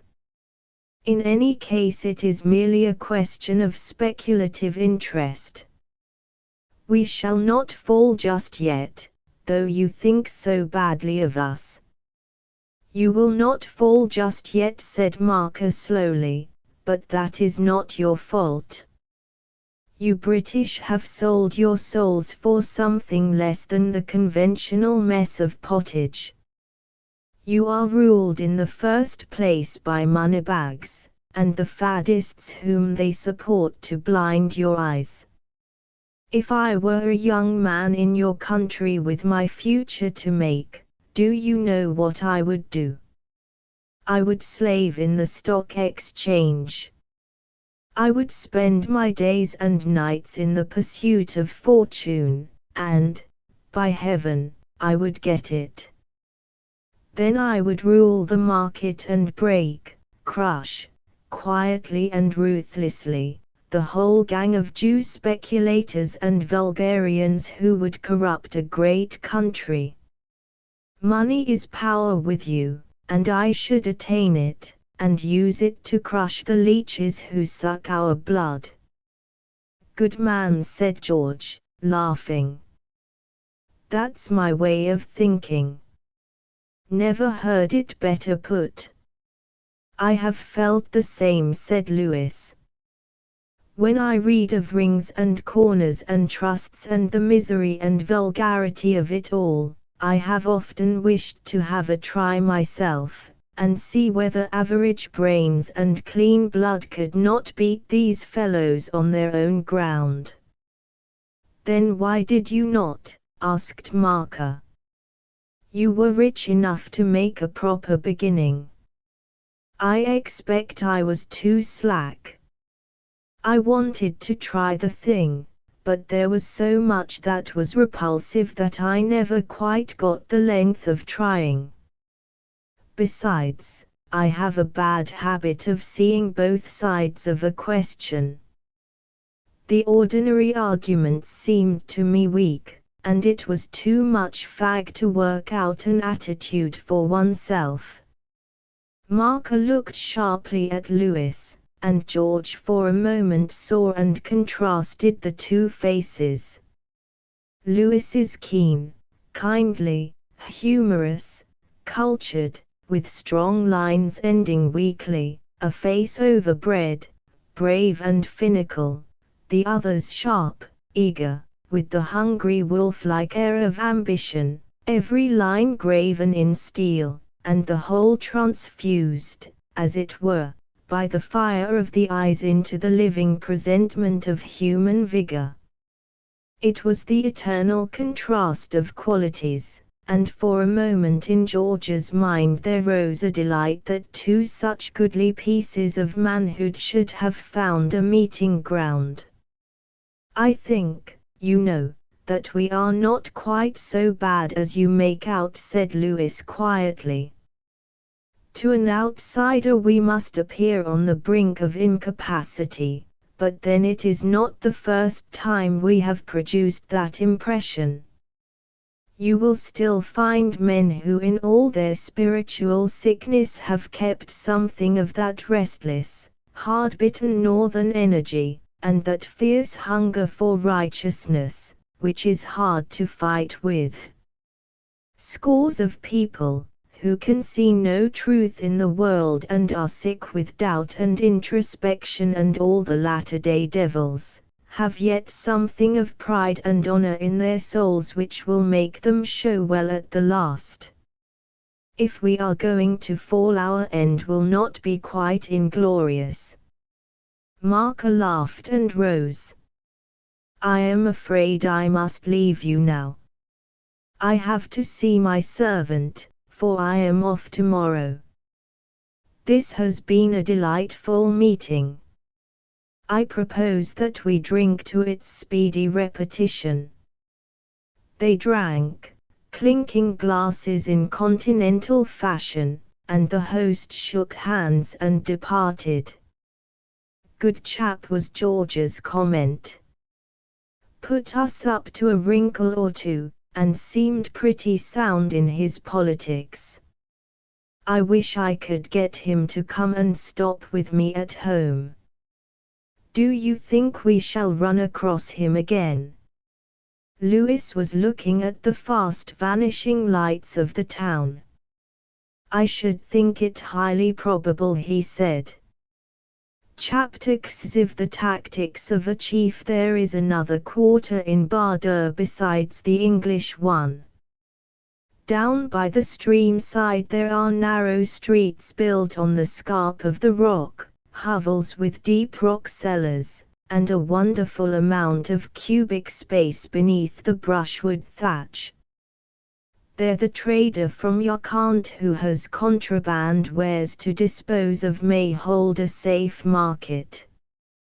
And if you were to go at nightfall into this quarter, where the foot of the Kashmir policeman rarely penetrates, you might find shaggy tribesmen who have been all their lives outlaws, walking unmolested to visit their friends, and certain Jewish gentlemen, members of the great family who have conquered the world, engaged in the pursuit of their unlawful calling.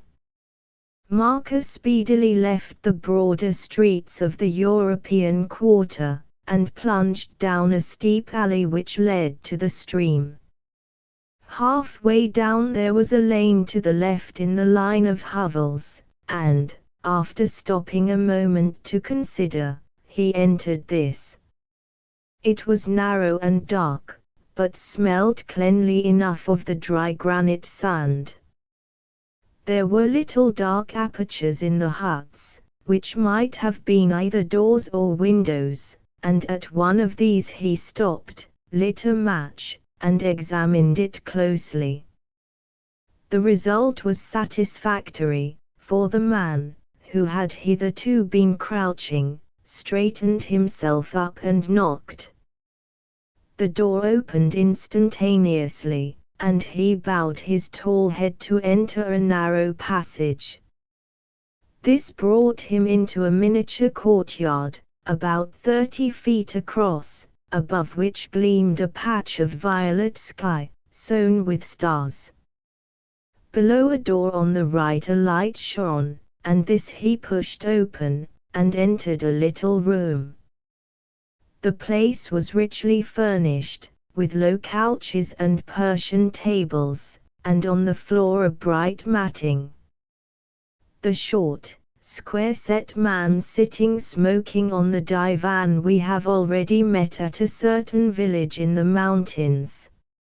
Faiza Khan, descendant of Abraham, and father and chief of the Badamoridai, has a nervous eye and an uneasy face tonight. For it is a hard thing for a mountaineer, an inhabitant of great spaces, to sit with composure in a trap-like room in the citadel of a foe who has many acts of rape and murder to avenge on his body. To do Faiza Khan justice, he strove to conceal his restlessness under the usual impassive calm of his race. He turned his head slightly as Marka entered, nodded gravely over the bowl of his pipe, and pointed to the seat at the far end of the divan. "It is a dark night," he said. "I heard you stumbling on the causeway before you entered. And I have many miles to cover before dawn." Marka nodded. "Then you must make haste, my friend. You must be in the hills by daybreak, for I have some errands I want you to do for me.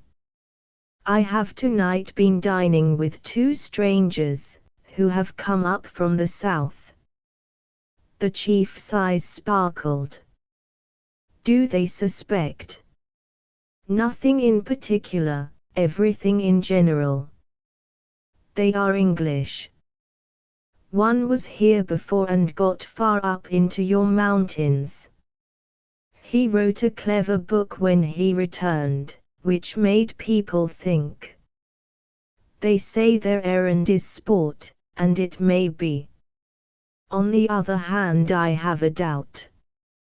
One has not the air of the common sportsman. He thinks too much, and his eyes have a haggard look. It is possible that they are in their government's services and have come to reconnoiter. Then we are lost, said Faiza Khan sourly. It was always a fool's plan, at the mercy of any wandering Englishman. Not so, said Marker. Nothing is lost, and nothing will be lost. But I fear these two men. They do not bluster and talk at random like the others. They are so very quiet that they may mean danger. They must remain here, said the chief.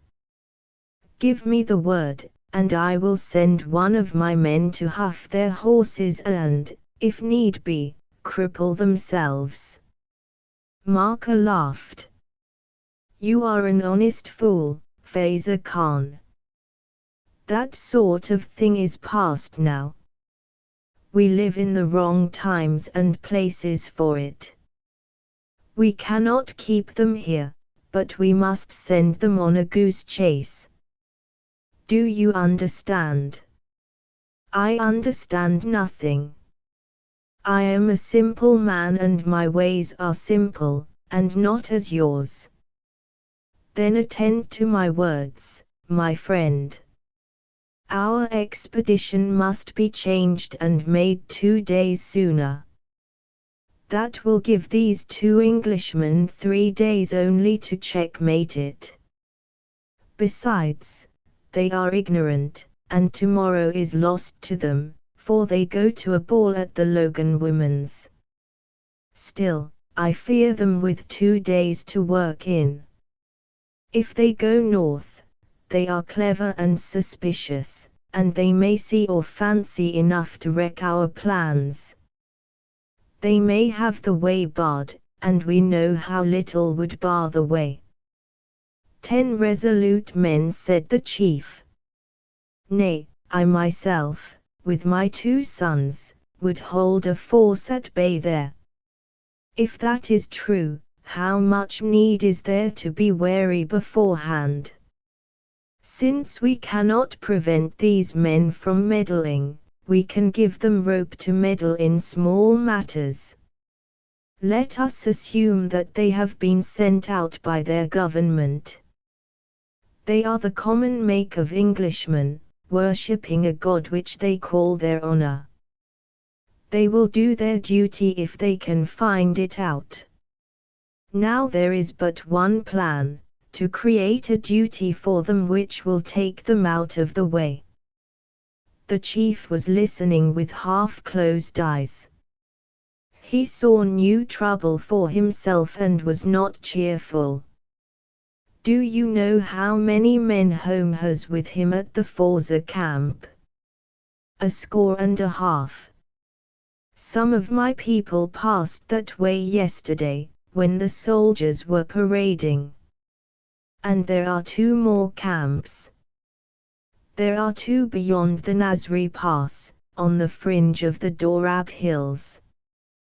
We call the places Kaut Misa and Kaut Mabana, but the English have their own names for them. Marker nodded.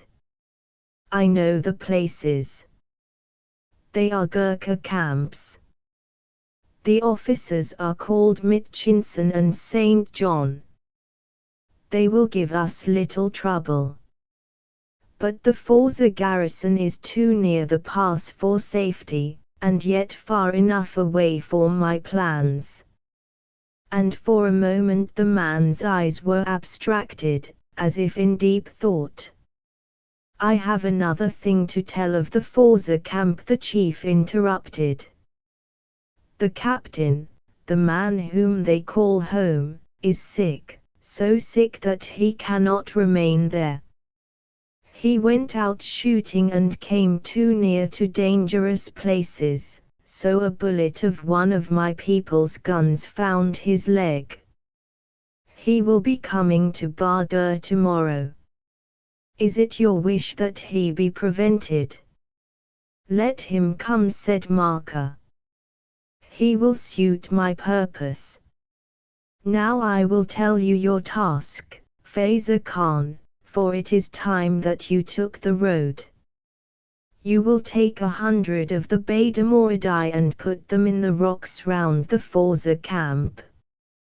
Let them fire a few shots but do no great damage, lest this man home dare not leave. If I know the man at all, he will only hurry the quicker when he hears word of trouble, for he has no stomach for danger, if he can get out of it creditably. So he will come down here tomorrow with a tale of the Badamoridai in arms, and find no men in the place to speak of, except these two strangers. I will have already warned them of this intended rising, and if, as I believe, they serve the government, they will let no grass grow below their feet till they get to Forza.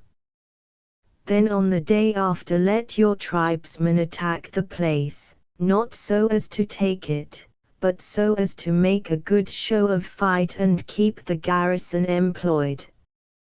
This will keep these young men quiet.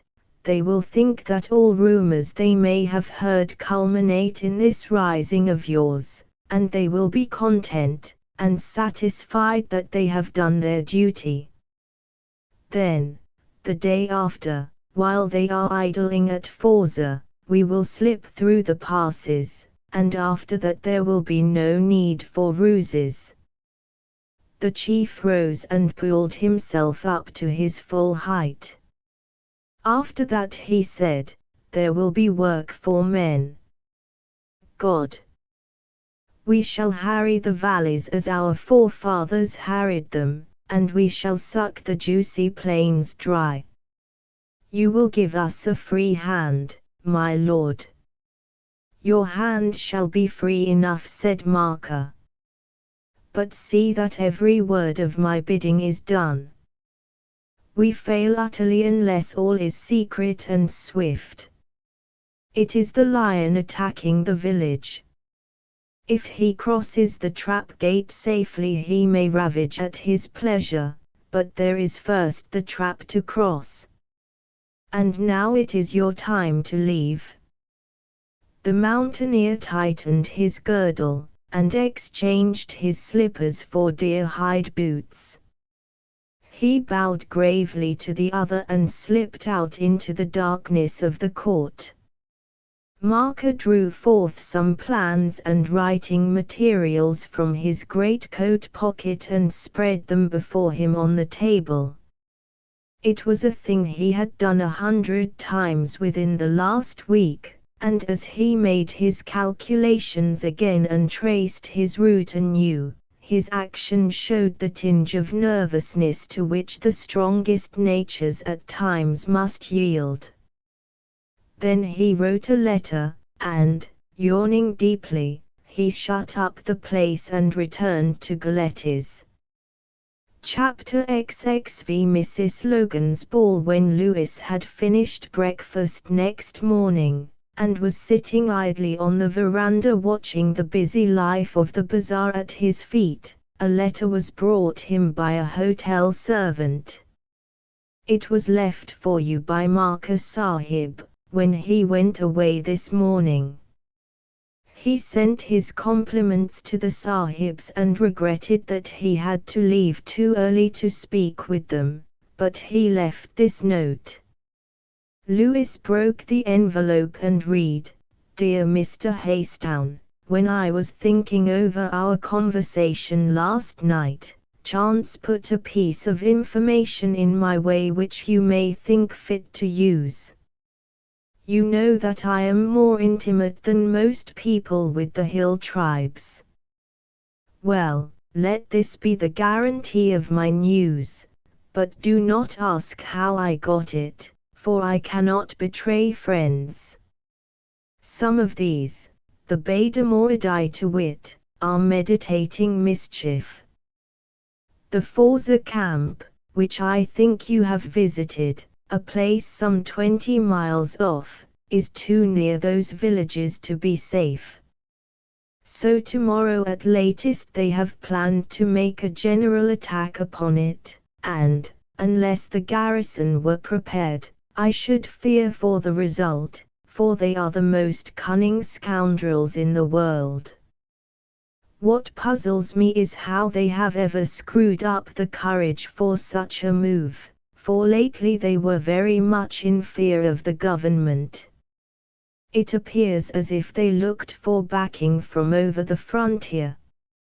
You will say that this proves your theory, but to me it merely seems as if some maniac of the Gromyshevsky type had got among them. In any case, I wish something could be done. My duties take me away at once, and in a very different direction, but perhaps you could find some means of putting the camp on their guard. I should be sorry to hear of a tragedy, also I should be sorry to see the Baedamoridae get into trouble. They are foolish blackguards, but amusing. Yours most sincerely, Arthur Marker. Lewis read the strange letter several times through, then passed it to George. George read it with difficulty, not being accustomed to a flowing frontier hand. Jolly decent of him, I call it, was his remark. I would give a lot to know what to make of it. The man is playing some game, but what the deuce it is I can't fathom. I suppose we had better get up to that Forza place as soon as we can. I think not, said Lewis. The man's honest, surely. But he is also clever. Remember who he is. He may wish to get us out of the way. I don't suppose that he can possibly fear us, but he may want the coast clear from suspicious spectators. Besides, I don't see the good of Forza. It is not the part of the hills I want to explore. There can be no frontier danger there, and at the worst there can be nothing more than a little tribal disturbance. Now what on earth would Russia gain by moving the tribes there, except as a blind? Still, you know, the man admits all that in his letter. And if the people up there are going to be in trouble, we ought to go and give them notice. I'll take an hour to think over it, and then I'll go and see Thwaite. He was to be back this morning. Lewis spread the letter before him. It was a simple, friendly note, giving him a chance of doing a good turn to friends. His clear course was to lay it before Thwaite and shift the responsibility for action to his shoulders. But he felt all the while that this letter had a personal application which he could not conceal. It would have been as easy for Marker to send the note to Thwaite, whom he had long known. But he had chosen to warn him privately. It might be a ruse, but he had no glimpse of the meaning. Or, again, it might be a piece of pure friendliness, a chance of unofficial adventure given by one wanderer to another.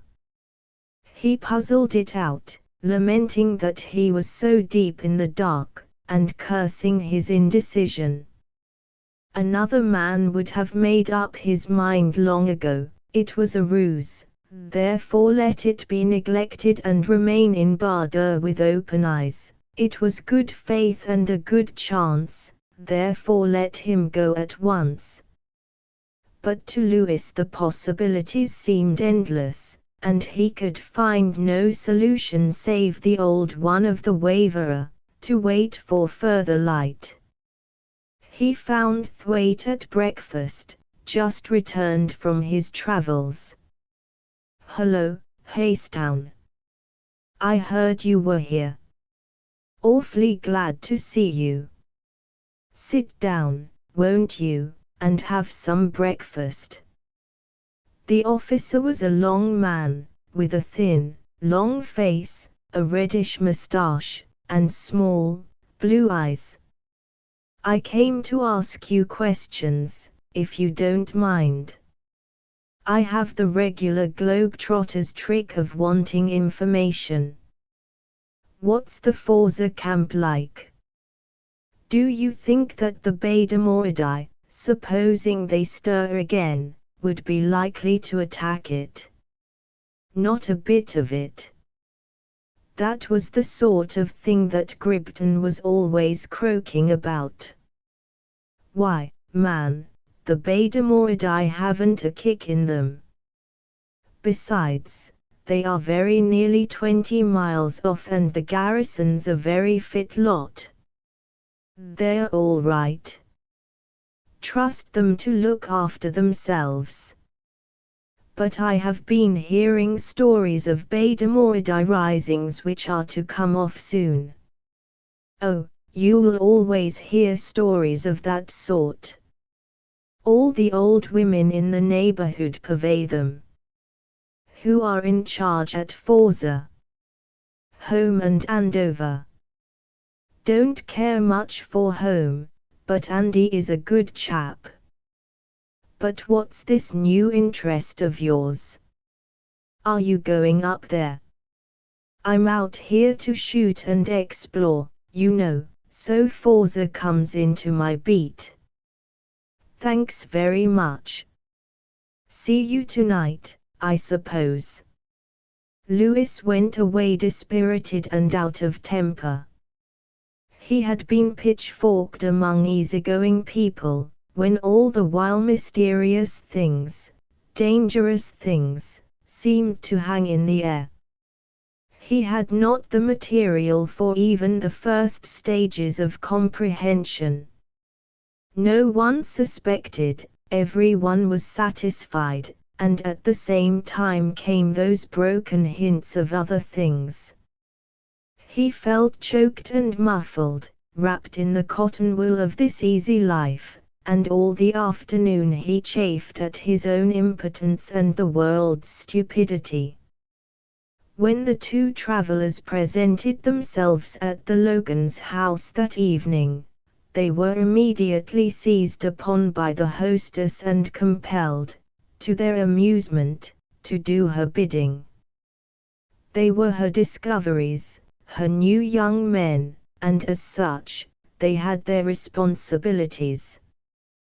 George, who liked dancing, obeyed meekly, but Lewis, being out of temper and seeing before him an endless succession of wearisome partners, soon broke loose, and accompanied Thwaite to the veranda for a cigar. The man was ill at ease, and the sight of young faces and the sound of laughter vexed him with a sense of his eccentricity. He could never, like George, take the world as he found it. At home he was the slave of his own incapacity, now he was the slave of memories. He had come out on an errand, with a chance to recover his lost self-respect, and lo! He was as far as ever from attainment. His lost capacity for action was not to be found here, in the midst of this petty diplomacy and inglorious ease. From the veranda a broad belt of lawn ran down to the edge of the north road. It lay shining in the moonlight like a field of snow with the highway a dark ribbon beyond it. Thwaite and Lewis walked down to the gate talking casually, and at the gate they stopped and looked down on the town. It lay a little to the left, the fort rising black before it, and the road ending in a patch of shade which was the old town gate. The night was very still, cool airs blew noiselessly from the hills, and a jackal barked hoarsely in some far-off thicket. The men hung listlessly on the gate, drinking in the cool air and watching the blue cigar smoke wreathe and fade. Suddenly down the road there came the sound of wheels. "That's a Tonga," said Thwaite. "Wonder who it is." "Do Tongas travel this road?" Lewis asked. "Oh yes, they go 10 miles up to the foot of the rocks. We use them for sending up odds and ends to the garrisons. After that coolies are the only conveyance. Gad, I believe this thing is going to stop." The thing in question, which was driven by a sepoy in bright yellow pajamas, stopped at the Logan's gate. A peevish voice was heard giving directions from within. "It sounds like home," said Thwaite, walking up to it, "and upon my soul it is home." "What on earth are you doing here, my dear fellow?" "Is that you, Thwaite?" said the voice. "I wish you'd help me out. I want Logan to give me a bed for the night. I'm infernally ill." Lewis looked within and saw a pale face and bloodshot eyes which did not belie the words. "What is it?" said Thwaite. "Fever or anything smashed? I've got a bullet in my leg which has got to be cut out. Got it 2 days ago when I was out shooting. Some natives up in the rocks did it, I fancy. Lord, how it hurts." And the unhappy man groaned as he tried to move. "That's bad," said Thwaite sympathetically. "The Logans have got a dance on, but we'll look after you all right. How did you leave things in Forza?" "Bad. I oughtn't to be here, but Andy insisted. He said I would only get worse and crock entirely. Things look a bit wild up there just now. There has been a confounded lot of rifle stealing, and the Baidamoridae are troublesome. However, I hope it's only their fun." "I hope so," said Thwaite. "You know Haystown, don't you?" "Glad to meet you," said the man. "Heard of you. Coming up our way. I hope you will after I get this beastly leg of mine better. Thwaite will tell you I have been cross-examining him about your place. I wanted badly to ask you about it, for I got a letter this morning from a man called Marker with some news for you." "What did he say?" asked Holmes sharply. "He said that he had heard privately that the Baidamoridae were planning an attack on you tomorrow or the day after." "The deuce they are," said Holmes peevishly, and Thwaite's face lengthened. "And he told me to find some way of letting you know." "Then why didn't you tell me earlier?" said Thwaite. "Marker should know if anybody does. We should have kept home up there. Now it's almost too late. Oh, this is the devil." Lewis held his peace. He had forgotten the solidity of Marker's reputation. "What's the chances of the place?" Thwaite was asking. "I know your numbers and all that, but are they anything like prepared?" "I don't know," said Holmes miserably. "They might get on all right, but everybody is pretty slack just now. Andy has a touch of fever, and some of the men may get leave for shooting. I must get back at once. You can't. Why, man, you couldn't get halfway. And what's more, I can't go. This place wants all the looking after it can get. A row in the hills means a very good possibility of a row in Barda, and that is too dangerous a game. And besides myself there is scarcely a man in the place who counts. Logan has gone to Gilgit, and there's nobody left but boys. If you don't mind I should like to go, said Lewis shamefacedly. You, they cried. Do you know the road? I've been there before, and I remember it more or less. Besides, it is really my show this time.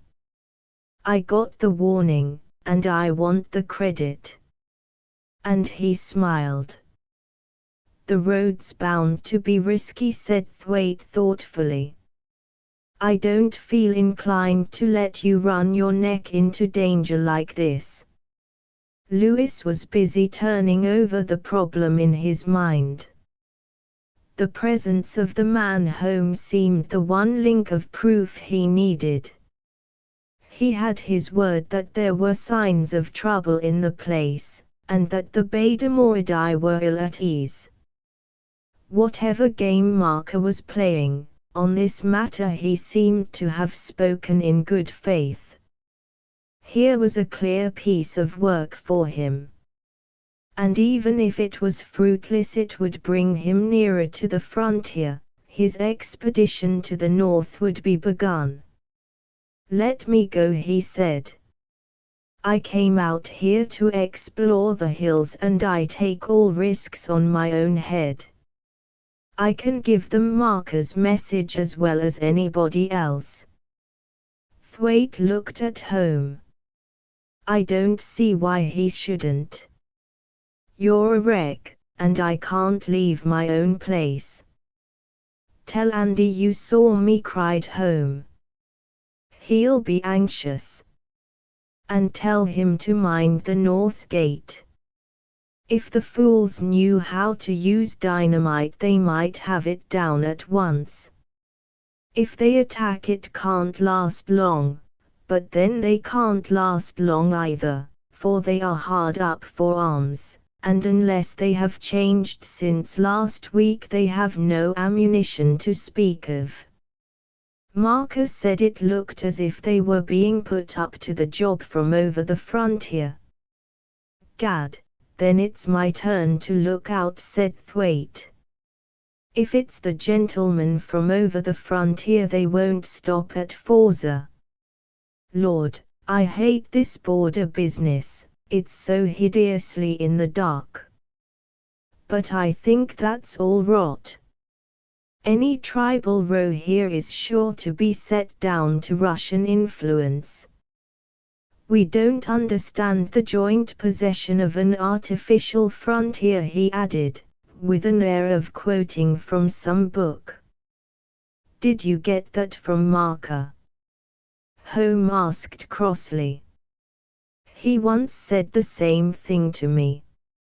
His temper had suffered badly among the hills. We'd better get you to bed, my dear fellow, said Thwaite, looking down at him. You look remarkably cheap. Would you mind going in and trying to find Mrs. Logan, Haystown? I'll carry this chap in. Stop a minute, though. Perhaps he's got something to say to you. Mind the north gate, tell Andy I'm all right and make him look after himself, he's overworking. If you want to send a message to the other people you'd better send by Nasri. If the Baders mean business they'll shut up the road you go by. That's all. Good luck and thanks very much. Lewis found Mrs. Logan making a final inspection of the supper room. She ran to the garden, to find the invalid home in Thwaites' arms at the steps of the veranda. The sick warrior pulled off an imaginary cap and smiled feebly. "Oh, Mr. Home, I'm so sorry. Of course we can have you. I'll put you in the other end of the house where you won't be so much troubled with the noise. You must have had a dreadful journey." And so forth, with the easy condolences of a kind woman. When Thwaite had laid down his burden, he turned to Lewis. "I wish we had another man, Haystown. What about your friend Winterham? One's enough to do your work, but if the thing turns out to be serious, there ought to be some means of sending word. Andover will want you to stay, for they are short-handed enough. I'll get Winterham to go and wait for me somewhere. If I don't turn up by a certain time, he can come and look for me." "That will do," said Thwaite, "though it's a stale job for him. Well, goodbye and good luck to you. I expect there won't be much trouble, but I wish you had told us in the morning." Lewis turned to go and find George. What a chance I had almost missed, was the word in his heart. The errand might be futile, the message a blind, but it was at least movement, action, a possibility. Chapter XXVI. Friend to friend. He found George sitting down in the veranda after waltzing. His partner was a sister of Logan's, a dark girl whose husband was resident somewhere in Lower Kashmir. The lady gave her hand to Lewis and he took the vacant seat on the other side.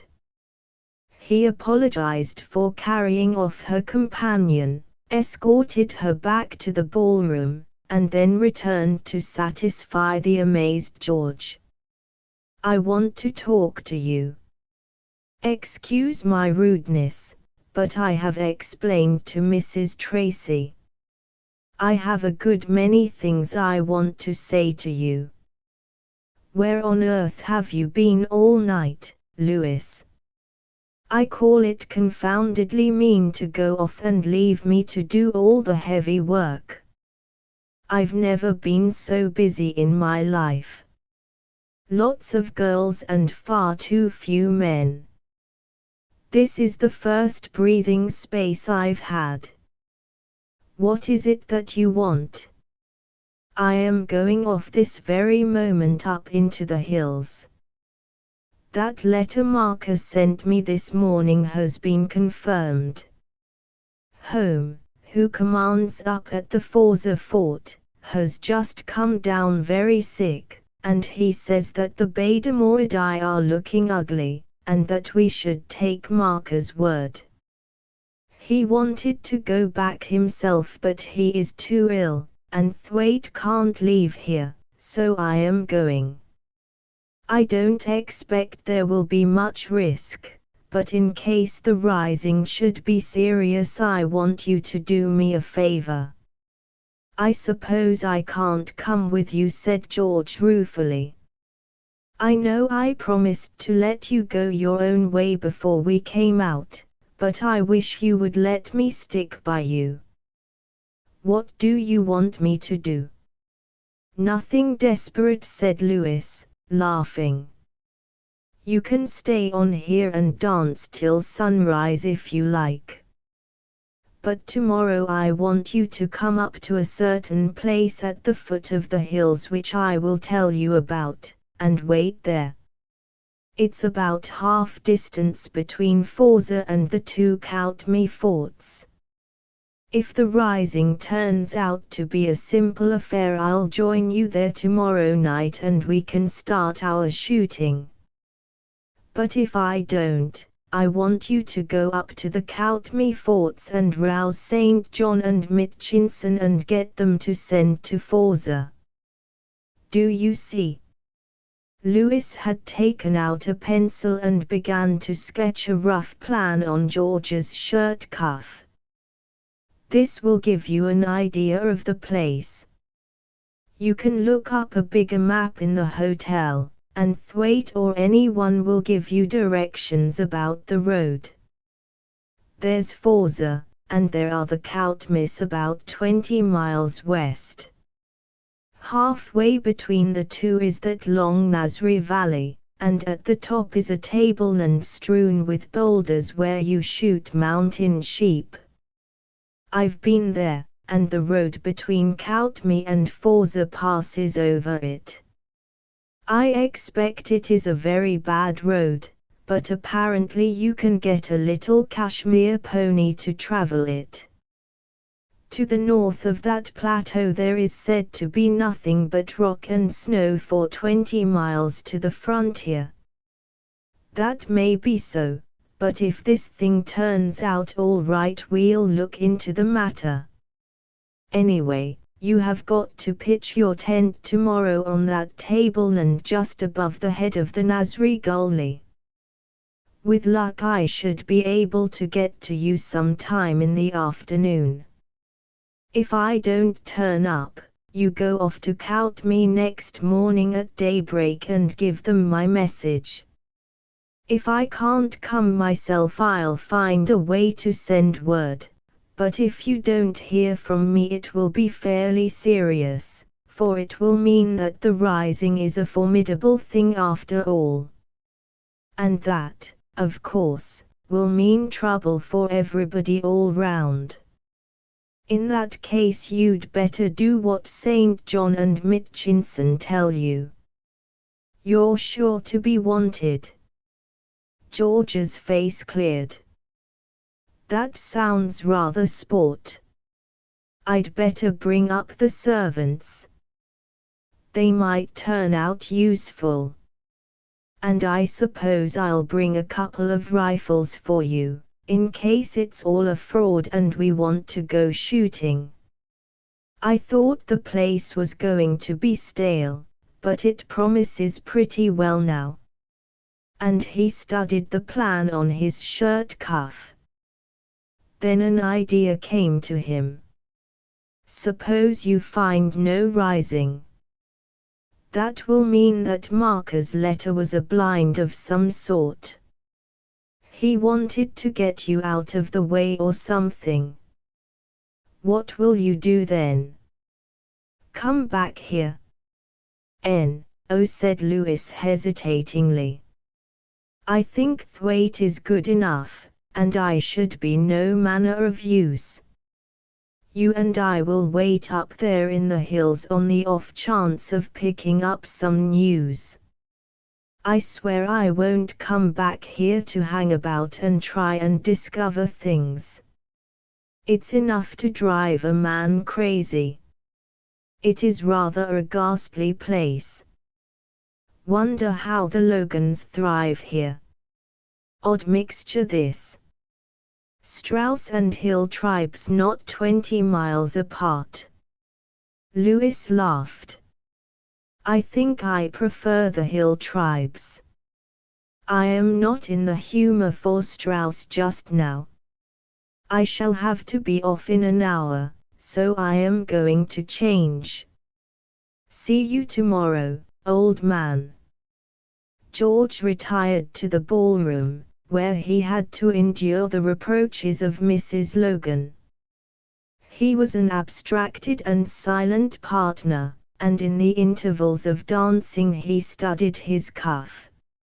Miss A talked to him of polo, and Miss B of home. Miss C discovered that they had common friends, and Miss D that she had known his sister. Miss E, who was more observant, saw the cause of his distraction and asked, "What queer hieroglyphics have you got on your cuff, Mr. Winterham?" George looked down in a bewildered way at his sleeve. "Where on earth have I been?" he asked in wonder. "That's the worst of being an absent-minded fellow. I've been scribbling on my cuff with my program pencil." Soon he escaped, and made his way down to the garden gate, where Thwaite was standing smoking. Assize held a saddled pony by the roadside. Lewis, in rough shooting clothes, was preparing to mount. From indoors came the jigging of a waltz tune and the sound of laughter, while far in the north the cliffs of the pass framed a dark blue cleft where the stars shone. George drew in great draughts of the cool, fresh air. "I wish I was coming with you," he said wistfully. "You'll be in time enough tomorrow," said Lewis. "I wish you'd give him all the information you can about the place, Thwaite. He's an ignorant beggar. See that he remembers to bring food and matches. The guns are the only things I can promise he won't forget." Then he rode off, the little beast bucking excitedly at the patches of moonlight, and the two men walked back to the house. "Hope he comes back all right," said Thwaite. "He's too good a man to throw away." Chapter 6. The road to Forza. The road ran in a straight line through the valley of dry rocks, a dull, modern road, engineered and macadamized up to the edge of the hills. The click of hoofs raised echoes in the silence, for in all the great valley, in the chain of pools in the channel, the acres of sun-dried stone, the granite rocks, the tangle of mountain scrub, there seemed no life of bird or beast. It was a strange, deathly stillness, and overhead the purple sky, sown with a million globes of light, seemed so near and imminent that the glen for the moment was but a vast jewel-lit cavern, and the sky a fretted roof which spanned the mountains.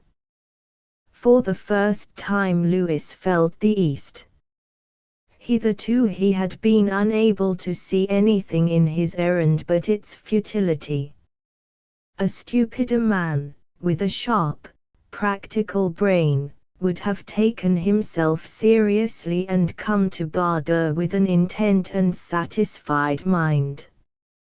He would have assumed the air of a diplomatist, have felt the dignity of his mission, and in success and failure have borne himself with self-confidence.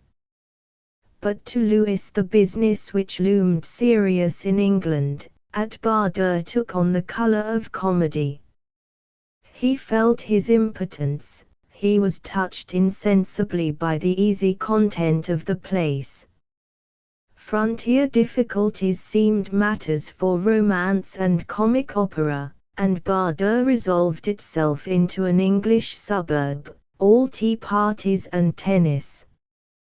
But at times an austere conscience jogged him to remembrance, and in one such fitful craving for action and enterprise he had found this errand.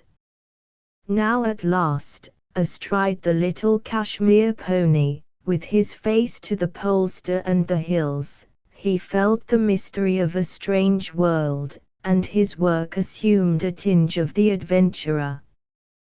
This was new, he told himself, this was romance. He had his eyes turned to a new land, and the smell of dry mountain sand and scrub, and the vault-like, imperial sky were the earnest of his inheritance. This was the East, the gorgeous, the impenetrable. Before him were the hill deserts, and then the great, warm plains, and the wide rivers, and then on and on to the cold north, the steppes, the icy streams, the untrodden forests. To the west and beyond the mountains were holy mosques, shady cities of palm trees, great walled towns to which north and west and south brought their merchandise.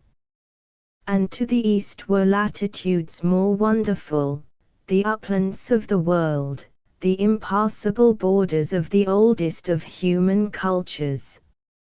Names rang in his head like tunes: Khiva, Bokhara, Samarkand, the goal of many boyish dreams born of clandestine suppers and the Arabian Nights. It was an old fierce world he was on the brink of, and the nervous frontier civilization fell 1,000 miles behind him. The white road turned to the right with the valley, and the hills crept down to the distance of a gunshot. The mounting tiers of stone and brawling water caught the moonlight in waves, and now he was in a cold pit of shadow and now in a patch of radiant moonshine.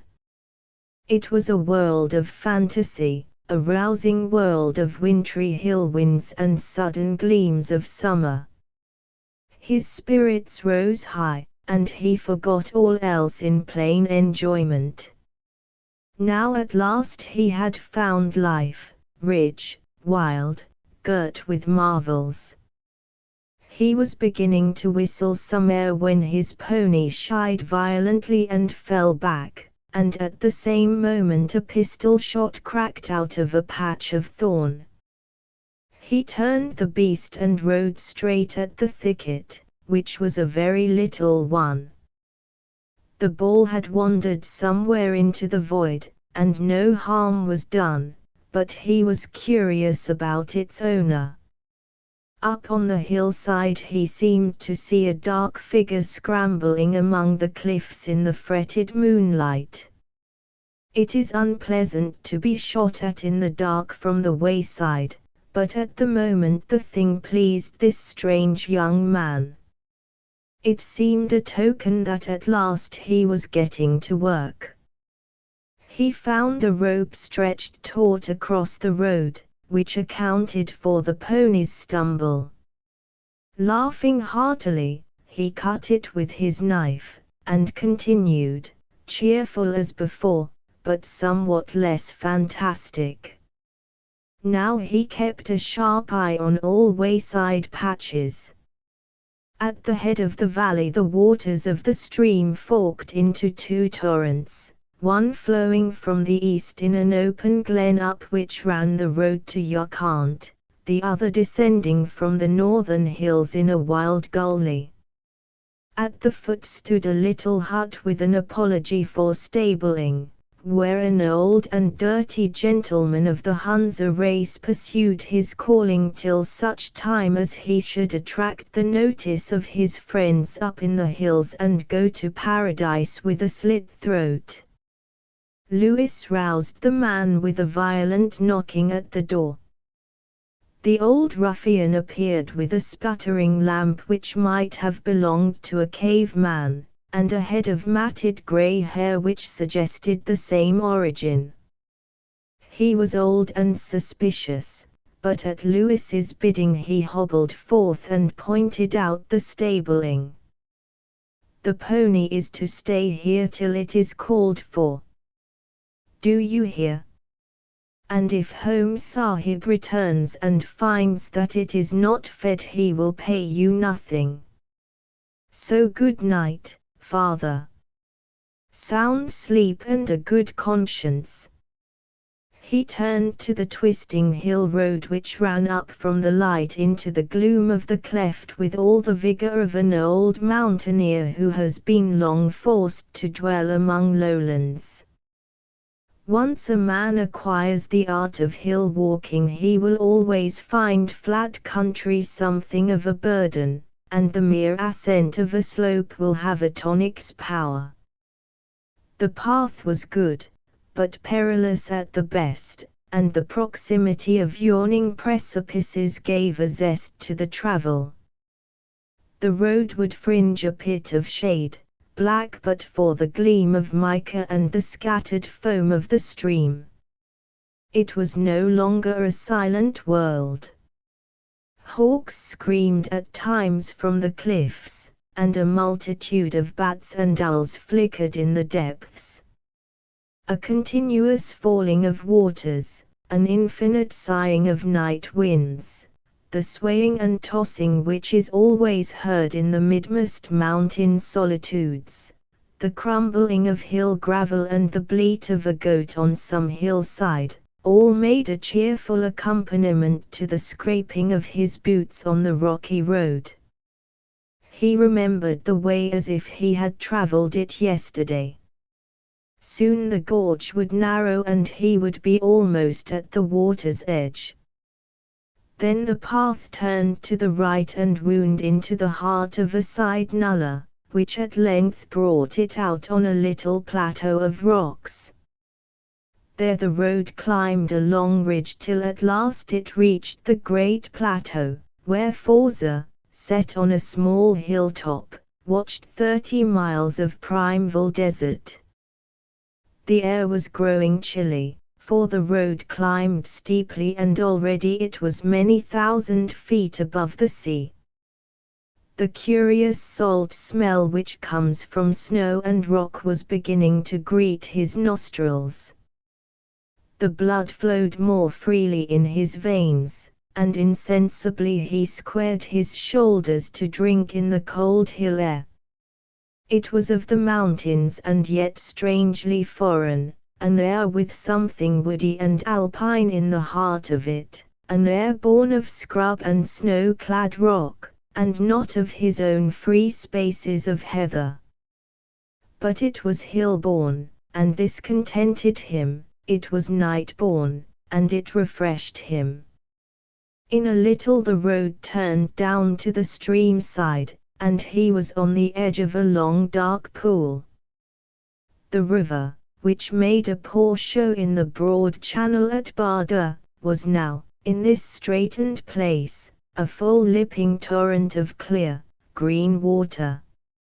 Lewis bathed his flushed face and drank, and it was as cold as snow. It stung his face to burning, and as he walked the heartsome glow of great physical content began to rise in his heart.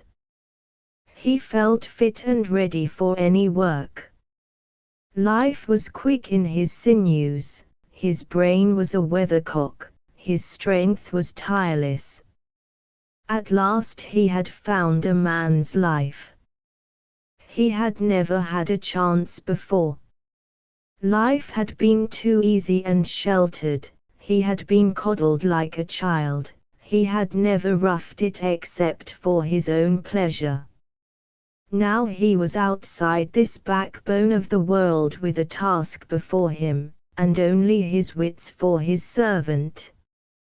Eton and Oxford, so it had been for generations, an education sufficient to damn a race. Stocks was right, and he had all along been wrong, but now he was in a fair way to taste the world's iron and salt, and he exulted at the prospect. It was hard walking in the nullah. In and out of great crevices the road wound itself, on the brink of stupendous waterfalls, or in the heart of a brushwood tangle. Soon a clear vault of sky replaced the outjutting crags, and he came out on a little plateau where a very cold wind was blowing. The smell of snow was in the air, a raw smell like salt when carried on a north wind over miles of granite crags. But on the little tableland the moon was shining clearly. It was green with small cloudberries and dwarf juniper, and the rooty fragrance was for all the world like an English bolt or a Highland pasture. Lewis flung himself prone and buried his face among the small green leaves. Then, still on the ground, he scanned the endless yellow distance. Mountains, serrated and cleft as in some giant's play, rose on every hand, while through the hollows gleamed the farther snow peaks. This little bare plateau must be naked to any eye on any hillside, and at the thought he got to his feet and advanced. At first sight the place had looked not a mile long, but before he got to the farther slope he found that it was nearer to. The mountain air had given him extraordinary lightness, and he ran the distance, finding the hard, sandy soil like a track under his feet. The slope, when he had reached it, proved to be abrupt and boulder-strewn, and the path had an ugly trick of avoiding steepness by skirting horrible precipices. Luckily the moon was bright, and the man was an old mountaineer, otherwise he might have found a grave in the crevices which seamed the hill. He had not gone far when he began to realize that he was not the only occupant of the mountain side. A whistle which was not a bird seemed to catch his ear at times, and once, as he shrank back into the lee of a boulder, there was the sound of naked feet on the road before him. This was news indeed, and he crept very cautiously up the rugged path.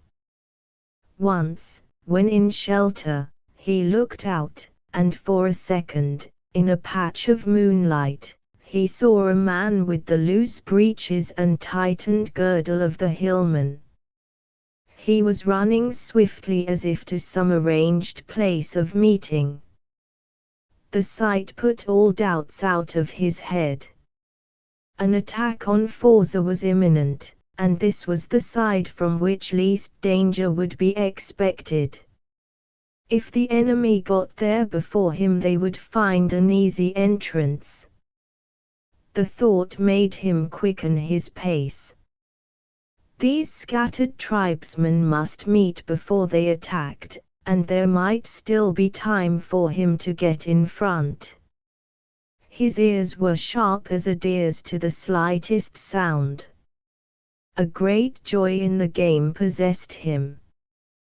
When he crouched in the shelter of a granite boulder or sprawled among the scrub while the light footsteps of a tribesman passed on the road, he felt that 1 point was scored to him in a game in which he had no advantages. He blessed his senses trained by years of sport to a keenness beyond a townsman's, his eye, which could see distances clear even in the misty moonlight, his ear, which could judge the proximity of sounds with a nice exactness. Twice he was on the brink of discovery. A twig snapped as he lay in cover, and he heard footsteps pause, and he knew that a pair of very keen eyes were scanning the brushwood. He blessed his lucky choice in clothes which had made him bring a suit so near the hue of his hiding place. Then he felt that the eyes were averted, the footsteps died away, and he was safe. Again, as he turned a corner swiftly, he almost came on the back of a man who was stepping along leisurely before him.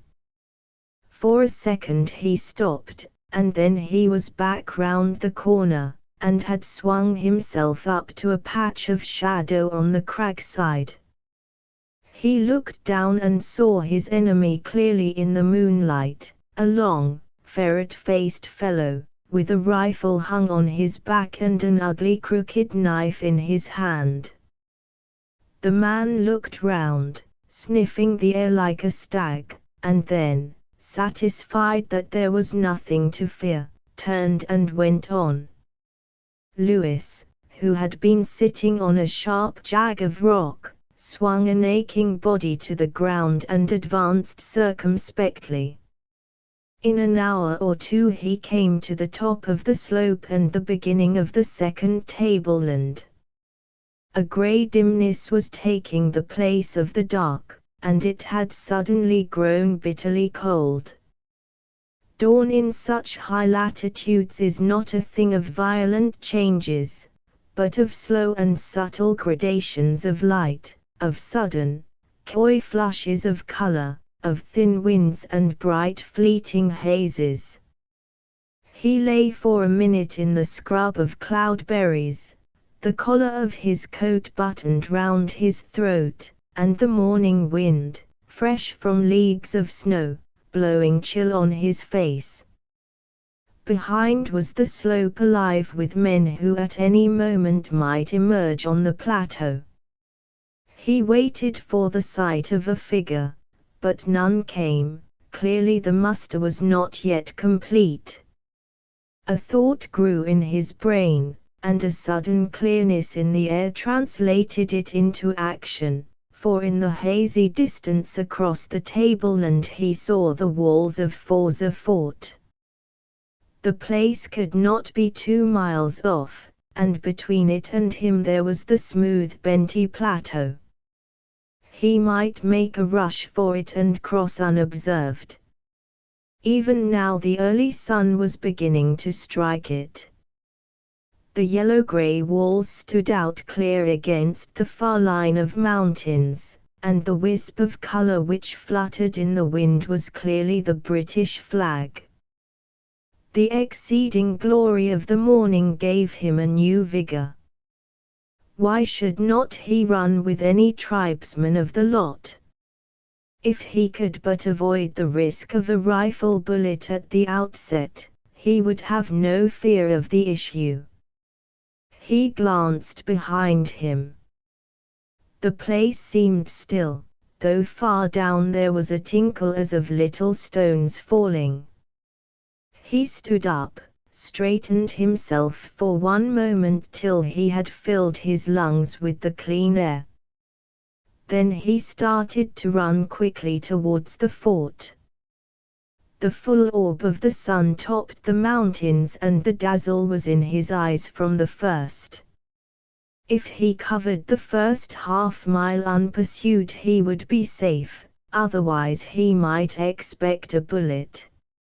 It was a comic feeling, the wide green heath, the fresh air, the easy vigor in his stride, the flush of the morning sun, and that awkward, nervous weakness in the small of his back where a bullet might be expected to find a lodgment.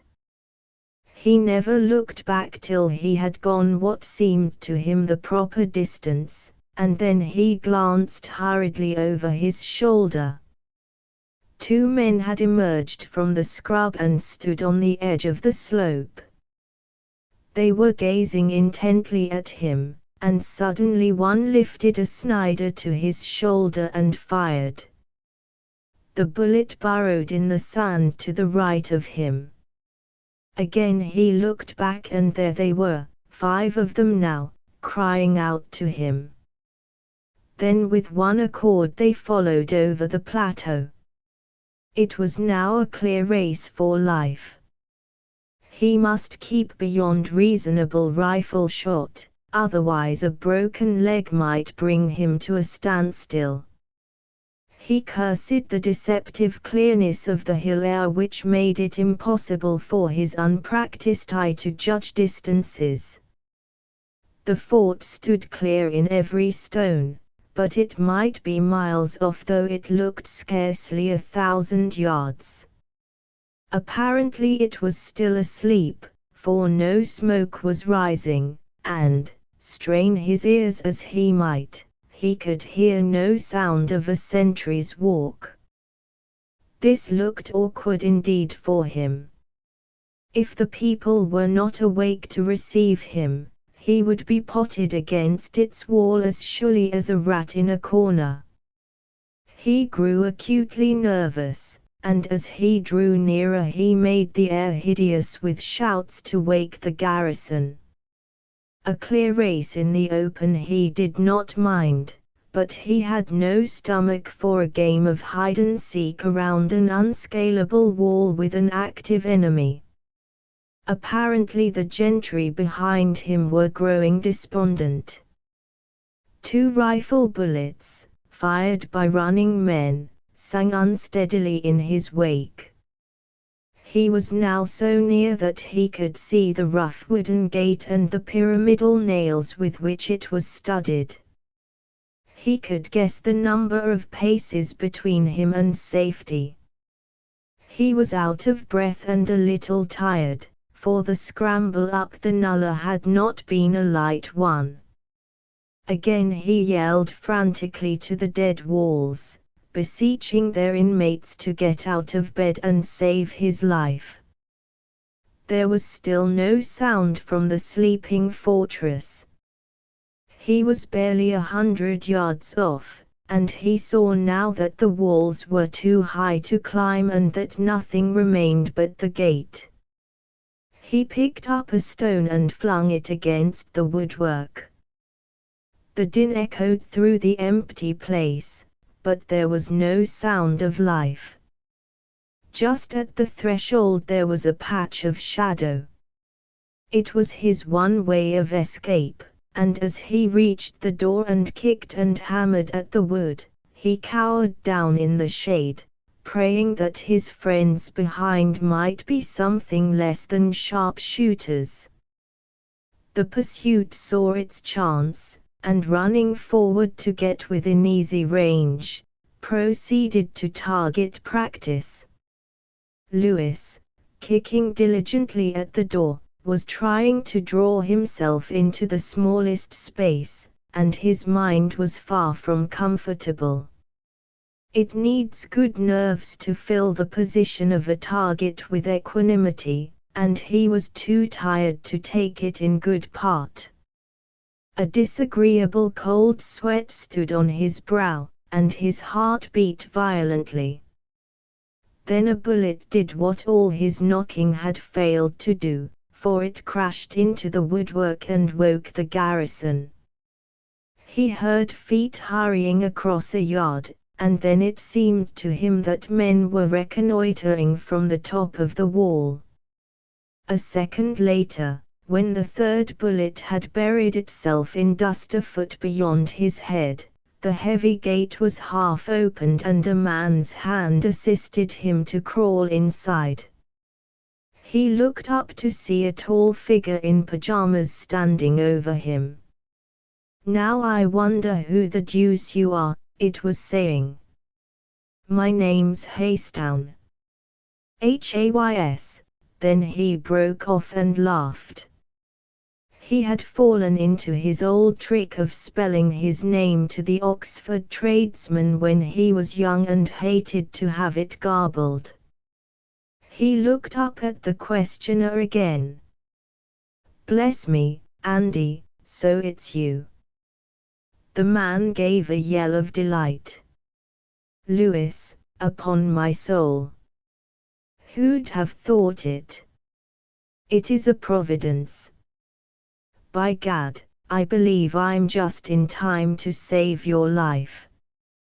Chapter 8. The hill fort. Lewis got to his feet and blinked at the morning sun across the yard. That was a near shave. Phew, I hate being a target for sharpshooting. "These devils are your friends the Bademoridae." "The deuce they are," said Andover lugubriously. "I always knew it. I've told home 100 times, and now here is the beggar away sick and I am left to pay the piper." "I know. I met him in Barda, and that's why I'm here. He told me to tell you to mind the north gate." More easily said than done. "We're too few by half here if things get nasty." How was the chap looking? "Pretty miserable. Thwaite and I put him to bed. Then they sent me off here, for I've got news for you. You know a man called Marker?" Andover nodded. "I was dining with him the day before yesterday, and yesterday morning I got a note from him. He says that he has heard from some private source that the Bademoridae were arming and proposed an attack on Forza today. He thinks they may have got their arms from the other side, you know. At any rate he asked me to try to let you hear, and when I saw home last night and heard that such a thing was possible, I came off at once. I suppose Marker is the sort of man who should know. What did Thwaite say? He was keen that I should come at once. Do you think that it's a false alarm? Oh, it will be genuine enough on Marker's part, but he may have been misinformed. What beats me is the attack by day. I know the Baders as I know my own name, and they are too few at the best to have any chance of rushing the place. Besides, they are poor fighters in the open. On the other hand, they are devils incarnate in a night attack, as we used to find to our cost. You are sure he said today? Sure. Sometime this morning. Wonder what their game is. However, he ought to be right if anybody is, and we are much obliged to you for your trouble. You had a pretty hard time in the open, but how on earth did you get up the hill? Deer stalking style. It was good sport. But for heaven's sake, Andy, give me breakfast, and tell me what you want me to do. I am under your orders now. You'd better feed and then sleep for a bit. If you don't mind, I'll leave you, for I've got to be very busy. And poor old Home looked pretty sick, did he? Well, I am glad he has been saved this affair anyhow. A Sikh orderly brought Lewis breakfast. Beyond the tent door there was stir in the garrison. Men were deployed in the yard, Gurkhas mainly, with a few Kashmir sepoys, and the loud harsh voice of Andover was raised to give orders. It was a hot still morning, with something thunderous in the air. Hot sulphurous clouds were massing on the western horizon, and the cool early breeze had gone. The whole place smelt of powder. Halfway through the meal Andover returned, his lean face red with exertion. I've got things more or less in order. They may easily starve us out, for we are wretchedly provisioned, but I don't think they'll get us with a rush. I wonder when the show is to commence. He drank some coffee, and then filled a pipe. I left a man at Nasri. If the thing turns out to be a small affair, I am to meet him there tonight, but if I don't come, he is to know that it is serious and go and warn the Koutmi people. You haven't a connection by any chance? No. Wish we had.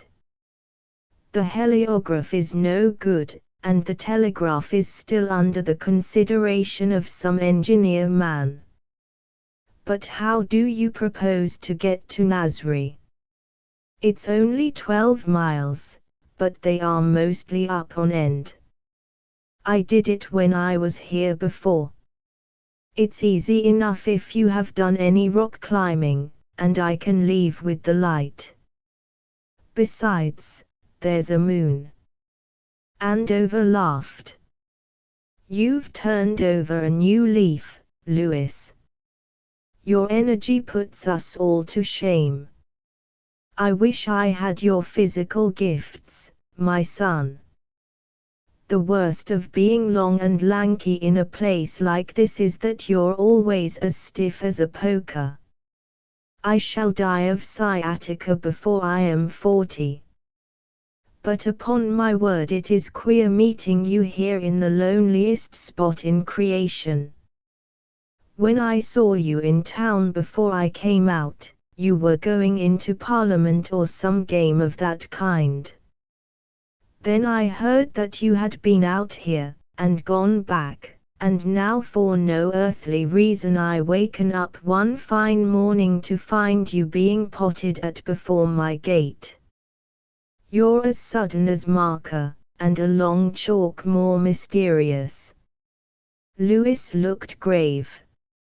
I wish Marker were only as simple as me, or I as sudden as him. It's a gift not learned in a day. Anyhow I'm here, and we've got a day's sport before us. Hullo, the ball seems about to open. Little puffs of smoke and dust were rising from beyond the wall, and on the heavy air came the faint ping-ping of rifles. Andover stretched himself elaborately. Lord alive, but this is absurd. What do these beggars expect to do? They can't shell a fort with stolen expresses. The two men went up to the edge of the wall and looked over the plateau. 100 yards off stood a group of tribesmen formed in some semblance of military order, each with a smoking rifle in his hand. It was like a parody of a formation, and Andover, after rubbing his eyes, burst into a roar of laughter. The beggars must be mad. What in heaven's name do they expect to do, standing there like mummies and potting at a stone wall? There's 2 more companies of them over there. It isn't war, it's comic opera. And he sat down, still laughing, on the edge of a gun case to put on the boots which his orderly had brought. It was comic opera, but the tinge of melodrama was not absent.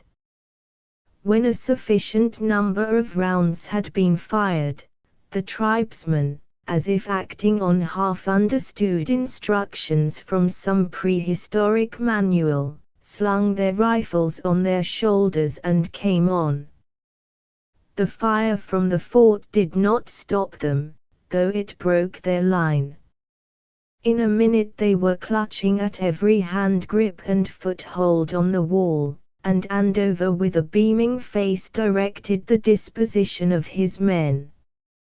Forza is built of great, rough stones, with ends projecting in places cyclopean-wise, which to an active man might give a foothold. The little garrison was at its posts, and picked the men off with carbines and revolvers, and in emergencies gave a brown chest the straight bayonet thrust home. The tribesmen fought like fiends, scrambling up silently with long knives between their teeth, till a shot found them and they rolled back to die on the sand at the foot. Now and again a man would reach the parapet and spring down into the courtyard. Then it was the turn of Andover and Lewis to account for him, and they did not miss. One man with matted hair and beard was at Lewis's back before he saw him. A crooked knife had nearly found that young man's neck, but a lucky twisting aside saved him. He dodged his adversary up and down the yard till he got his pistol from his inner pocket. Then it was his turn to face about. The man never stopped and a ball took him between the eyes. He dropped dead as a stone, and his knife flying from his hand skidded along the sand till it stopped with a clatter on the stones. The sound in the hot sulphurous air grated horribly, and Lewis clapped his hands to his ears to find that he too had not come off scatheless. The knife had cut the lobe, and, bleeding like a pig, he went in search of water. The assailants seemed prepared to find paradise speedily, for they were not sparing with their lives. The attacking party was small, and apparently there was no reserve, for in all the wide landscape there was no sign of man. Then for no earthly reason the assault was at an end. One by one the men dropped back and disappeared from the plateau. There was no overt signal, no sound, but in a little the annoyed garrison were looking at vacancy and one another. "This is the devil's own business," said Andover, rubbing his eyes. The men, too astonished to pick off stragglers, allowed the enemy to melt into space. Then they set themselves down with rifles cuddled up to their chins, and stared at Andover. "It beats me," said that disturbed man. "How many killed?" "7," said a sergeant. "About 5 more wounded. None of us touched, barring a bullet in my boot, and 2 Johnnies slashed on the cheek. Seems to me as if the gentleman, Mr. Acetown, was it, though." At the word Andover ran for his quarters, where he found his servant dressing Lewis's wounded ear. That young man with a face of great despair was inclining his head over a basin. "What's the matter, Andy? Don't tell me the show has stopped. I thought they were game to go on for hours, and I was just coming to join you." "They've gone, every mother's son of them. I told you it was comic opera all along. 7 of them have found the part too much for them, but the rest have cleared out like smoke. I give it up." Lewis stared at the speaker, his brain busy with a problem. For a moment before the fight, and for a little during its progress, he had been serenely happy. He had done something hard and perilous, he had risked bullets, he had brought authentic news of a real danger. He was happily at peace with himself. The bland quiet of conscience which he had not felt for months had given him the vision of a new life. But the danger had faded away in smoke, and here was Andover with a mystified face asking its meaning. "I swear that those fellows never had the least intention of beating us. There were far too few of them for one thing.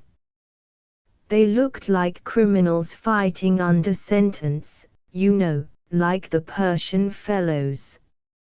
It was more like some religious ceremony than a fight. The whole thing is beyond me, but I think no harm's done. Hang it, I wish Home were here. He's a depressing beggar, but he takes responsibility off my shoulders." The dead men were buried as quickly and decently as the place allowed of.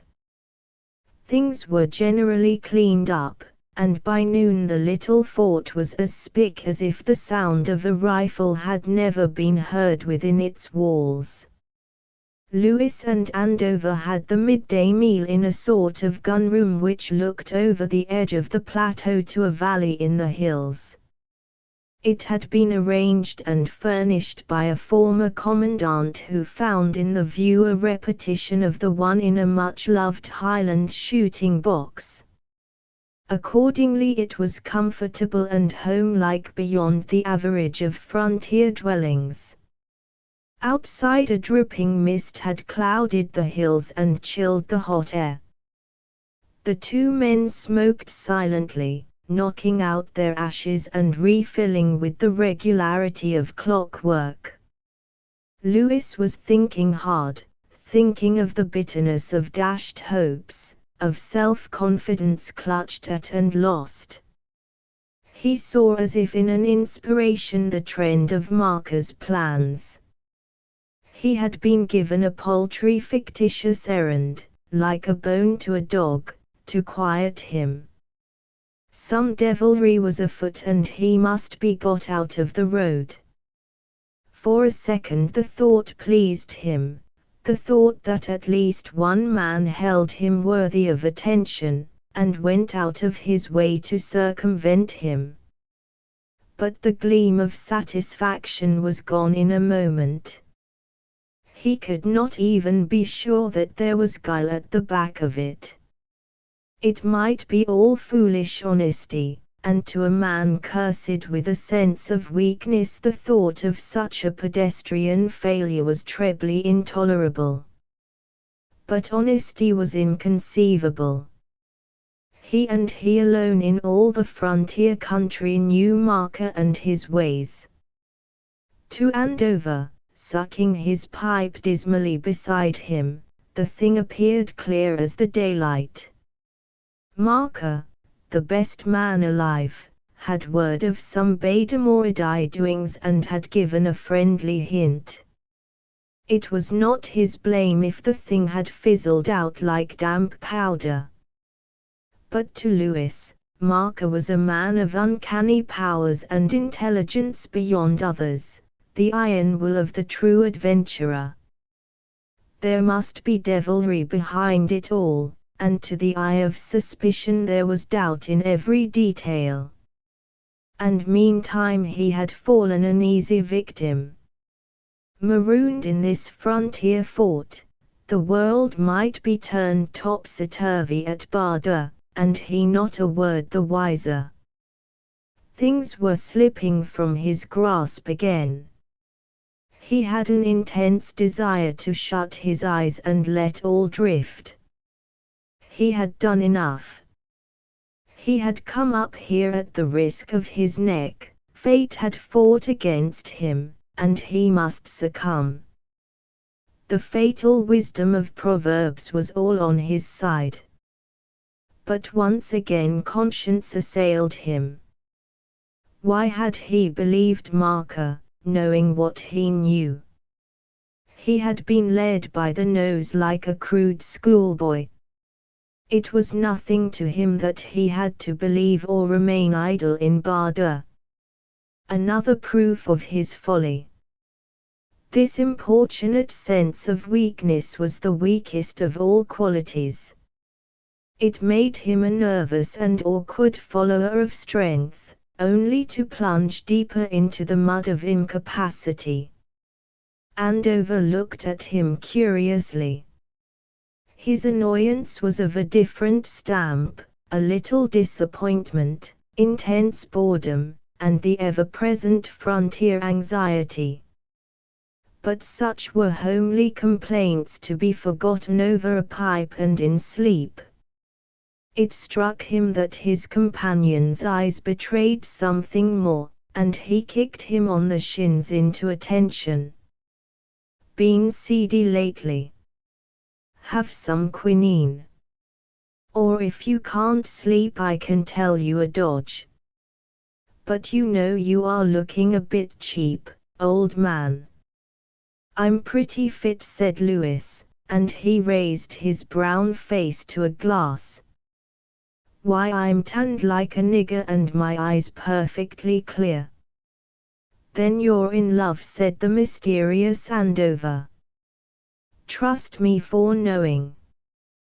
When a man keeps as quiet as you for so long, he's either in love or seedy. Up here people don't fall in love, so I thought it must be the other thing." "Rot," said Lewis. "I'm going out of doors. I must be off pretty soon, if I'm to get to Nasri by sundown. I wish you'd come out and show me the sort of lie of the land. There are 3 landmarks, but I can't remember their order." An hour later the 2 men returned, and Lewis sat down to an early dinner. He ate quickly, and made up sandwiches which he stuffed into his pocket. Then he rose and gripped his host's hand. "Goodbye, Andy. This has been a pleasant meeting. Wish it could have been longer. Goodbye, old chap. Glad to have seen you. My love to George, if you get to Nasri. Give you 3 to 1 in half-crowns you won't get there tonight." "Done," said Lewis. "You shall pay when I see you next." and in the most approved style of the hero of melodrama he lit a short pipe and went off into immensity. Chapter 6 The way to Nasri. Our traveller did not reach Nasri that night for many reasons, of which the chief shall be told. The way to Nasri is long and the way to Nasri is exceedingly rough. Leaving the tableland you plunge down a trackless gully into the dry bed of a stream. Thence it is an hour's uneasy walking among stagnant pools and granite boulders to the foot of another nullah which runs up to the heart of the hills. From this you pick your way along the precipitous side of a mountain, and if your head is good and your feet sure, may come eventually to a place like the roof of the house, beyond which lies a thicket of thorn bushes and the Nasri Gully. At first sight the thing seems impossible, but by a bold man it can be crossed either in the untanned cashmere shoes or with the naked feet. Lewis had not gone a mile and had barely reached the dry watercourse, when the weather broke utterly in a storm of mist and fine rain. At other times this chill weather would have been a comfort, but here in these lonely altitudes, with a difficult path before him, its result was to confound confusion. So long as he stuck to the stream he had some guidance. It was hard, even when the air was like a damp blanket, to mistake the chaos of boulder and shingle which meant the channel. But the mist was close to him and wrapped him in like a quilt, and he looked in vain for the foot of the nullah he must climb. He tried keeping by the edge and feeling his way, but it only landed him in a ditch of stagnant slime. The thing was too vexatious, and his temper went, and with his temper his last chance of finding his road. When he had stumbled for what seemed hours he sat down on a boulder and whistled dismally. The stream belonged to another watershed. If he followed it, assuming that he did not break his neck over a dry cataract, he would be through the mountains and near Tagati quicker than he intended. Meantime the miserable George would wait at Nasri, would rouse the Koutmi garrison on a false alarm, and would find himself irretrievably separated from his friend. The thought was so full of irritation, that he resolved not to stir one step further. He would spend the night if need be in this place and wait till the mist lifted. He found a hollow among the boulders, and improvidently ate half his store of sandwiches. Then, finding his throat dry, he got up to hunt for water. A trickle afar off in the rocks led him on, and sure enough he found water, but when he tried to retrace his steps to his former resting place he found that he had forgotten the way. This new place was conspicuously less sheltered, but he sat down on the wet gravel, lit a pipe with difficulty, and with his knees close to his chin strove to possess his soul in patience. He was tired, for he had slept little for 2 days, and the closer air of the ravine made him drowsy. He had lost any sense of discomfort from the wet, and was in the numb condition of the utterly drenched. He could not spend the night like this, so he roused himself and stood staring, pipe in teeth, into the drizzle. The mist seemed clearer. He was a little stupid, so he did not hear the sound of feet on stones till they were almost on him. Then through the haze he saw a procession of figures moving athwart the channel. They were not his countrymen, for they walked with the stoop forward which no Englishman can ever quite master in his hill climbing.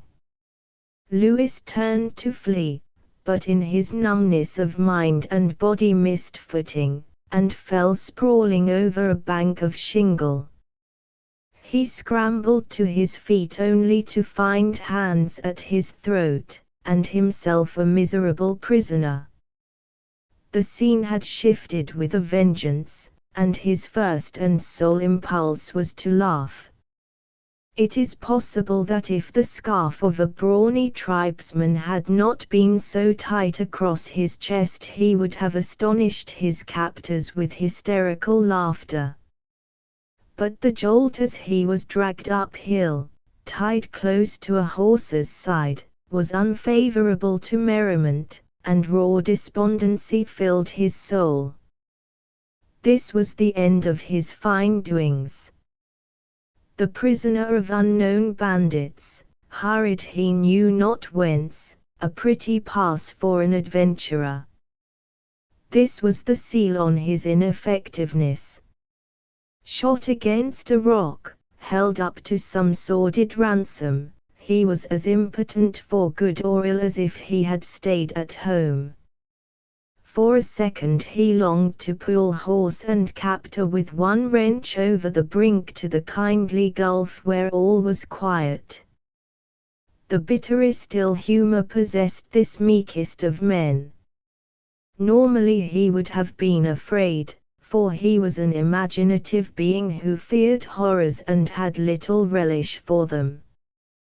But there is a certain perfect bad temper which casteth out fear, and this held him in its grip. He cursed the mountain solitude and he cursed the Beda Moridai with awful directness. Then he chose silence as the easier part, and trudged like a stolid criminal till, half in a daze of weariness and sleep, he found that the cavalcade had halted. The place was the edge of a little tableland where in a hollow among rocks lay a collection of mud-walled huts. A fire, in spite of the damp weather, blazed cheerfully in the midst of the clearing. There was commotion in the huts, every door was opened, and evil-smelling people poured forth with cries and questions. The leader of the newly arrived party bowed himself before a short, square man whom we have met before, and spoke something in his ear. Faiza Khan looked up sharply at Lewis, then laughed, and spoke something to his men in his own tongue. Lewis comprehended barely a few words of Chil, the Beda tongue, and he knew little of the frontier speeches. But to his amazement the chief addressed him in tolerable, if halting, English. It was not for nothing that Faiza Khan had harried the border and sojourned incognito in every town in North India. Allah has given thee to us, my son, he said sweetly. It is vain to fight against God. I have heard of thee as the Englishman who would know more than is good for man to know. You were at Forza today. Lewis's temper was at its worst. I was at Forza today, and I watched your people running. Had they waited a little longer we should have slain them all, and then have come for you. The chief smiled unpleasantly. My people did not fight at Forza today. That was but the sport to draw on fools. Soon we shall fight in earnest, but in a different place, and thou shalt not see. I am your prisoner, said Lewis grimly, and it is in your power to do with me as you please. But remember that for every hair of my head my people will take the lives of 4 of your cattle lifters. That is an old story, said Faiza Khan wearily, and I have heard it many times before. You speak boldly like a man, and because you are not afraid I will tell you the truth. In a very little there will be not one of your people in the land, only the Beda and others whom I do not name. That is a still older story. I have heard it since I was in my mother's arms. Do you think to frighten me by such a tale? Let us not talk of fear, said the chief with some politeness. There are two races in your people, one which talks and allies itself with Bengalis and swine, and one which lives in hard places and follows war. The second I love, and had it been possible, I would have allied myself with it and driven the others into the sea. This petty chieftain spoke with the pride of one who ruled the destinies of the earth. Lewis was unimpressed. I am tired of your riddles, he said. If you would kill me, have done with it. If you would keep me prisoner, give me food and a place to sleep. But if you would be merciful, let me go and show me the way to Bada. Life is too short for waiting. Faiza Khan laughed loudly, and spoke something to his people. You shall join in our company for the night, he said. I have eaten of the salt of your people and I do not murder without cause. Also I love a bold man. Lewis was led into the largest of the huts and given food and warm Hunza wine. The place was hot to suffocation, large beads of moisture stood on the mud walls, and the smell of uncleanly clothing and sweating limbs was difficult to stand. But the man's complexion was hard, and he made an excellent supper. Thereafter he became utterly drowsy. He had it in his mind to question this Faiza Khan about his dark sayings, but his eyes closed as if drawn by a magnet and his head nodded. It may have been something in the wine, it may have been merely the vigil of the last night, and the toil of the past hours. At any rate his mind was soon a blank, and when a servant pointed out a heap of skins in a corner, he flung himself on them and was at once asleep. He was utterly at their mercy, but his course, had he known it, was the wisest. Even a Beda's treachery has its limits, and he will not knife a confident guest. The men talked and wrangled, ate and drank, and finally snored around him, but he slept through it all like a sleeper of Ephesus. When he woke the hut was cleared.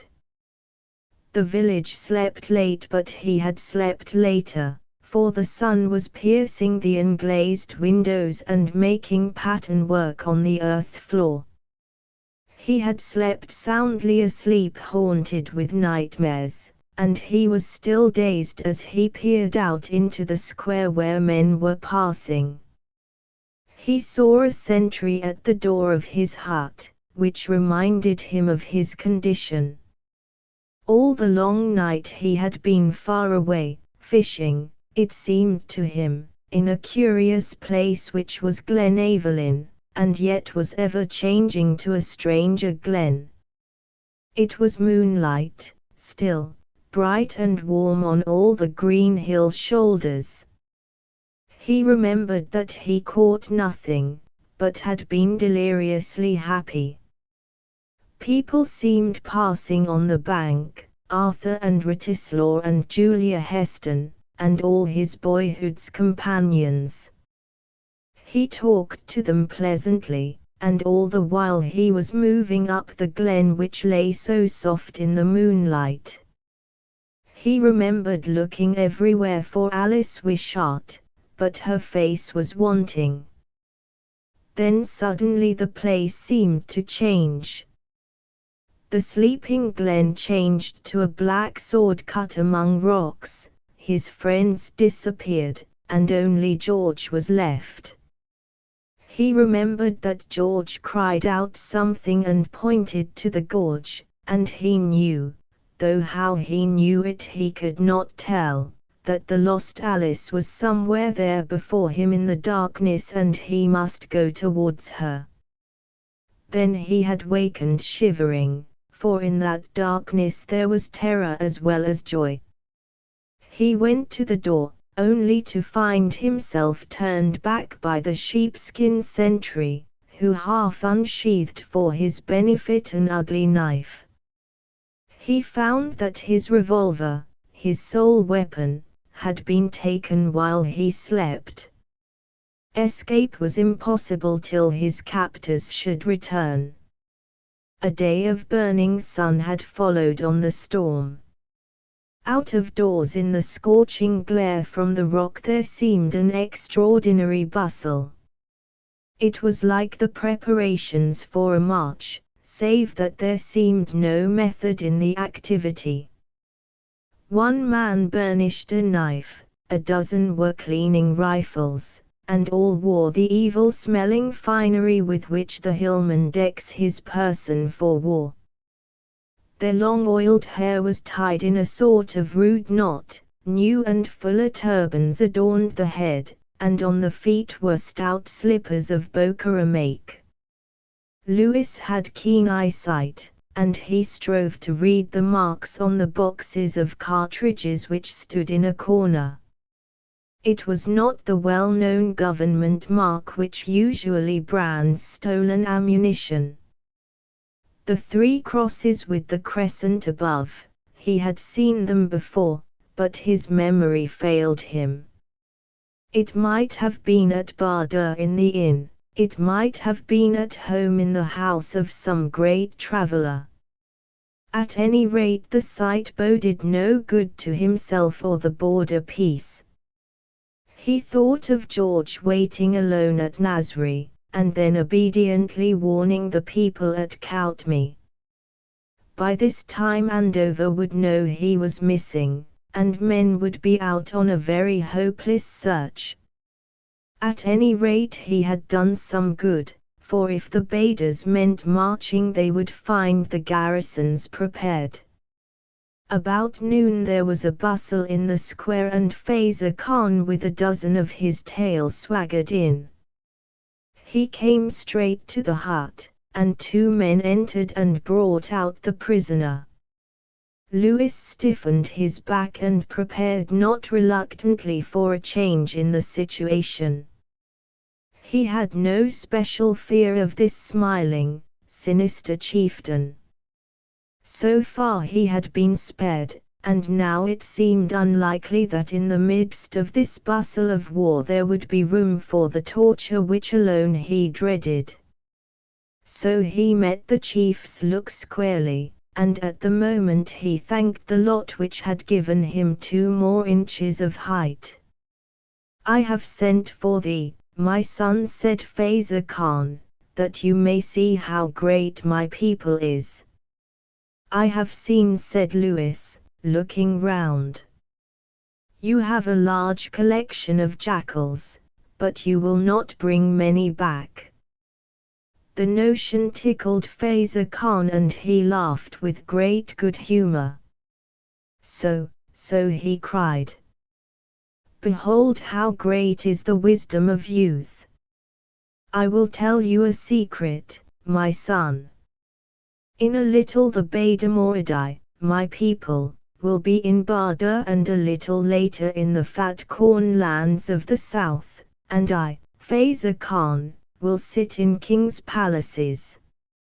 He looked contemptuously round at his mud walls, his heart swelling with pride. "What the devil do you mean?" Lewis asked with rising suspicion. This was not the common talk of a border cateran. "I mean what I mean," said the other. "In a little all the world shall see. But because I have a liking for a bold cockerel like thee, I will speak unwisely. the days of your people are numbered. This very night there are those coming from the north who will set their foot on your necks. Lewis went sick at heart. 1,000 half-forgotten suspicions called clamorously. This was the secret of the burlesque at Forza, and the new valor of the Baders. He saw Marker's game with the fatal clearness of one who is too late. He had been given a chance of a little piece of service to avert his suspicions. Marker had fathomed him well as one who must satisfy a restless conscience but had no stomach for anything beyond. Doubtless he thought that now he would be enjoying the rest after labor at Forza, flattering himself on saving a garrison, when all the while the force poured down which was to destroy an empire. An army from the north, backed and guided by every border half-breed and outlaw. What hope of help in God's name was to be found in the sleepy forts and the unsuspecting Barda, and the Kashmir and the Punjab? A train laid in every town and village. Supplies in readiness, communications waiting to be held, railways ready for capture. Europe was on the edge of a volcano. He saw an outbreak there which would keep Britain employed at home, while the great power with her endless forces and bottomless purse poured her men over the frontier. But at the thought of the frontier he checked himself. There was no road by which an army could march. If there was any, it could be blocked by a handful. A week's, a day's delay would save the North, and the North would save the Empire. His voice came out of his throat with a crack in it like an old man's.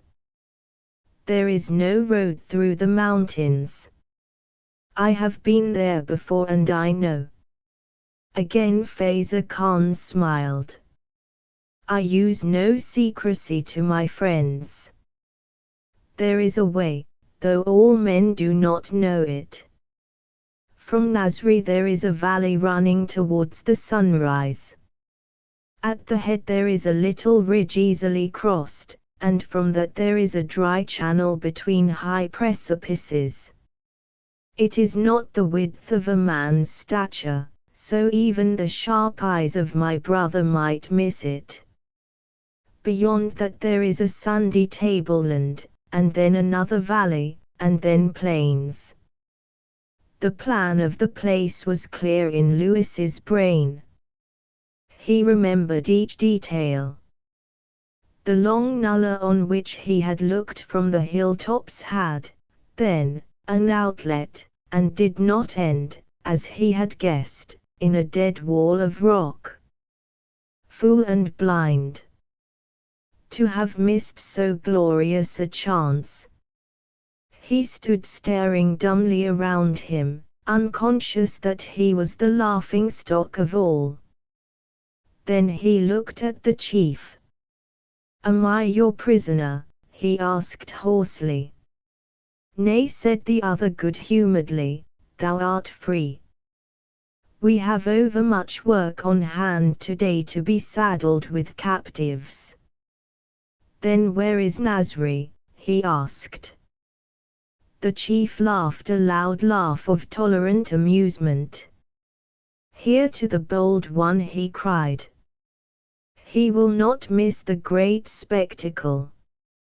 See, I will show you the road, and he pointed out certain landmarks.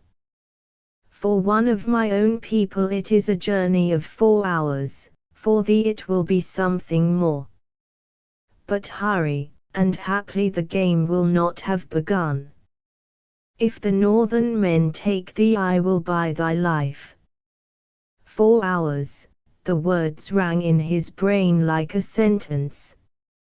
He had no hope, but a wild craving to attempt the hopeless. George might have returned to Nasri to wait, it was the sort of docile thing that George would do. In any case, not 5 miles from Nasri was the end of the North Road and a little telegraph hut used by the Koutmi forts. The night would be full moonlight, and by night the army would come. His watch had been stolen, but he guessed by the heavens that it was some 2 hours after noon. 5 hours would bring him to Nasri at 6, in another he might be at the hut before the wires were severed. It was a crazy chance, but it was his all, and meanwhile these grinning tribesmen were watching him like some curious animal. They had talked to him freely to mock his feebleness. His dominant wish was to escape from their sight. He turned to the descent. "I am going to Nasri," he said. The chief held out his pistol. "Take your little weapon. We have no need of such things when great matters are on hand. Allah speed you, brother. A sure foot and a keen eye may bring you there in time for the sport." And, still laughing, he turned to enter the hut. Chapter XXX. Evening in the hills. The airless heat of afternoon lay on the rocks and dry pastures. The far snow peaks, seen for a moment through a rift in the hills, shimmered in the glassy stillness. No cheerful sound of running water filled the hollows, for all was parched and bare with the violence of intemperate suns and storms.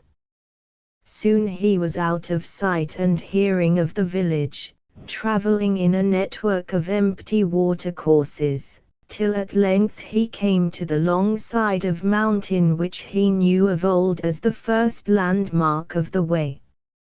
A thin ray of hope began to break up his despair.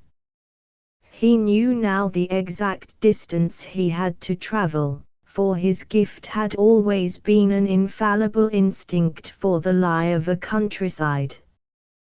The sun was still high in the heavens. With any luck he should be at Nasri by 6 o'clock. He was still sore with wounded pride. That marker should have divined his weakness and left open to him a task in which he might rest with a cheap satisfaction was bitter to his vanity. The candour of his mind made him grant its truth, but his newborn confidence was sadly dissipated. And he felt, too, the futility of his efforts.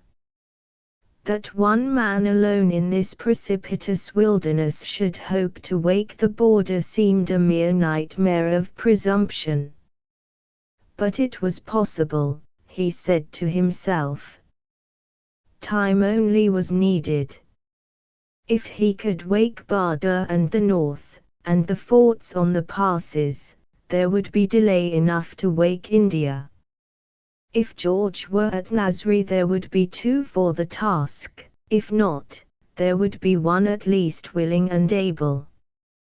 It was characteristic of the man that the invasion was bounded for him by Nasri and Barda. He had no ears for ultimate issues and the ruin of an empire. Another's fancy would have been busy on the future. Lewis saw only that pass at Nasri and the telegraph hut beyond. He must get there and wake the border, then the world might look after itself. As he ran, half stumbling, along the stony hillside he was hard at work recounting to himself the frontier defences. The Forza and Koutmi garrisons might hold the pass for an hour if they could be summoned. It meant annihilation, but that was in the bargain. Thwaite was strong enough in Barda, but the town might give him trouble of itself, and he was not a man of resources. After Barda there was no need of thought. 2 hours after the telegraph clicked in the Nasri hut, the north of India would have heard the news and be bestirring itself for work. In 5 hours all would be safe, unless Bahadur could be taken and the wires cut. There might be treason in the town, but that again was not his affair. Let him but send the message before sunset, and he would still have time to get to Koutmi, and with good luck hold the defile for 60 minutes. The thought excited him wildly. His face dripped with sweat, his boots were cut with rock till the leather hung in shreds, and a bleeding arm showed through the rents in his sleeve. But he felt no physical discomfort, only the exhilaration of a rock climber with the summit in sight, or a polo player with a clear dribble before him to the goal. At last he was playing a true game of hazard, and the chance gave him the keenest joy. All the hot afternoon he scrambled till he came to the edge of a new valley. Nasri must lie beyond, he reasoned, and he kept to the higher ground. But soon he was mazed among precipitous shelves which needed all his skill. He had to bring his long stride down to a very slow and cautious pace, and, since he was too old a climber to venture rashly, he must needs curb his impatience. He suffered the dull recoil of his earlier vigor. While he was creeping on this accursed cliff the minutes were passing, and every second lessening his chances. He was in a fever of unrest, and only a happy fortune kept him from death. But at length the place was passed, and the mountain shelved down to a plateau. A wide view lay open to the eye, and Lewis blinked and hesitated. He had thought Nasri lay below him, and lo! There was nothing but a tangle of black watercourses. The sun had begun to decline over the farther peak, and the man's heart failed him utterly. These unkind stony hills had been his ruin. He was lost in the most formidable country on God's earth, lost. When his whole soul cried out for hurry, he could have wept with misery, and with a drawn face he sat down and forced himself to think. Suddenly a long, narrow black cleft in the farther tableland caught his eye. He took the direction from the sun and looked again. This must be the Nasri Pass, which he had never before that day heard of. He saw where it ended in a stony valley. Once there he had but to follow the nullah and cross the little ridge to come to Nasri. Weariness was beginning to grow on him, but the next miles were the quickest of the day. He seemed to have the foot of a chamois. Down the rocky hillside, across the chaos of boulders, and up into the dark nullah he ran like a maniac. His mouth was parched with thirst, and he stopped for a moment in the valley bottom to swallow some rain water.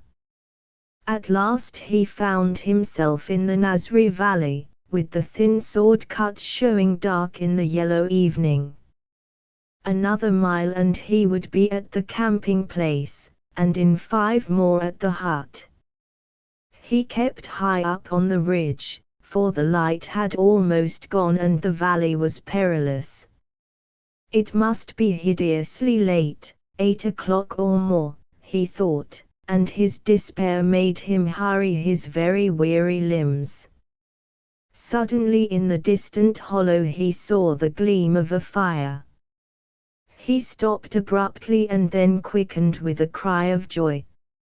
It must be the faithful George still waiting in the place appointed. Now there would be 2 to the task. But it was too late, he bitterly reflected.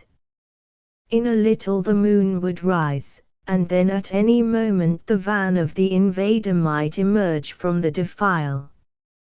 He might warn Bada, but before anything could be done the enemy would be upon them. And then there would be a southward march upon a doubtful and half-awakened country, and then, he knew not. But there was one other way. It had not occurred to him before, for it is not an expedient which comes often to men nowadays, save to such as are fools and outcasts.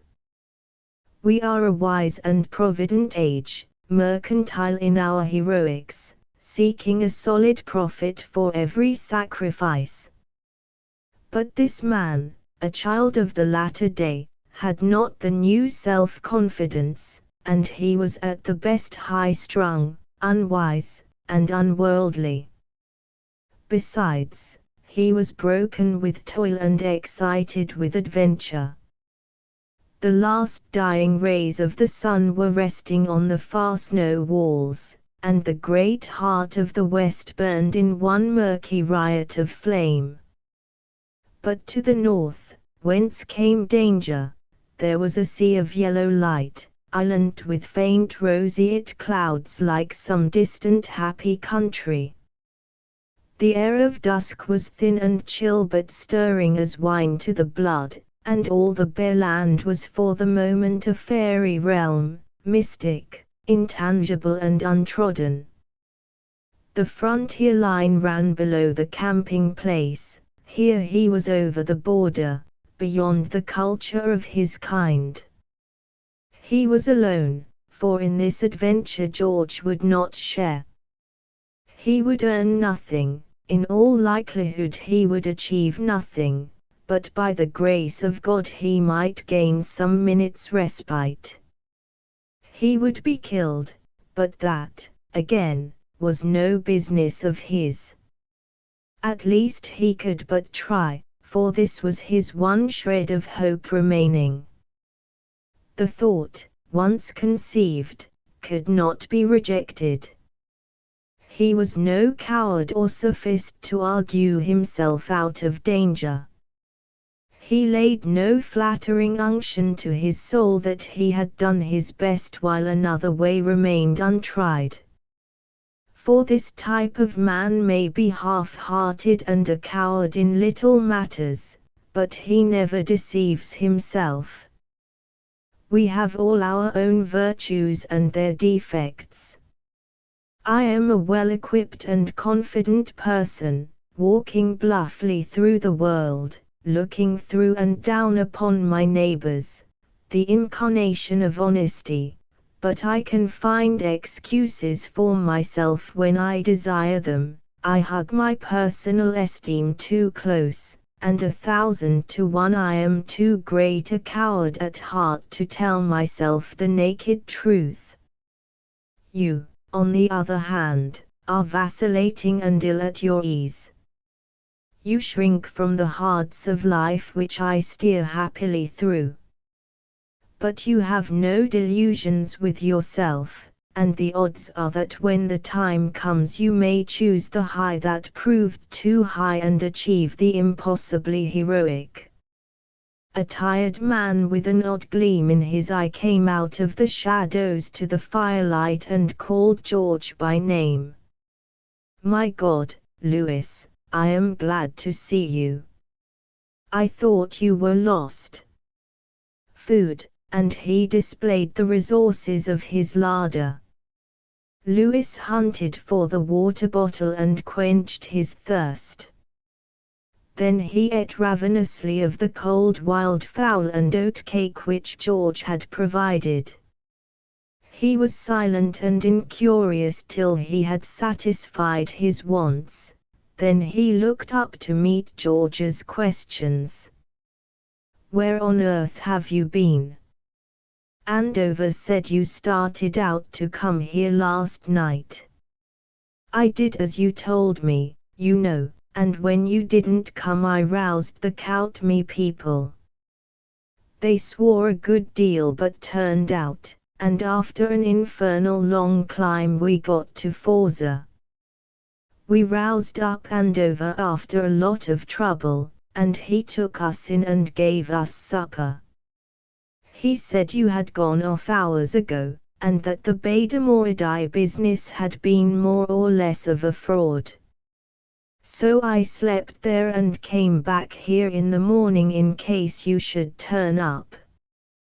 Been shooting all day, but it was lonely work and I didn't get the right hang of the country. These beggars there are jolly little use, and he jerked his head in the direction of the native servants. What have you been after? Oh, I've been in queer places.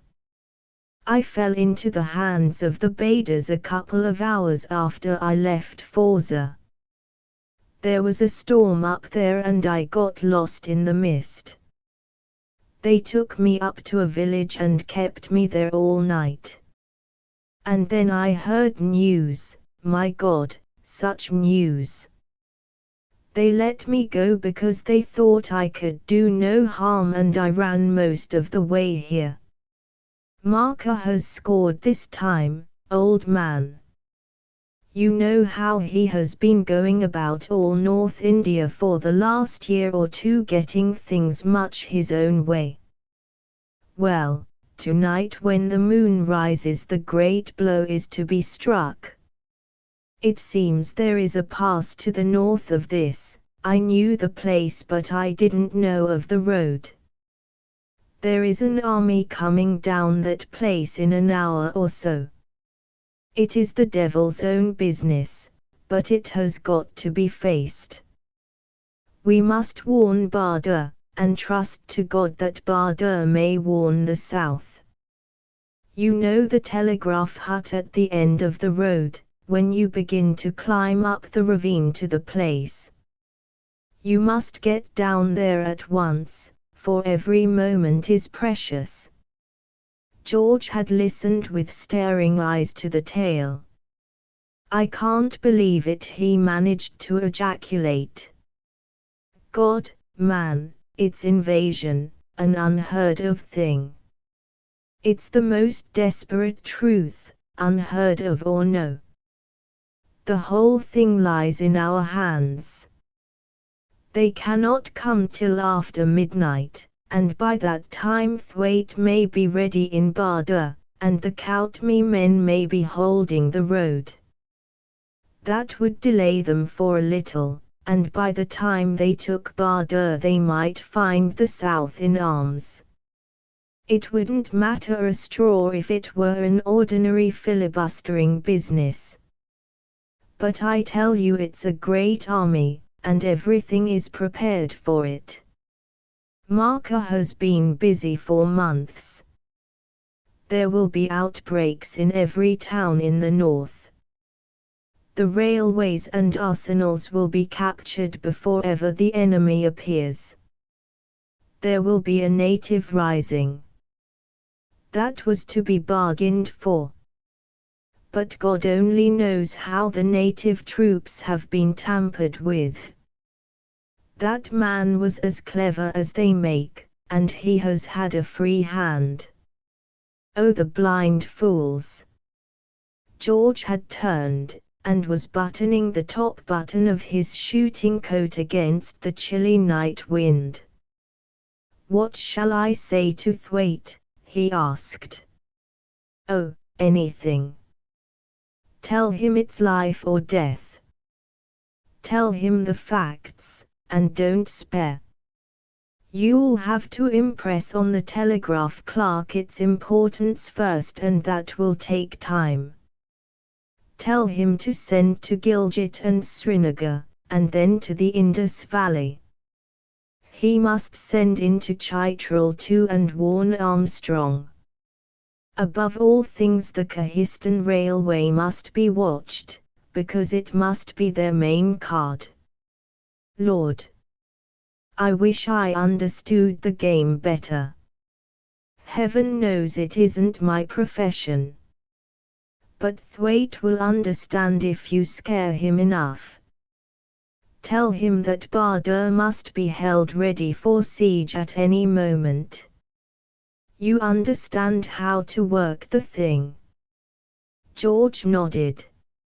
"There'll be nobody there, so I suppose I'll have to break the door open.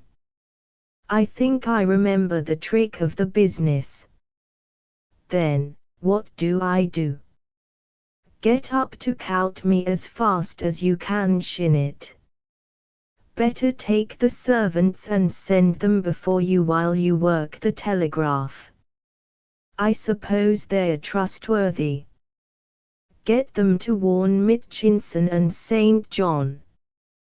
They must light the fires on the hills and collect all the men they can spare to hold the road.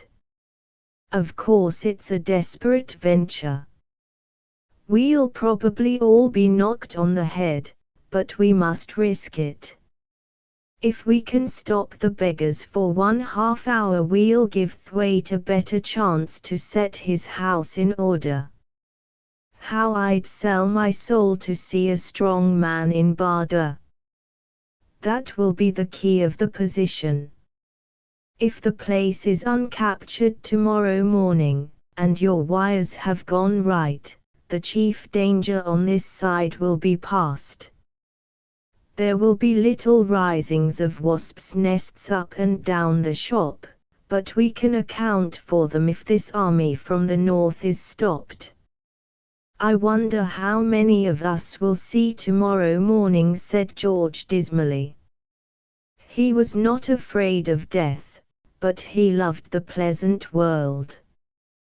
"Goodbye," said Lewis abruptly, holding out his hand. The action made George realize for the first time the meaning of his errand.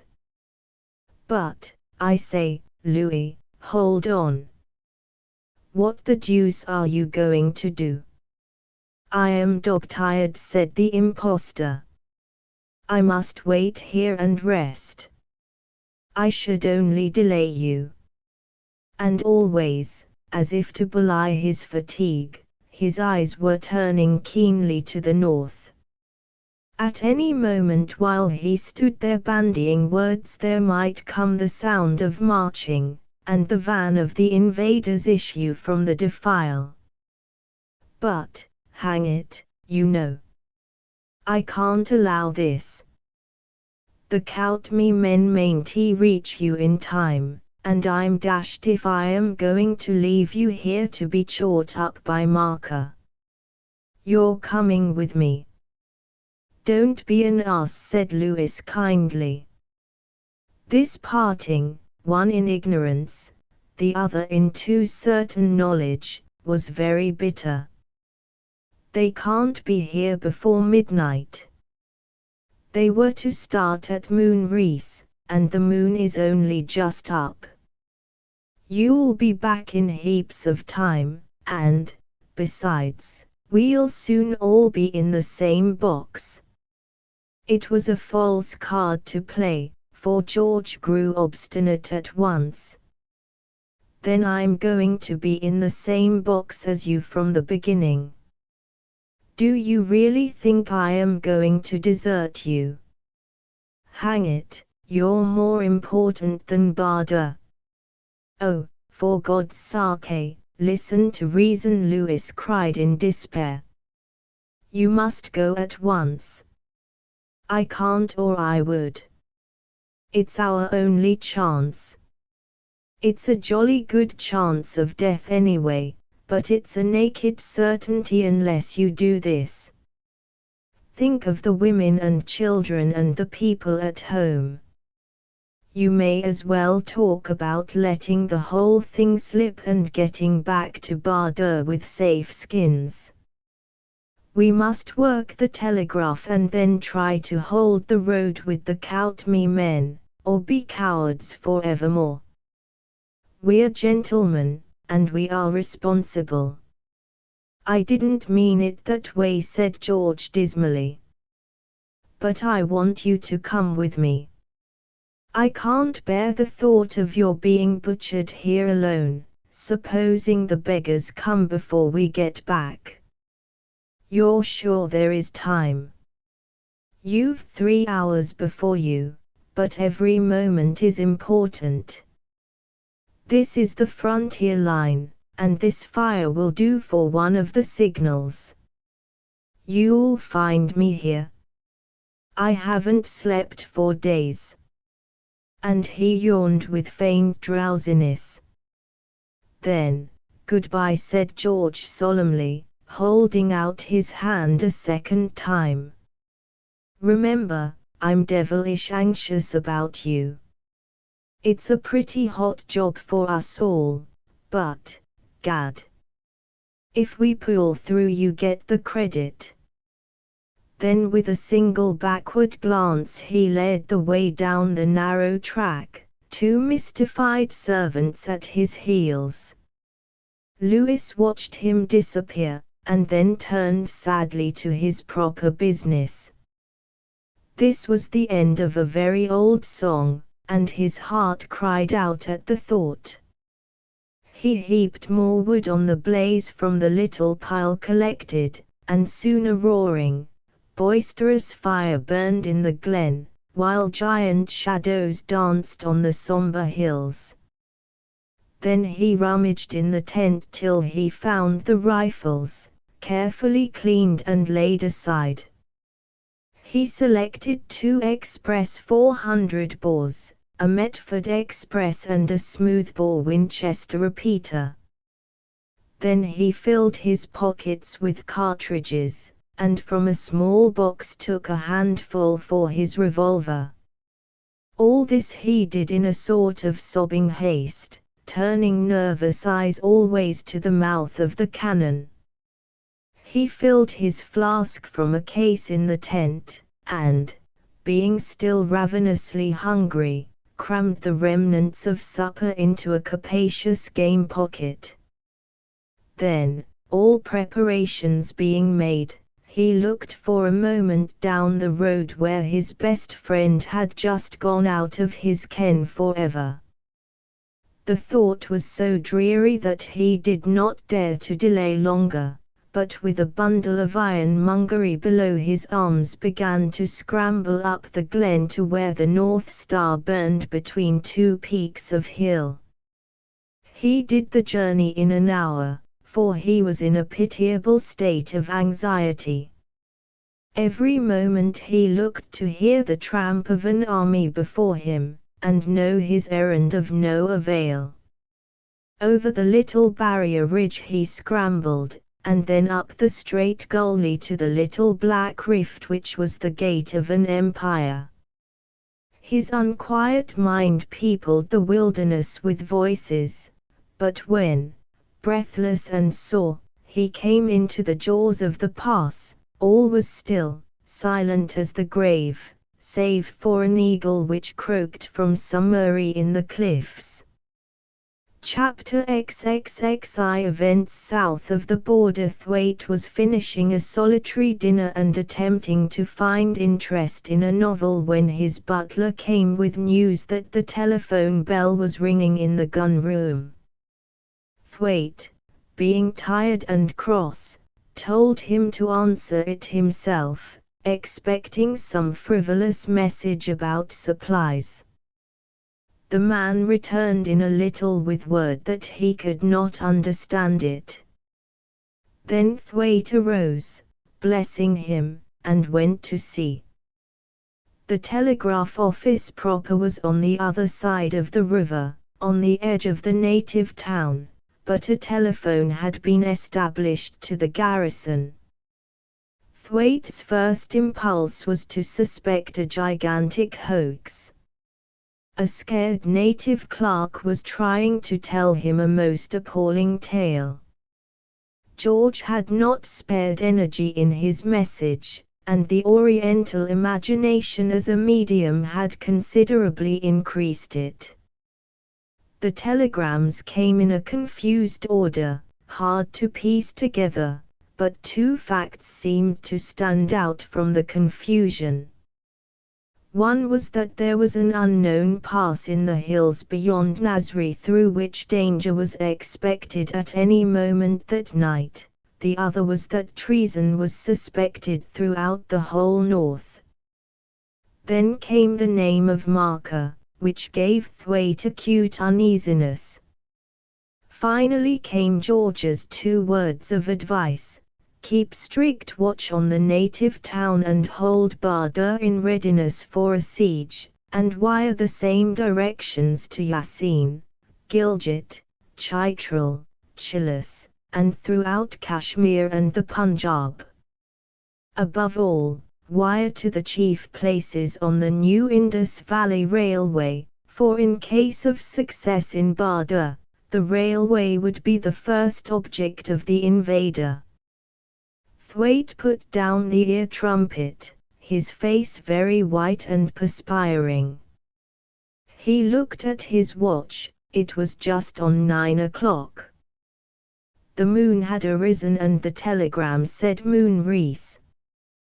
He could not doubt the genuineness of the message when he had heard at the end the names Winterham and Haystown. Already Marker might be through the pass, and little the Coutmy people could do against him. He must be checked at Badr, though it cost every life in the garrison. 4 hours' delay would arm the north to adequate resistance. He telephoned to the telegraph office to shut and lock the doors and admit no one till word came from him.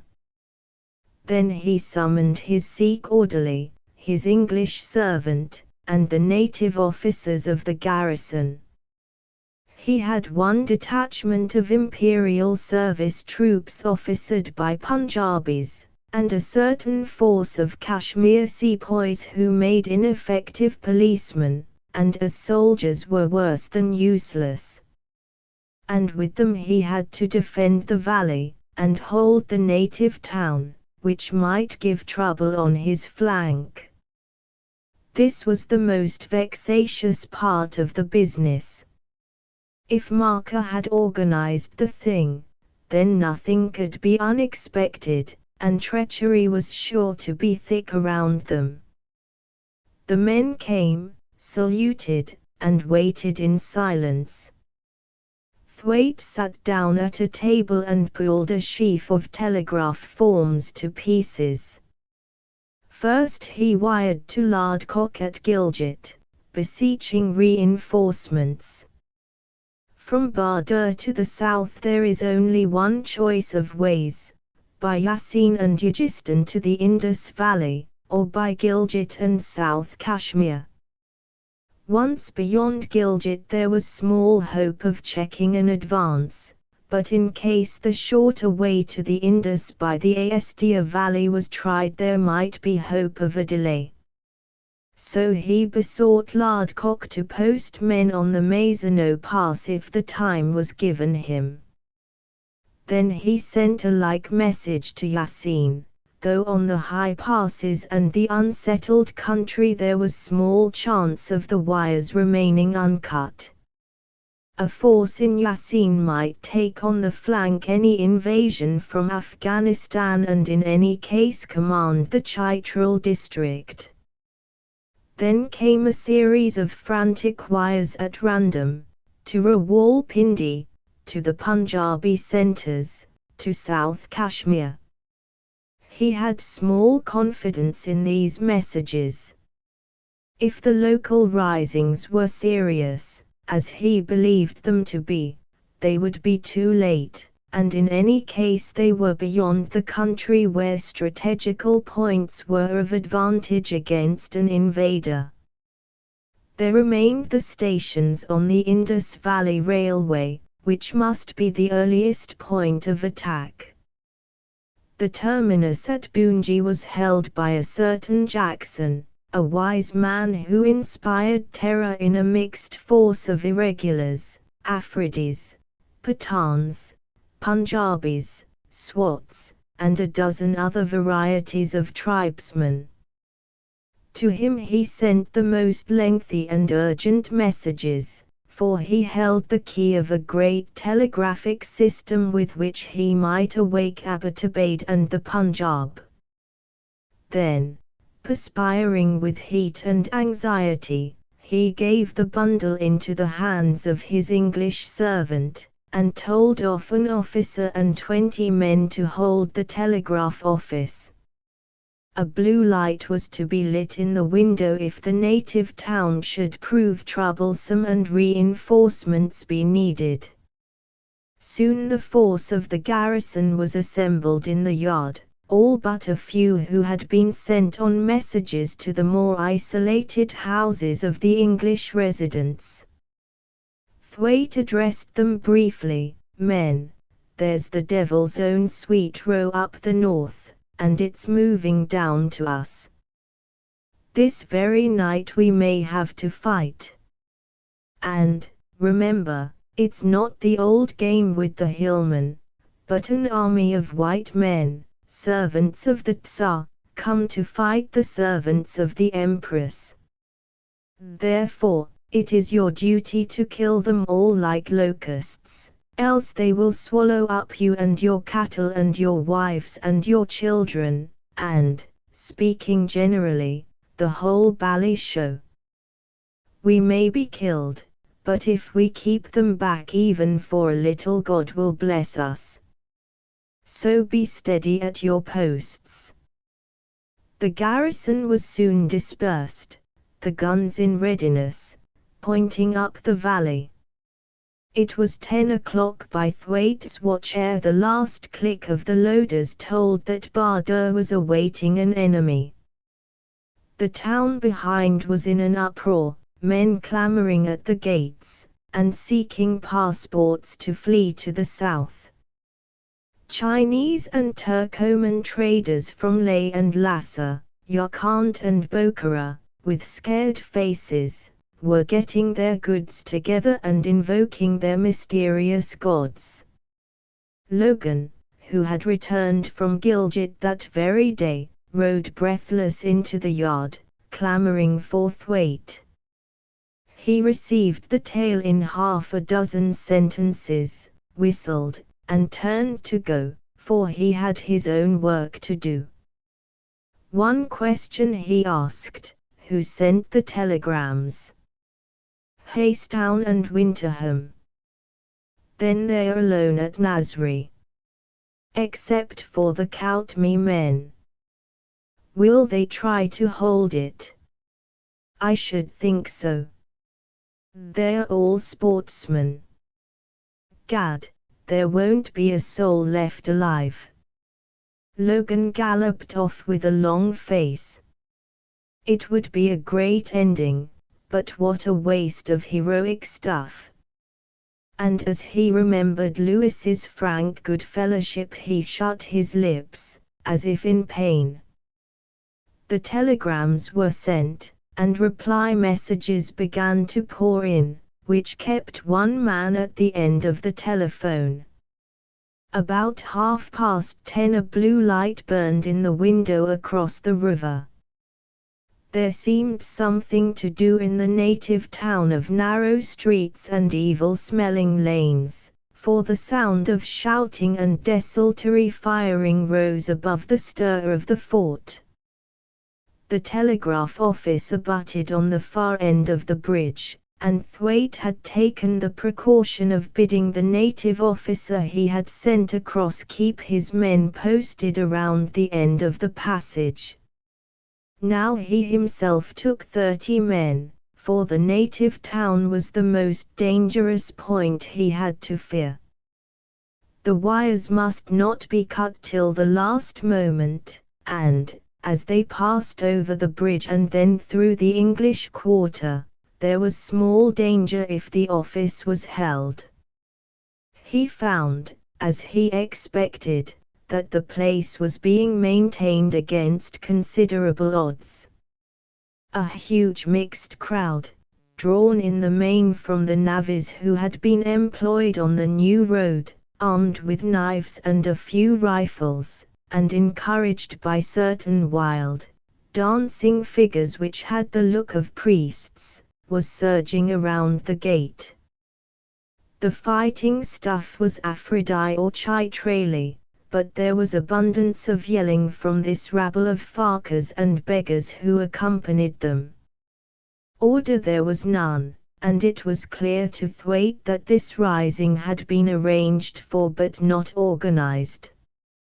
His men had small difficulty in forcing a way to the office, where they served to complete the cordon of defense and the garrison of the bridge end. 2 men had been killed and some half-dozen of the rioters. He pushed into the building, and found a terrified Kashmir clerk sternly watched by his servant and the Sikh orderly. The man, with tears streaming down his face, was attempting to read the messages which the wires brought. Thwaite picked up and read the latest, which was a scrawl in quavering characters over 3 telegraph forms. It was from Lardcock at Gilgit, saying that he was having a row of his own with the navvies there, and that he could send no reinforcements at present. If he quieted the trouble in time he would try and hold the Mazenot Pass, and meanwhile he had done his best to wake the Punjab. As the wires would be probably cut within the next hour there would be no more communications, but he besought Thwaite to keep the invader in the passes, as the whole south country was a magazine waiting for a spark to explode. The message ran in short violent words, and Thwaite had a vision of Lardcock, short, ruddy, and utterly out of temper, stirred up from his easy life to hold a frontier. There was no word from Yasin, as indeed he had expected, for the tribes on the highlands about Hunza and Puniel were the most disaffected on the border, and doubtless the first to be tampered with. Probably his own message had never gone, and he could only pray that the men there might by the grace of God have eyes in their heads to read the signs of the times. There was a brief word from Jackson at Buchan. Their attacks had been made on the terminus and the engine sheds since sunset, which his men had luckily had time to repulse. A large amount of rolling stock was lying there, as 5 freight trains had brought up material for the new bridge the day before.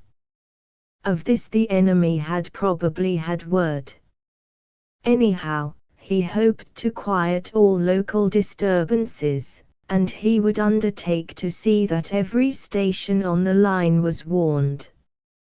He would receive reinforcements from Abbottabad by the afternoon of the next day, if Badur and Gilgit, or Yasin as it might be, could delay the attack till then everything might be safe, unless, indeed, the whole nexus of hill tribes rose as one man. In which case there would be the devil to pay, and he had no advice to give. Thwaite read and laughed grimly. It was not a question of a day's delay, but of an hour's, and the hill tribes, if he judged Marker's cleverness rightly, would act just as Jackson feared. The business had begun among the navvies at Badur and Gilgit and Buchan. In a little they would have news of real tribal war, Hunzas, Pathans, Chitralis, Punielis, and Chils, tribes whom England had fought a dozen times before and knew the mettle of. Now would be the time for their innings. Well supplied with money and arms, this would have been part of Marker's business. They would be the forerunners of the great army. First savage war, then scientific annihilation by civilized hands, a sweet prospect for a peaceful man in the prime of life. He returned to the fort to find all quiet and in order. It commanded the north road, but though the eye might weary itself with looking on the moonlit sandy valley and the opaque blue hills, there was no sight or sound of men. The stars were burning hard and cold in the vault of sky, and looking down somewhere on the march of an army. It was now close on midnight. In 5 hours dawn would break in the east and the night of attack would be gone.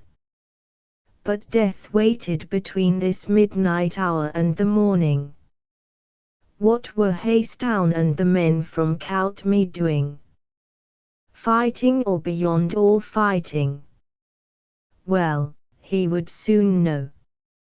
He was not afraid, but this cursed waiting took the heart out of a man.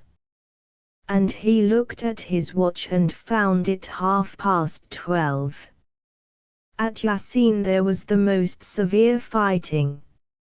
It lasted for 3 days, and in effect amounted to a little tribal war. A man called Mackintosh commanded, and he had the advantage of having regulars with him, Gurkhas for the most part, who were old campaigners. The place had seemed unquiet for some days, and certain precautions had been taken, so that when the rioting broke out at sunset it was easy to get the town under subjection and prepare for external attack. The Chilean pass into Chitral had given trouble of old, but Mackintosh was scarcely prepared for the systematic assaults of Puniolis and Tangiris from the east and south. Having always been famous as an alarmist, he put the right interpretation on the business, and settled down to what he half hoped, half feared, might be a great frontier war. The place was strong only on the north side, and the defense was as much a question of engineering as of war. His sepoys toiled gallantly at the incomplete defenses, while the rest fought hand to hand, bayonet against knife, Metford against Enfield, to cover their labor. He lost many men, but on the evening of the next day he had the satisfaction of seeing the fortifications complete, and he awaited a siege with equanimity, as he was well victualled. On the second night the enemy again attacked, but the moon was bright, and they were no match for his sharpshooters. About 2 in the morning they fell back, and for the next day it looked as if they proposed to invest the garrison. But by the third evening they began to melt away, taking with them such small plunder as they had won. Mackintosh, who was a man of enterprise, told off a detachment for pursuit, and cursed bitterly the fate which had broken his ankle with a rifle bullet. In the south along the railway the warnings came in good time. At Rawalpindi there was some small difficulty with native officials, a large body of whom seemed to have unaccountably disappeared. This delayed for some time the sending of a freight train to Abbottabad, but by and by substitutes were found, and the works left under guard. The telegram to Peshawar found things in readiness there, for memories of old trouble still linger, and people sleep lightly on that frontier. Word came of native riots in the south, at Lahore and Amritsar, and the line of towns which mark the way to Delhi. In some places extraordinary accidents were reported. Certain officers had gone off on holiday and had not returned. Odd and unintelligible commands had come to perplex the minds of others. Whole camps were reported sick where sickness was least expected. A little rising of certain obscure rivers had broken up an important highway by destroying all the bridges save the one which carried the railway. The whole north was on the brink of a sudden disorganization, but the brink had still to be passed. It lay with its masters to avert calamity, and its masters, going about with haggard faces, prayed for daylight and a few hours to prepare. George had sent his men to count me before he entered the telegraph hut, and he followed himself in 20 minutes. Somewhere upon the hill road he met St. John with a dozen men, who abused him roundly and besought details. "Are you sure?" he cried. "For God's sake, say you're mistaken. For, if you're not, upon my soul it's the last hour for all of us." George was in little mood for jest. He told Lewis's tale in a few words. "A pass beyond Nasri," the man cried. "Why, I was there shooting buck last week. Up the nullah and over the ridge, and then a cleft at the top of the next valley. Does he say there's a pass there? Maybe, but I'll be hanged if an army could get through. If we get there we can hold it. We haven't time. They may be here at any moment. Send men to Forza and get them to light the fires. Oh, for God's sake, be quick. I've left Haystown down there." The obstinate beggar was too tired to move. Over all the 20-odd miles between Forza and Coutme there is a chain of fires which can be used for signals in the border wars. On this night Coutme was to take the west side of the Nasri Gully and Forza the east, and the two quickest runners in the place were sent off to Andover with the news. He was to come towards them, leaving men at the different signal posts in case of scattered assaults, and if he came in time the two forces would join in holding the Nasri Pass. But should the invader come before, then it fell on the Coutme men to stand alone. It was a smooth green hollow in the stony hills, some 100 yards wide, and at the most they might hope to make a fight of 30 minutes. St. John and George, with their men, ran down the stony road till the sweat dripped from their brows, though the night was chilly. Mitchinson was to follow with the rest and light the fires. Meantime, they must get to Nasri, in case the march should forestall them. St. John was cursing his ill luck. 2 hours earlier and they might have held the distant cleft in the hills, and, if they were doomed to perish, have perished to some purpose. But the holding of the easy Nasri Pass was sheer idle mania, and yet it was the only chance of gaining some paltry minutes. As for George, he had forgotten his vexatious. His one anxiety was for Lewis, that he should be in time to have his friend at his side. And when at last they came down on the pass and saw the campfire blazing fiercely and no trace of the enemy, he experienced a sense of vast relief. Lewis was making himself comfortable, cool beggar that he was, and now was probably sleeping. He should be left alone, so he persuaded St. John that the best point to take their stand on was on a shoulder of hill beyond the fire. It gave him honest pleasure to think that at last he had stolen a march on his friend. He should at least have his sleep in peace before the inevitable end. He looked at his watch, it was almost 11:30. Haystown said they'd be here at midnight, he whispered to his companion. We haven't long. When do you suppose Andover will come? Not for an hour and a half at the earliest.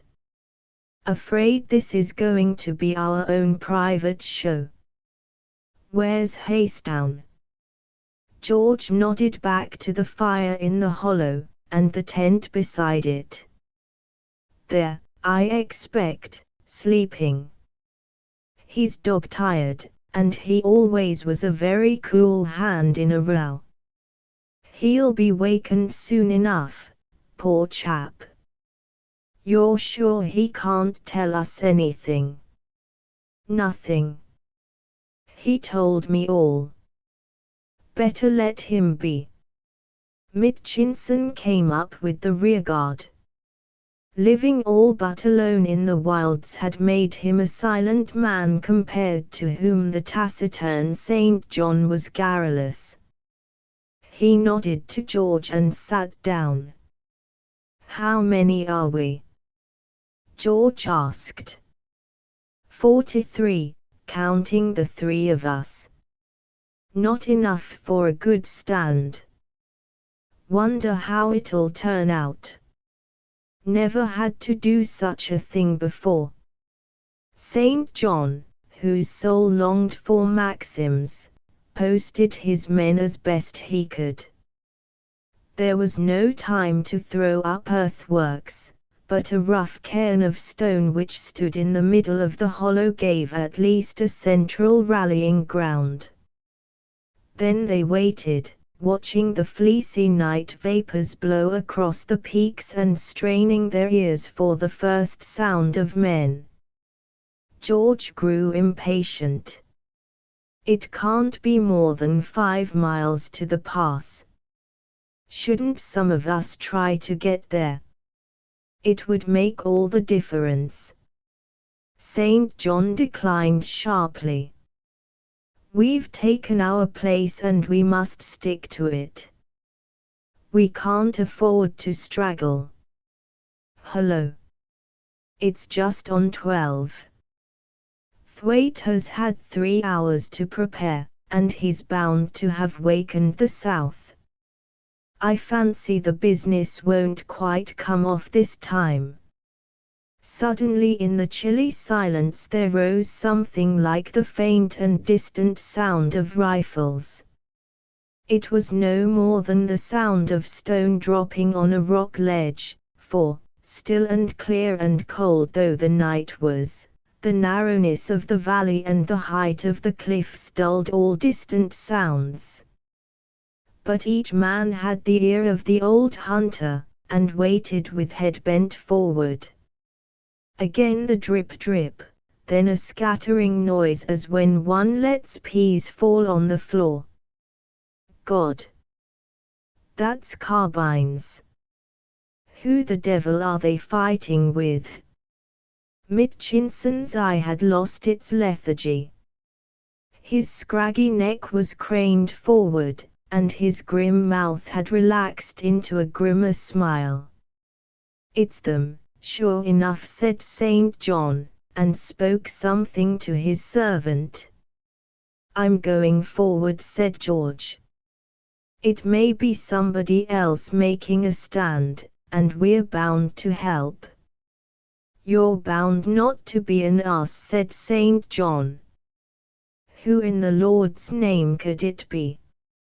It may be the Baders polishing off some hereditary foes, and it may be Marker getting rid of some wandering hillman. Man, we're miles beyond the pale. Who's to make a stand but ourselves? Again came the patter of little sounds, and then a long calm. They're through now, said St. John. The next thing to listen for is the sound of their feet. When that comes I pass the word along. We're all safe for heaven, so keep your minds easy. But the sound of feet was long in coming. Only the soft night airs, and at rare intervals an eagle's cry, or the bleat of a doe from the valley bottom. The first half hour of waiting was a cruel strain. In such moments a man's sins rise up large before him. When his future life is narrowed down to an hour's compass, he sees with cruel distinctness the follies of his past. 1,000 things he had done or left undone loomed on George's mental horizon. His slackness, his self-indulgence, his unkindness, he went over the whole innocent tale of his sins. To the happy man who lives in the open and meets the world with a square front, this forced final hour of introspection has peculiar terrors. Meantime Lewis was sleeping peacefully in the tent by the still cheerful fire. Thank God, he was spared this hideous waiting. About 2 Andover turned up with 15 men, hot and desperate. He listened to Street John's story in silence. Thank God, I'm in time. Who found out this? Haystown. Good man, Lewis. I wonder who has been firing out there. They can't have been stopped. It's getting devilish late for them anyhow, and I believe there's a little hope. It would be too risky to leave this pass, but I vote we send a scout. A man was chosen and dispatched. 2 hours later he returned to the mystified watchers at Nasri. He had been on the hill shoulder and looked into the cleft. There was no sign of men there, but he had heard the sound of men, though where he could not tell. Far down the cleft there was a gleam of fire, but no man near it. That's a Bader dodge, said Andover promptly. Now I wonder if Marker trusted too much to these gentry, and they have done us the excellent service of misleading him. They hate us like hell, and they'd sell their souls any day for a dozen cartridges. So it can't have been done on purpose. Seems to me there has been a slip in his plans somewhere. But the sound of voices. The man was questioned closely, and he was strong on its truth. He was a hillman from the west of the Khyber, and he swore that he knew the sound of human speech in the hills many miles off, though he could not distinguish the words. In 30 minutes it will be morning, said George. Lord, such a night, and Lewis to have missed it all. His spirits were rising, and he lit a pipe. The North was safe whatever happened, and, as the inertness of midnight passed off, he felt satisfaction in any prospect, however hazardous. He sat down beneath a boulder and smoked, while Andover talked with the others. They were the frontier soldiers, and this was their profession. He was the amateur to whom technicalities were unmeaning. Suddenly he sprang up and touched St. John on the shoulder. A great chill seemed to have passed over the world, and on the hilltops there was a faint light. Both men looked to the east, and there, beyond the Forza hills, was the red foreglow spreading over the grey. It was dawn, and with the dawn came safety. The fires had burned low, and the vagrant morning winds were beginning to scatter the white ashes. Now was the hour for bravado, since the time for silence had gone. St. John gave the word, and it was passed like a roll call to left and right, the farthest man shouting it along the ribs of mountain to the next watchfire.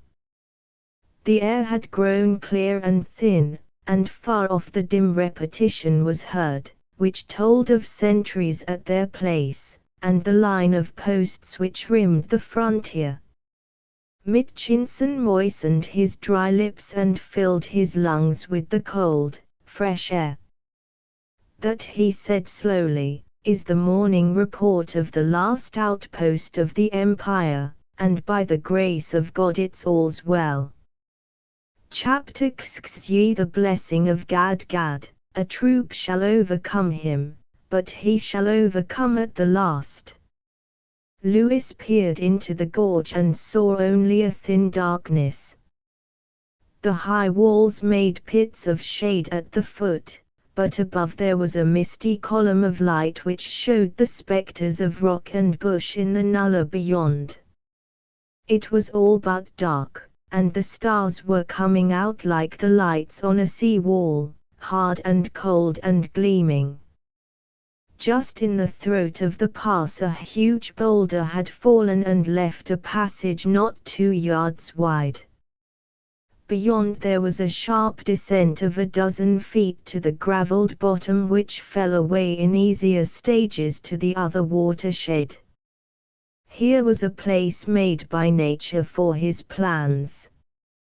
With immense pains he rolled the biggest stones he could move to the passage, so that they were poised above the slope.